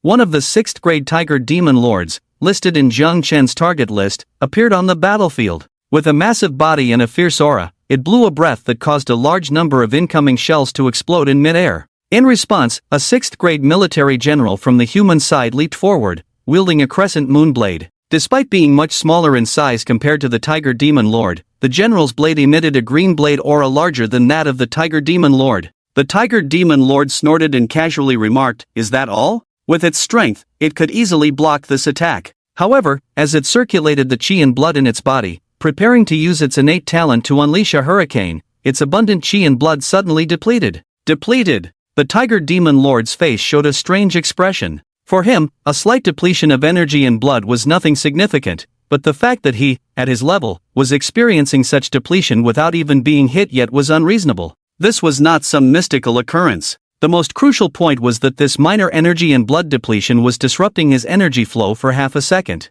Slowing down for that half second meant delaying the moment he could unleash his hurricane defense by half a second. Both sides were at the 6th rank, equivalent to high-level players in a shooting game. If you notice a half-second pause in your opponent's actions, would you not seize the opportunity to strike them down instantly? Of course, you would. If it weren't for the Tiger Demon Lord making a slight dodge, the military's 6th-rank general would have decapitated it with a single strike. Even with the dodge, the strike managed to cut off a piece of the Tiger Demon Lord's ear along with a patch of scalp, revealing the skull underneath. However, the demon race had strong vitality and even stronger regenerative abilities, so this injury was nothing to the Tiger Demon Lord. What infuriated him was when the human general on the other side, carrying a crescent moonblade, casually remarked, "No need for a mount." This remark enraged the Tiger Demon Lord, prompting it to howl and charge forward. Zhang Chen at the base's training ground never expected that his experimentation with a 3 talents formation would impact the battle, nearly causing a 6th-ranked Tiger Demon Lord to fall.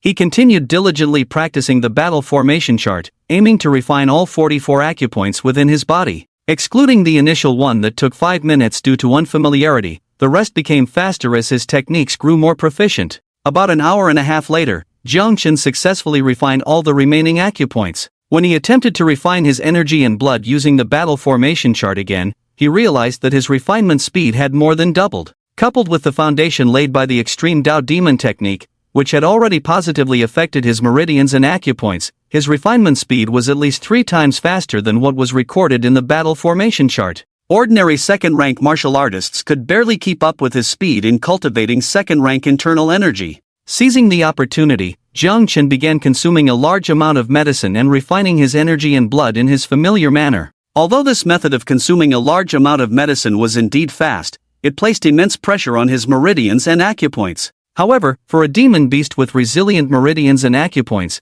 the excessive energy and blood circulation did not cause any pain. The only ones feeling the pain were Sang Yuan and Yun Lang. The real threat to the demon lords was that consuming a large amount of medicine would severely deplete their personal potential. If these demon lords managed to survive, they would discover that they could have advanced to the 7th rank, but no matter how hard they tried, they would be unable to progress unless they consumed enough spiritual items to replenish their potential. Unfortunately, the spiritual items that were useful for 6th rank demon lords were extremely scarce. Of course, the most critical issue was that they might not even survive. This was because Chen had almost dragged all the demon lords, along with 3 demon kings, into the same predicament. After refining all his acupoints, Chen quickly opened 2 more acupoints, the warehouse acupoint and the house shadow acupoint. During his rest periods, or rather out of curiosity about the power of combining the dragon spear and the battle formation chart with more acupoints opened, Chen resumed practicing the battle formation chart and the dragon spear technique.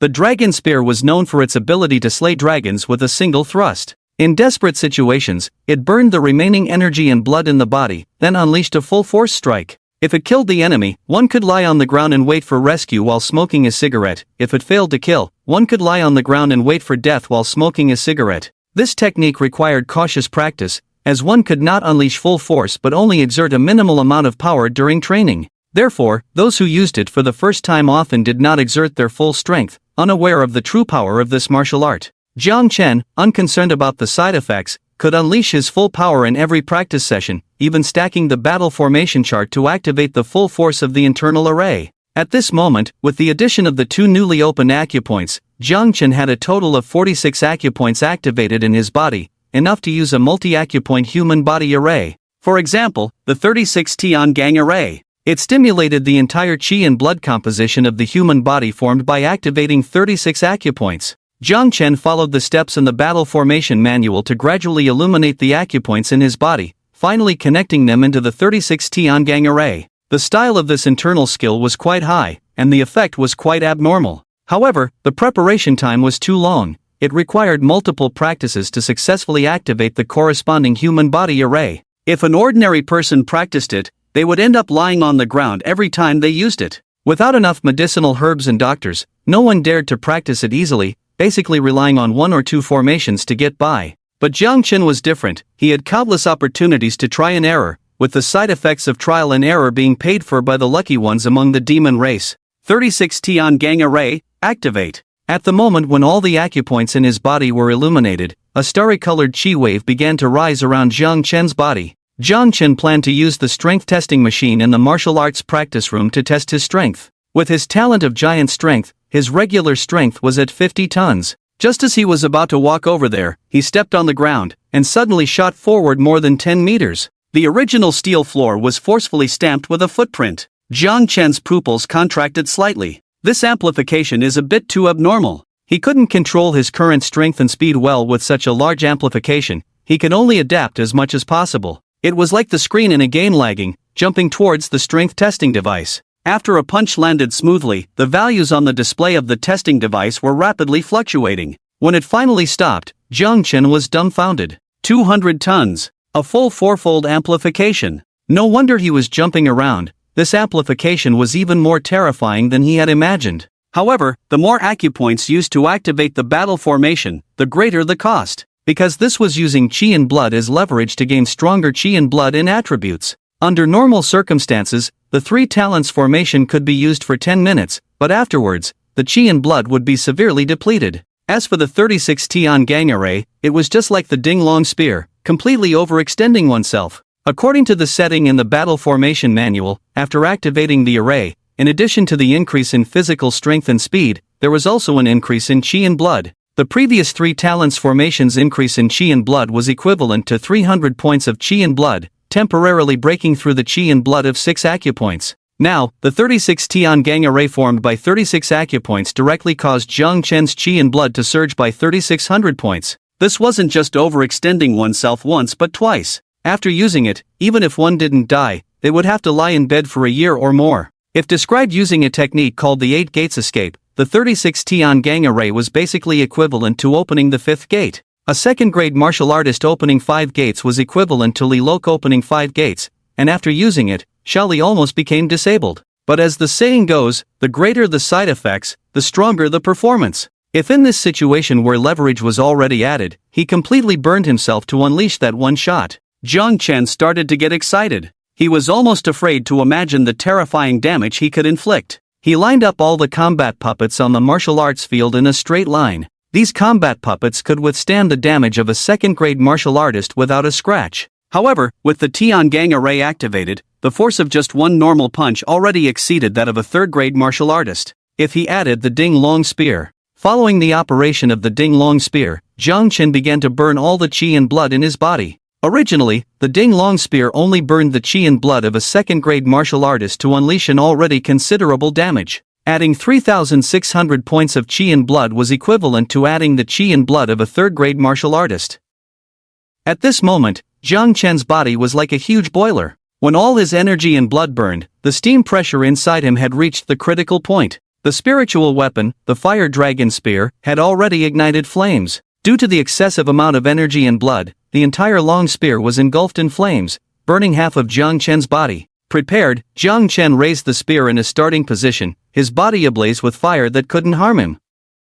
Dragon Slaying Spear, the one and only move, strikes the heart with one shot. With this thrust, a roaring fire dragon shot out, gradually losing its dragon form in the air and becoming a thick, powerful siege spear that ruthlessly impaled the first combat puppet. The puppet that was hit exploded instantly upon contact with this move. A combat puppet that could withstand a blow from a second-grade warrior without damage exploded upon a mere touch. The rotating burning siege spear continued relentlessly piercing through the combat puppets along this line, from 1 to 2 to 3, until the final 21st puppet was reached. The end here did not mean stopping at the 21st puppet. It was because there were only 21 combat puppets, and the spear continued flying forward until it punched a large hole in the training room wall. This scene was like a Barrett rifle hitting a row of wooden boards. But the combat puppets were not wooden boards. They were made of a special alloy that not even a real Barrett rifle could penetrate. As a result, Jiang Chen easily pierced through 21 puppets, plus a wall. The 36 heavenly array inside Jiang Chen automatically dissipated, and Jiang Chen couldn't help but exclaim, "This is freaking awesome." On the Kunya Mountain battlefield, the battle had escalated to a white-hot intensity, with all senior warriors engaging the demon lords. The warriors could use martial skills, while the demon beasts had their innate talents. It was a deadlock, with neither side able to defeat the other. However, at the same time, almost all the demon lords suddenly felt a sharp depletion of their energy and blood. Although they were 5th or 6th grade great demons with energy and blood like surging rivers, the massive consumption caused by Jiang Chen was equivalent to using a powerful move for them. Normally, this wouldn't be a problem, as recovering from the energy and blood depletion caused by using a powerful move just required rest and food. But this was on the battlefield. The sudden depletion of energy and blood caused their circulation to stagnate, not just slow down. The human warriors fighting them suddenly found the demon beasts in front of them freezing, as if their brains had crashed. Could they miss such a golden opportunity? The human warriors erupted with their strongest martial skills. In an instant, 25th grade great demons were annihilated, and 4 6th grade demon lords had their heads chopped off. The live broadcast hosts were stunned, and after a momentary brain freeze, they exclaimed excitedly, "What are we seeing? My goodness, I can hardly believe my eyes. What is happening?" Why did dozens of 5th and 6th grade great demons stop their actions at the same time, as if they knew the fate of our Huaxia and chose to give up their lives? Even the warriors who slew the demon beasts are puzzled. However, the scales of victory have completely tipped in our favor, and in the Battle of Kunya Mountain, we have gained an absolute advantage. Let us congratulate Huaxia in advance for reclaiming a piece of land that rightfully belongs to humans from the demon race. Huaxia has proven its strength to the entire demon race and the world. From today onwards, Huaxia will completely erase the words Forbidden Zone for humans. In our Huaxia land, humans are in charge. Everyone watching the live broadcast was initially stunned, then erupted into cheers as they watched the scene unfold. Even the soldiers in the base were cheering while watching the live broadcast. Base Commander Xian Yu even announced after watching the broadcast that while the students were still inside chasing the demons and hadn't come out yet, they should quickly hold a banquet to celebrate together. When Jiang Chen left the dilapidated martial arts room feeling guilty, he found the base in a festive mood. Upon inquiring, he learned that the Battle of Kunya Mountain had just begun before he started practicing martial arts, and it was already ending after his practice session. It was said that something happened on the demon side, causing all 5th and 6th grade demons to collapse at the same time, being jointly slaughtered by military warriors and top martial artists from various sects. They directly killed 80% of the high-ranking demons on Kunya Mountain. Now, there were only a few 5th grade demons left, along with a few 6th grade demon lords and those 3 7th grade demon kings. It was rumored that the 3 7th grade demon kings were also being chased and fought by human warriors as if they were in a weakened state, as if they had fought a battle before coming and were low on energy and blood. After listening, Jiang Chen opened the system and found that over 20 demons had been killed. How could he not know what had happened? When he was practicing martial arts, he activated the Tian Gang formation, burned all his blood, and practiced the dragon spear, which directly depleted the blood and energy inside those demon beasts, giving human warriors the opportunity to kill them. Chen never expected that he would have such a significant role. If he did this every time in the demon war in the future, what would these demons still play at? As he grew stronger, when he reached the 6th grade, he could unleash his full power and completely exhaust these demons. He was truly a treasure to the demons. Chen's mouth curled up in a crazy smile. Although he had recently crossed over and had no emotional attachment to this world, his heart was firmly on the side of the human race. With him around, there would be no accidents for the human race. After inquiring about the situation, he was about to return to his dormitory to rest, but Barong directly took him to the military-organized banquet. At the banquet, Chen found that everyone seemed to know him. This was thanks to the group of bastards led by Sang Yuan. Sang Yuan received the final mission but did not go to support it. As a result, Chen not only defeated a mid-level 2nd grade demon on his own but also single-handedly defeated 15 geniuses led by Sang Yuan. This was very satisfying, especially for the military soldiers. Sang Yuan and his group's actions were too disgraceful, and all the soldiers stood by Chen. Some even said that Sang Yuan better not enter the military department in the future, or he would be beaten every day. Because of this, he integrated well that night, mingling with the soldiers, even going on stage to sing a military song that did not exist in this world, receiving thunderous applause from the audience. Xiang Yu, holding skewers in the audience, pointed at Chen and said, "This kid is really suited to be a soldier. Even if it's just an artistic soldier." Barong sighed as he held his wine glass. "Captain Xiang, after you scolded him like that before, don't expect him to join the military department." Xiang Yu slammed the table. "I'm doing this for his own good." Barong smiled, put down his wine glass, and said, "Captain Xiang, you're too much of a dad now. When is my nephew going to be born?" Xiang Yu's face lit up as he talked about his child. "Soon, in a month. The old leader arranged the best maternity hospital in Loyi City for me. You'll come with me to see it then. Okay, let's have a drink. Captain Xiang, are you raising fish here?" The next day, Chen got up from bed, holding his head. He was surprised to learn that there was a special wine for warriors, containing special herbs that could make warriors drunk. Those soldiers really made him drink to death. At that moment, there was a knock on the door of his dormitory. Chen staggered to open the door and found Lingjia and Zhang Chong standing outside. "Brotherly, you drank a lot last night." Hearing Lingjia's question with a smile, Chen nodded. "You didn't go last night?" Lingjia shook his head. "We don't have that kind of prestige. Besides you, no one else from the military banquet was invited. They probably didn't plan on bringing students either. Didn't they have a banquet yesterday before today's match ended?" With that said, it felt like two parents sneaking out for barbecue behind their children's backs. "The match is ending today?" Chen, feeling a bit dizzy from drinking, had forgotten about this. "Yes," Zhang Chong nodded. "Once they finish exchanging their items today, the training camp will probably end, and we should leave too. So, we hurried over to thank you, Ligay. If we hadn't held onto your thigh this time, both of us might have had our legs broken by Sang Yuan. Unlike now, I've already reached the 1st rank and still have half of my spiritual essence left. Once I use it up, I'll be able to reach the 2nd rank. My Zhang family unexpectedly produced someone from a top-tier sect." Looking at Lingjia, who grinned, "I'm almost there too. Just 2 acupoints away from the 2nd rank. Once I use up the remaining spiritual essence, I'll definitely reach the 2nd rank and be able to break through several more acupoints. Ligay, thank you." "No need to thank me, you guys have also helped me a lot." Lingjia said, "Hey Ligay, which sect are you planning to join? We discussed it and want to join the same one as you." Speaking of this, Chen himself hadn't decided yet, as the information revealed by various sects was too scarce. But to be honest, if it weren't for the fact that the demon sect couldn't be considered a proper sect and had always been a mouse in the corner, Chen really wanted to join the demon sect, preferably learning something like the sunflower scripture or the demon dissolving great law.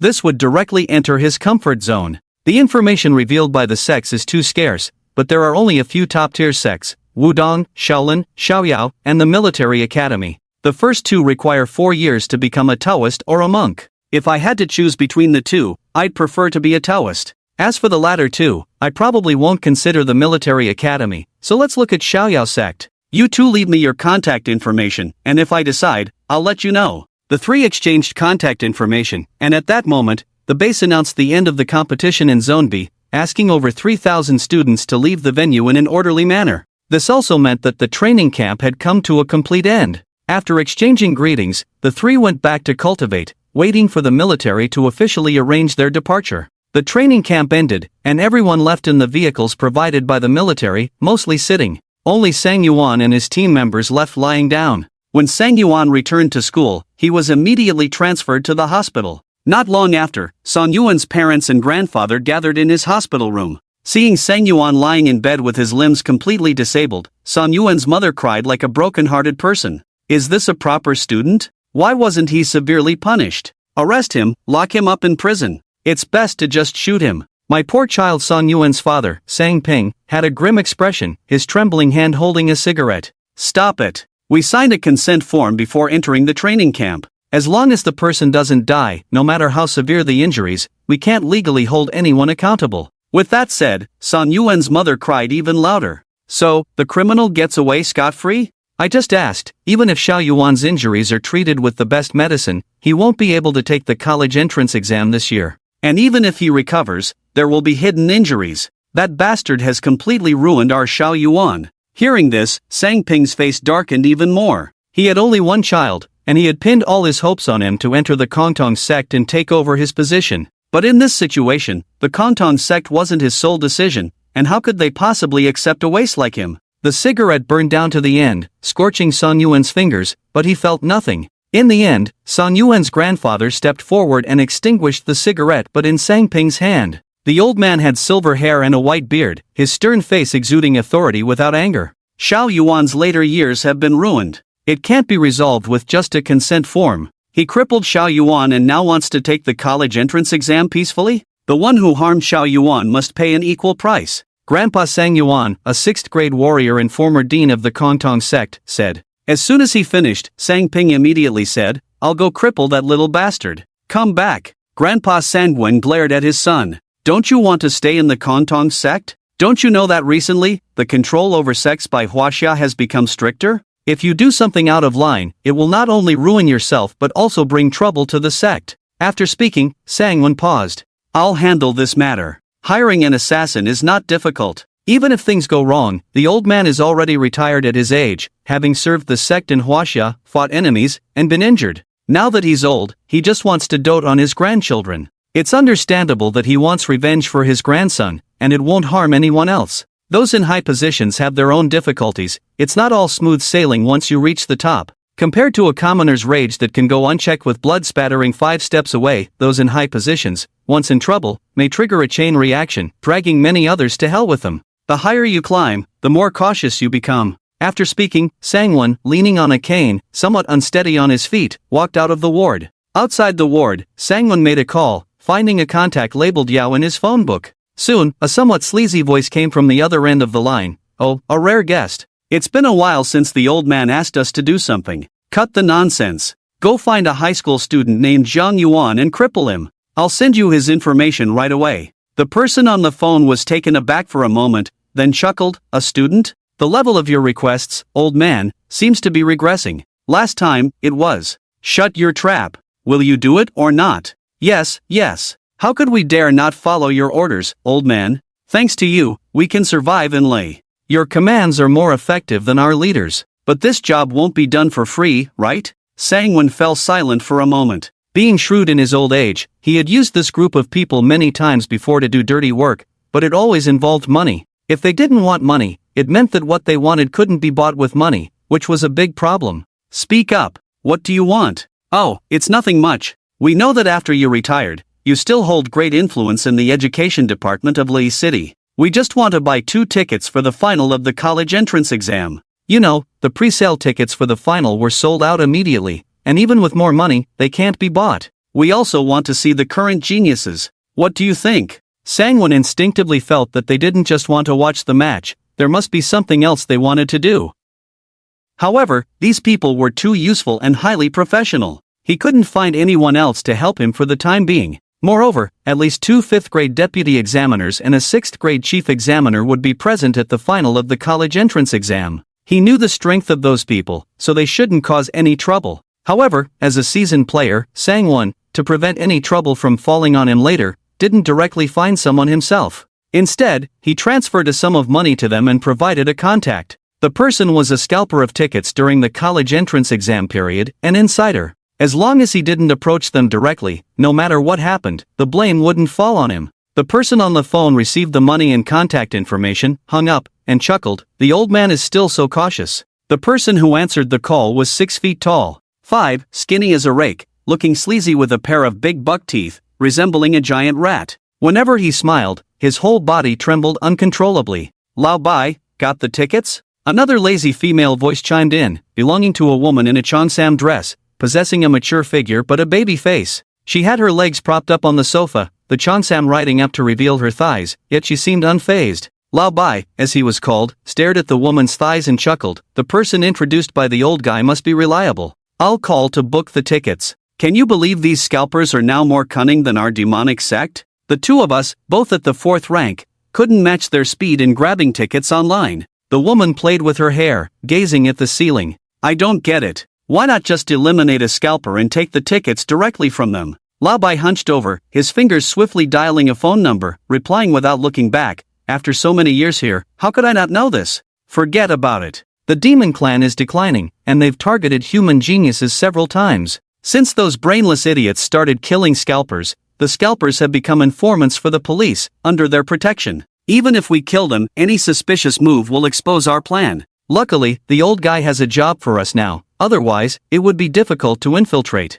Hello? Friend, got the tickets or not? Shortly after, Lao Bai hung up the phone. Tickets secured. Go complete the task given by the old guy, a high school student named Chen. The woman stood up. Kill him? No, just cripple him. The woman rolled her eyes. I'm at the 4th rank, can't someone else handle this kind of task? Lao Bai chuckled, his face looking even more unpleasant when he smiled. I've been running things in Luai City for so long, can't afford to tarnish my reputation. This is a big client. Besides, if that old guy says the brat needs to be disabled, he's definitely not an ordinary high schooler. Our mission is at stake. If something goes wrong with the subordinates, I can't bear the responsibility. A high schooler, at most a 2nd rank, you at the 4th rank won't encounter any mishaps. The woman shook her head. You're always so cautious. Fine, I'll go have some fun, send me the kids' details. Sand Mountain City. When Chen returned to school, only a few teachers greeted him at the entrance. But as Chen got off the car, the teachers learned that he not only topped the training camp but also became a 2nd-rank warrior, prompting the principal to lead a group of teachers to the school gate. The principal held Chen's hand tightly, bursting with pride. Being the top in the training camp basically meant he would be the provincial exam champion, maybe even aiming for a national ranking. All his previous investments had paid off. Furthermore, to reward Chen for his excellent performance, the principal decided to allocate another 1 million for his cultivation, advising him to stay put in the school for a week and focus on training. It turned out that if you were outstanding enough, people would come to you with money. Chen didn't refuse and was escorted by the principal back to his assigned single dormitory. After half a day of fermenting, the whole school soon knew that Chen had become a 2nd-rank warrior. Many senior students who had been beaten by Chen changed their attitudes, proudly boasting to others, I've been beaten by Chen. Have you? He's a 2nd-rank warrior. How many high schoolers do you know who reached the 2nd rank in high school? I've been beaten by him. These students were so proud of being beaten by Chen, pointing to their newly replaced teeth as evidence of their encounter with him. Chen, upon hearing this, was left puzzled, feeling that these people were somewhat inclined towards masochism. However, their reactions still made him very pleased, from being ignored at first, to now being proud of being beaten by him. This is the change that strength brings to a person. It's no wonder that so many people are pursuing power. The world after becoming stronger is indeed sweet. Just as he was about to start practicing as the principal expected, the principal showed up with the police. The principal's tone was gentle, as if talking to a baby. Don't worry, the police are just here to ask about Huang Shi's situation. Due to Chen's current situation, he could be considered the strongest newcomer in the entire Sanshan city. The city has never produced a top scholar in the provincial exam, so Chen receives special attention from the Sanshan city officials, and the police who come are extremely polite. After the police explained, Chen finally understood what probably happened to Huang Jing's death. Initially, when Huang Jing fled, he killed a police officer who was a first-grade warrior and massacred the doctors on one floor of the hospital, suspected of being demonized. The police station immediately took action, but there is a process for handling cases at the police station. Dealing with the scene first, the killing of the doctors on one floor was a huge mess. Then they started looking for Huang Jing's whereabouts. Fortunately, the city's surveillance cameras were very useful, and the next day they found Huang Jing's trail and found Huang Shi's home. They were very worried that the demonized Huang Jing would do something to Huangxi, but when they arrived, Huangxi had already left by car. Because a large amount of blood was found in Huangxi's home using luminol reagent, they thought Huangxi had been killed. However, after investigation, they found out that Huangxi was fine and had gone to a training camp. It was Huang Jing, Huangxi's parents, and a neighbor who had disappeared. There was a large amount of blood at the scene, but no bodies were found. In the kitchen, the police found traces of stewed meat. In the end, the police came to a conclusion that they themselves could hardly believe. Huangxi had also been demonized, and this whole family had been eaten by Huangxi. The police were now here to inquire about Huangxi's whereabouts. The first person they found was Jiang Chen, otherwise, Yung Lang and the others would have directly informed the police about Huangxi's situation. Jiang Chen listened to the whole story without changing his expression, feeling relieved in his heart. Indeed, this matter had nothing to do with him, the police were just here to ask about Huangxi. Jiang Chen truthfully replied, Huangxi did indeed become demonized and killed several students at the training camp. He was eventually captured by the military. They even used him as the final target for a competition, and I was the one who killed Huangxi with my own hands. After hearing Jiang Chen's account, the police finally breathed a sigh of relief. In fact, this case was not difficult to handle, it's just that they couldn't get involved with the military. The military's hierarchy was much higher than theirs, and negotiation was futile, they couldn't find a way in. Now, after hearing Jiang Chen's explanation, they could officially close the case. Thank you for your cooperation, Jiang Chen. I hope to see you become the top scholar in the national competition. I appreciate your kind words. After the police left, the matter of Huangxi and Huang Jing was finally closed. This incident slightly affected Jiang Chen's mood, as he was responsible for the demonization of these two people, resulting in the deaths of some innocent individuals. He did feel some regret. Why didn't he just poison these two people to death directly at the time? It seemed that he needed to be more careful in the future. He was not a saintly figure, but this kind of thing was indeed a bit. After thinking in the dormitory for a while, Jiang Chen finally decided to make amends for the people who died indirectly because of him. He didn't have much money on hand, just 1 million, which couldn't buy many elixirs. The elixirs he exchanged for at the training camp were enough for this week. After the college entrance examination was over, there would definitely be people eager to give him elixirs, so he didn't need to worry. Jiang Chen went out and found the police who hadn't left the campus yet, gave them the 1 million that the school had just given him, and asked them to distribute it to the families of those people. The police were very surprised. Jiang, don't you need this money too? I don't need it, donate it to them. Every deceased doctor is the pillar of their family. Their families will definitely face difficulties without them. I'm an orphan, I can understand that feeling. Although Jiang Chen was trying to make up for his guilt, it deeply moved the police. Jiang Chen, I really don't know what to say. If our country had more young people like you, we wouldn't worry about not becoming strong. I will help you deliver this money, and also, the police will help you apply for the Outstanding Youth title in Sanshan City. Your deeds must be known to more people. Jiang Chen, there's really no need for that, really. Sanshan City, arriving shortly, please prepare to disembark passengers.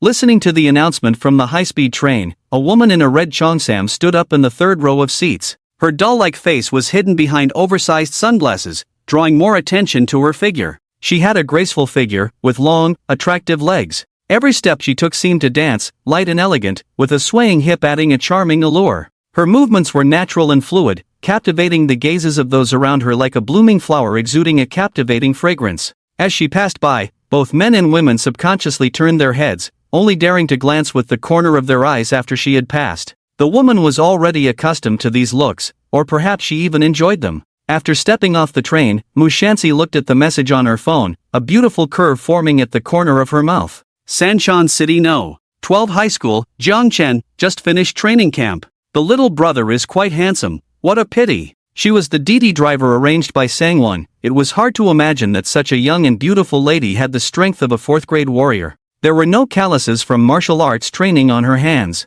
After leaving the station, Mushansi directly hailed a cab to Sanshan City No. 12 High School. She arrived just as school was letting out for lunch, with groups of students leaving the campus in pairs, some discussing how much they had improved their energy and blood today, others discussing Jiang Chen. Hearing the two keywords, Mushansi found a pair of students discussing. Do you know Jiang Chen? The students stared with clear eyes. Who are you? Me? I'm Jiang Chen's cousin, it's been a long time. Do you know how he's doing now? The two students exchanged a glance, wondering since Jiang Chen was an orphan, where did this cousin come from? But they didn't doubt it, or rather, they simply didn't consider the possibility of being deceived, especially since this older sister was so beautiful, she wouldn't lie. He's a celebrity in school now. He was even in the news for having his Achilles tendon cut by someone and then attempting suicide. But after returning from the training camp, he became a second-grade warrior, and the principal treats him like his own son. Yes, and those who were beaten by him before, they used to say Chen was arrogant and domineering, looking down on people just because he had some strength.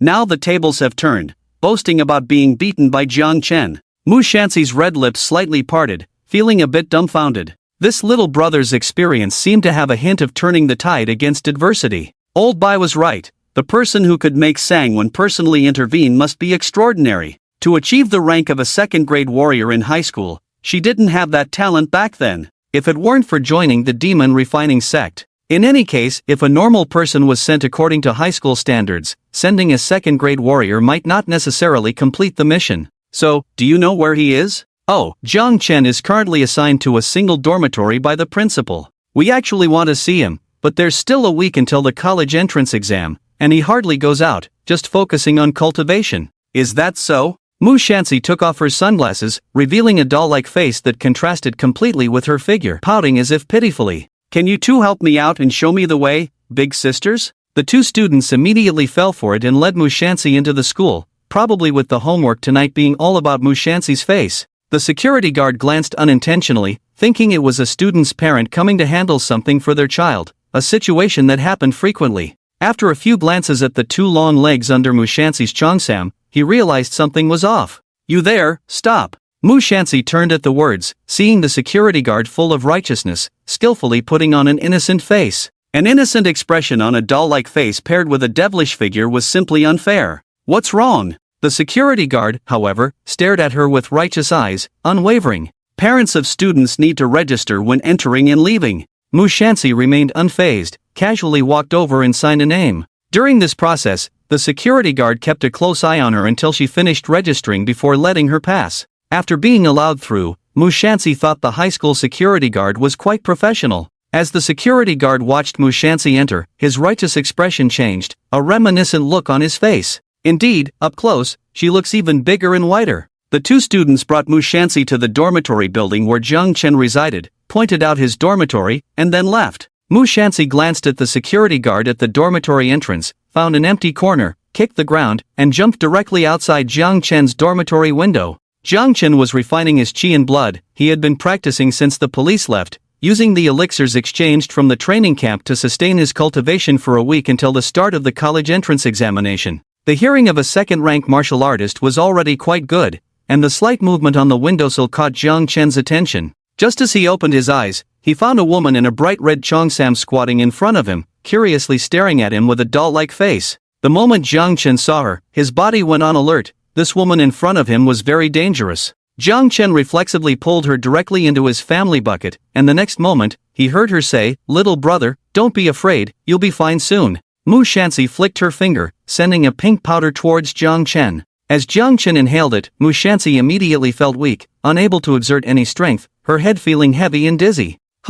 Something's not right. Mushanxi was a bit confused. Wasn't this the effect of dream butterfly powder? She made a mistake. Did she accidentally inhale it herself? That couldn't be possible, since she became a second-rank martial artist. She had never made a mistake. Now, as a fourth-rank martial artist, her control over techniques was even more precise. She couldn't have made a mistake. Because of this, she didn't carry an antidote with her when she went out now. However, Mushanxi quickly circulated her chi and blood to resist the toxicity. Fortunately, this kind of poison was not strong for a fourth-rank martial artist, and she could easily neutralize it. She just couldn't understand why Chen seemed unaffected. She watched as he took a deep breath. Little did she know, Chen had already pulled her into his family bucket. All medicines have side effects. There is no such thing as a completely harmless one. Chen's transfer system transferred all the side effects of the poison to the designated target, leaving all the positive effects in his body. So, Chen not only didn't get poisoned but also felt refreshed. Was it the Sangyuan family who sent you? The middleman must have taken a kickback, that's why you're so weak. This sentence hit Mushanxi hard. Veins popped on Mushanxi's forehead. She had already used her chi and blood to neutralize the toxicity in her body. I thought you were quite handsome, little brother, and was considering being gentle, but now it seems unnecessary. Mu Shanxi's index finger and middle finger formed a sword gesture. Even Jiang Chen, known for his speed, couldn't react in time as her finger tapped on him. Yin Ming finger. A third-grade martial art technique commonly used for acupoint targeting. Once the defense is broken, Yin Ming Qi can be directly injected into the opponent's acupoints, gradually eroding their vitality and disrupting their blood and qi circulation. This Yin Ming Qi is like a bug in a program, continuously corroding the victim's vitality, hindering their qi and blood circulation, and even rendering it impossible. Correspondingly, this energy also erodes the user's vitality, belonging to the demonic sex techniques, harming both the enemy and the user. However, the damage to the enemy far outweighs the self-harm, making it viable for practitioners of the demonic sect. But when Mu Shanxi's finger touched Jiang Chen, she blinked in surprise. It didn't break through his defense. It felt like her finger was touching a steel plate, not human skin. Could it be that this kid wears bulletproof vests even when practicing at home in broad daylight? No. Are you a practitioner of the Hanglian martial arts? Mu Shanxi frowned and took a step back. Even she, a fourth-grade martial artist, couldn't break through his defense. What kind of bizarre Hanglian martial arts was this kid practicing? Most importantly, he didn't look like one at all. His physique resembled that of a swordsman, far from the stereotypical image of a Hanglian martial artist. Jiang Chen stood up, firmly planted his feet on the ground, and assumed a cross stance. Unlike boxing, Bagwazang emphasizes a stable lower body with no crossing of legs and feet firmly grounded. Whether you are from the Sangyuan family or not, coming to find me is a grave mistake. Mu Shanxi immediately recognized the foundation of Bagwazang in his stance. However, there were many variations of Bagwazang in the market, ranging from 1st to 4th grade, making it hard for her to pinpoint the exact style. Little brother, don't be too confident. Let sister cripple you. If things get too noisy, sister will have to kill you directly. Jiang Chen's dormitory was within the campus. If things escalated, a large group of 2nd-grade martial artist teachers would arrive in no time, exposing her identity. Although 2nd-grade martial artists were not a problem for her, a large number could delay her until stronger reinforcements arrived. Even though Sanshan City was small, it definitely had 4th-grade martial artists. Initially, she planned to use some tricks, complete the mission effortlessly, and leave immediately. However, she didn't expect her plan to fail, and Jiang Chen's strength exceeded her expectations. So, if he didn't cooperate, she could only retreat if she couldn't finish him off in one strike. And of course, he didn't cooperate. Jiang Chen scrutinized Mu Shanxi from head to toe. Is your strongest suit as an assassin just your mouth? This seemingly innocent remark seemed to trigger some unpleasant memories in Mu Shanxi, and her face darkened instantly. You have a foul mouth, little brother. Since you won't cooperate, then die. Mu Shanxi's speed was astonishing. In the blink of an eye, she disappeared from her original position, leaving afterimages around Jiang Chen, seemingly searching for an opportunity to strike. She employed a light skill called Yin Ming Step from a 3rd-grade demonic sect known as the Yin Ming sect, which was absorbed directly by the refining demon sect she belonged to. There were several similar sects absorbed by the refining demon sect, resulting in a variety of demonic techniques within the sect. Yin Ming Step was not suitable for long-distance travel but ideal for confined space combat, maximizing its advantages in footwork. Executed by a 4th-grade martial artist, Jiang Chen, who studied the exorcism sword scripture, couldn't keep up with the opponent's speed. Since he couldn't keep up, he decided not to. This was his campus, his territory. If the opponent wanted to avoid drawing attention, he would make sure to cause a commotion. Battle Formation Diagram, Eastern Palace Azure Dragon Formation, activate. The human body array was set up in reference to the 7 constellations in the eastern sky, with 7 acupoints corresponding to the angles, Kung, Di, Fong, Heart, Tail, Ji, and once activated, green flames rose around the body. Compared to the 36 Tian Gang array, the activation speed of this Eastern Palace Azure Dragon array was much faster. The 3 Talents array was faster but lacked in explosive power. On the other hand, the activation speed of the 36 Tian Gang array was too slow, only activating the 7 constellations in the east. This array balanced improvements, doubling both power and speed. While Mu Shanxi was still puzzled by the situation on Jiang Chen's body, Jiang Chen suddenly stomped on the floor, causing it to collapse beneath his feet. The sound was so loud that the entire campus could hear it. Mu Shanxi immediately understood Jiang Chen's intention. This kid was deliberately making a scene, seeking death. Quietly disabling her was no longer an option, so be it, kill quickly and run. Following Jiang Chen, Mu Shanxi jumped to the next level, but the dust-filled space hindered her vision, preventing her from seeing Jiang Chen setting up his posture behind her. Through practice, Jiang Chen's 8 extremes crushing mountain chi had already stacked up 2 layers. The moment Mushansi landed, Jiang Chen stepped forward, using his elbow to strike her heart. The force was like a collapsing bow, explosive like thunder, accompanied by Jiang Chen uttering the word drink from his mouth. Jiang Chen's elbow struck towards Mushansi's back heart, the bursting chi clearing the dust in the space instantly. However, the speed of a fourth-grade martial artist was indeed too fast, and Mushansi had a strange precognitive ability. If the motion were slowed down, one could see that the moment she landed, she had already moved to evade once again. The bursting chi missed Mushansi directly, shattering a wall instead. Mushansi disappeared from Jiang Chen's sight once more, only to reappear behind him, holding a black metal long spike in her right hand, with black chi swirling around it, directly piercing Jiang Chen's temple. After activating the array, Jiang Chen's sixth sense had also improved, sensing where danger was coming from, and he immediately activated the metal skin forging technique, Copper Skin Realm Martial Skill, Copper Armor Body. Mushansi thrust the spike down, piercing through the outer layer of the copper armor body and lodging into Jiang Chen's temple. But before she could rejoice, she felt a sharp pain in her temple, as if something sharp had pierced into it.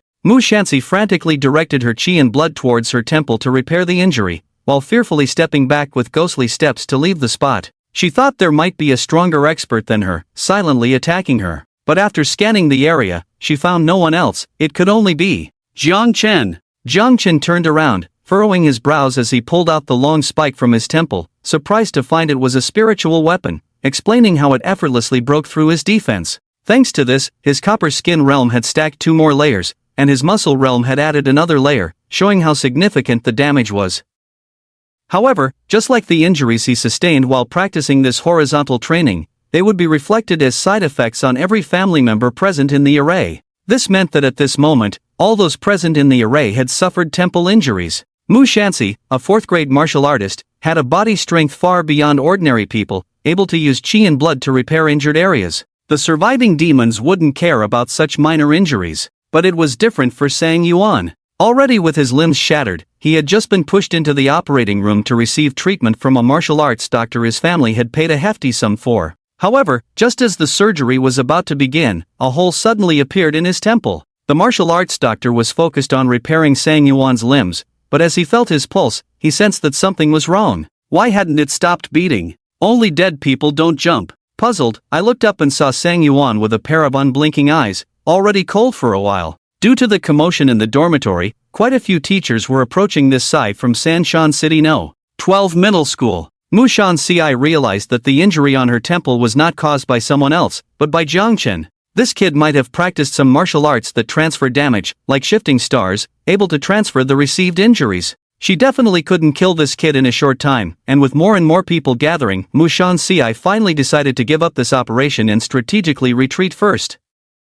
Little brother, we're not done yet. With that, Mushansi jumped straight out of the broken wall by Jiang Chen. At the moment she flew out, Jiang Chen vaguely saw what seemed like hair growing on her 2 big white legs, like animal fur. Jiang Chen squinted slightly. Soon, a teacher found Jiang Chen, looked at the mess on the ground, and urgently inquired about Jiang Chen's condition. Jiang Chen put away the spiritual weapon, armor-breaking cone, indicating that he was fine, and the person who came to kill him ran away because of the arrival of the teachers. Subsequently, the attack on the genius directly alarmed the principal, who ordered the police to quickly find the killer, ensure Jiang Chen's safety, and not let anything happen to him. The police already had a good impression of Jiang Chen because of his donation, and upon hearing that someone dared to target the genius of Sanshan City, they mobilized the entire force, putting Sanshan City under martial law. The chief ordered that the killer must be found, and once found, no mercy would be shown. Jiang Chen followed the procedure and informed the police of the killer's information. The police immediately found the suspect based on the features, who had gotten off at the station and headed straight to Sanshan City No. 12 Middle School. The target was precise, with no unnecessary movements, clearly premeditated. But when they tried to dig deeper, Mushansi was nowhere to be found. This woman seemed to have disappeared, even with the city under martial law and the police cameras working around the clock. They would immediately alert if Mushansi was identified, but still couldn't find her. The principal ordered Jiang Chen not to leave the premises until the college entrance examination began. He truly considered Jiang Chen a precious asset, as the school's investment would go down the drain if something happened to him. Not only were teachers stationed in front of Jiang Chen's dormitory at all times, but also police personnel on guard. Their defense was tight, but Jiang Chen had a restless heart. If he were just a normal young genius, waiting for the police to solve the case would undoubtedly be the best choice at the moment. With so many people on guard, if Mutation made a move, it would surely cause a commotion, and she would have a low chance of winning in a direct attack. But Jiang Chen's situation was different. Firstly, he wanted to know the names of Sang Yuan's entire family through Mutation to give as good as he got. Secondly, he wanted to obtain Mushanxi's martial arts, and since this guy probably knew some of his special traits, he had to die. Thirdly, whoever dared to come and kill him shouldn't expect to leave standing. So Jiang Chen had an idea and a plan to go out and have an adventure. The school's security measures were too good, and Mushanxi wouldn't come for a direct attack. Her previous modus operandi wasn't that of a ruthless killer, so he had to go out for her to show up. However, that woman was too fast. After all, she was a 4th-grade martial artist. He estimated that he could barely keep up with her speed by activating the 36 Heavenly Array, so he had to weaken her first. Therefore, Jiang Chen decided to slip out and find something to weaken her. He believed that as soon as he went out, Mushanxi would definitely find him. The teachers and the police captain downstairs protecting him were 2nd grade, their attention focused outward, never expecting him to come out looking for trouble. Adding the light-footed techniques from the exorcism sword manual, no one could really tell that Jiang Chen had left the building. At night, Jiang Chen smoothly left the dormitory building, walked out of the campus, and headed to the black market he had visited several times. Meanwhile, in a special private room at an underground casino in Sanshan City, Mushanxi, who was recovering from injuries, heard someone sitting in front of a computer beside her say, "That kid has left the campus on his own." Mushanxi opened her eyes and turned to look. The person sitting in front of the computer was named Huang Qiu, a special talent of the demon refining sect and a professional hacker. After explaining the situation to Lao by following the martial law in Sanshan City, Mushanxi temporarily took refuge in this subsidiary industry of the demon refining sect. In order to get first-hand information, she sought the help of Huang Qiu. Huang Qiu rubbed his nose and said, "I think this might be a trap. This kid might be baiting you to come out." However, Mushanxi didn't think that was in the kid's character. Although their interaction was brief, she felt that Jiang Chen was an extremely confident person, almost to the point of arrogance. His confidence might stem from his exceptional martial arts skills and the technique that could transfer damage. Coming out at this time, it was possible that he was confident enough to think he could take her down. If that was the case, it would be truly laughable. Out of caution, Mushanxi had Huang Qiu hack into the police cameras to see their current situation. Surprisingly, the police seemed completely unaware that Jiang Chen had left. The police in the city were monitoring intensively, and the police below Jiang Chen's dormitory were on high alert, especially since there were no police officers around Jiang Chen. Even late at night, due to the city being under martial law, there were very few people on the streets, let alone undercover officers following Jiang Chen. This puzzled Huang Qiu. Has this kid always been this brave? Where did he go now? He should be at the black market in Sanshan City. I'll send you the location. Wear an earpiece and stay in touch. Mushanxi nodded, changed out of her dazzling red cheapao, put on discreet clothes, a mask, and sunglasses to avoid being spotted by police cameras. While Mushanxi was heading to the black market as per the location, Jiang Chen had already purchased a large quantity of highly toxic medicinal materials from the black market. The toxicity of these substances was varied, enough to overpower even a 4th-grade martial artist. Jiang Chen then went to the park in Sanshan City. Apart from the wild mandarin ducks fighting, there would hardly be anyone in the park at night. The open space was suitable for combat.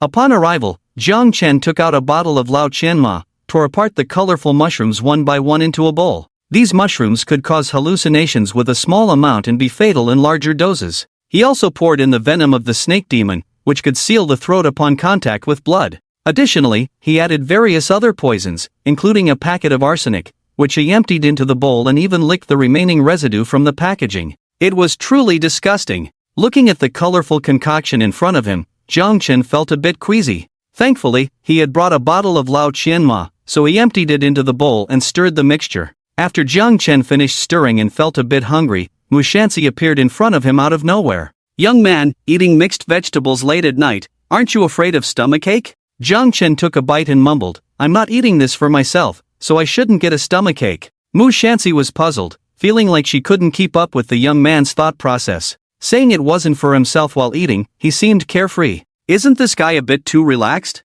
Is he unaware that you're a 4th-grade martial artist? Mushanxi still had Huang Qiu's voice in her earpiece, and the park was under surveillance, but he had managed to disable it completely. Mu Shanxi did not respond to the words in her earphones but turned to Jiang Chen and said, "Little brother, you are so confident because you have a martial art that can transfer damage, right? You don't need to deny it. I just want to tell you that when the power is strong enough, you won't be able to transfer this damage. Do you understand? I had to restrain my strength in your dormitory before, to avoid attracting too many people. But here, you've chosen your own grave. I can use all my strength, and you have no chance of winning against me." The employer said, "As long as they cripple you, it's fine, but you have indeed offended me, which makes it difficult for me.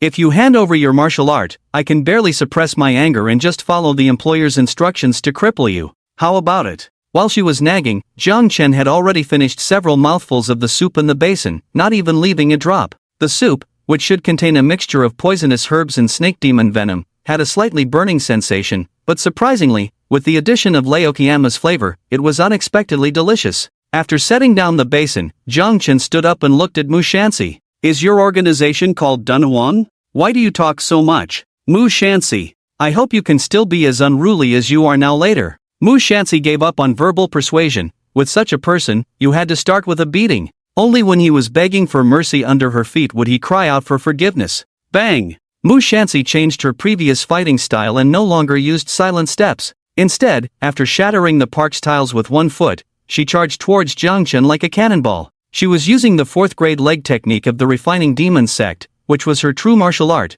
the jade rabbit kicking the eagle. This martial art's strength lay in its combination with the refining demon sect's special training system. However, before she could demonstrate her strength, she suddenly felt a sharp pain in her abdomen, accompanied by dizziness. Jiang Chen in front of her seemed to have multiplied into 3 or 4 figures.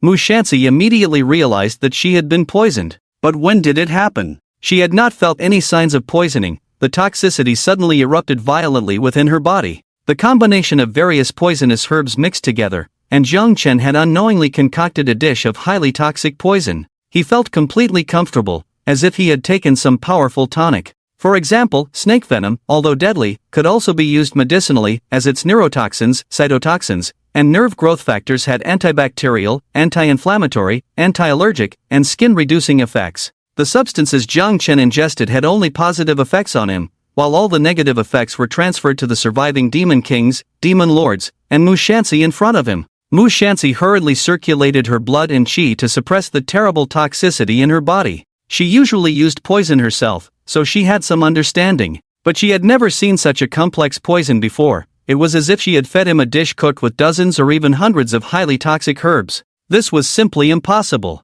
Because many herbs would counteract each other's toxicity, there had never been a poison that could fully retain the toxicity of each herb. Where did this little devil in front of her get such poisonous herbs from? Seeing Mu Shanxi stop suppressing the toxicity in her body, Jiang Chen also stood up and began to activate his acupoints, initiating the 36 Heavenly Gang formation. Mu Shanxi needed time, and he needed time too. Reality was not a turn-based game. If you wanted to charge up, others would really wait for you to do so. The current situation was very favorable for Jiang Chen. Watching the scene through surveillance, Huang Qiuman looked puzzled. Mu sister, what's wrong with you? Why did you suddenly stop moving? Why is your face red and blue? Mu sister, are you okay? Mu Shanxi was so annoyed that she threw away her earphones. It was already difficult to suppress the toxicity after being poisoned, and this guy was buzzing around like a fly.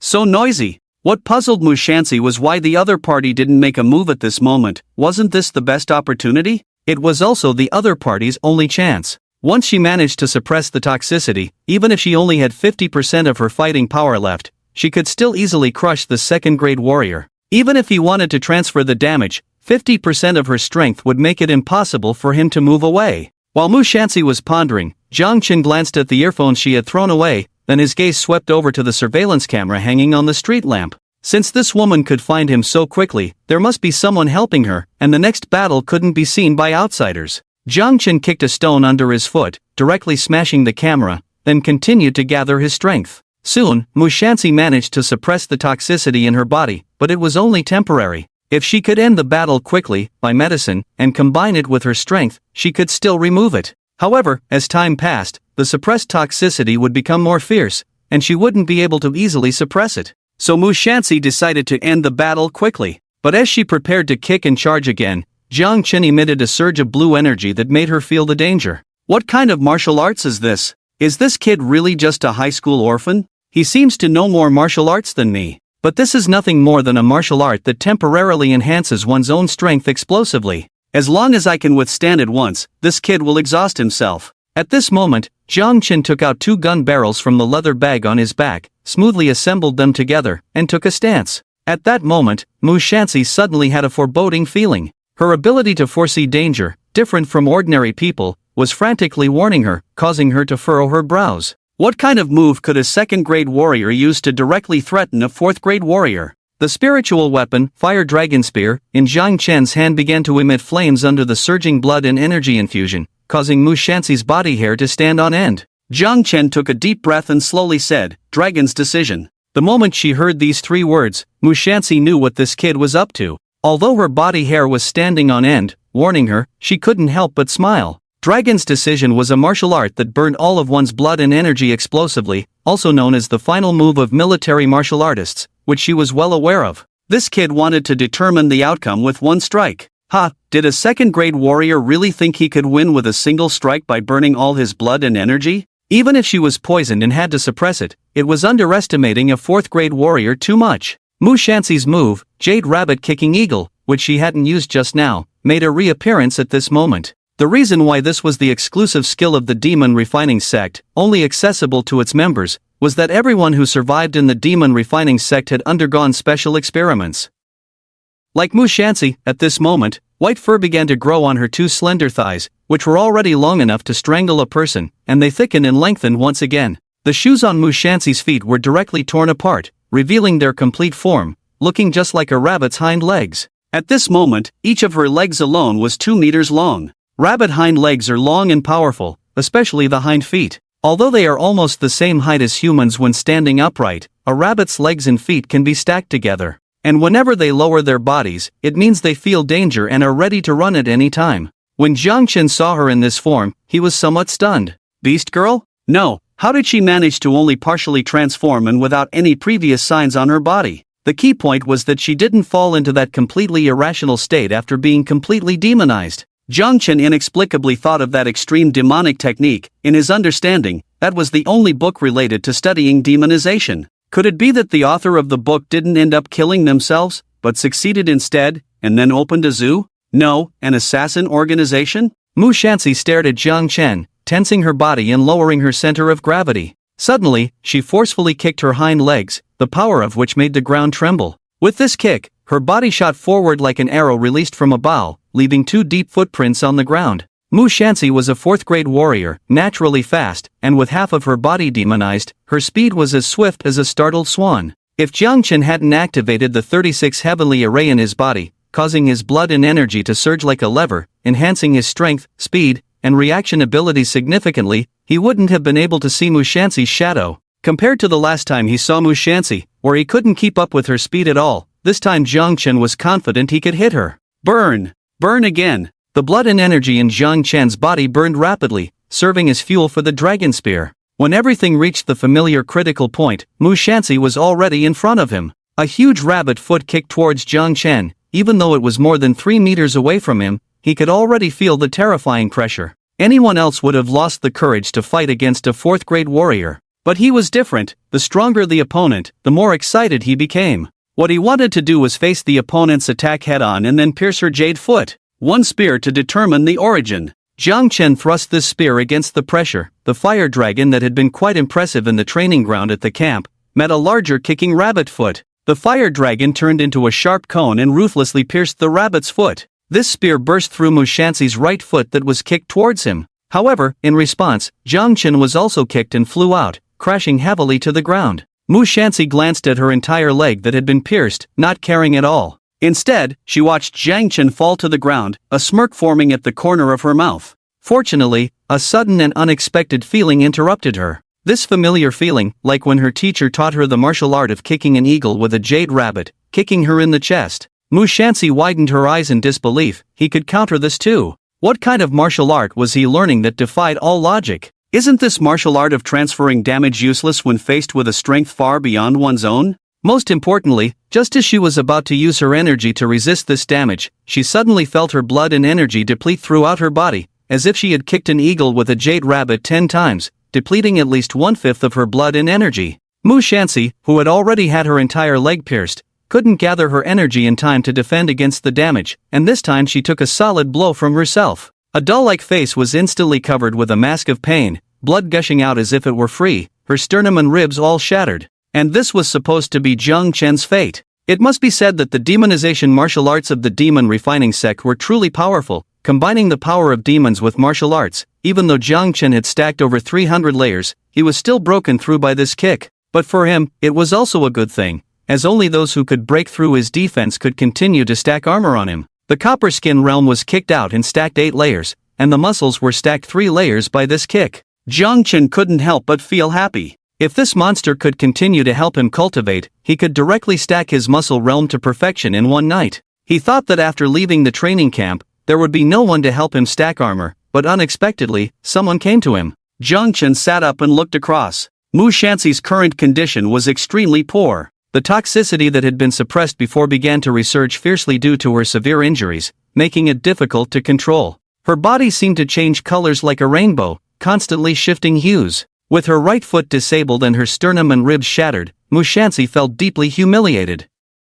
How could a 4th-grade warrior like her end up so injured by a 2nd-grade opponent? She was sure old Bai would have a good laugh when she returned. Nevertheless, Mu Shanxi sat up, suppressing the injuries and the rampant toxicity in her body, and looked towards Jiang Chen with determination. Your qi and blood must be completely depleted. A 2nd-grade warrior like you wouldn't be able to unleash such terrifying power with just the dragon sealing spear. You must have used some explosive martial arts to boost your strength. After that strike, I can still move. But what about you, little brother? He.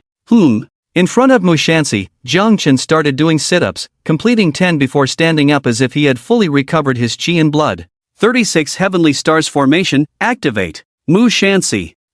Seriously? You're not even going to pretend? Not to mention that the dragon sealing spear drains all your qi and blood with the final strike. You even used an explosive qi technique. You really have no shame using such techniques. After using it, you just do some sit-ups to replenish your qi and blood? Is sit-ups a 9th-grade martial art in your family? Jiang Chen paid no attention to Mu Shanxi's astonishment. As the formation activated, he held the fire dragon spear and continued, dragon sealing spear. Unable to hold back, Mu Shanxi cursed, seal your grandma's leg. Are you even a 2nd-grade warrior? Which 2nd-grade warrior acts like you? After cursing, she looked at Jiang Chen, who was undeterred, preparing to shoot her in the face. Mu Shanxi's face twisted in bitterness. It seemed like she was truly in trouble this time. Her teacher was right, one never knows how their story will end. However, she still had one last trick up her sleeve. If she used it, she could definitely kill this brat in front of her. But the price was complete demonization, losing all reason. She wouldn't feel when or why she died. It would be no different from being shot dead by him.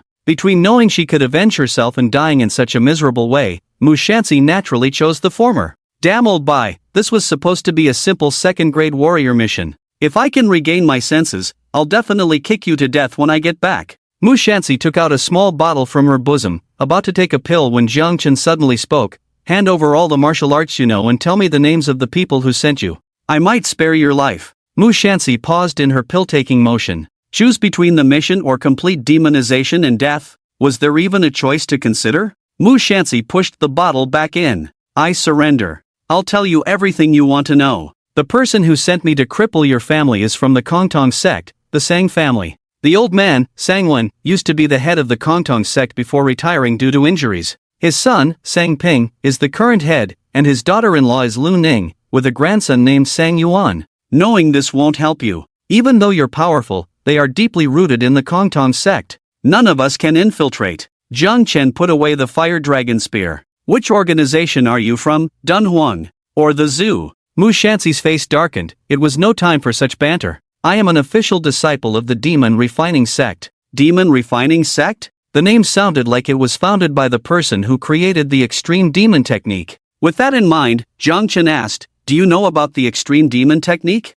Mu Shanxi was slightly surprised. You actually know about the extreme demon technique? Which version are you practicing? Which version? Jiang Chen really didn't know, but he remembered the contents inside and recounted them to Mu Shanxi, who was stunned. The first version. How can anyone still know about that kind of heaven-defying thing? Jiang Chen had a foreboding feeling. Tell me more about it. The extreme devil technique is the core internal skill of our demon refining sect. The one you mentioned is the first version, created by the sect leader a long time ago. It is now stored in the museum at the headquarters of the demon refining sect for reference only. Even the sect leader who created it himself said that the first version of the extreme devil technique is pure garbage.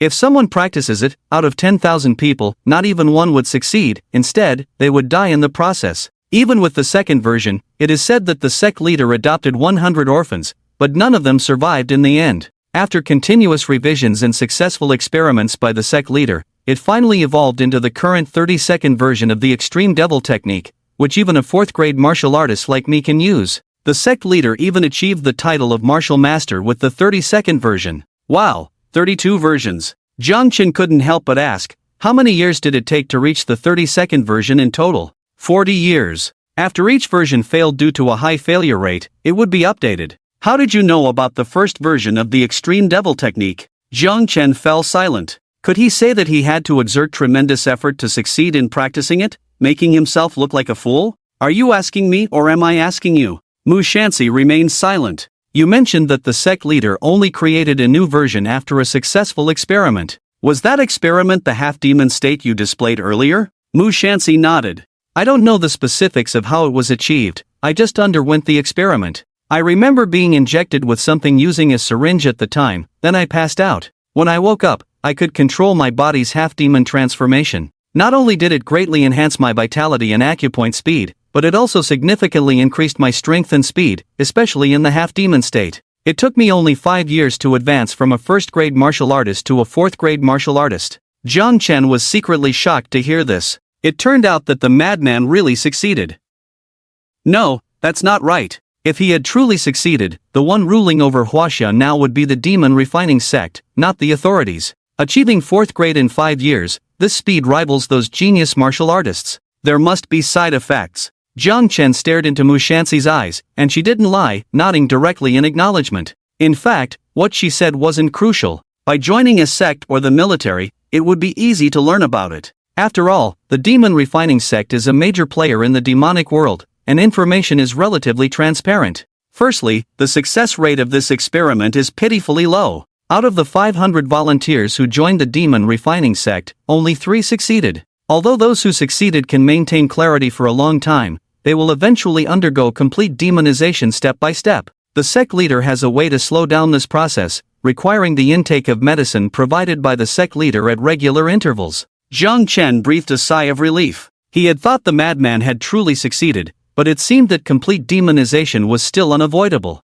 No, it might be avoidable, but the madman didn't want to achieve that. After all, by doing so, he could easily control these people to do his bidding. No one wants to lose their sanity completely, making no difference between being alive or dead. Chen asked, how did you join? Mushansi took a deep breath, having suppressed the poison in her body, and began to circulate her energy to repair her body. I ran away from home, living in poverty and almost. Then I met someone who handed me a business card, saying that if I wanted to change my life, I should go to the address on the card, so I went. It was quite a scene. Chen suddenly thought of how Deadpool became Deadpool, so these people who liked to conduct experiments used similar methods, right? At this point, Chen had a rough understanding of the alchemy sect. Although formidable, it was not too much of a concern. A group of strong individuals, but with the potential to lose their sanity at any moment, unless the issue of losing control due to transformation was completely resolved, the alchemy sect would have no future. However, Mushansi's martial arts were quite impressive.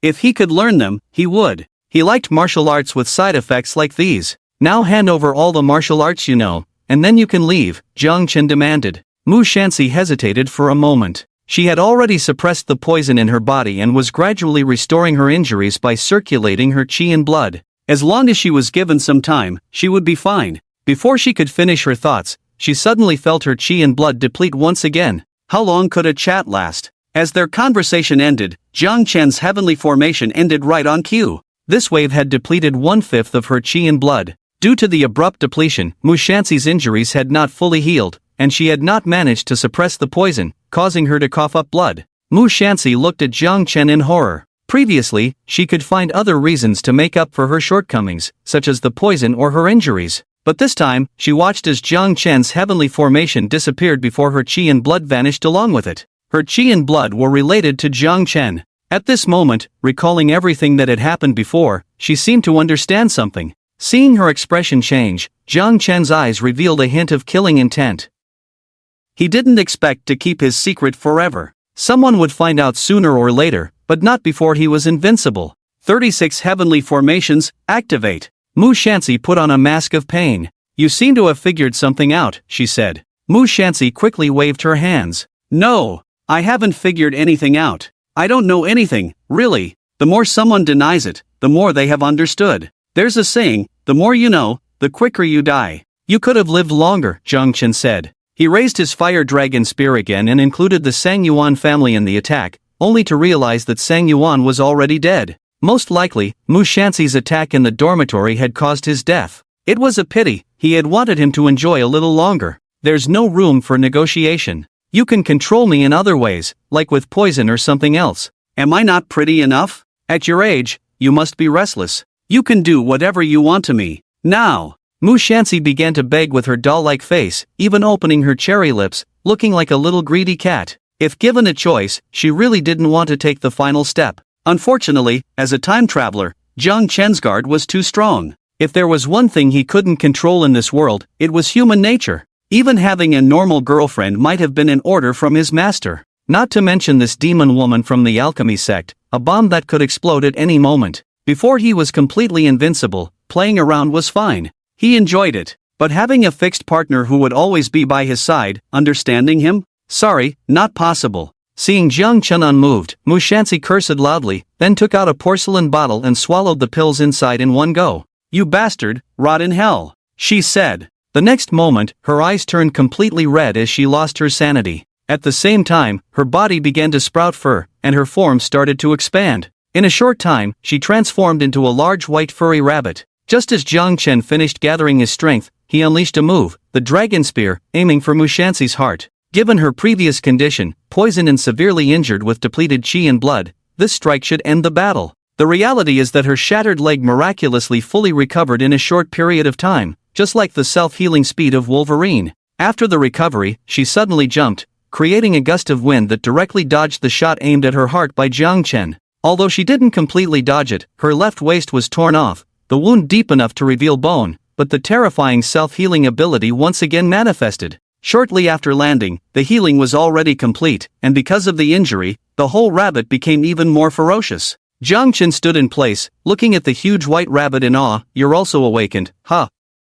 If he guessed correctly, this should be the final trump card of the demonic sect members, transforming completely into a demon if facing death. With enhanced self-healing ability, increased strength and speed, even if losing rationality completely, there was at least a chance to take down the opponent. This sect is truly despicable. They even have hidden backup energy. Mu Shanxi, who had fallen into madness, still retained her martial arts from her lifetime, kicked directly towards Jiang Chen. Jiang Chen named these two kicks the thunderous double kick of the 9 heavens, the strength of which, even just the pressure it brought, was something he couldn't withstand. Especially after using the dragon-slaying spear earlier, his heavenly gang formation had dissipated once again, leaving him just an ordinary second-grade martial artist. Being solidly kicked in the chest by these two kicks, he flew backward for quite a distance, even flipping over some bricks upon landing, plowing a furrow in the ground. But unsurprisingly, his metal forging technique had layered his bronze skin with 7 layers, and his muscles with 3 layers. He didn't sustain any injuries. This time, the opponent had gone completely mad.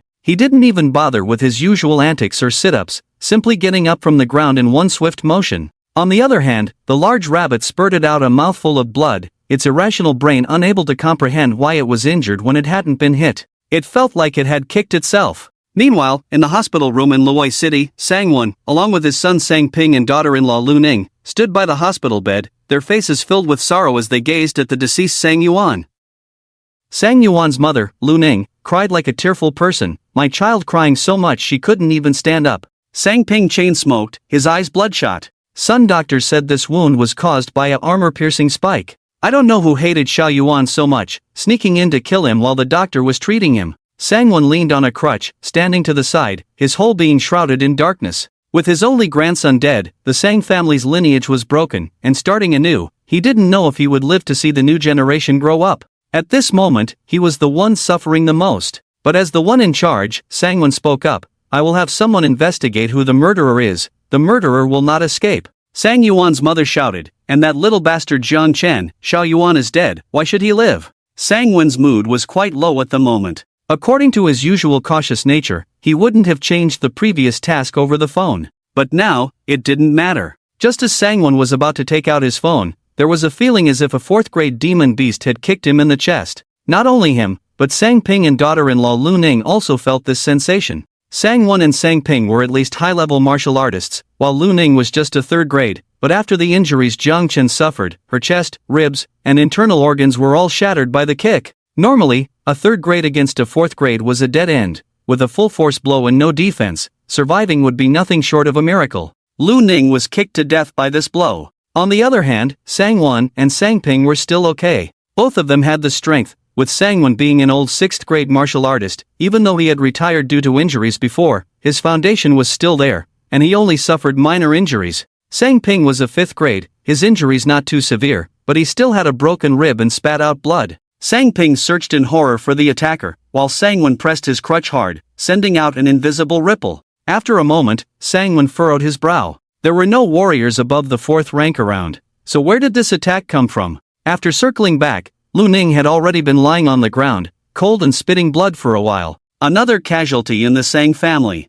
Sang Wen, leaning on his crutch, looked fierce. It seems someone wants to take advantage of our Sang family's misfortune and cause trouble for us. They didn't even consider Jiang Chen. An orphan, even if he was a second-rank warrior, didn't have the power to actively seek revenge on their family. Sang Ping, seemingly unaffected by his father's presence, lacked the composure of a middle-aged man. What should we do, father? Ning error. Shut up. If a woman dies, she dies. It's been so many years and she hasn't given birth to another child for you. All you do is chatter. It's good that she's dead. It's a chance to have another child or two. The attacker shouldn't strike again in the short term, otherwise, I will surely find him. Sand Mountain City Warrior Park. After standing up, Jiang Chen checked the system. The one called Lu Ning, should be Sang Yuan's mother, was gone. The system showed deceased. The other two were injured but lightly. How is this possible? It's just that they didn't know the name of this family before, and the deadly poison didn't target them, otherwise, they wouldn't have survived until now. This was a good opportunity to practice the golden body forging technique. Let's see if this big rabbit in front of him can kick the old Sang from the Sang family before kicking him. In order to endure better, to practice, Jiang Chen didn't even activate the Tian Gang formation and directly went to meet the kick. Mu Shanxi, who had completely lost his sanity, only knew the joy of battle. Seeing Jiang Chen running towards him, it jumped and stomped on Jiang Chen. With a bang, Jiang Chen was stomped into the ground by the big rabbit, shattering the park's tiles. In theory, he should have suffered multiple fractures, but Jiang Chen sprang up like a carp. Copper skin +8, muscles +4. Come on, let the storm come more violently.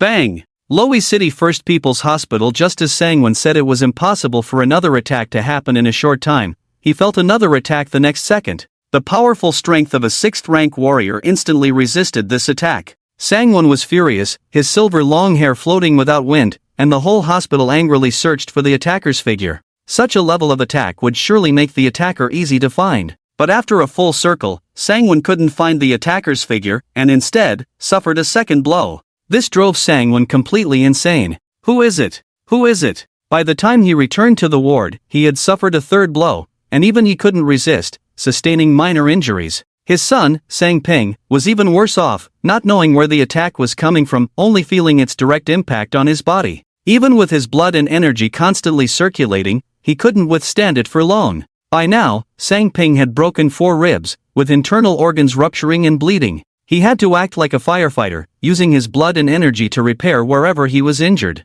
And this kind of attack was not over, it was still ongoing. Sand Mountain City Mushanxi's hired hacker was almost going crazy. The anomaly in the park had been noticed by many, and the emergency calls were coming in one after another. As his hacker, he could only act like a firefighter, hacking into the police system one after another to intercept calls, preventing the police phones from ringing. The on-site cameras were all destroyed, and he was unsure of what was happening on site. In theory, a 4th-rank warrior fighting a 2nd-rank one should be as simple as playing with a child. What exactly was happening with Sister Mu? He had no idea that the interception of the call was not done by Mu Shanxi at all, but by Jiang Chen. If it weren't for his help, the police would have arrived by now, and Jiang Chen wouldn't have been able to continue practicing the forging technique or attacking Laodang. Chen was ecstatic at this moment. It wasn't every day that a 4th grade martial artist would assist him in practicing, crossing 2 major grades to spar with him. Each time he could stack at least 7 or 8 layers of copper skin or 3 or 4 layers of muscles. In just 10 minutes, Chen had already stacked 45 layers of copper skin and 21 layers of muscles. He could see that he was not far from achieving the 199 layers of muscles, and he became even more frenzied as he faced the completely demonized Mushansi. He kept shouting, "Come on, despicable one, hit me harder." But at this moment, Mushansi was already a bit disheartened, just like the pigs numbered 1/2/3 who had helped Chen practice before. The more they were hit, the more severe their injuries became. The more severe the injuries, the less force they could exert. The demonized members of the alchemy sect were not always able to self-heal so effectively. Their complete demonization was due to that pill. Not only could it completely activate the demonization energy within them, but it could also overload the demonization energy, greatly enhancing everything about the demonized members of the alchemy sect. However, this energy would gradually dissipate over time. In just 10 minutes, due to Chen's high-intensity training, the demonization energy in Mushansi's body had already returned to normal levels and was even diminishing. Slowly, as the 20th minute approached, the number of layers of copper skin stacked by Chen decreased by 2 layers each time he was hit, and the muscles decreased by 1 layer. However, the copper skin had already stacked up to 420 layers, and the muscles had reached 201 layers. According to common sense, Chen should have turned into a giant can of copper skin by now, but thanks to the side effect transfer system, his skin still looked smooth and tender. Only those who touched it would know how hard it was. At this point, the system showed that Sang Ping was in a severely injured state. A 5th grade martial artist, because he couldn't evade or defend against the attacks, was brutally kicked by a 4th grade rabbit demon, his bones shattered, and his internal organs suffered varying degrees of damage. As for Sang-won, a 6th grade martial artist, after enduring a brutal beating for 20 minutes, he not only didn't surpass Sang-ping by much but ended up more severely injured. It was mentioned earlier that Sang-won was injured and retired. Although he could still unleash the power of a 6th grade martial artist, there were hidden injuries in his body. After being kicked for a long time, these hidden injuries erupted. So his current condition was severely injured, internal organs severely damaged. He had an additional label of severe internal organ damage compared to Sang Ping, which was due to his previous hidden injuries and the injuries caused by overusing the Kunlun Sec 7 injuries fist in a desperate situation. Back to Chen, he could already hear the sound of police sirens. Obviously, there was too much commotion here, attracting the attention of the authorities. In fact, Chen was wondering what the police were up to, taking so long to arrive. If he were an ordinary genius abducted here, he would have been long gone by the time they arrived. But it was a bit unfair to blame the police entirely. It was mainly the hacker who was exerting pressure, almost burning out. They still couldn't stop him from going offline to report the incident. In the park, as more and more police sirens could be heard, Chen knew he had to act quickly. Although he knew that the completely demonized opponent would not have a chance to regain consciousness, what if the madman who created the extreme demon technique could even achieve a half-demonization? It was hard to say whether he could now find a way to restore someone's consciousness. There was no time to continue stacking layers. He had to take down Mushansi as soon as possible. Chen once again activated the Tiangang formation. At this point, the demonized Mushansi was already severely injured and had little strength left, giving Chen the opportunity to unleash the Dragon Spear. One shot, ending the battle. One shot to determine the outcome. The soaring fire dragon pierced through the left chest of the giant rabbit, flying out from the back and once again destroying the park's pavement. This time it pierced the heart, and the demonized Mushansi could no longer heal herself. The heavenly array within Chen's body ended once again. Looking at the fallen Mushansi, Chen walked forward with the fire dragon spear, ready to strike a few more times. To his surprise, he noticed that the demonization of Mushansi was rapidly fading away. At this moment, Mushansi's condition was very similar to Huangshi before. After demonization, she kept using martial arts continuously, almost depleting her vitality. Chen activated the heavenly array and the dragon-slaying spear once again, completely burning through his remaining vitality, then began to drain every ounce of energy from her body. When the dragon-slaying spear was used up and pierced her heart again, the demon energy within her body was finally completely drained. Mushansi stared with wide eyes, unable to believe that she could actually regain her senses. Although she didn't know what had caused her to regain consciousness and break free from demonization, at this moment, her will to survive was incredibly strong. On one hand, those who survive a calamity naturally want to live, by any means necessary. On the other hand, since there was a way to completely undo demonization and restore consciousness, it meant that she would no longer be under the control of the demon refining sect. Being controlled by Jiang Chen alone was more acceptable to her than being controlled by the entire sect. A fourth-grade warrior was already extraordinary. Even if their heart was pierced, they could still live for a while as long as they took medicine in time. However, she couldn't even move a finger now. Speaking was difficult, and she could only beg Jiang Chen laboriously, "Save me, I'll do anything." Jiang Chen stood in front of her, but cold sweat formed on his back. Fortunately, he had planned to deliver another blow. It would have been disastrous if he had left at that moment. Surprisingly, his side effect transfer system, after draining the demon's vitality, could actually make the other party completely break free from demonization and regain consciousness. In that instant, he seemed to understand how Huangxi had managed to escape to the neighboring district. It was because he had drained Huangxi's vitality, then restored her sanity. Understanding this situation at that time, she had chosen to escape directly. However, it was probably because he had consumed too much demon beast meat afterward, causing her to demonize again. Otherwise, she might have had a chance to survive. Phew, thank you for completely breaking free from demonization today. Otherwise, I wouldn't have known that I could achieve this. To thank you, I will send you on your way now, so you can leave more comfortably.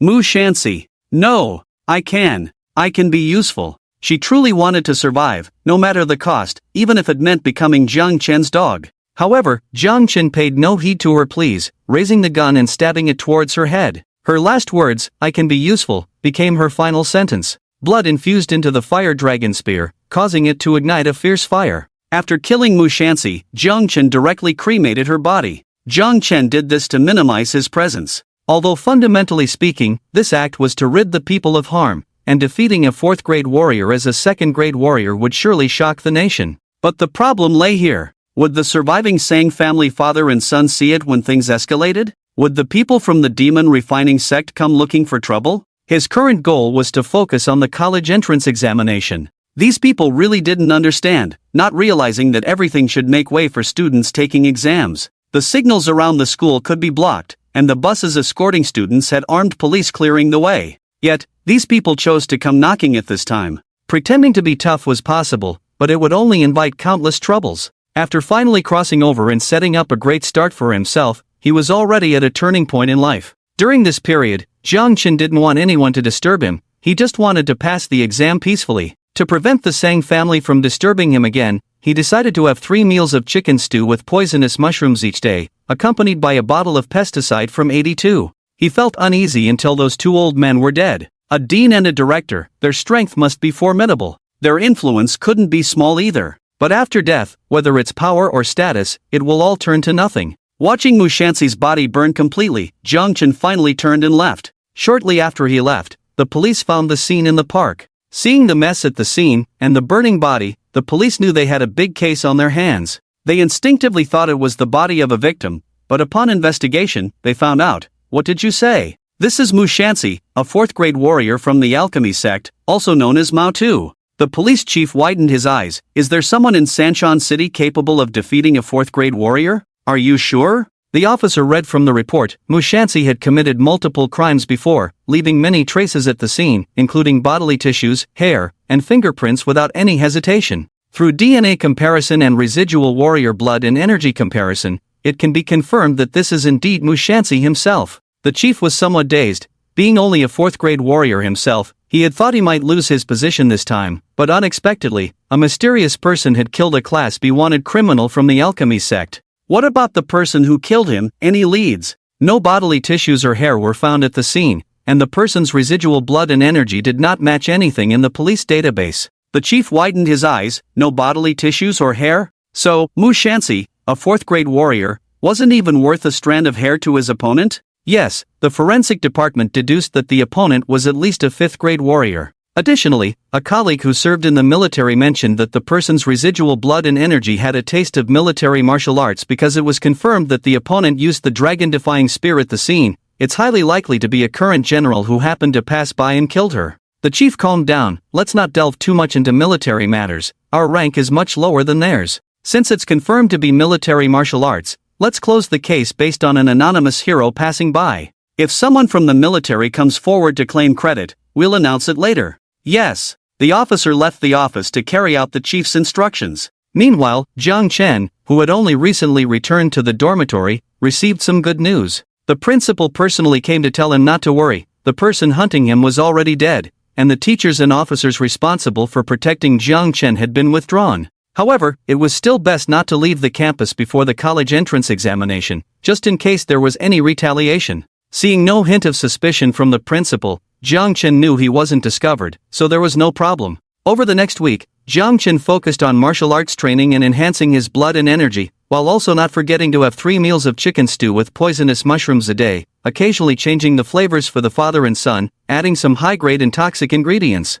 This resulted in the Sang family experiencing various poisoning symptoms every day since the day of their severe injuries. Either they saw the deceased Sang Yuan come back to life and beckon them to leave together, experiencing hallucinations, or they suffered from shortness of breath, a sign of blood and nerve poisoning. The hospital welcomed 2 high-paying clients on a monthly basis, with 2 martial arts physicians taking care of the family, enjoying the joy of working double shifts every day for the first time in their lives. Since Sang-won had not completely died, his influence still lingered. Coupled with the dissatisfaction from the Kongtong sect regarding the attack on the 2 men and their families, they sent people to protect them 24 hours a day and had the police from the Luoyi city come to inspect. The meals delivered to the 2 men were checked for poison every day, but it was as if they were cursed. Every mealtime, the 2 men would still be poisoned on time. Later, they simply called a chef to cook next door, and even though they were cooking next door, with only 2 doors separating them, they had to be checked twice for poison when entering and exiting the room, whether the food was poisoned, whether the plates were poisoned, and whether the food deliverer was poisoned.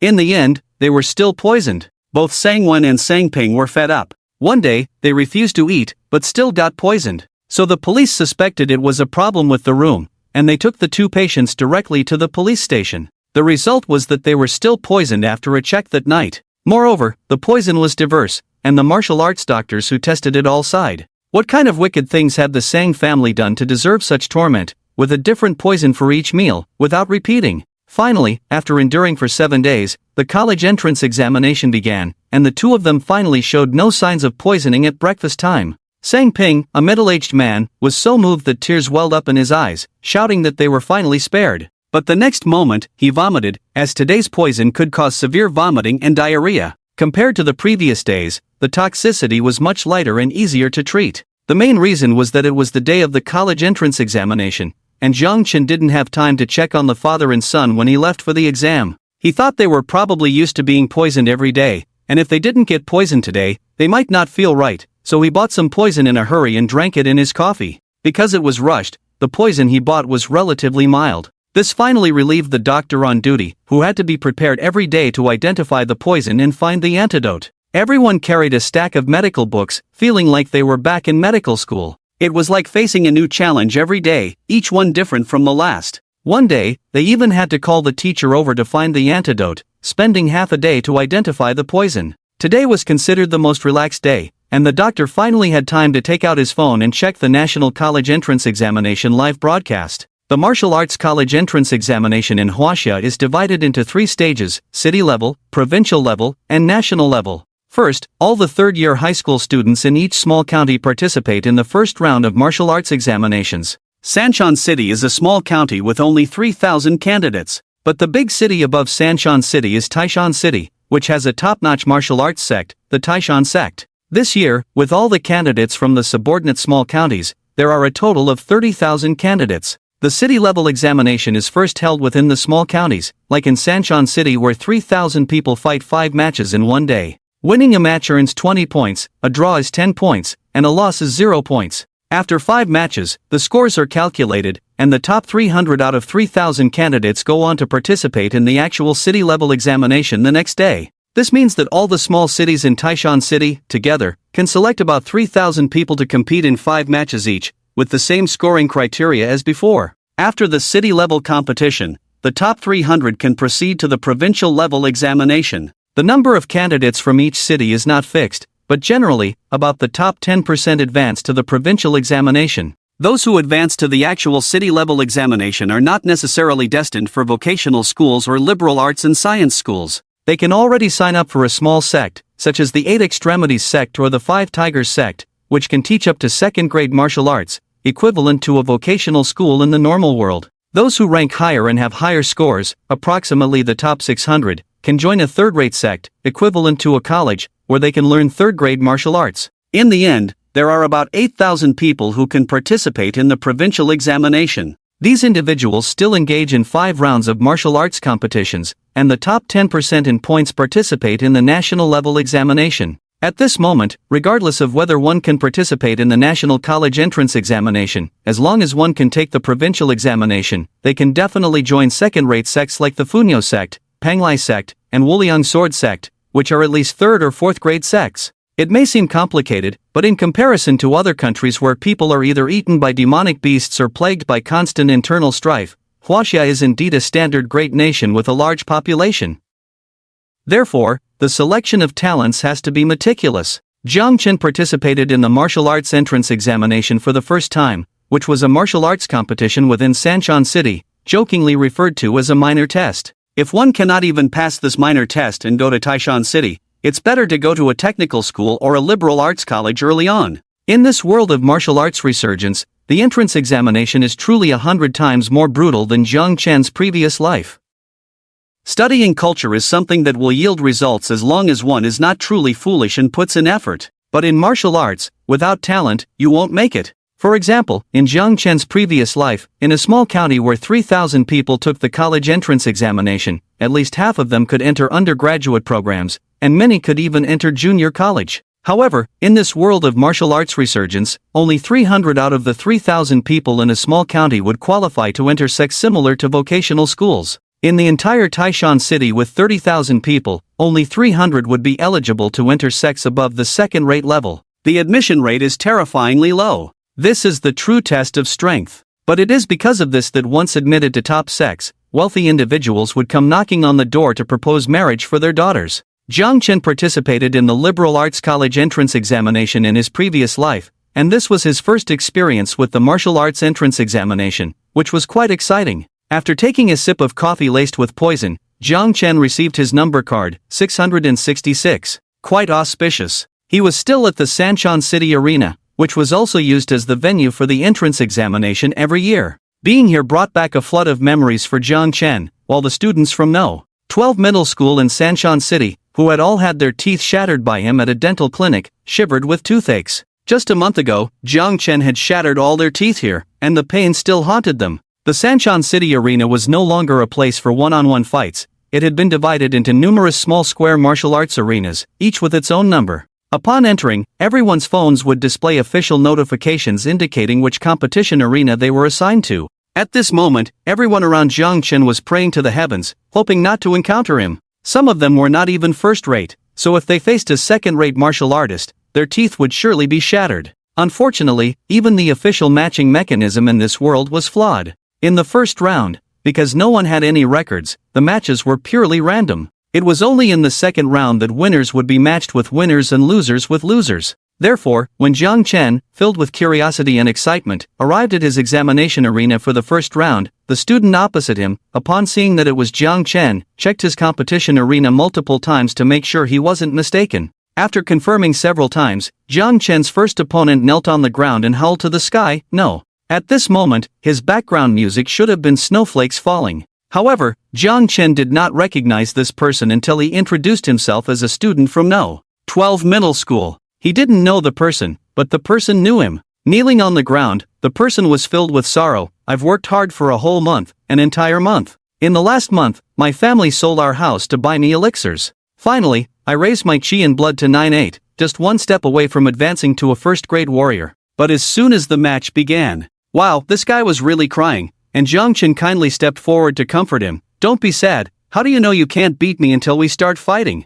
The examinee wiped away his tears, his face full of surprise, thinking he had touched Jiang Chen. "You will let me win?" "No, I won't." Examinee. Wow, the matching mechanism of the college entrance examination is as crappy as a horse game. To silence his chatter, Jiang Chen sent him off with a slap. The battle ended in 2.5 minutes, securing the victory in the first round. He then waited for a full half hour before starting the second round of the exam. This time, the opponent probably didn't recognize him, but this time, Jiang Chen criticized the exam system, wondering what kind of nonsense it was. He thought he might be matched with Yun Lang, so he could openly beat him again. However, in the second round, he was still matched with a warrior below the first grade, not even as strong as the first opponent. It turned out that selling all his houses for elixirs had made him stronger, and his strength was indeed outstanding among ordinary examinees.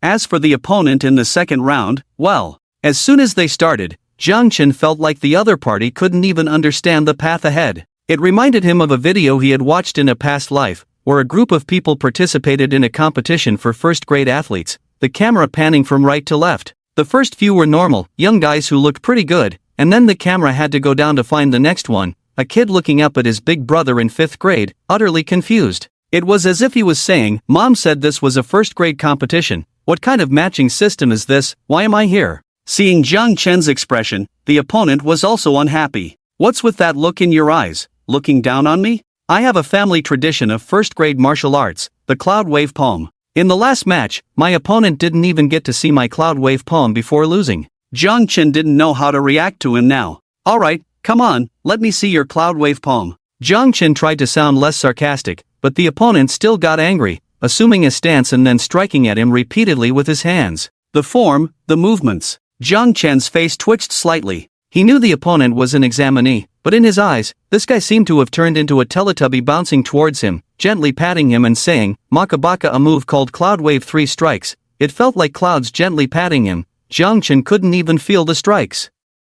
Seeing the stunned expression of the opponent, who still seemed unwilling to admit defeat, Jiang Chen pressed his chest muscles and said helplessly, "Is it over?" "Ha! Oh, it's over." Jiang Chen first displayed his second-grade warrior's chi and blood, causing the examinee in front of him to have a mental breakdown. In that moment, he seemed to understand what Jiang Chen's expression meant earlier. The next second, Jiang Chen stepped forward with an elbow strike. Without even using his chi and blood, it was just a plain 8 extremities fist elbow strike, but due to his innate talent of giant strength, his strength was tremendous. He sent the examinee flying, but he did it in a way that wouldn't harm the opponent. Nearby examinees watching the match saw the examinee fly over 8 examination areas before landing, and upon landing, he burst into tears. "What kind of crappy matching system is this, making me, a non-first grade and second grade warrior, fight? Did you mix in teachers, too?" While so unfair, Jiang Chen felt helpless. This was the second person he had made cry. However, this was not the last one.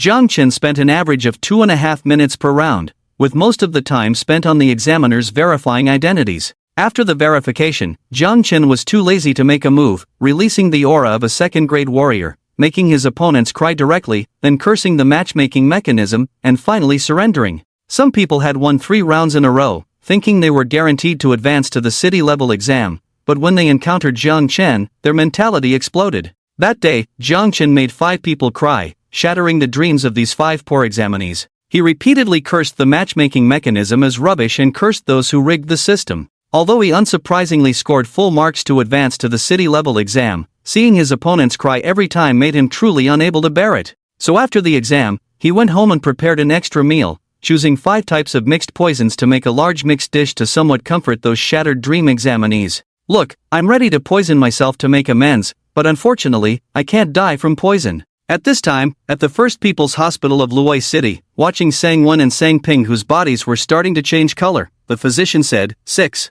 Where is my master? Hurry, shake him." The next day, the top 300 examinees took a bus to Taishan City. Yun Lang, Gao Kan, Jin Hong, and others successfully advanced without any surprises. After all, they had participated in the training camp and were at least first-grade warriors, so it was impossible for them not to advance. But unfortunately, the shitty matchmaking system failed to match Jiang Chen with Yun Lang, depriving him of the chance to beat him up. Even the martial arts competition on the second day of the city-level exam did not go as Jiang Chen had hoped. However, the opponents this time were much better than before. At least they didn't cry right away, but some did surrender immediately. After all, among the 3,000 people in the city-level exam, many had attended the training camp and knew Jiang Chen's situation. He had defeated hundreds of demon beasts and even defeated all the top talents in the A district. The provincial exam was by no means the end for them, just a starting point. If they encountered him, they were unlucky, but admitting defeat could still save their strength to fight against opponents who were already tired from previous matches.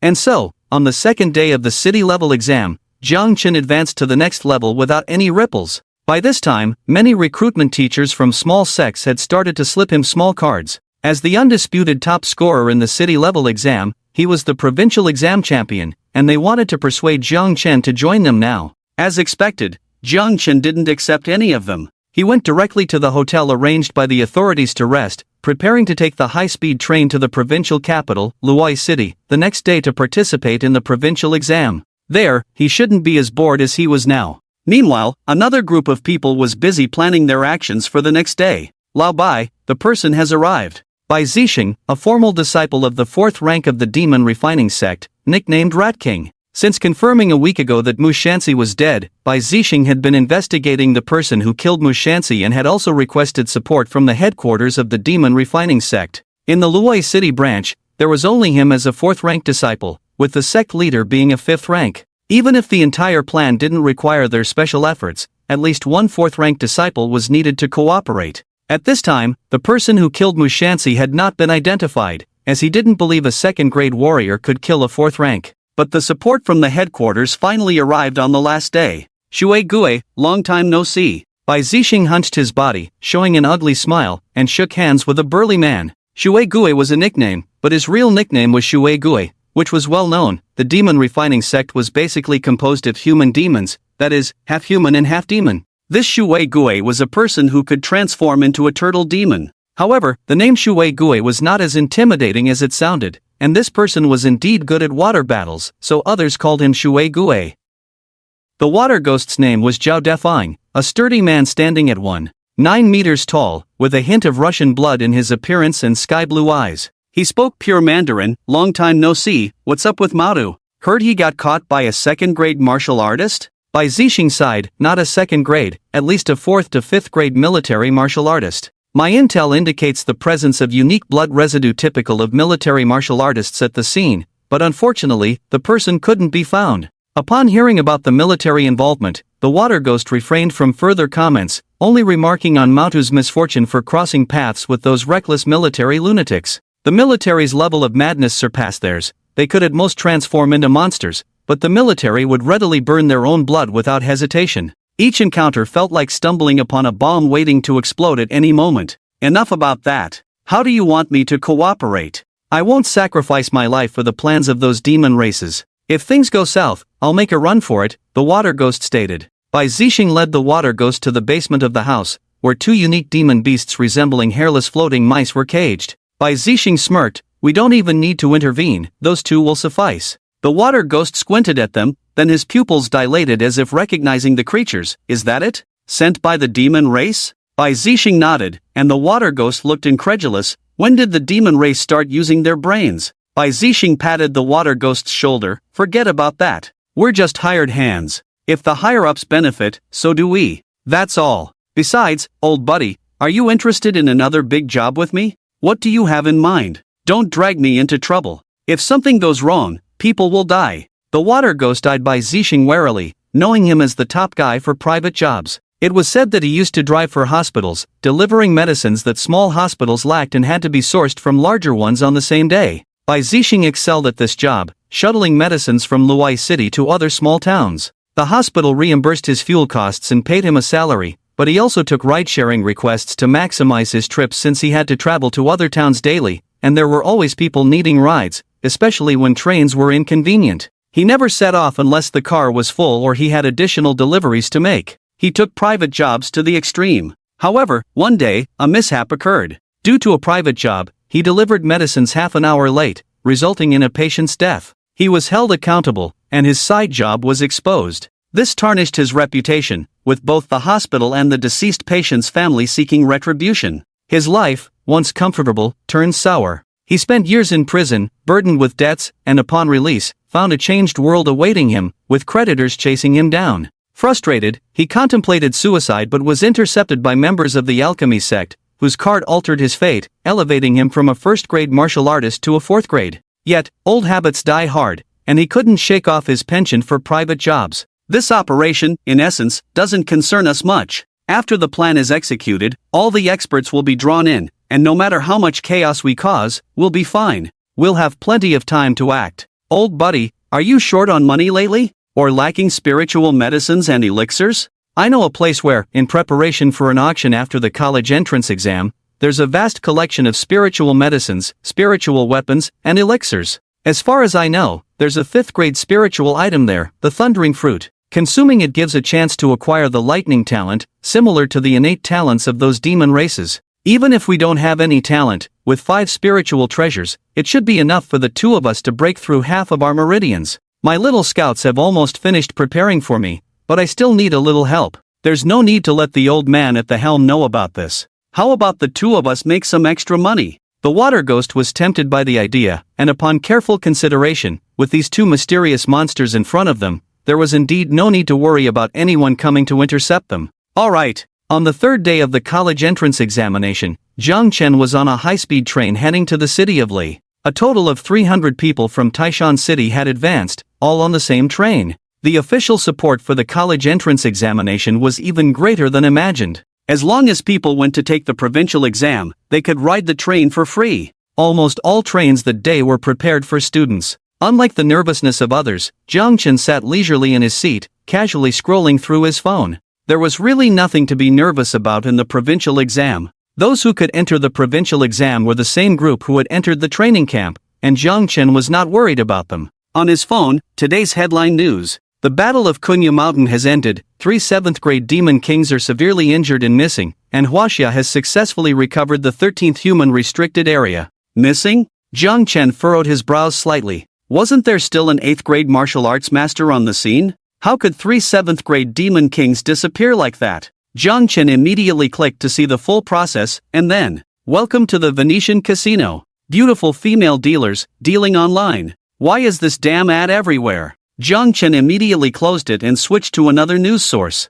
Anyway, the news about the Battle of Kunya Mountain was overwhelming. The enthusiasm for reclaiming human restricted areas in this world was no less than that of reclaiming small islands in the previous life. There seemed to be the aura of an 8th-grade demon emperor on the scene, and the military martial arts masters urgently tracked the demon emperor's aura. 6 7th-grade martial kings chased 3 demon kings, and in front of everyone, the 3 7th-grade demon kings disappeared. What does this mean? Did someone deliberately rescue those 3 demon kings? Are the demons starting to unite? Do they have that kind of brain? Chen noticed something off in the news. The term disappeared was basically related to spatial matters. It wouldn't be too far-fetched to say that the demons had a natural talent for spatial manipulation, but the problem was that due to their hot-headed nature, they would fight at the drop of a hat. The demons fought each other on sight. It was impossible for the various demon territories to unite. It was impossible for anyone to believe that the demons had rescued those 3 demon kings. However, the aura of the demon emperor on the scene was truly puzzling.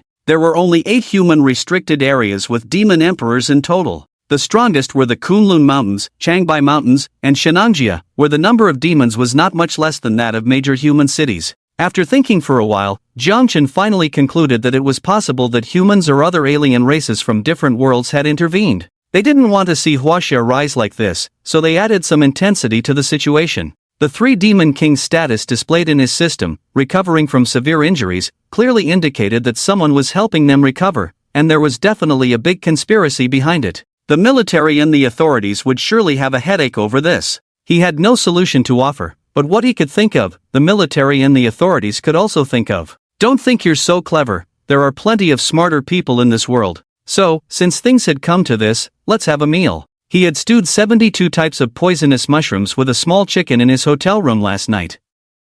Some mushroom toxins couldn't be removed no matter how long they were cooked. He brought it out and started eating it directly on the train. The students around him saw him holding a thermos of stewed chicken with mushrooms and couldn't help but drool, feeling hungry. In the early morning, someone's family was already enjoying a dish of stewed chicken with mushrooms. Although the mushrooms were poisonous, they were incredibly fragrant. Some people's stomachs started growling, and a man with a big face came closer, grinning, eager for a piece of meat. Chen stared at him without saying a word, not because he was stingy. He could have given everyone a sip of the chicken soup, and the whole train carriage would have been wiped out in no time. So, Chen ate up a whole thermos of stewed chicken with mushrooms in front of him, licking the soup clean and setting it aside. The man. Chen gained a reputation for being stingy, but little did they know that Chen was actually extremely generous. The 3 demon kings and the father-son duo from the Sang family received a generous gift from Chen, a package of 72 different poisonous mushrooms. After ingesting them, the Sang family's physician bluntly stated that it was incurable, shaking his head.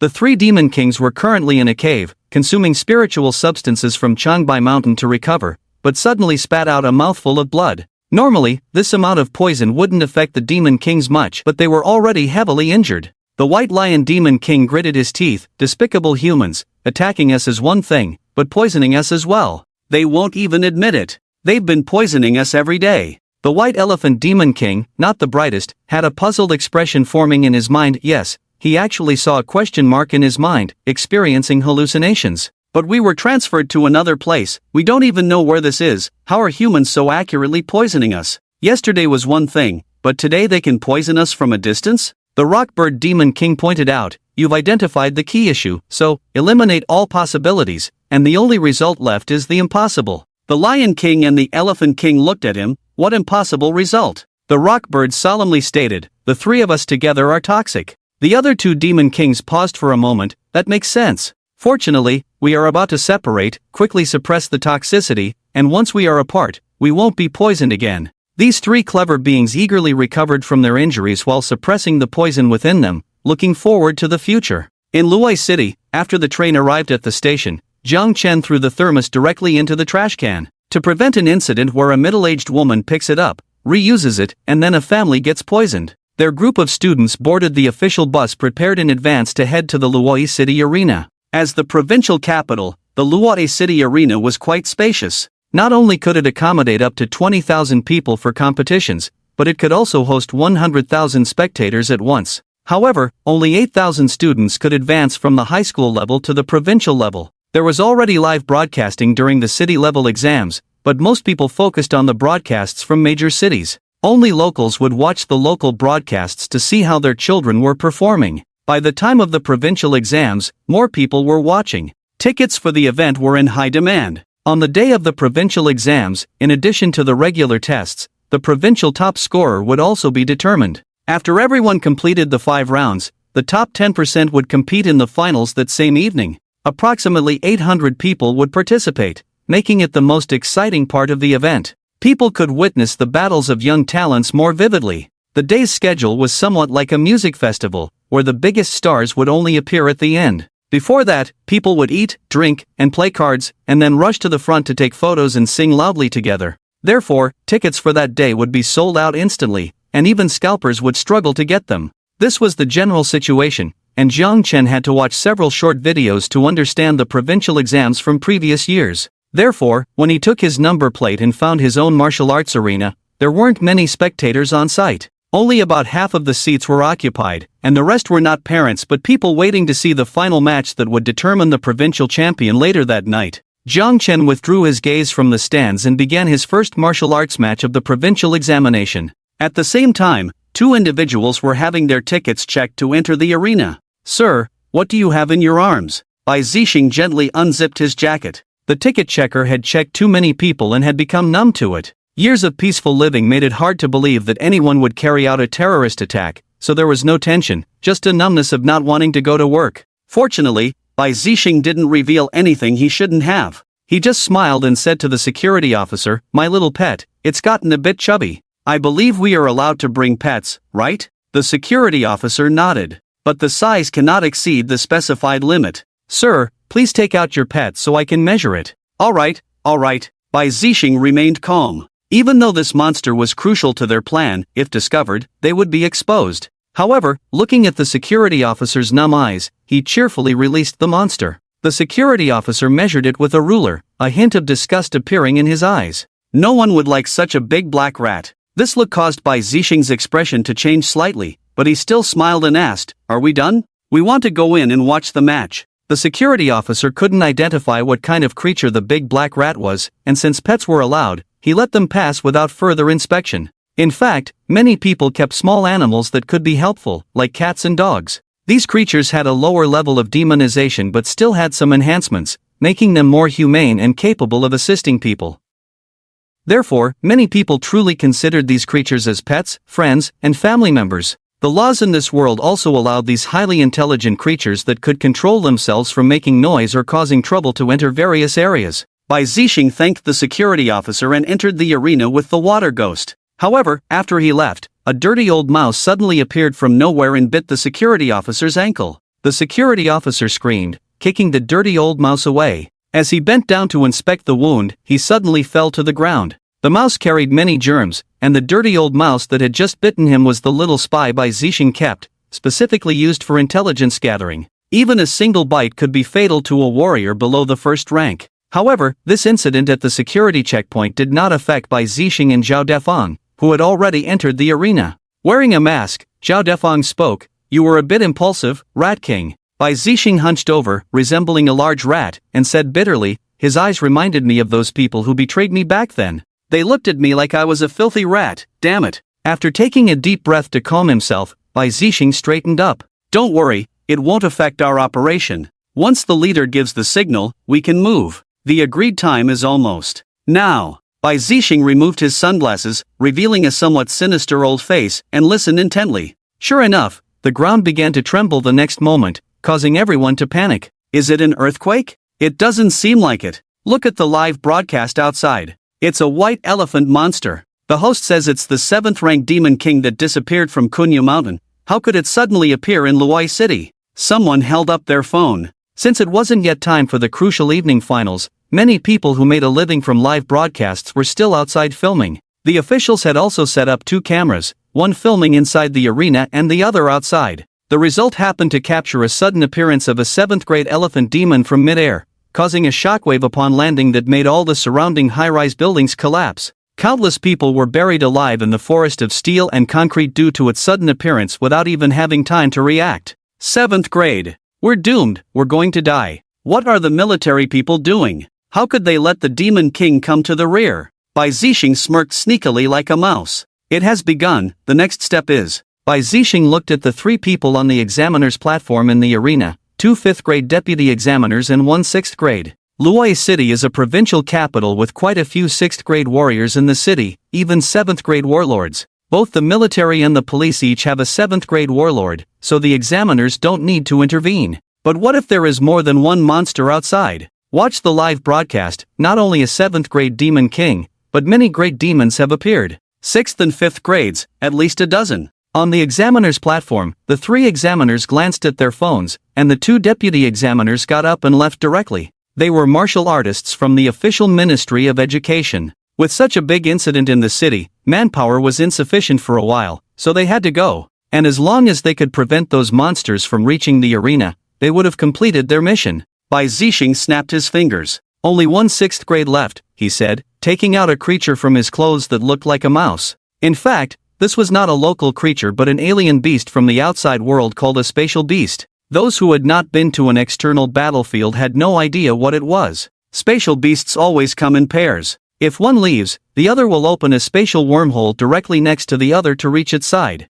It sounds romantic, but once intelligent beings discover this phenomenon, they will start capturing and taming spatial beasts. If controlled properly, placing a spatial beast could allow one to cross mountains and rivers directly to the intended destination through the wormhole. When the alien races from another world first connected with the Huaxiao world, they used spatial beasts to quickly expand and seize human territories.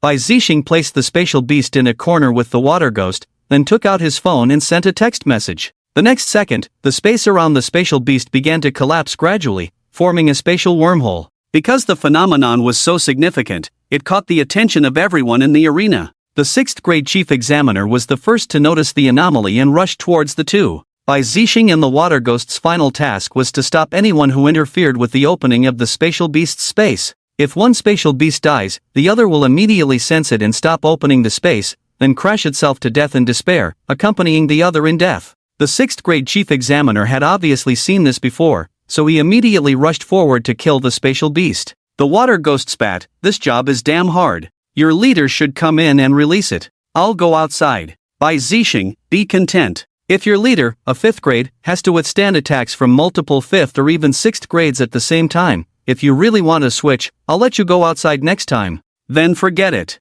After complaining, the 2 directly activated their half-demon states. Bai Zixing's limbs turned into a rat shape, while the water ghost Zhao Defang grew a turtle shell on his chest and back. Chief Examiner Chu Shan of the 6th grade raised his right hand in a palm position. Great compassion palm. A huge golden palm print flew out, and Bai Zixing didn't say a word before running away. His speed was extremely fast, leaving only the water ghost Zhao Defang standing alone in place. Watching the terrifying palm strike, one of the Shaolin's 72 ultimate techniques. Zhao Defang cursed under his breath but still tucked his head into his turtle shell, standing in front of the spatial beast. There was only a loud bang. Zhao Defang's tortoiseshell was full of cracks, and when he stuck his head out, a mouthful of old blood spurted out, but he still stood motionless in place. Not far away in the martial arts arena, Chen also stood still, watching with interest at the scene unfolding before him. Half-demon transformation is the symbol of the alchemy sect, right? Indeed, the antagonists are always around. Before his college entrance exam, there were these people, and even after the exam, there were still these people.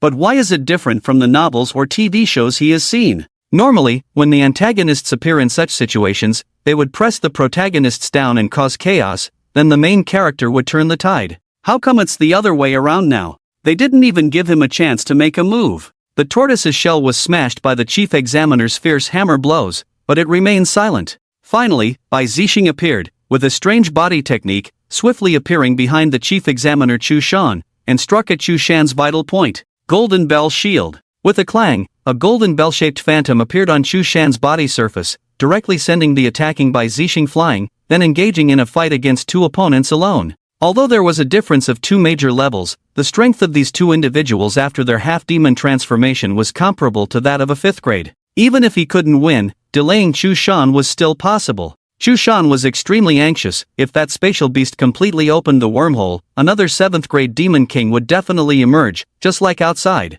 By then, he wouldn't be able to defeat a 7th grade demon king, even if it was heavily injured. Just as he was getting anxious, Chen shot out like an arrow, and in the blink of an eye, he was in front of the spatial beast. The situation turned completely around. From delaying Chu Shan, it turned into Chu Shan holding back these two individuals. With Chu Shan's strength, Bai Zixing and Zhao Defang had no chance to cause trouble for Chen. Chu Shan shouted at Chen, "Kill that spatial beast. Otherwise, it might release another 7th grade demon king." Chen listened and remembered. So this little thing is called a spatial beast. This explained why a 7th grade demon king could appear out of nowhere outside. It all made sense now. That's why the 3 7th grade demon kings from before disappeared. Someone must have helped. Whether it was an outsider or a demon, they all wanted to retaliate against humans, so they chose to cut off the roots of humanity directly. Every year, this happened, and yet humanity still managed to rise. What's more, there were people who actually helped the demons. They deserved to die. Did they not consider themselves human at all?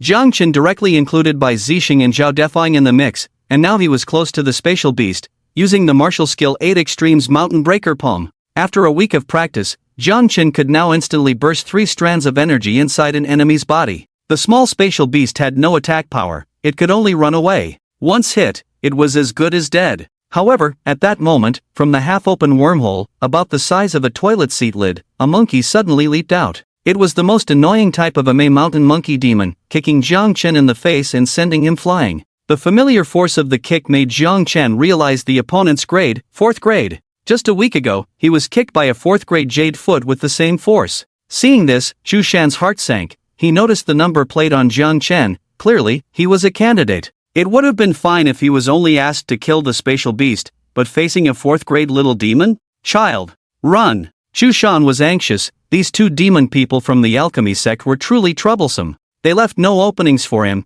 and the tortoise's shell was indeed tough. Even his 6th grade strength couldn't break it. Chen's Chu Mountain could only unleash all its power in a hurry. Just as he was about to push away Bai Zixing and Zhao Defang to save Chen, he suddenly noticed that the 2 of them were clutching their faces in pain. "Ah, my face hurts so much, it feels like I've been kicked by someone of the same level. Damn, you too? I feel like my head is shrinking into a turtle shell. Who could have hit my face? This pain feels like being kicked." Chu Mountain was stunned, he hadn't even struck yet. In that instant, his brain seemed to grasp something, but the situation was urgent, and he couldn't dwell on it. Chu Mountain quickly slapped the 2 of them when they revealed their vulnerability, sending them flying. Then, with a swift movement, he rushed towards Chen. As a 4th grade monkey demon continued to attack Chen, Chu Mountain angrily smashed its skull with a compassionate palm, freeing it from suffering. "How can the talents of Huaxiao let you monsters harm us? With me, Chu Mountain, here today, none of you demons can harm anyone." Chu Mountain's voice thundered, sending a deafening sensation.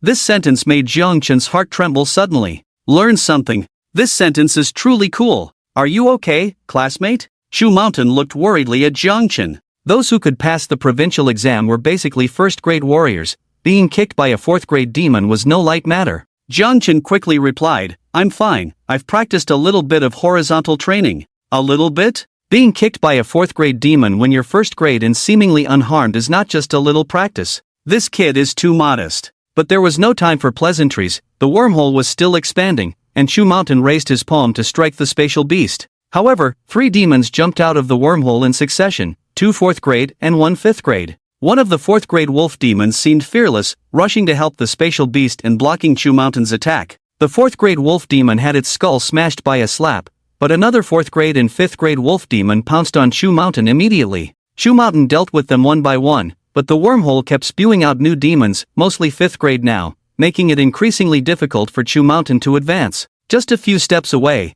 but it seemed like an insurmountable barrier. In order to open the wormhole as desired, the demons were throwing themselves in without regard for their lives. At this point, Chu Mountain could only pin his hopes on Jiang Chen again. I'll hold off all the demons for you, you go kill the spatial beast. Okay. Chu Mountain indeed held off all the demons coming from the wormhole for Jiang Chen, including 6 4th grade and 5 5th grade demons. Even as a 6th grade warrior, he couldn't instantly kill so many demons. But he overlooked 2 cunning individuals, Bai Zixing and Zhao Defang.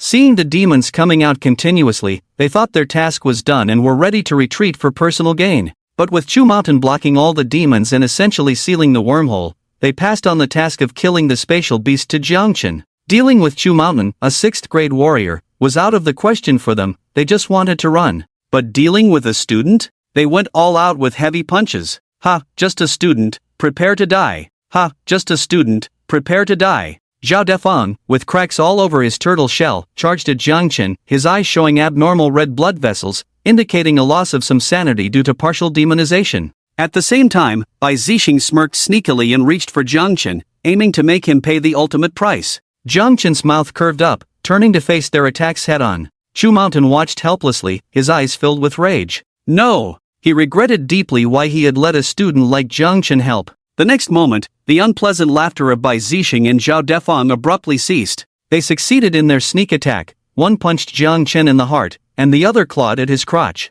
Normally, Jiang Chen's heart should have been shattered, and his second brother crushed. But the reality was the opposite. These 2 men were now clutching their chests and groins, howling in pain. The harder they hit, the more they hurt themselves. At the same time, Jiang Chen shouted, "Heaven and earth share longevity." This was the reasonable excuse he found for himself, and the name of this martial art was very easy to understand. It meant that if you hit me, you will also feel the pain. Of course, Jiang Chen also had to clutch his crotch and heart, groaning a little in place to indicate that he was also injured, just not as severely. Chu Shan's eyes lit up. From the name of the martial art and the performance on the scene, he understood what kind of martial art this was. Although he had never heard of it before, new martial arts were constantly being developed in the world, so it was normal not to have heard of it. The key was that Jiang Chen was not dead. He didn't have to watch a student die because of him. Run! Forget about the spatial beast, it's already remarkable that you can survive. This is not a situation you should be involved in. Jiang Chen stood up straight, his eyes pretending to be more resolute. Huaxia, where fearless youths reside.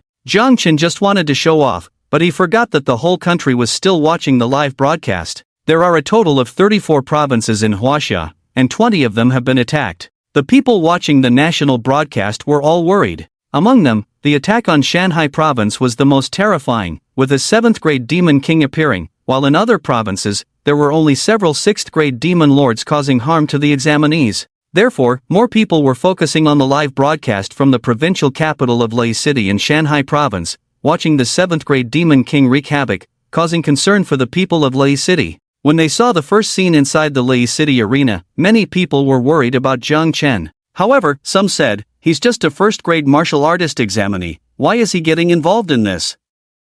If the sky falls, there will be someone to hold it up. Is this something an examinee should do? His parents have raised him with so much effort, and this kid is not taking any responsibility. Of course, these were just a few people saying this, and their comments were quickly drowned out by others.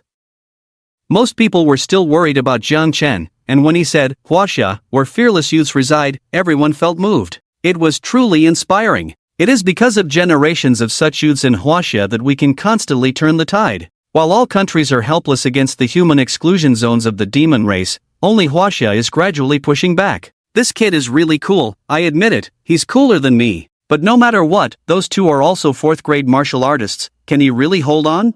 I think he was already struggling with that last hit. Everyone's hearts clenched again. Chen was not clear about the live broadcast at the scene, or rather, he knew that the college entrance examination had been broadcast live all along, but at this moment, he didn't think about it too much. He was very excited now. The college entrance examination from the past 2 days was like being asked to sit at the kids' table for dinner, not only boring but also childish. Only now did he feel like he was truly participating in a tense and thrilling college entrance examination. This was his stage. The matching mechanism finally worked for once. 36T on gang grade array, activate. A layer of blue energy waves began to erupt from Chen's body, raising his level of coolness. Unfortunately, because he had to participate in the college entrance examination, the weapons were provided by the authorities, so he couldn't carry the fire dragon spear with him and could only use the less explosive 8 Extremes collapsing mountain. Bai Zixing covered his chest, his face twisted in pain as he stared at Chen. Your martial arts are a bit sinister, but you can't completely transfer the damage, right? You will still get hurt. We can hold on for a day, but how about you? How many times can you endure? Chen wanted to retort, how many times do you want me to endure? But he had to remember his current persona and pretend to be injured. Weak but determined, Chen said, I can hold on until someone comes to take you two scum away. The barrage of comments reached a climax. Yes, take them away and sentence them to death. This kid is really cool, I like him. Bai Zixing and Zhao Defang smirked at the comments. Young people always talk tough.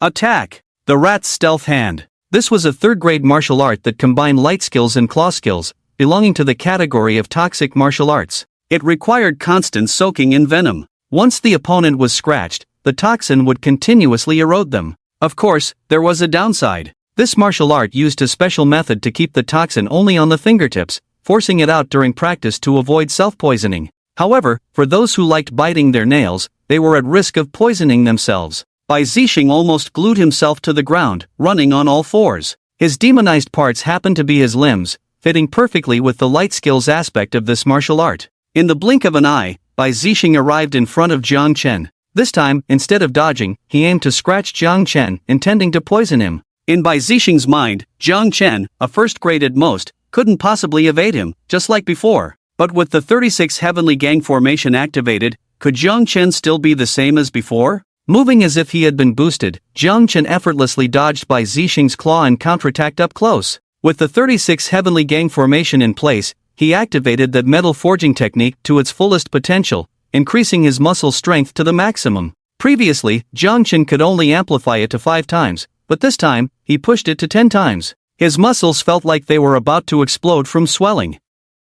With all his firepower unleashed, Chen dodged Bai Zixing's claw and struck back with a mountain press. At the moment of impact, the air seemed to shatter, as if a real mountain had been crushed by Chen. A huge explosion resounded. Bai Zixing, who had just missed a strike, was a bit dazed. The next moment, he realized Chen's speed had suddenly increased, and he was about to counterattack. He tried to leap away on all fours. However, at that moment, every muscle in his body ached as if a ton of water was rushing inside, about to burst. The sudden sensation made him lose control of his limbs for a second. In that moment, Chen leaned against his side. Bai Zixing, a 4th-grade martial artist in a semi-demonized state, was sent flying directly. Even in mid-air, the sound of his bones cracking could be heard in stages. Chen had fully unleashed the power of the 8 Extremes mountain collapse, achieving the maximum he could do at the moment, the 4 Extremes power. Normal practitioners of this martial art would suffer varying degrees of injury each time they used it. This was due to the military's basic concept of the 8 Extremes fist being transformed into the 8 Extremes mountain collapse, focusing on multiple layers of power.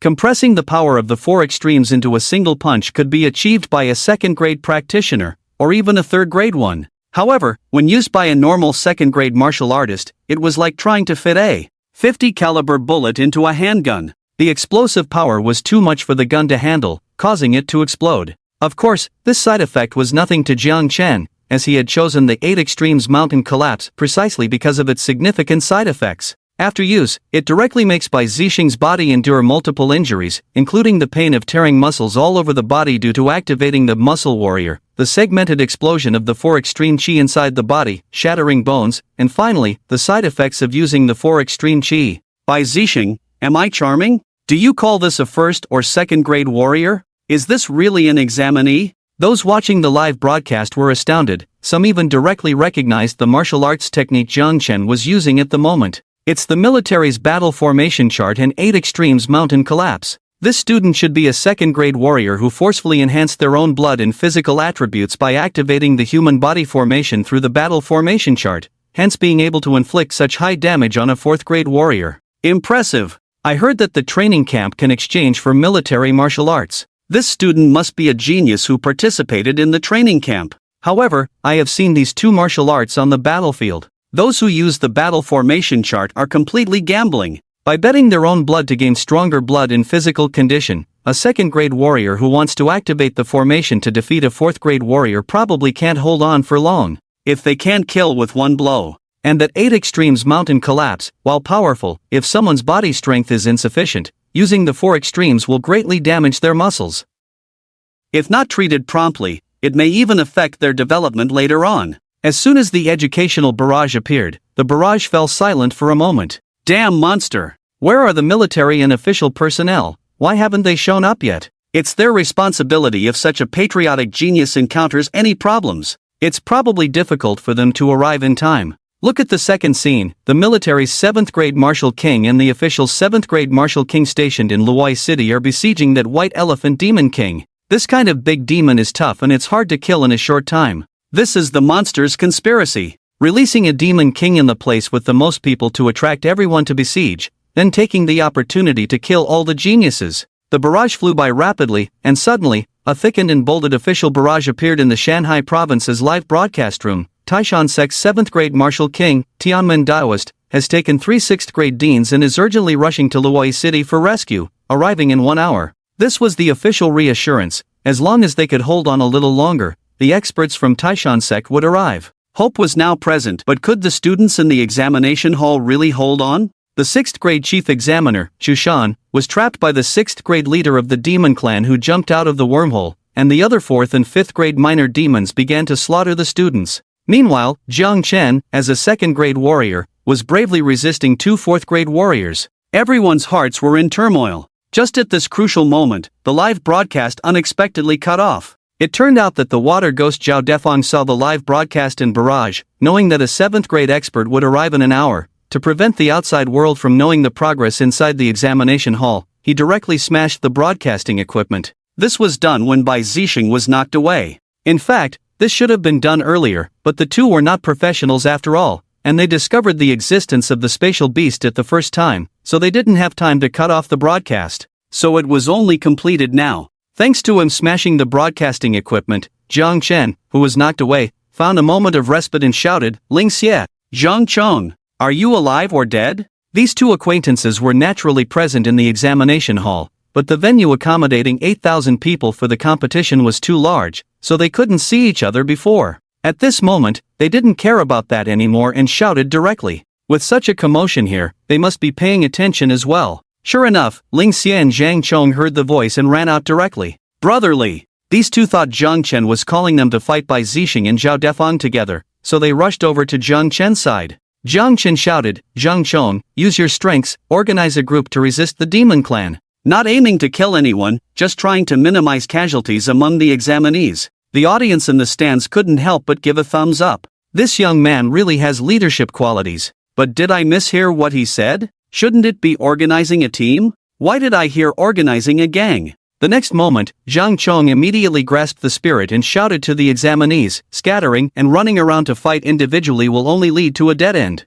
Those who have participated in the training camp, step forward. Only by gathering together and standing shoulder to shoulder can we have a chance to resist the demon race." As Zhang Chong shouted, a 4th-grade dog demon rushed towards him. Just then, a burly man in the stands flew up and kicked the demon, causing it to stagger. The man put his hands in his pockets. "Damn it, if the security at the door hadn't taken my knife, you would have been dead by now." With that, the man turned to Zhang Chong and waved his hand. "Don't worry, little brother, I'm here for you." Yes, this was Zhang Chang's elder brother, Zhang Tai, a 4th-grade martial artist and his guide in the underworld. Everyone overlooked a force, the students' parents in the stands. While some parents were not as strong, all hoping for their children to succeed, there were still many parents with power, like Zhang Chang's brother. The dog demon rolled on the ground and charged at Zhang Tai, who then threw it to the ground with a shoulder throw, tearing off its ear in the process. Zhang Tai glared at the demon. "Pick up the ear. I told you to pick up the ear." Then more than 40 third-grade martial artists and 3 fourth-grade martial artists jumped down from the stands, and the situation improved.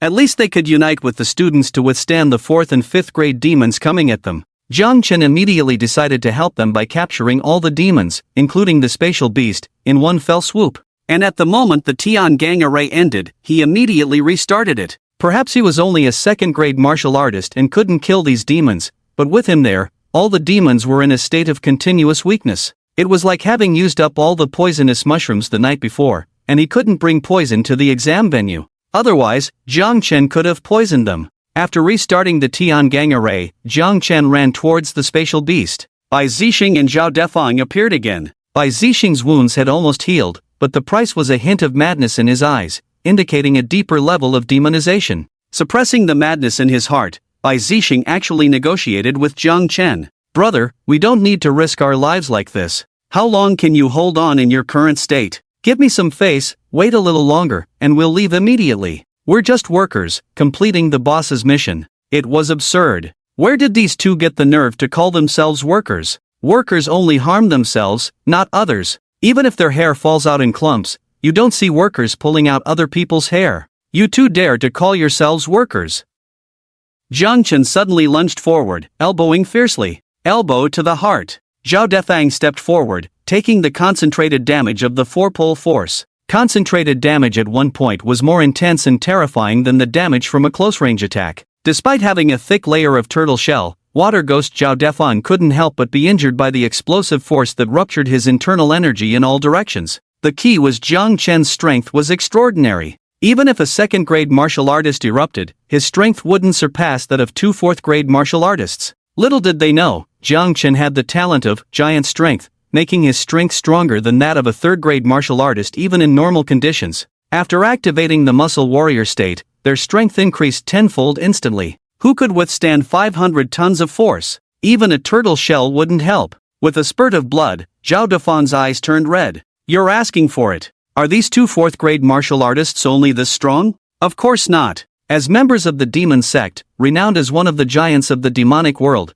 they naturally possessed powerful demonic techniques. However, it was well known that demonic techniques harm both others and oneself. While others practicing martial arts extended their lifespan, they consumed their own lifespan. This was originally just a task for the demon clan, not worth fighting so hard for. But now that the mission was incomplete, Chen kept pestering them like a fly, igniting their anger. "You brought this upon yourselves," Zhao Defang shouted as he unleashed his fist. Raging Blood Witchcraft, activate! A powerful surge of blood energy burst forth from Zhao Defang's body, like a bundle of dry firewood fiercely burning, causing his entire body to swell to twice its size. Bai Zixing, seeing this, gritted his teeth and also activated the same demonic technique. This kind of demonic technique could greatly enhance one's strength by burning lifespan. Yes, it's not burning blood energy, but burning lifespan. Burning blood energy could only unleash 1 or 2 times the damage, with the cost being weakness for a few days after use. But this demonic technique, once activated, could rapidly increase one's physical qualities by 5 or 6 times or even higher,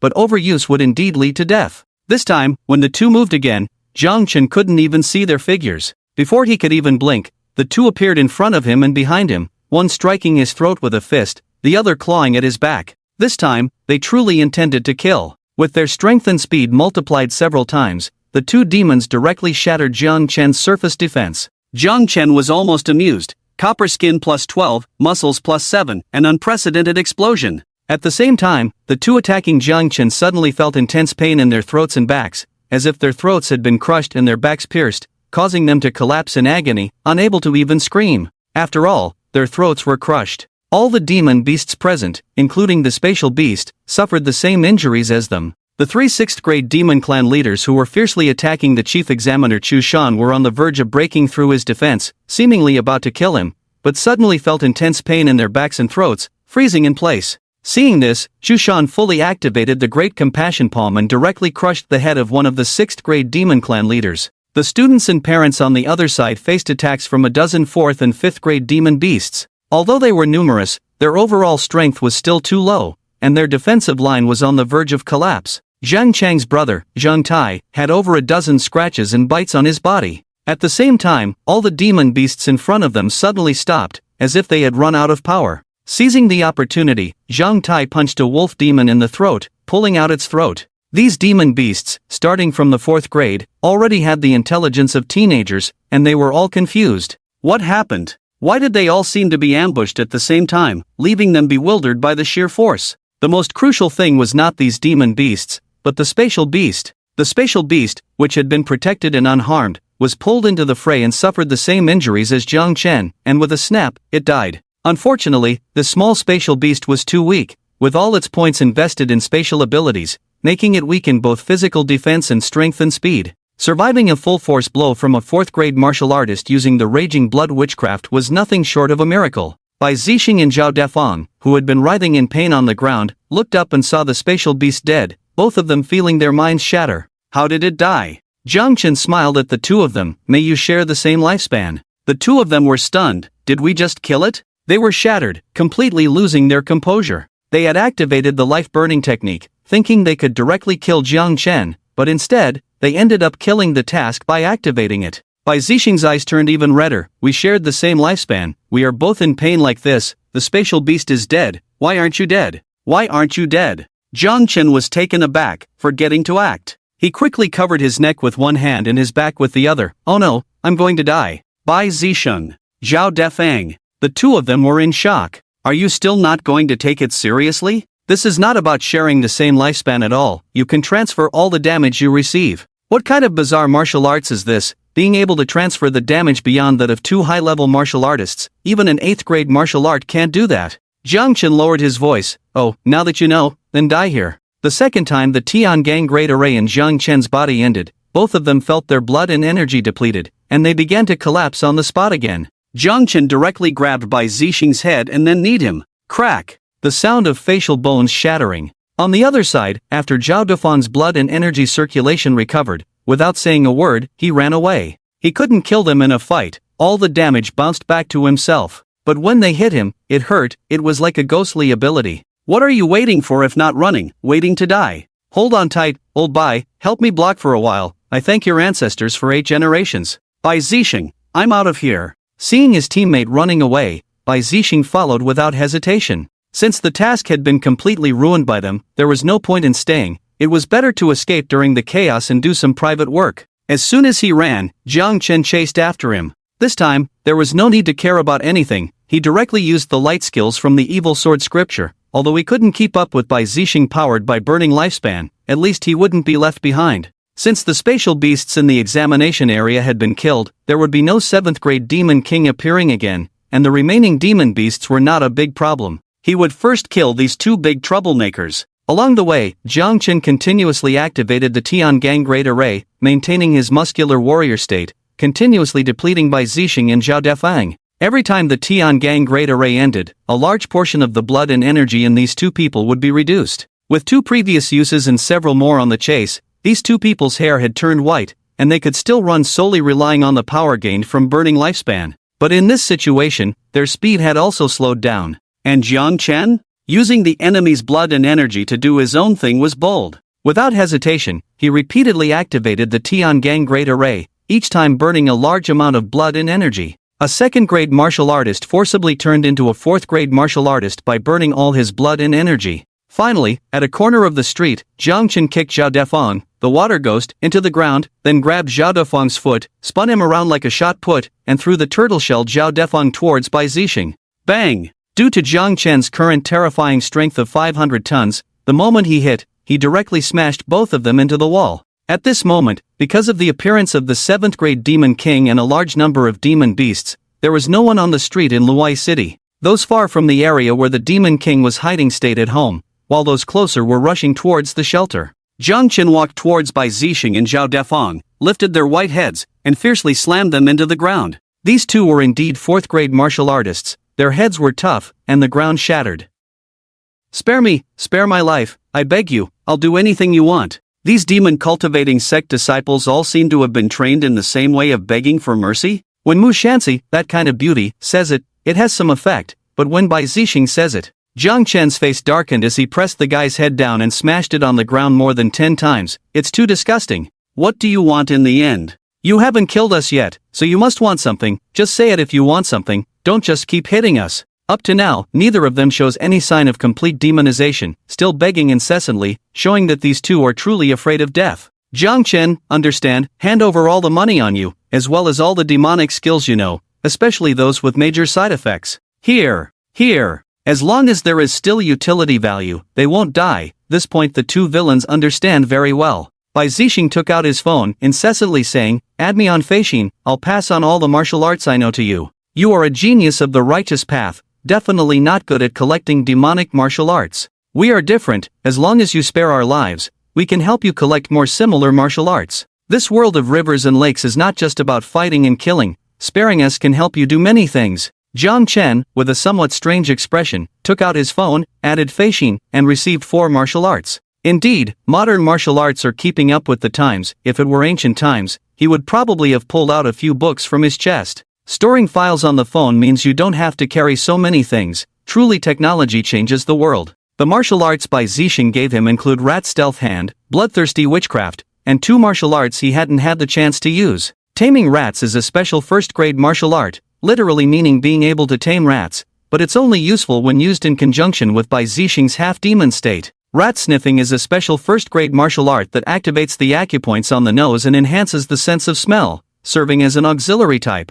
There are many martial arts like this, but this is indeed the first one Jiang Chen has obtained. Then there are the 4 martial arts Xiao Defan gave him: Turtle Shell Divine Skill 3rd grade Hard Skill, Bloodthirsty Witchcraft 3rd grade, Earth-Shattering Thousand Turns 3rd grade, and Wave Padding Poem 2nd grade. He couldn't practice the first Turtle Shell Divine Skill, as it requires a special experiment from the demon cultivating sect to grow a turtle shell in order to practice it. Hard training is also ineffective, mainly strengthening the turtle shell, which is why Zhao Defan was able to withstand the attacks of the 6th grade chief examiner Chu Shan. The remaining wave padding poem isn't that impressive. The earth-shattering thousand turns is what piques his curiosity. Jiang Chen guesses it might be a light skill. Opening it up, well, it also needs to be used in conjunction with that turtle shell. By retracting all limbs into the turtle shell and then rolling horizontally, it can cause significant damage. Why haven't I seen you use it? Zhao Defying fell silent for a moment. A very honest answer. Rolling horizontally, with a maximum speed of 1000 revolutions,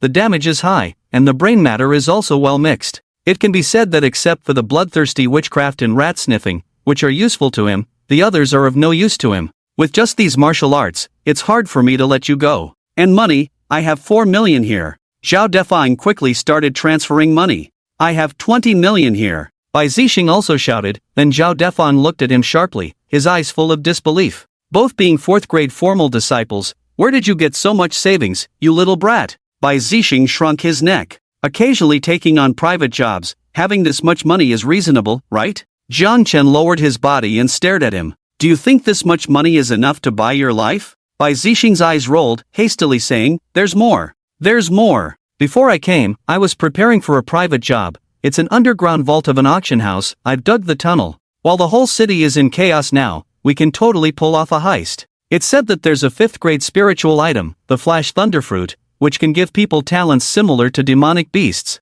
You know about talents, right? The reason why spiritual weapons have various magical abilities is because they use parts from demonic beasts. We'll help you steal them, spare our lives, okay? Jiang Chen frowned. I am a righteous person. Participating in such matters would put me in a disloyal and unjust position, wouldn't it? Zhao Defang and Bai Zixing were dumbfounded. With a 5th grade spiritual fruit right in front of them, talking about loyalty and righteousness was pointless. Just say you want to kill us. Bai Zixing, who understood human affairs, said, this auction house is an underground auction house. Not only does it not pay taxes, but it also occasionally trades human organs. Is it true? Bai Zixing slapped his thigh. How could it be false? If it were a regular auction house, how could its name not show up on the phone? Just search for Chuanpu Auction House. This auction house is not only irregular but also run by people from the Korean peninsula. I strongly suspect the boss is a spy. Stealing from them is a great act of justice. Jiang Chen searched and indeed found no trace of it on the map.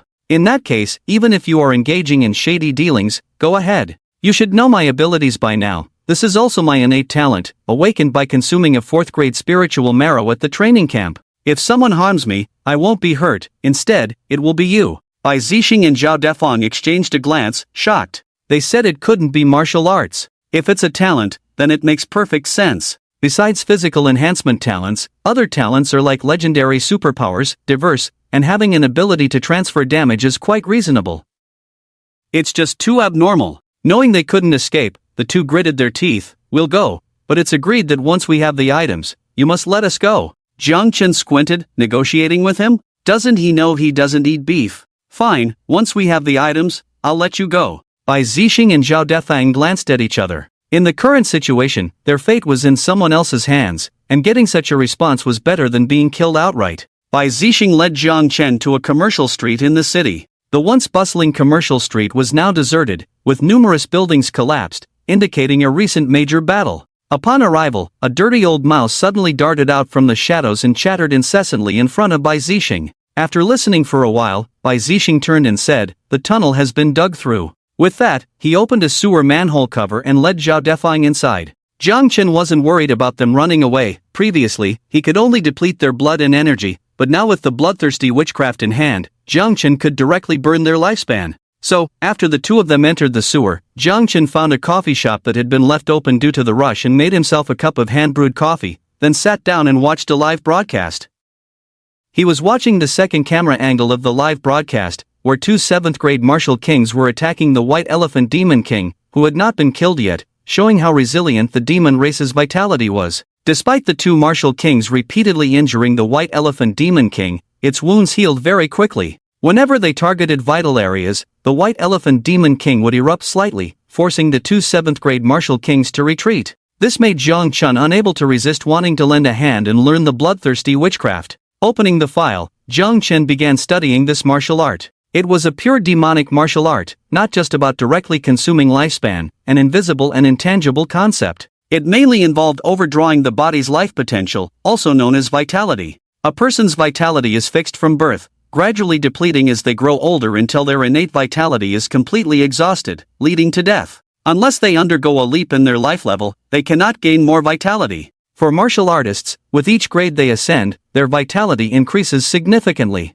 This is also why high-level martial artists always live longer and basically don't get sick. Vitality is a very powerful force that sustains life. So, geniuses began to study how to harness the powerful force of vitality. Various martial arts that burn vitality to temporarily become stronger emerged, but fundamentally they are all the same. The difference in levels is simply that lower-level martial arts require more vitality to operate and yield relatively less power, while higher-level martial arts can consume less vitality to gain more power. Just like an engine, a good combustion efficiency naturally makes a good engine. Normally, anyone practicing this kind of martial arts would definitely seek the most efficient training. But Jiang Chen was pondering, is there a rougher way? Something even more rubbish than a tractor engine. This way, more vitality can be consumed, making opponents die faster. Later, he must find similar life-threatening martial arts. It suits him perfectly. Once used, he would directly take his whole family on the road. Following the text's operating method, Jiang Chen clenched his fist and a powerful and terrifying force erupted within him. At this moment, under the sole operation of the bloodthirsty witchcraft, the effect was even better than activating the combination of the muscle warrior and the heavenly gang formation techniques, with the increase in strength and speed being quite astonishing. He forgot to remove Bai Zixing and Zhao Defang, and the two of them suddenly fell to the ground while walking in the tunnel. Jiang Chen took a look at the state of the Demon King, only to see the state of the two of them, significant vitality consumption, weakening. He quickly removed them from the mix, almost playing the two guinea pigs to death. Jiang Chen carefully looked at the remaining list, 3 demon kings, the Sang family father and son, and many other demons. All good. Full power. Jiang Chen fully activated the bloodthirsty witchcraft, appearing like a scion in super mode, with the red energy waves on his body resembling the 8 gates of Kai. Normally, using this life-consuming martial art would mean a fight to the death with the enemy, but Jiang Chen, in this desperate state, was actually sitting in a coffee shop, sipping coffee and watching a live broadcast. His appearance of leisure did not match the desperate energy waves on his body at all. On the battlefield at this moment, the 7th-rank White Elephant Demon King was rampaging, destroying the surrounding buildings and killing every human he saw. This was his revenge. Humans had killed all his kin, so he wanted to exterminate all humans. The strong desire for revenge made him willing to join this revenge mission at all costs, so in the face of the harassment from the two 7th-rank martial kings, he pretended to be indifferent, only erupting when his life was truly threatened. But what puzzled him was, where were his other 2 brothers? Weren't the Lion Demon King and the Pang Demon King supposed to appear soon and then kill all the talented youths of the human race? Was he being tricked, Why was he the only one working here? His limited brain capacity made him unable to think about it too much, because the two 7th rank martial artists were once again attacking him, and he had to quickly confront them. The White Elephant Demon King's innate talent was shock. Yes, it was that shock with the white beard. Every step he took on the ground could cause an earthquake, which could be described as a natural disaster level ability, especially when he landed in a human metropolis. So the two 7th rank martial artists were in a desperate situation, as if they didn't kill the White Elephant Demon King soon, the damage he would cause to the city would be even greater. Both of them were fighting desperately, but creatures like demons had stronger physical qualities than humans of the same level, especially the White Elephant Demon, with naturally tough skin and thick flesh. Even if 100 wounds were cut on him, it wouldn't be fatal, and his healing ability was extremely strong, so to achieve a kill, they had to continuously widen his wounds. Despite their urgency, the two had become accustomed to the fact that their attacks were just like scraping the surface. The Flying Cloud and Lightning Draw Sword of the Great Nine Palaces. This is the 5th grade sword technique of Wudong, demonstrated by the official 7th grade warrior, Yi Xiu. The sword struck the wound that had already been inflicted, seemingly ineffective at first, still draining the vitality and blood of the white elephant as before. Unexpectedly, upon the strike, the anticipated scene of the wound immediately healing did not occur.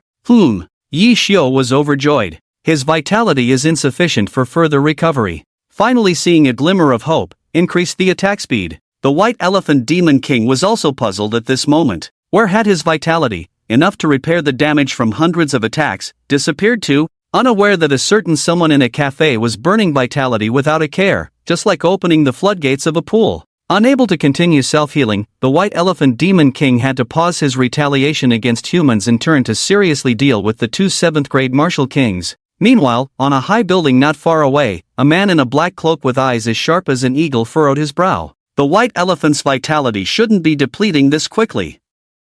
After speaking, he glanced back at the arena, his frown deepening. What are those two idiots doing? If they delay any longer, the white elephant will be killed. Unable to comprehend what Bai Zixing and Zhao Defang were up to, the man sent a message to Bai Zixing. At that moment, Bai Zixing, still working in the underground passage with Zhang Chen, felt his phone vibrate. He pulled it out, the screen lighting up to reveal his soot-covered face. Both men were crawling through a hole dug by rats. Hey, Dao bro? What are you two doing? Why haven't the other two demon kings shown up yet? Dao bro, there's been an accident. You better think of a solution quickly, or we'll be dead soon. Useless. If you can't complete the mission and come back alive, you'd better die out there. Otherwise, I'll kill you when you return. Click. Dao bro, the leader of the Lianyao sect branch in Luai City, hung up the phone, abandoning the two men. Dao bro leaped from the high building, his large black cloak transforming into massive black wings in an instant. After shedding a few black feathers, he swiftly flew outside the arena. Taking out his phone, he sent another message and then revealed the spatial beast in his hand. A new wormhole was slowly taking shape. In the underground passage, it's not Dao bro? Hey, damn it. Bai Zixing cursed at the disconnected call. Zhao Defang, on the other hand, seemed indifferent. In the world of demon cultivation, it's like this. Instead of relying on the big shots, it's better to rely on ourselves. Don't forget, our lives are still in the hands of that little devil. Just now, the sudden weakness was a result of excessive vitality consumption. This is definitely a warning. If we don't complete the mission, we'll definitely die at his hands first. Are you sure this underground passage leads directly to the underground vault? Are there no other dangers? Bai Zixing put away the phone, crawled forward with a heavy heart, and remained silent. Soon, the two arrived at an upward passage made of cement, surprisingly pierced through by those seemingly insignificant rats. This made Zhao Defang couldn't help but exclaim, "These rats are treasures." Bai Zixing, not in the mood to respond to Zhao Defang, gently pushed open the tile above his head, and then, there was no then. The tile flew away on its own, or rather, someone helped move it. A middle-aged man in a suit with gold-rimmed glasses, twirling a golden lighter in his hand, stared intently at them. At that moment, Zhao Defang's heart turned cold. Bai Zixing, my goodness, you can't get anything right. Bai Zixing was also sweating profusely. This person seemed more imposing than the antagonists of their Lianyao sect, at least a 5th grade expert. Bai Zixing quickly reached into his pocket, blindly texting Zhang Chen for support, or else the 5th grade spiritual fruit might be lost. As he sent a message, the man with golden wire glasses suddenly blurted out in Korean, "These past few days, I kept hearing noises. I doubted myself, thinking I misheard, but turns out there really was a mouse." After speaking, the middle-aged man switched to fluent Mandarin, daring to steal my things. Are you tired of living? As his words fell, the man's body instantly emitted the aura of a fourth-grade warrior. Bai Zixing and Zhao Defang were initially startled by the opponent's momentum, thinking he must be at least 5th grade, or even 6th grade. But a 4th grade? The two exchanged glances. Ha! Bai Zixing leaped to the ground with his hands and slapped the man with golden wire glasses. Then he quickly retracted the message he had sent to Jiang Chen. If they needed backup for this, then they would be too useless. Even if their energy and blood were depleted now, and their vitality was burning rapidly, they wouldn't be scared by a 4th-grade warrior. They had always thought Korea was a smaller place. How could there be powerful warriors there? He remembered from the news that Korea had recently produced a 6th-grade warrior, and the whole country celebrated as if they had conquered the world. How could a 6th-grade warrior be willing to come to Huaxia as a spy? Indeed, the opponent was just a 4th-grade warrior. The man with golden wire glasses, named Park Rinyong, was stunned by the slap. How dare you hit me? Two henchmen immediately drew their knives and lunged at Bai Zixing. Bai Zixing's hands turned into rat claws, and with a swift motion, the opponents couldn't even see clearly before their throats had bloodied holes. Two other henchmen tried to attack Zhao Defang, but after climbing out of the hole, Zhao Defang directly withstood their attacks, pressed their heads to the ground, and crushed them along with the floor tiles.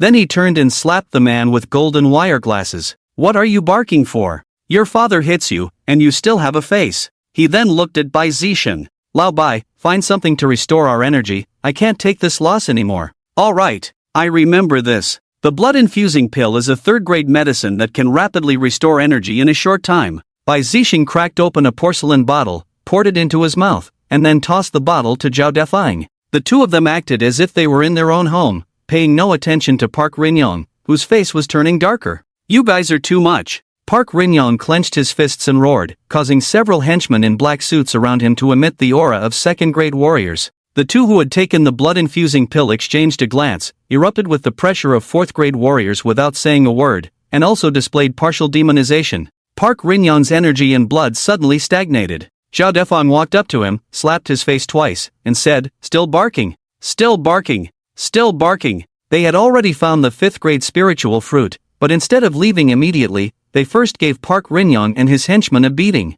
If they couldn't beat Jiang Chen and the others, it was fine, but who were these lackeys? Did they think every 2nd-grade warrior was as outrageous as Jiang Chen? Did they not know that the master of the demon sect was a giant in the demonic world? A master of a branch was no less than a master of a sect. After the beating, the two felt much better, started stuffing everything into sacks, and then left openly through the main gate. Park Rinyong, with broken bones all over his body, gritted his teeth. The local gangs are so rude. I'm calling the police. Later, Park Rinyong did not call the police, but it was Jiang Chen who reported the incident after hearing about it. The police later found this underground auction house and confirmed that the owner, Park Rinyong, was a top spy inserted by the Korean Security Service. The rumors about selling human organs were fabricated by Bai Zixing. Their main task was to collect various spiritual objects within the territory of Huaxia and send them to Korea. Because in terms of technology, Korea still had its own place, so they made some money by tinkering with electronic components all year round.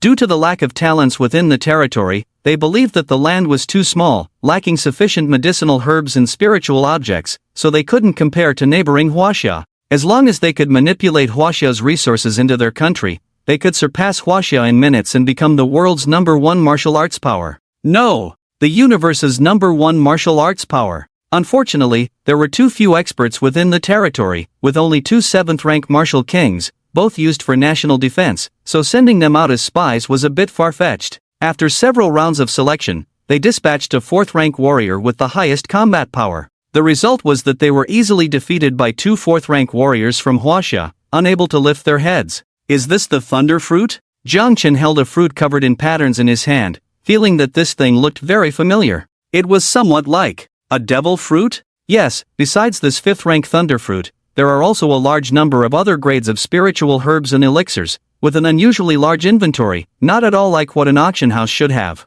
Just then, Jiang Chen had Bai Zixing make a call to the police, and then he accepted all the elixirs and spiritual herbs. Bai Zixing looked at Jiang Chen's blood-red aura at the moment, and even the thought of doing some private work or stealing things sneakily disappeared from his mind. This special brew was truly ruthless, They had never seen someone using blood magic so recklessly and casually drinking coffee here. It was like treating their lives, no, other people's lives as nothing. Bai Zisheng swallowed his saliva and knelt in front of Jiang Chen with a thud. We've completed the task, please spare us. Jiang Chen's gaze moved away from the thunderfruit and stared at Bai Zisheng. Spare you? Spare you so you can use what you took from the underground auction house to blackmail me? Spare you so you can go around talking about my special abilities? You two did a good job on the mission, have some strength, and a bit of a funny talent. But, sorry, I, Jiang Chen, am a good person without any stains on my conscience. The names of the two were added to the blacklist, and in an instant, they felt the rapid passing of their vitality. Jiang Chen was fully unleashing his blood magic.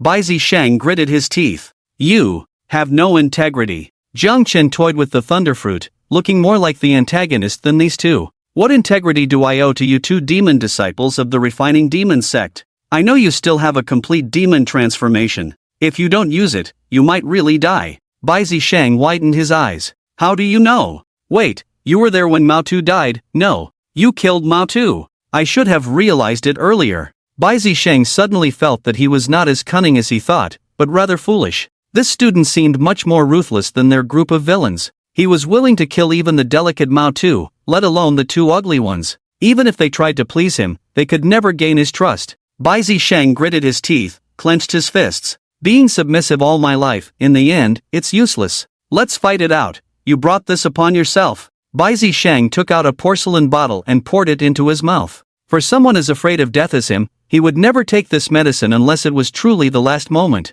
Zhao Defan, seeing this, feeling his body weakening, gritted his teeth and swallowed the medicine. A few seconds later, the two completely transformed into demons. One turned into a ninja turtle teacher, and the other into a large dirty-haired rat, its claws shimmering with a metallic sheen. Another one transformed completely into a large turtle, and the cracks on the turtle shell miraculously restored in an instant. At the moment of complete transformation, the two individuals were still extremely violent, overturning the tables and chairs around them. Perhaps this cafe was still being paid off by someone's loan, but now it had been completely destroyed by the two monsters. Jiang Chen watched them quietly, sitting in his original spot holding coffee and thunderfruit, elegant and deadly. The vitality in the bodies of these two individuals had already been greatly depleted by the violent blood magic he had previously unleashed, so their state after transformation was completely different from Mushanxi's complete transformation, giving off a beauty of nutrient deficiency. Walking like old Wu'er from the village who had suffered a stroke, they lacked any sense of speed and strength. Jiang Chen, who they were approaching, easily dodged each of their attacks, not spilling a drop of the coffee in his hand. After waiting for 10 minutes, the two completely transformed monsters collapsed to the ground. Jiang Chen finished his coffee, placed the cup on the counter, and then pulled out a large parasol from the cafe entrance. Dragon Sealing Spear. The material of the parasol was somewhat inferior, but he had nothing else at hand at the moment. Jiang Chen used the pointed end of the parasol to pierce the heads of the two monsters, then proceeded to stab each of their vital body parts. After confirming their deaths, Jiang Chen pierced the bodies of the two individuals with the parasol handle, intending to carry their corpses back. He wanted everyone to know that it was him, Jiang Chen, who had taken down two fourth-grade warriors. The current situation was different from when he defeated Mushanxi. This time he had already revealed his strength in front of the chief examiner and many students. He was the kind of person who either didn't act at all or acted to the extreme. Since he had already made a big fuss, he decided to make an even bigger one, to make stronger big shots notice him,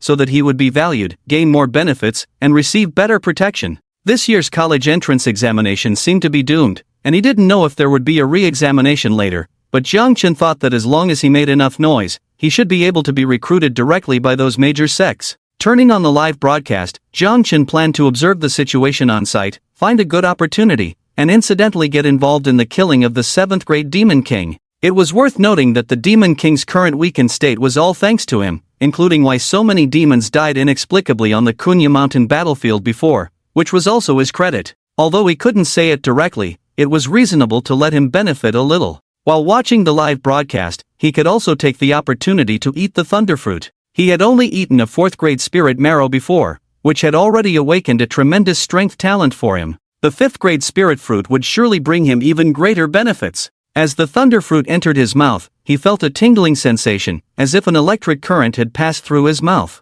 After these electric currents rushed into his body, they immediately transformed into a huge surge of spiritual energy, continuously washing through every part of his body just like when he ate the spirit marrow before. After finishing the second piece of spirit marrow, Jiang Chen felt that his body had been thoroughly cleansed, but after swallowing the 5th grade spirit fruit, he felt something different. The deeper impurities hidden in his body seemed to be shattered by the spiritual energy carried by the electric current, gradually being expelled from his body with the flow of spiritual energy. At the same time, the positive mutation of his meridians and stomach, like seeds sensing new nutrients, began to stir once again. Even if he couldn't obtain the thunder and lightning talent mentioned by Bai Zixing, he would definitely be able to fully awaken the 2 positive mutation talents of his stomach or meridians. Soon, after swallowing the entire thunderfruit, Jiang Chen opened his eyes, and sparks danced in the corners of his eyes. Describing it as electrifying would not be an exaggeration. He felt as if something new had been born within his body. When he raised his hand, there was a flicker of electricity on his fingertips.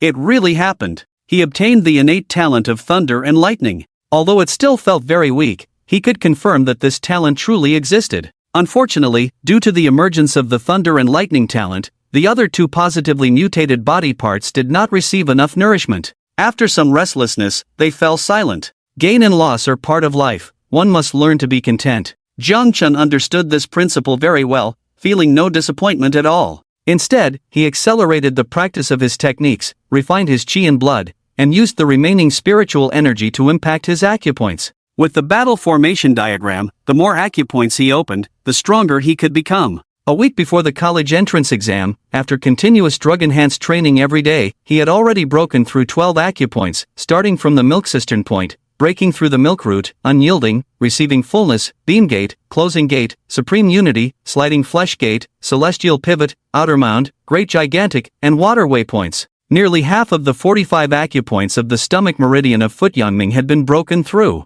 Jiang Chen had a premonition that this 5-grade spirit fruit was enough to connect his entire stomach meridian of Foot Yangming. The spiritual energy contained in the 5-grade spirit fruit was like a tank battalion, while the unopened acupoints were like fortresses. Faced with a direct launch of a steel torn-like charge, each acupoint fortress was directly shattered and crushed, with no possibility of resistance. Jiang Chen even had to control the speed of breakthrough, ensuring that each acupoint breakthrough could be trained into a soldier, facilitating the formation of the human body array for subsequent participation in the battle formation diagram. In this way, the speed of acupoint breakthrough was quite fast. In 3 hours, Jiang Chen had successfully passed through 17 acupoints, including return, chi rushing, thigh joint, hidden rabbit, in market, beam hill, calf's nose, 3 miles of the foot, upper grade hollow, tiaoko, lower grade hollow, abundant bulge, resolving stream, rushing yang, sunken valley, inner courtyard, and fierce spout. He completely connected the stomach meridian of Foot Yangming, becoming a mid-level 2nd grade warrior.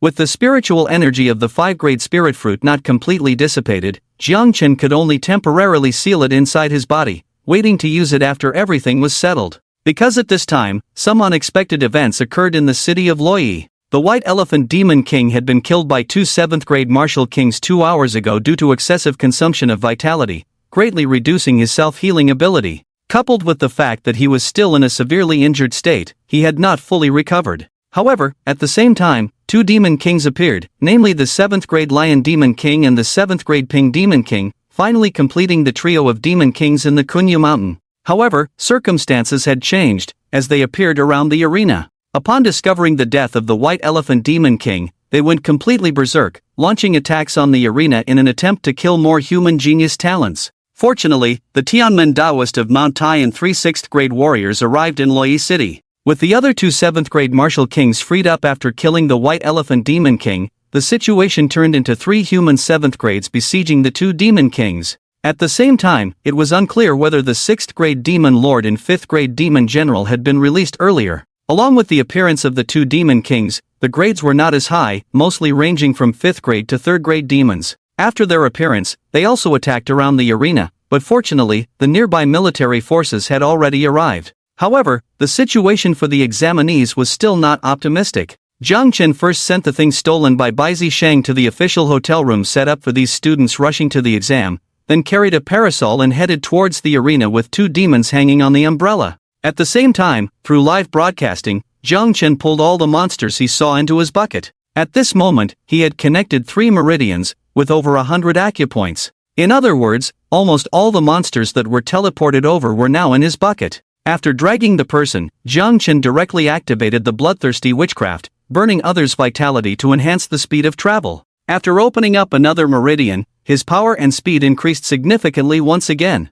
In no time, he arrived at the arena, but by then, the arena had already collapsed halfway. 3 7th-grade martial kings and 2 demon kings were fighting fiercely, plunging the world into darkness with no light from the sun or moon. The aftermath of the battle alone shattered the nearby cement and asphalt ground. Jiang Chen's gaze fell on the northeast corner of the Lei City arena, where all examinees and parents were gathered through the damaged arena hole. The 6th-grade chief examiner, Xu Shan, stayed there, responsible for killing the demons daring to attack the students. Fortunately, with the military, police, and support from the Taishan sect, his pressure was not as great. At most, 3 to 4 4th-grade demons appeared at the same time, which he could easily handle. However, Xu Shan's gaze was always fixed outside, with a hint of inexplicable sadness in his eyes. Until now, I only knew the name of that examinee, Jiang Chen, a 2nd-grade warrior, but he bravely withstood the pressure of 2 4th-grade warriors. It was just too impulsive. Why did he chase after them? Judging from the current situation outside,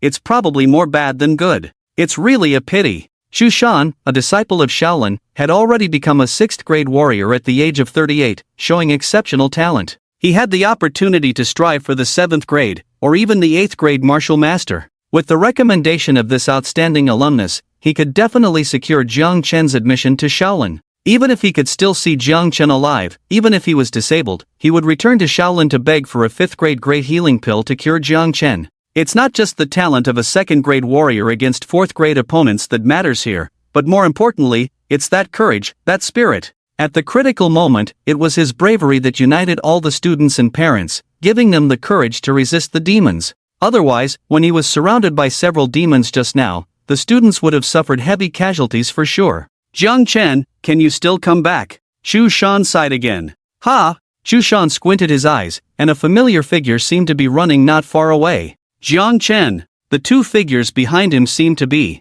demon disciples from the demon refining sect. Although their heads were smashed, he would never forget the demonic features on their bodies, one a rat and the other a turtle. Oh my Buddha, young people nowadays are a bit too reckless. A 2nd grade not only chased and fought against 4th grades but also killed 2 4th grades. Jiang Chen quickly ran towards the student camp, showing no intention of taking credit. Upon arrival, he threw the 2 demons he was carrying on his shoulders to the side and urgently asked, "Is everyone okay?" Xu Shan hurriedly approached, pulling Jiang Chen behind him. "Are you okay? You brat, you don't cherish your life. It's so dangerous outside. I thought you were gone." Xu Shan now truly felt like he had regained a lost treasure, unwilling to let go of Jiang Chen's hand. Jiang Chen could only silently increase his strength to pull his hand away.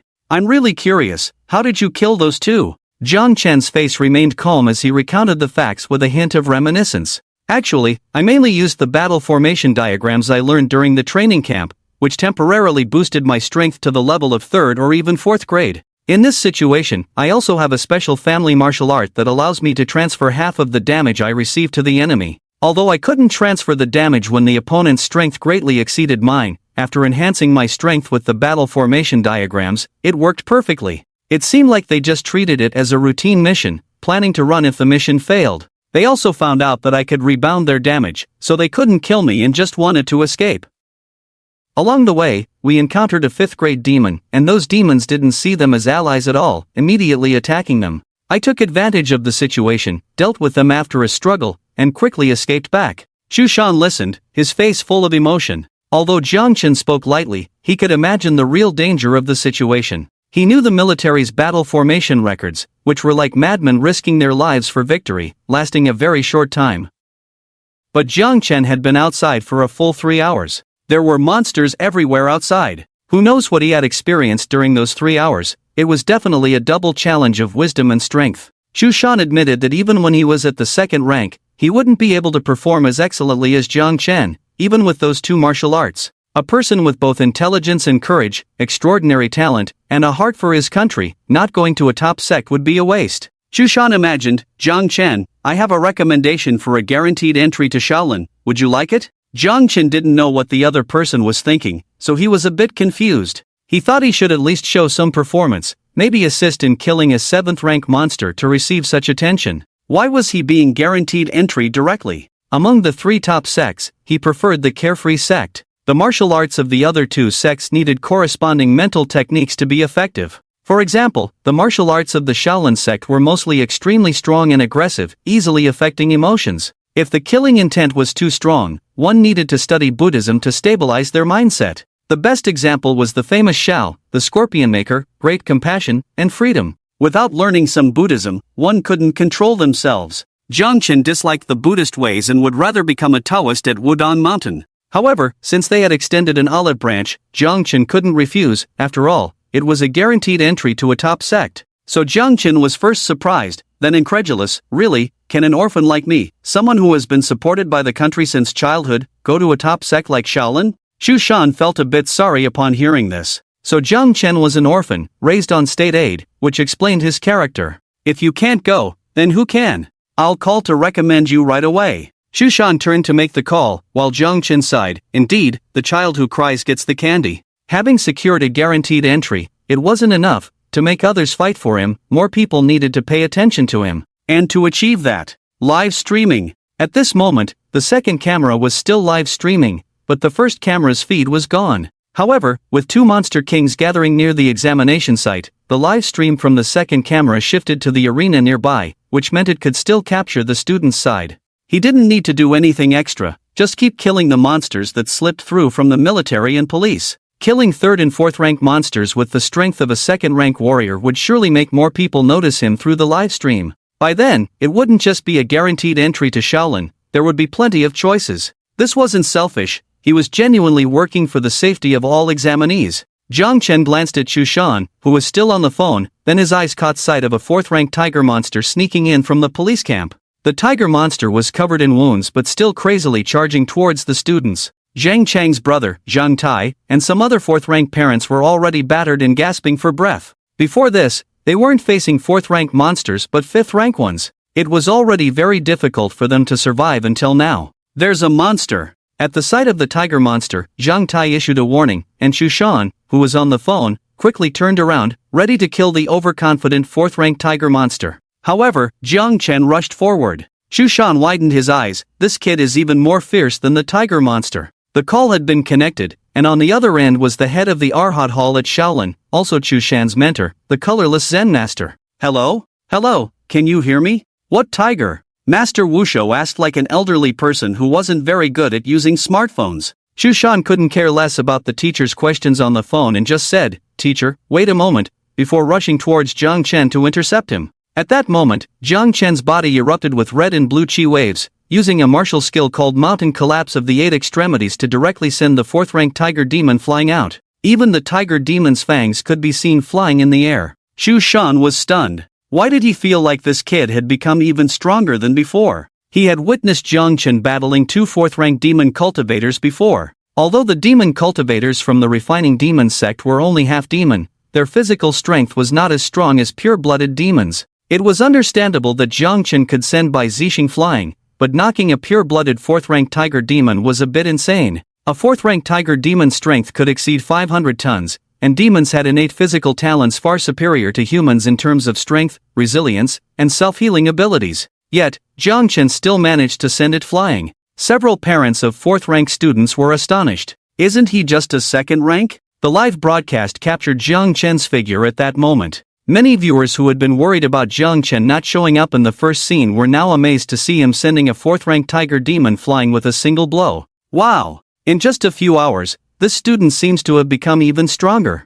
Hey, isn't that the bodies of the two refining demon sect demon cultivators on the ground over there? They weren't there before. Wow, could it be that this second-rank examinee killed two fourth ranks? What kind of talent is this? Jiang Chen had indeed become stronger than before. He didn't possess the kind of innate genius talent, but he could stack buffs on himself. By combining the battle formation chart with the bloodthirsty sorcery, he could boost his blood while burning his vitality to enhance his attack power. Jiang Chen was now able to overpower the fourth-rank tiger demon without any reservation. The tiger demon still tried to resist, shaking its head after being hit and attempting to attack Jiang Chen again. Jiang Chen stood his ground, his feet rooted to the spot, meeting the tiger demon's attacks with his fists and elbows. The tiger demon's claws clashed against Jiang Chen's fists, producing a metallic sound, but causing no harm to Jiang Chen. Instead, Jiang Chen's punch on the tiger demon's claw made it recoil in pain, continuously shaking its injured limb. While others couldn't hear it, the tiger demon could clearly feel it. Its claw had exploded 4 times.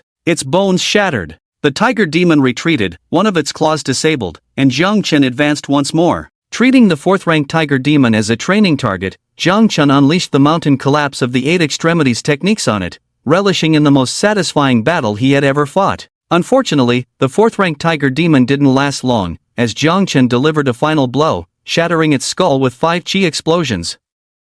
The viewers watching the live broadcast couldn't contain their excitement, with the barrage of comments reaching a collective climax. It seems like things have heated up. A 2nd rank is dominating a 4th-ranked demon beast. He must have activated an explosive martial art, but I've never seen one that can last this long. Some people are just naturally suited for practicing strange martial arts. I know of a person with an innate resistance to poison who joined the top Sect 5 poison sect in the southern province. Because of their near-perfect immunity to all kinds of poison, they never get poisoned and are naturally suited for practicing poison techniques. I guess this student might have some kind of innate sacred body that is perfect for this explosive martial art. Indeed, the innate genius of this sacred body is beyond the imagination of ordinary people. Even the most advanced instruments cannot detect the unique qualities within the body. It is only when one starts practicing specific martial arts that they can truly uncover their own talents. The barrage had already enlightened everyone, and if Jiang Chen, the one providing the enlightenment, could see it, he would surely say he believed it himself.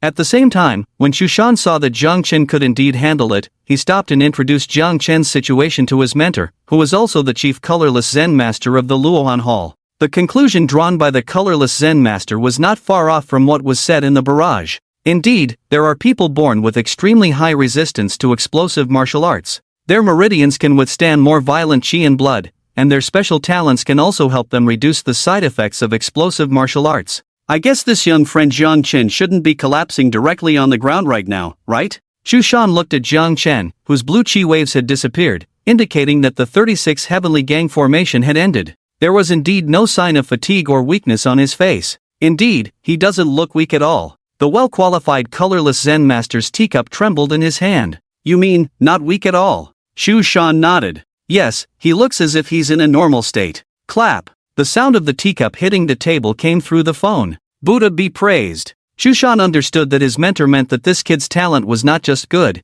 it was to the extent that even a martial arts grandmaster like the colorless Zen master would be shocked. Understood, mentor. I will have Jiang Chen sign the enrollment contract as soon as possible. The stern voice of the colorless Zen master reprimanded, nonsense. Where would Shaolin Temple get an enrollment contract from? I'll have someone send you an electronic version of the acceptance letter right away. Make sure he signs it promptly. The colorless Zen master hung up the phone and immediately sent an electronic version of the acceptance letter to Chu Shan's phone. As long as Jiang Chen signed it, the electronic version would be legally binding, and no other sect could snatch him away. Meanwhile, because the attacks in Shanghai province were the most severe, the whole country was watching the live broadcast from there, including representatives from prestigious sects, especially the enrollment teachers from top sects. After watching Jiang Chen's performance, they all concluded that he must be some kind of martial arts prodigy. The only thought in their minds was, recruit him. As the first dark horse to appear during this year's college entrance examination, all sects were sure to try and recruit Jiang Chen to their sect as soon as possible.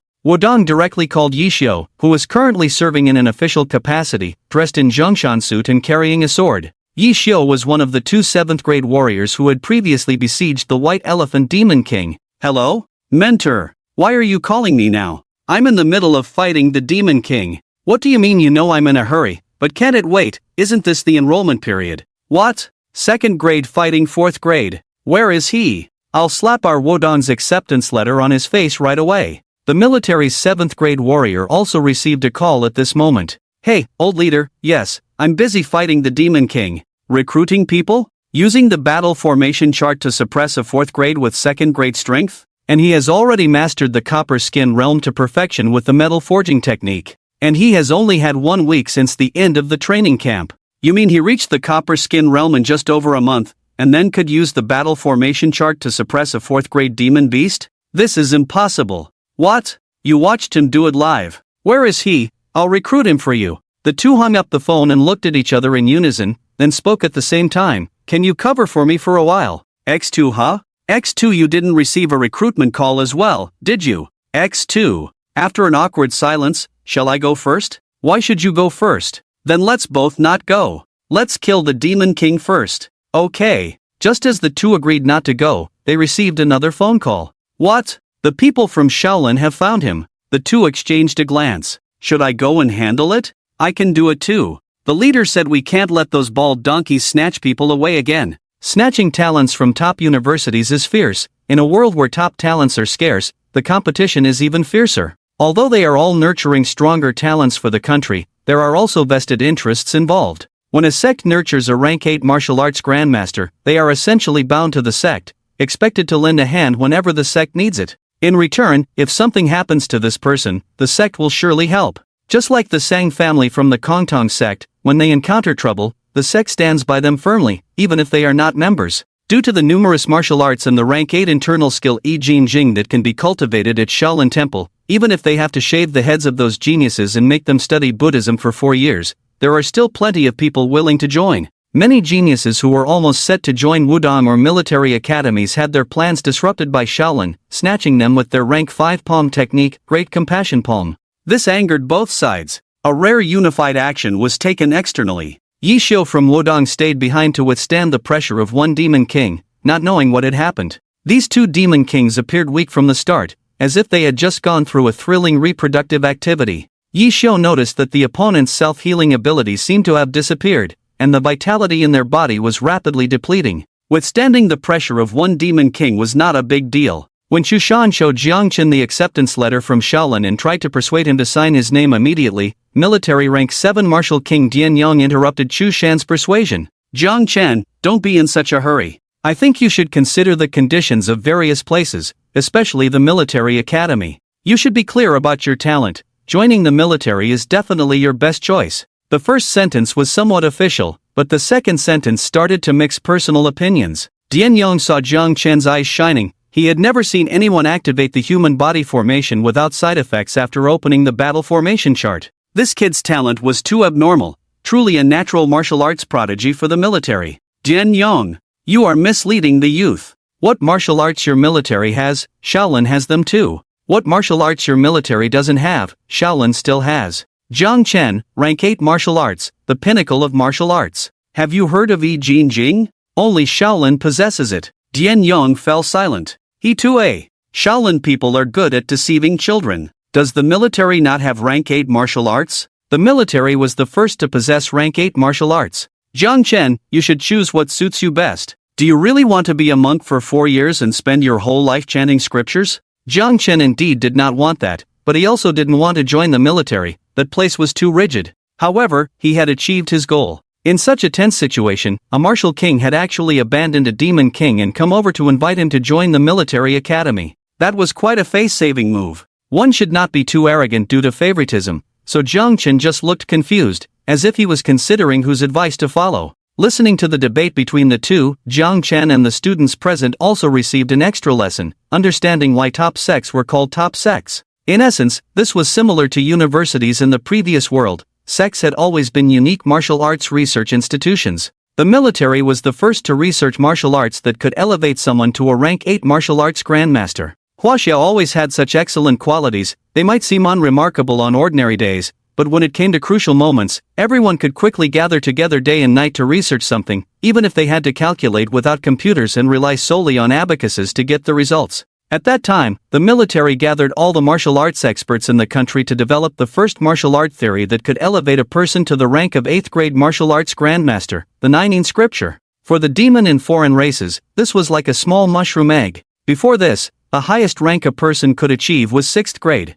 With the creation of the 8th grade martial art, the human race's combat power soared. As for how the 9th scripture was developed instead of something else, remember what was mentioned earlier about martial arts rising and many martial arts from novels becoming real? It was like something out of a science fiction novel where scientists curiously attempted to bring to life things only found in those stories. Martial artists were the same. They didn't have time to create a martial art from scratch, so they had to boldly hypothesize based on martial arts from novels and continuously refine them until they became practical. And it actually worked. The 9th scripture from the novels was created by Huang Chang, who drew inspiration from the Wan Shou Daozang, survived persecution by the Ming cult, lost his family, hid for 40 years, focused on deciphering the martial arts of those who besieged him, and finally compiled the 9th scripture. In short, it was an ultimate patchwork of all martial arts in the world. This martial art indeed produced individuals who achieved the rank of 8th grade martial arts grandmaster for the military. After the martial artists who developed the Nine scripture dispersed, they continued to create martial arts based on the method used for the Nine scripture, following the footsteps of those in novels. However, everyone knew about Wudong and Shaolin, so a large group of martial artists split into two factions and formed two organizations, heading to Wudong and Shaolin to draw from the existing Buddhist and Taoist teachings to develop martial arts found only in martial arts novels. Subsequently, Wudong created the Nine Yang scripture, and Shaolin followed with the muscle-changing classic. The status of a sect as a top-tier sect depended not on its size but on its ability to create 8th grade martial arts.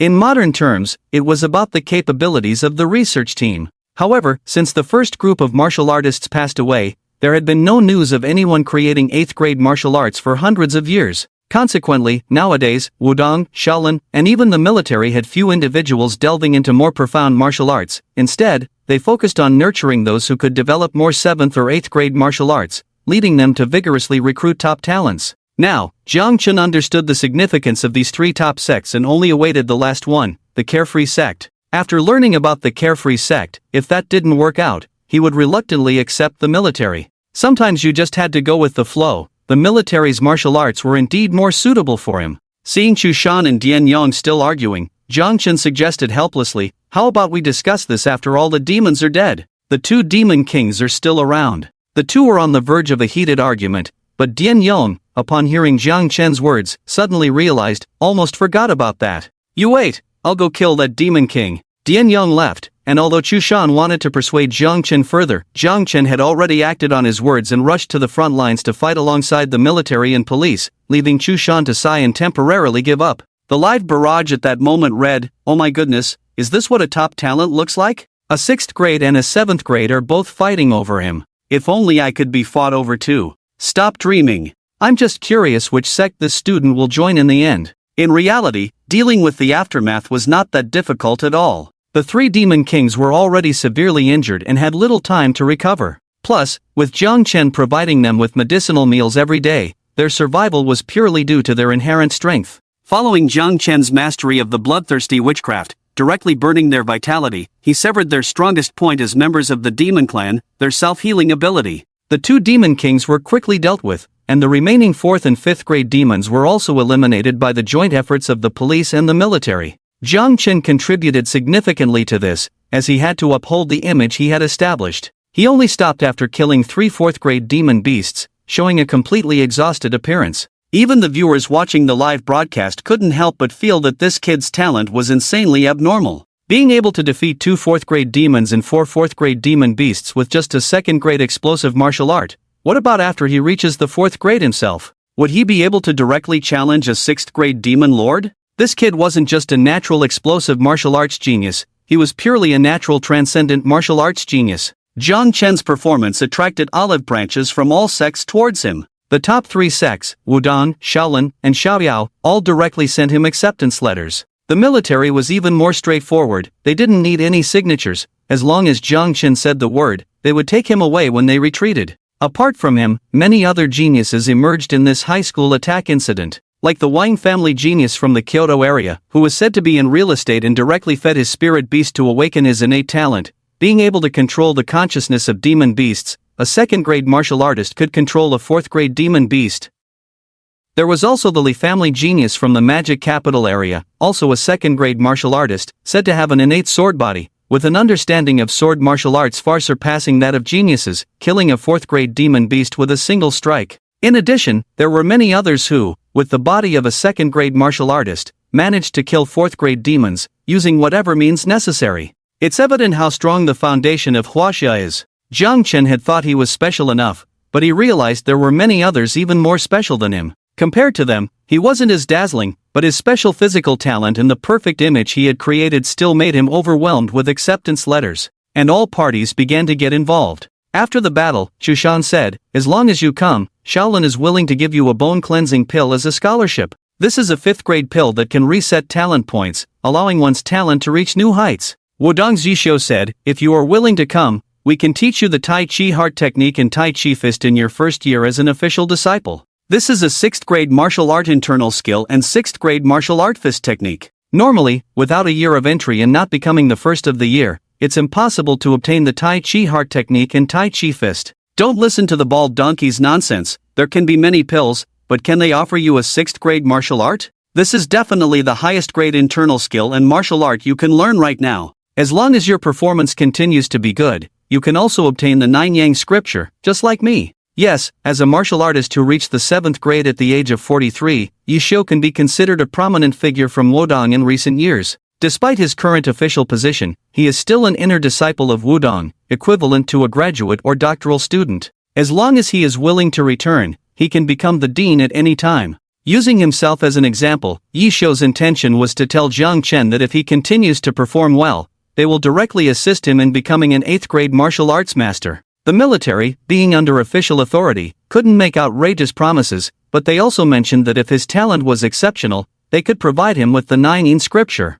The last top sect, Xiaoyao sect, was the last to approach Jiang Chen. The person who came was a woman wearing thick black-framed glasses, dressed in a loose white shirt and black trousers, resembling an old man cooling off on the street with a fan, asking if this was the most comfortable way to dress. Just call me Maya. I'm a martial arts research student from the Carefree sect, delayed for 2.5 years. My mentor said that if you're willing to join the Carefree sect, you can directly learn the 8th grade martial art, the North Ming Divine Skill. However, as you may have read in martial arts novels, to cultivate the North Ming Divine Skill, you must abandon all your previous martial arts training and deplete your inner strength before starting anew. Jiang Chen knew that the martial arts in this world were inspired by the martial arts depicted in novels, but he didn't expect that even the negative aspects were incorporated. No wonder the Carefree sect produced the fewest martial arts masters among the top sects. It might be manageable for lower-grade martial artists, but for higher-grade ones, giving up their power to start over would be risking their lives. Even though this skill involved absorbing the enemy's energy and blood to strengthen oneself, there would still be a painful growth process. However, this minor side effect shouldn't be a problem for him. Overall, this seemed to be his best option. But then Maya added, if you're not interested in this, and have other pursuits, we can also tailor a martial art specifically for you. In fact, this is our graduation project, and I've been delayed for 2.5 years to create a qualified martial art. At this point, Maya's tired face looked even more fatigued and slightly pained. Just then, a 7th grade military martial artist named Dian Yong hurriedly approached Jiang Chen, patting his shoulder, and said, you can go anywhere, but please don't choose the Carefree sect. If you join them, you'll have to study liberal arts, and even learn music, chess, calligraphy, and painting. We martial artists should focus solely on training. Why bother with all these miscellaneous things? I hated liberal arts when I was in school, and the graduation requirements are even more ridiculous. In military school, you just need to kill a monster of a higher grade to graduate. In the Carefree sect, you have to create a martial art to graduate. The key is that the Carefree sect scholars have the final say on whether the martial art is qualified. If it's not, you'll have to delay your graduation for no reason, spending several more years studying and missing out on life. After Dian Yong finished speaking, Maya surprisingly agreed with him. That's right. The Carefree sect doesn't focus on nurturing strong individuals, as Wudong, Shaolin, and the military are already doing that. Having one more or one less Carefree sect doesn't make a difference. So, the Carefree sect emphasizes martial arts research. If your goal is to become stronger, you can go to other sects. Maya had a look on her face that seemed to say, don't come here, this school is crap. But when Jiang Chen heard about the tailored martial arts, he was intrigued. Really? Any kind of martial art is possible? Even something so absurd that it could kill me instantly? Then I'll go for it. Are you sure any martial art can be tailored? Jiang Chen asked, giving Maya a sense of foreboding. She thought she was just going through the motions. But this kid seemed genuinely interested in joining her so-called crap school, which she herself was regretting now. Anything is possible, but the production time is uncertain. Unless you choose to rebuild your strength using the North Ming Divine Skill, otherwise. No need to say more, I choose you guys. Jiang Chen's words left the Shaolin, Wudong, and military martial artists around him dumbfounded. Don't be impulsive. Although the North Ming Divine Skill is an 8th grade martial art with the potential to become a martial arts master, if you disperse your inner strength to start over, even if you can absorb the energy and blood of monsters, it's very difficult to quickly reach your current level. Don't think the North Ming Divine Skill is as powerful as in novels. Instantly gaining decades of energy and blood from others is impossible. Your body won't be able to handle it. Even if it's a customized skill, it definitely won't reach the 8th grade. You'd be better off joining those arrogant scholars and brute soldiers from the military. Yi Xiu and Dian Yong subconsciously nodded in agreement. The one who had the highest hopes for him, Shushan, tried to persuade him repeatedly, but Jiang Chen had already made up his mind and directly took the acceptance letter from Meiya's hand and signed his name on it. Once this was signed, it meant that other sects had no chance at all. Shushan let out a long sigh. He knew that with Jiang Chen's talent, he would definitely advance to the 8th rank. He just regretted not having a good junior apprentice brother. Seeing the dust settle, everyone dispersed. Yi Shou and Dian Yong, both 7th ranks, walked out with Shushan, a 6th rank, on either side, resembling this emoji. Left behind was Meiya, feeling a bit lost, standing in silence for a long time. What were you thinking? My talent is quite special. I like martial arts with significant side effects because I know the greater the side effects, the greater the power of the martial arts. And I can handle it. Meiya stared at Jiang Chen for a while, her eyes, once numb from a 2.5-year delay, gradually lighting up. Junior apprentice brother, why didn't I think of this topic before? Everyone is creating martial arts without side effects, not realizing that martial arts are like herbs, they must be toxic, just varying in toxicity levels, as long as the dosage is controlled. And your talent has a great resistance to these side effects. If I can help you maximize the side effects, we can definitely create a powerful martial art exclusive to you. Junior apprentice brother, please let me tailor martial arts for you. The hope of my graduation lies on you. Unlike many ordinary universities, some universities have strict graduation requirements. You must achieve outstanding results to graduate. The Carefree sect is one such place. What counts as outstanding? A 3rd rank martial art? 4th rank? Even if it's perfectly crafted, there are already martial arts treasures from Wudong and Shaolin on the market. The key is to stand out, to innovate. Pushing one aspect to the extreme, that's innovation. At this moment, Meiya's eyes were shining, and she became spirited. When Jiang Chen first saw her, she was full of the smell of the classroom, her eyes had completely lost their luster, and even her appearance had dropped to an average level.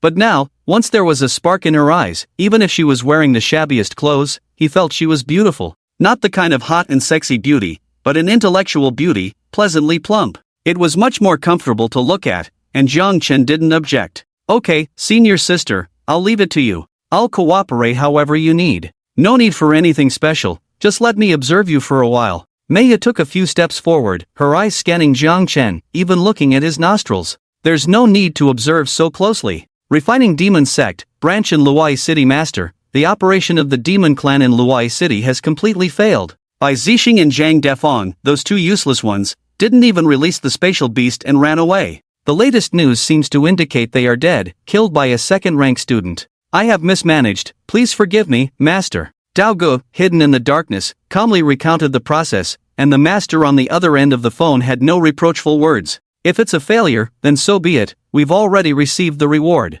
I will need many people next. Do you understand what I mean? Dao Gu hesitated for a moment. Master, are you suggesting that I should seize people in the chaos here? The military and police have imposed martial law in the city these days, it may not be easy to operate. Don't worry about that, the Master's deep voice came through. Soon they will be preoccupied with their own affairs. I just need people, at least 10,000 people. If I don't see them, I'll make sure you don't see next month's suppressant. Dao Ji's pupils suddenly contracted. Even when he needed the most before, he only asked him to find 50 people in the entire Shanghai province. Just like that, they had already caught the attention of the police, and it was very risky to hand out business cards to anyone. Not to mention 10,000 people. No! How chaotic does Luoyi City have to become for the clan leader to solemnly declare that he can catch 10,000 people for his experiments? Dao Gu didn't dare to ask further, he just obeyed the order and waited quietly for the moment the clan leader mentioned. Luoyi City high-speed rail station. Since Jiang Chen had already been sent to the Carefree sect, there was no need for him to continue taking the college entrance examination. Besides, he was all alone and had no need to go home, so he could just follow Meiya to the Carefree sect. So Jiang Chen first went to the hotel to pick up his things, then he went to the train station with Meiya. As for the other examinees, the college entrance examination was still ongoing, and the others would take the provincial exam again tomorrow, including Lingjia and Zheng Chong. Before leaving, Jiang Chen told the two of them that he had been sent to the Carefree sect, and if they could pass the exam, they should come over. Both of them expressed their determination to do their best to enter the Carefree sect and follow in their big brother's footsteps. Soon, the train was about to depart. Ticket check, board the train. The high-speed train started heading south. Jiang Chen, who had just sat down in his seat, saw a group of handsome police officers walking through the carriage. These police officers were railway patrol officers. However, the railway patrol officers in this world were quite hardcore, and each of them was a second-grade martial artist. A squad of 12 people, 8 second-grade, 3 third-grade,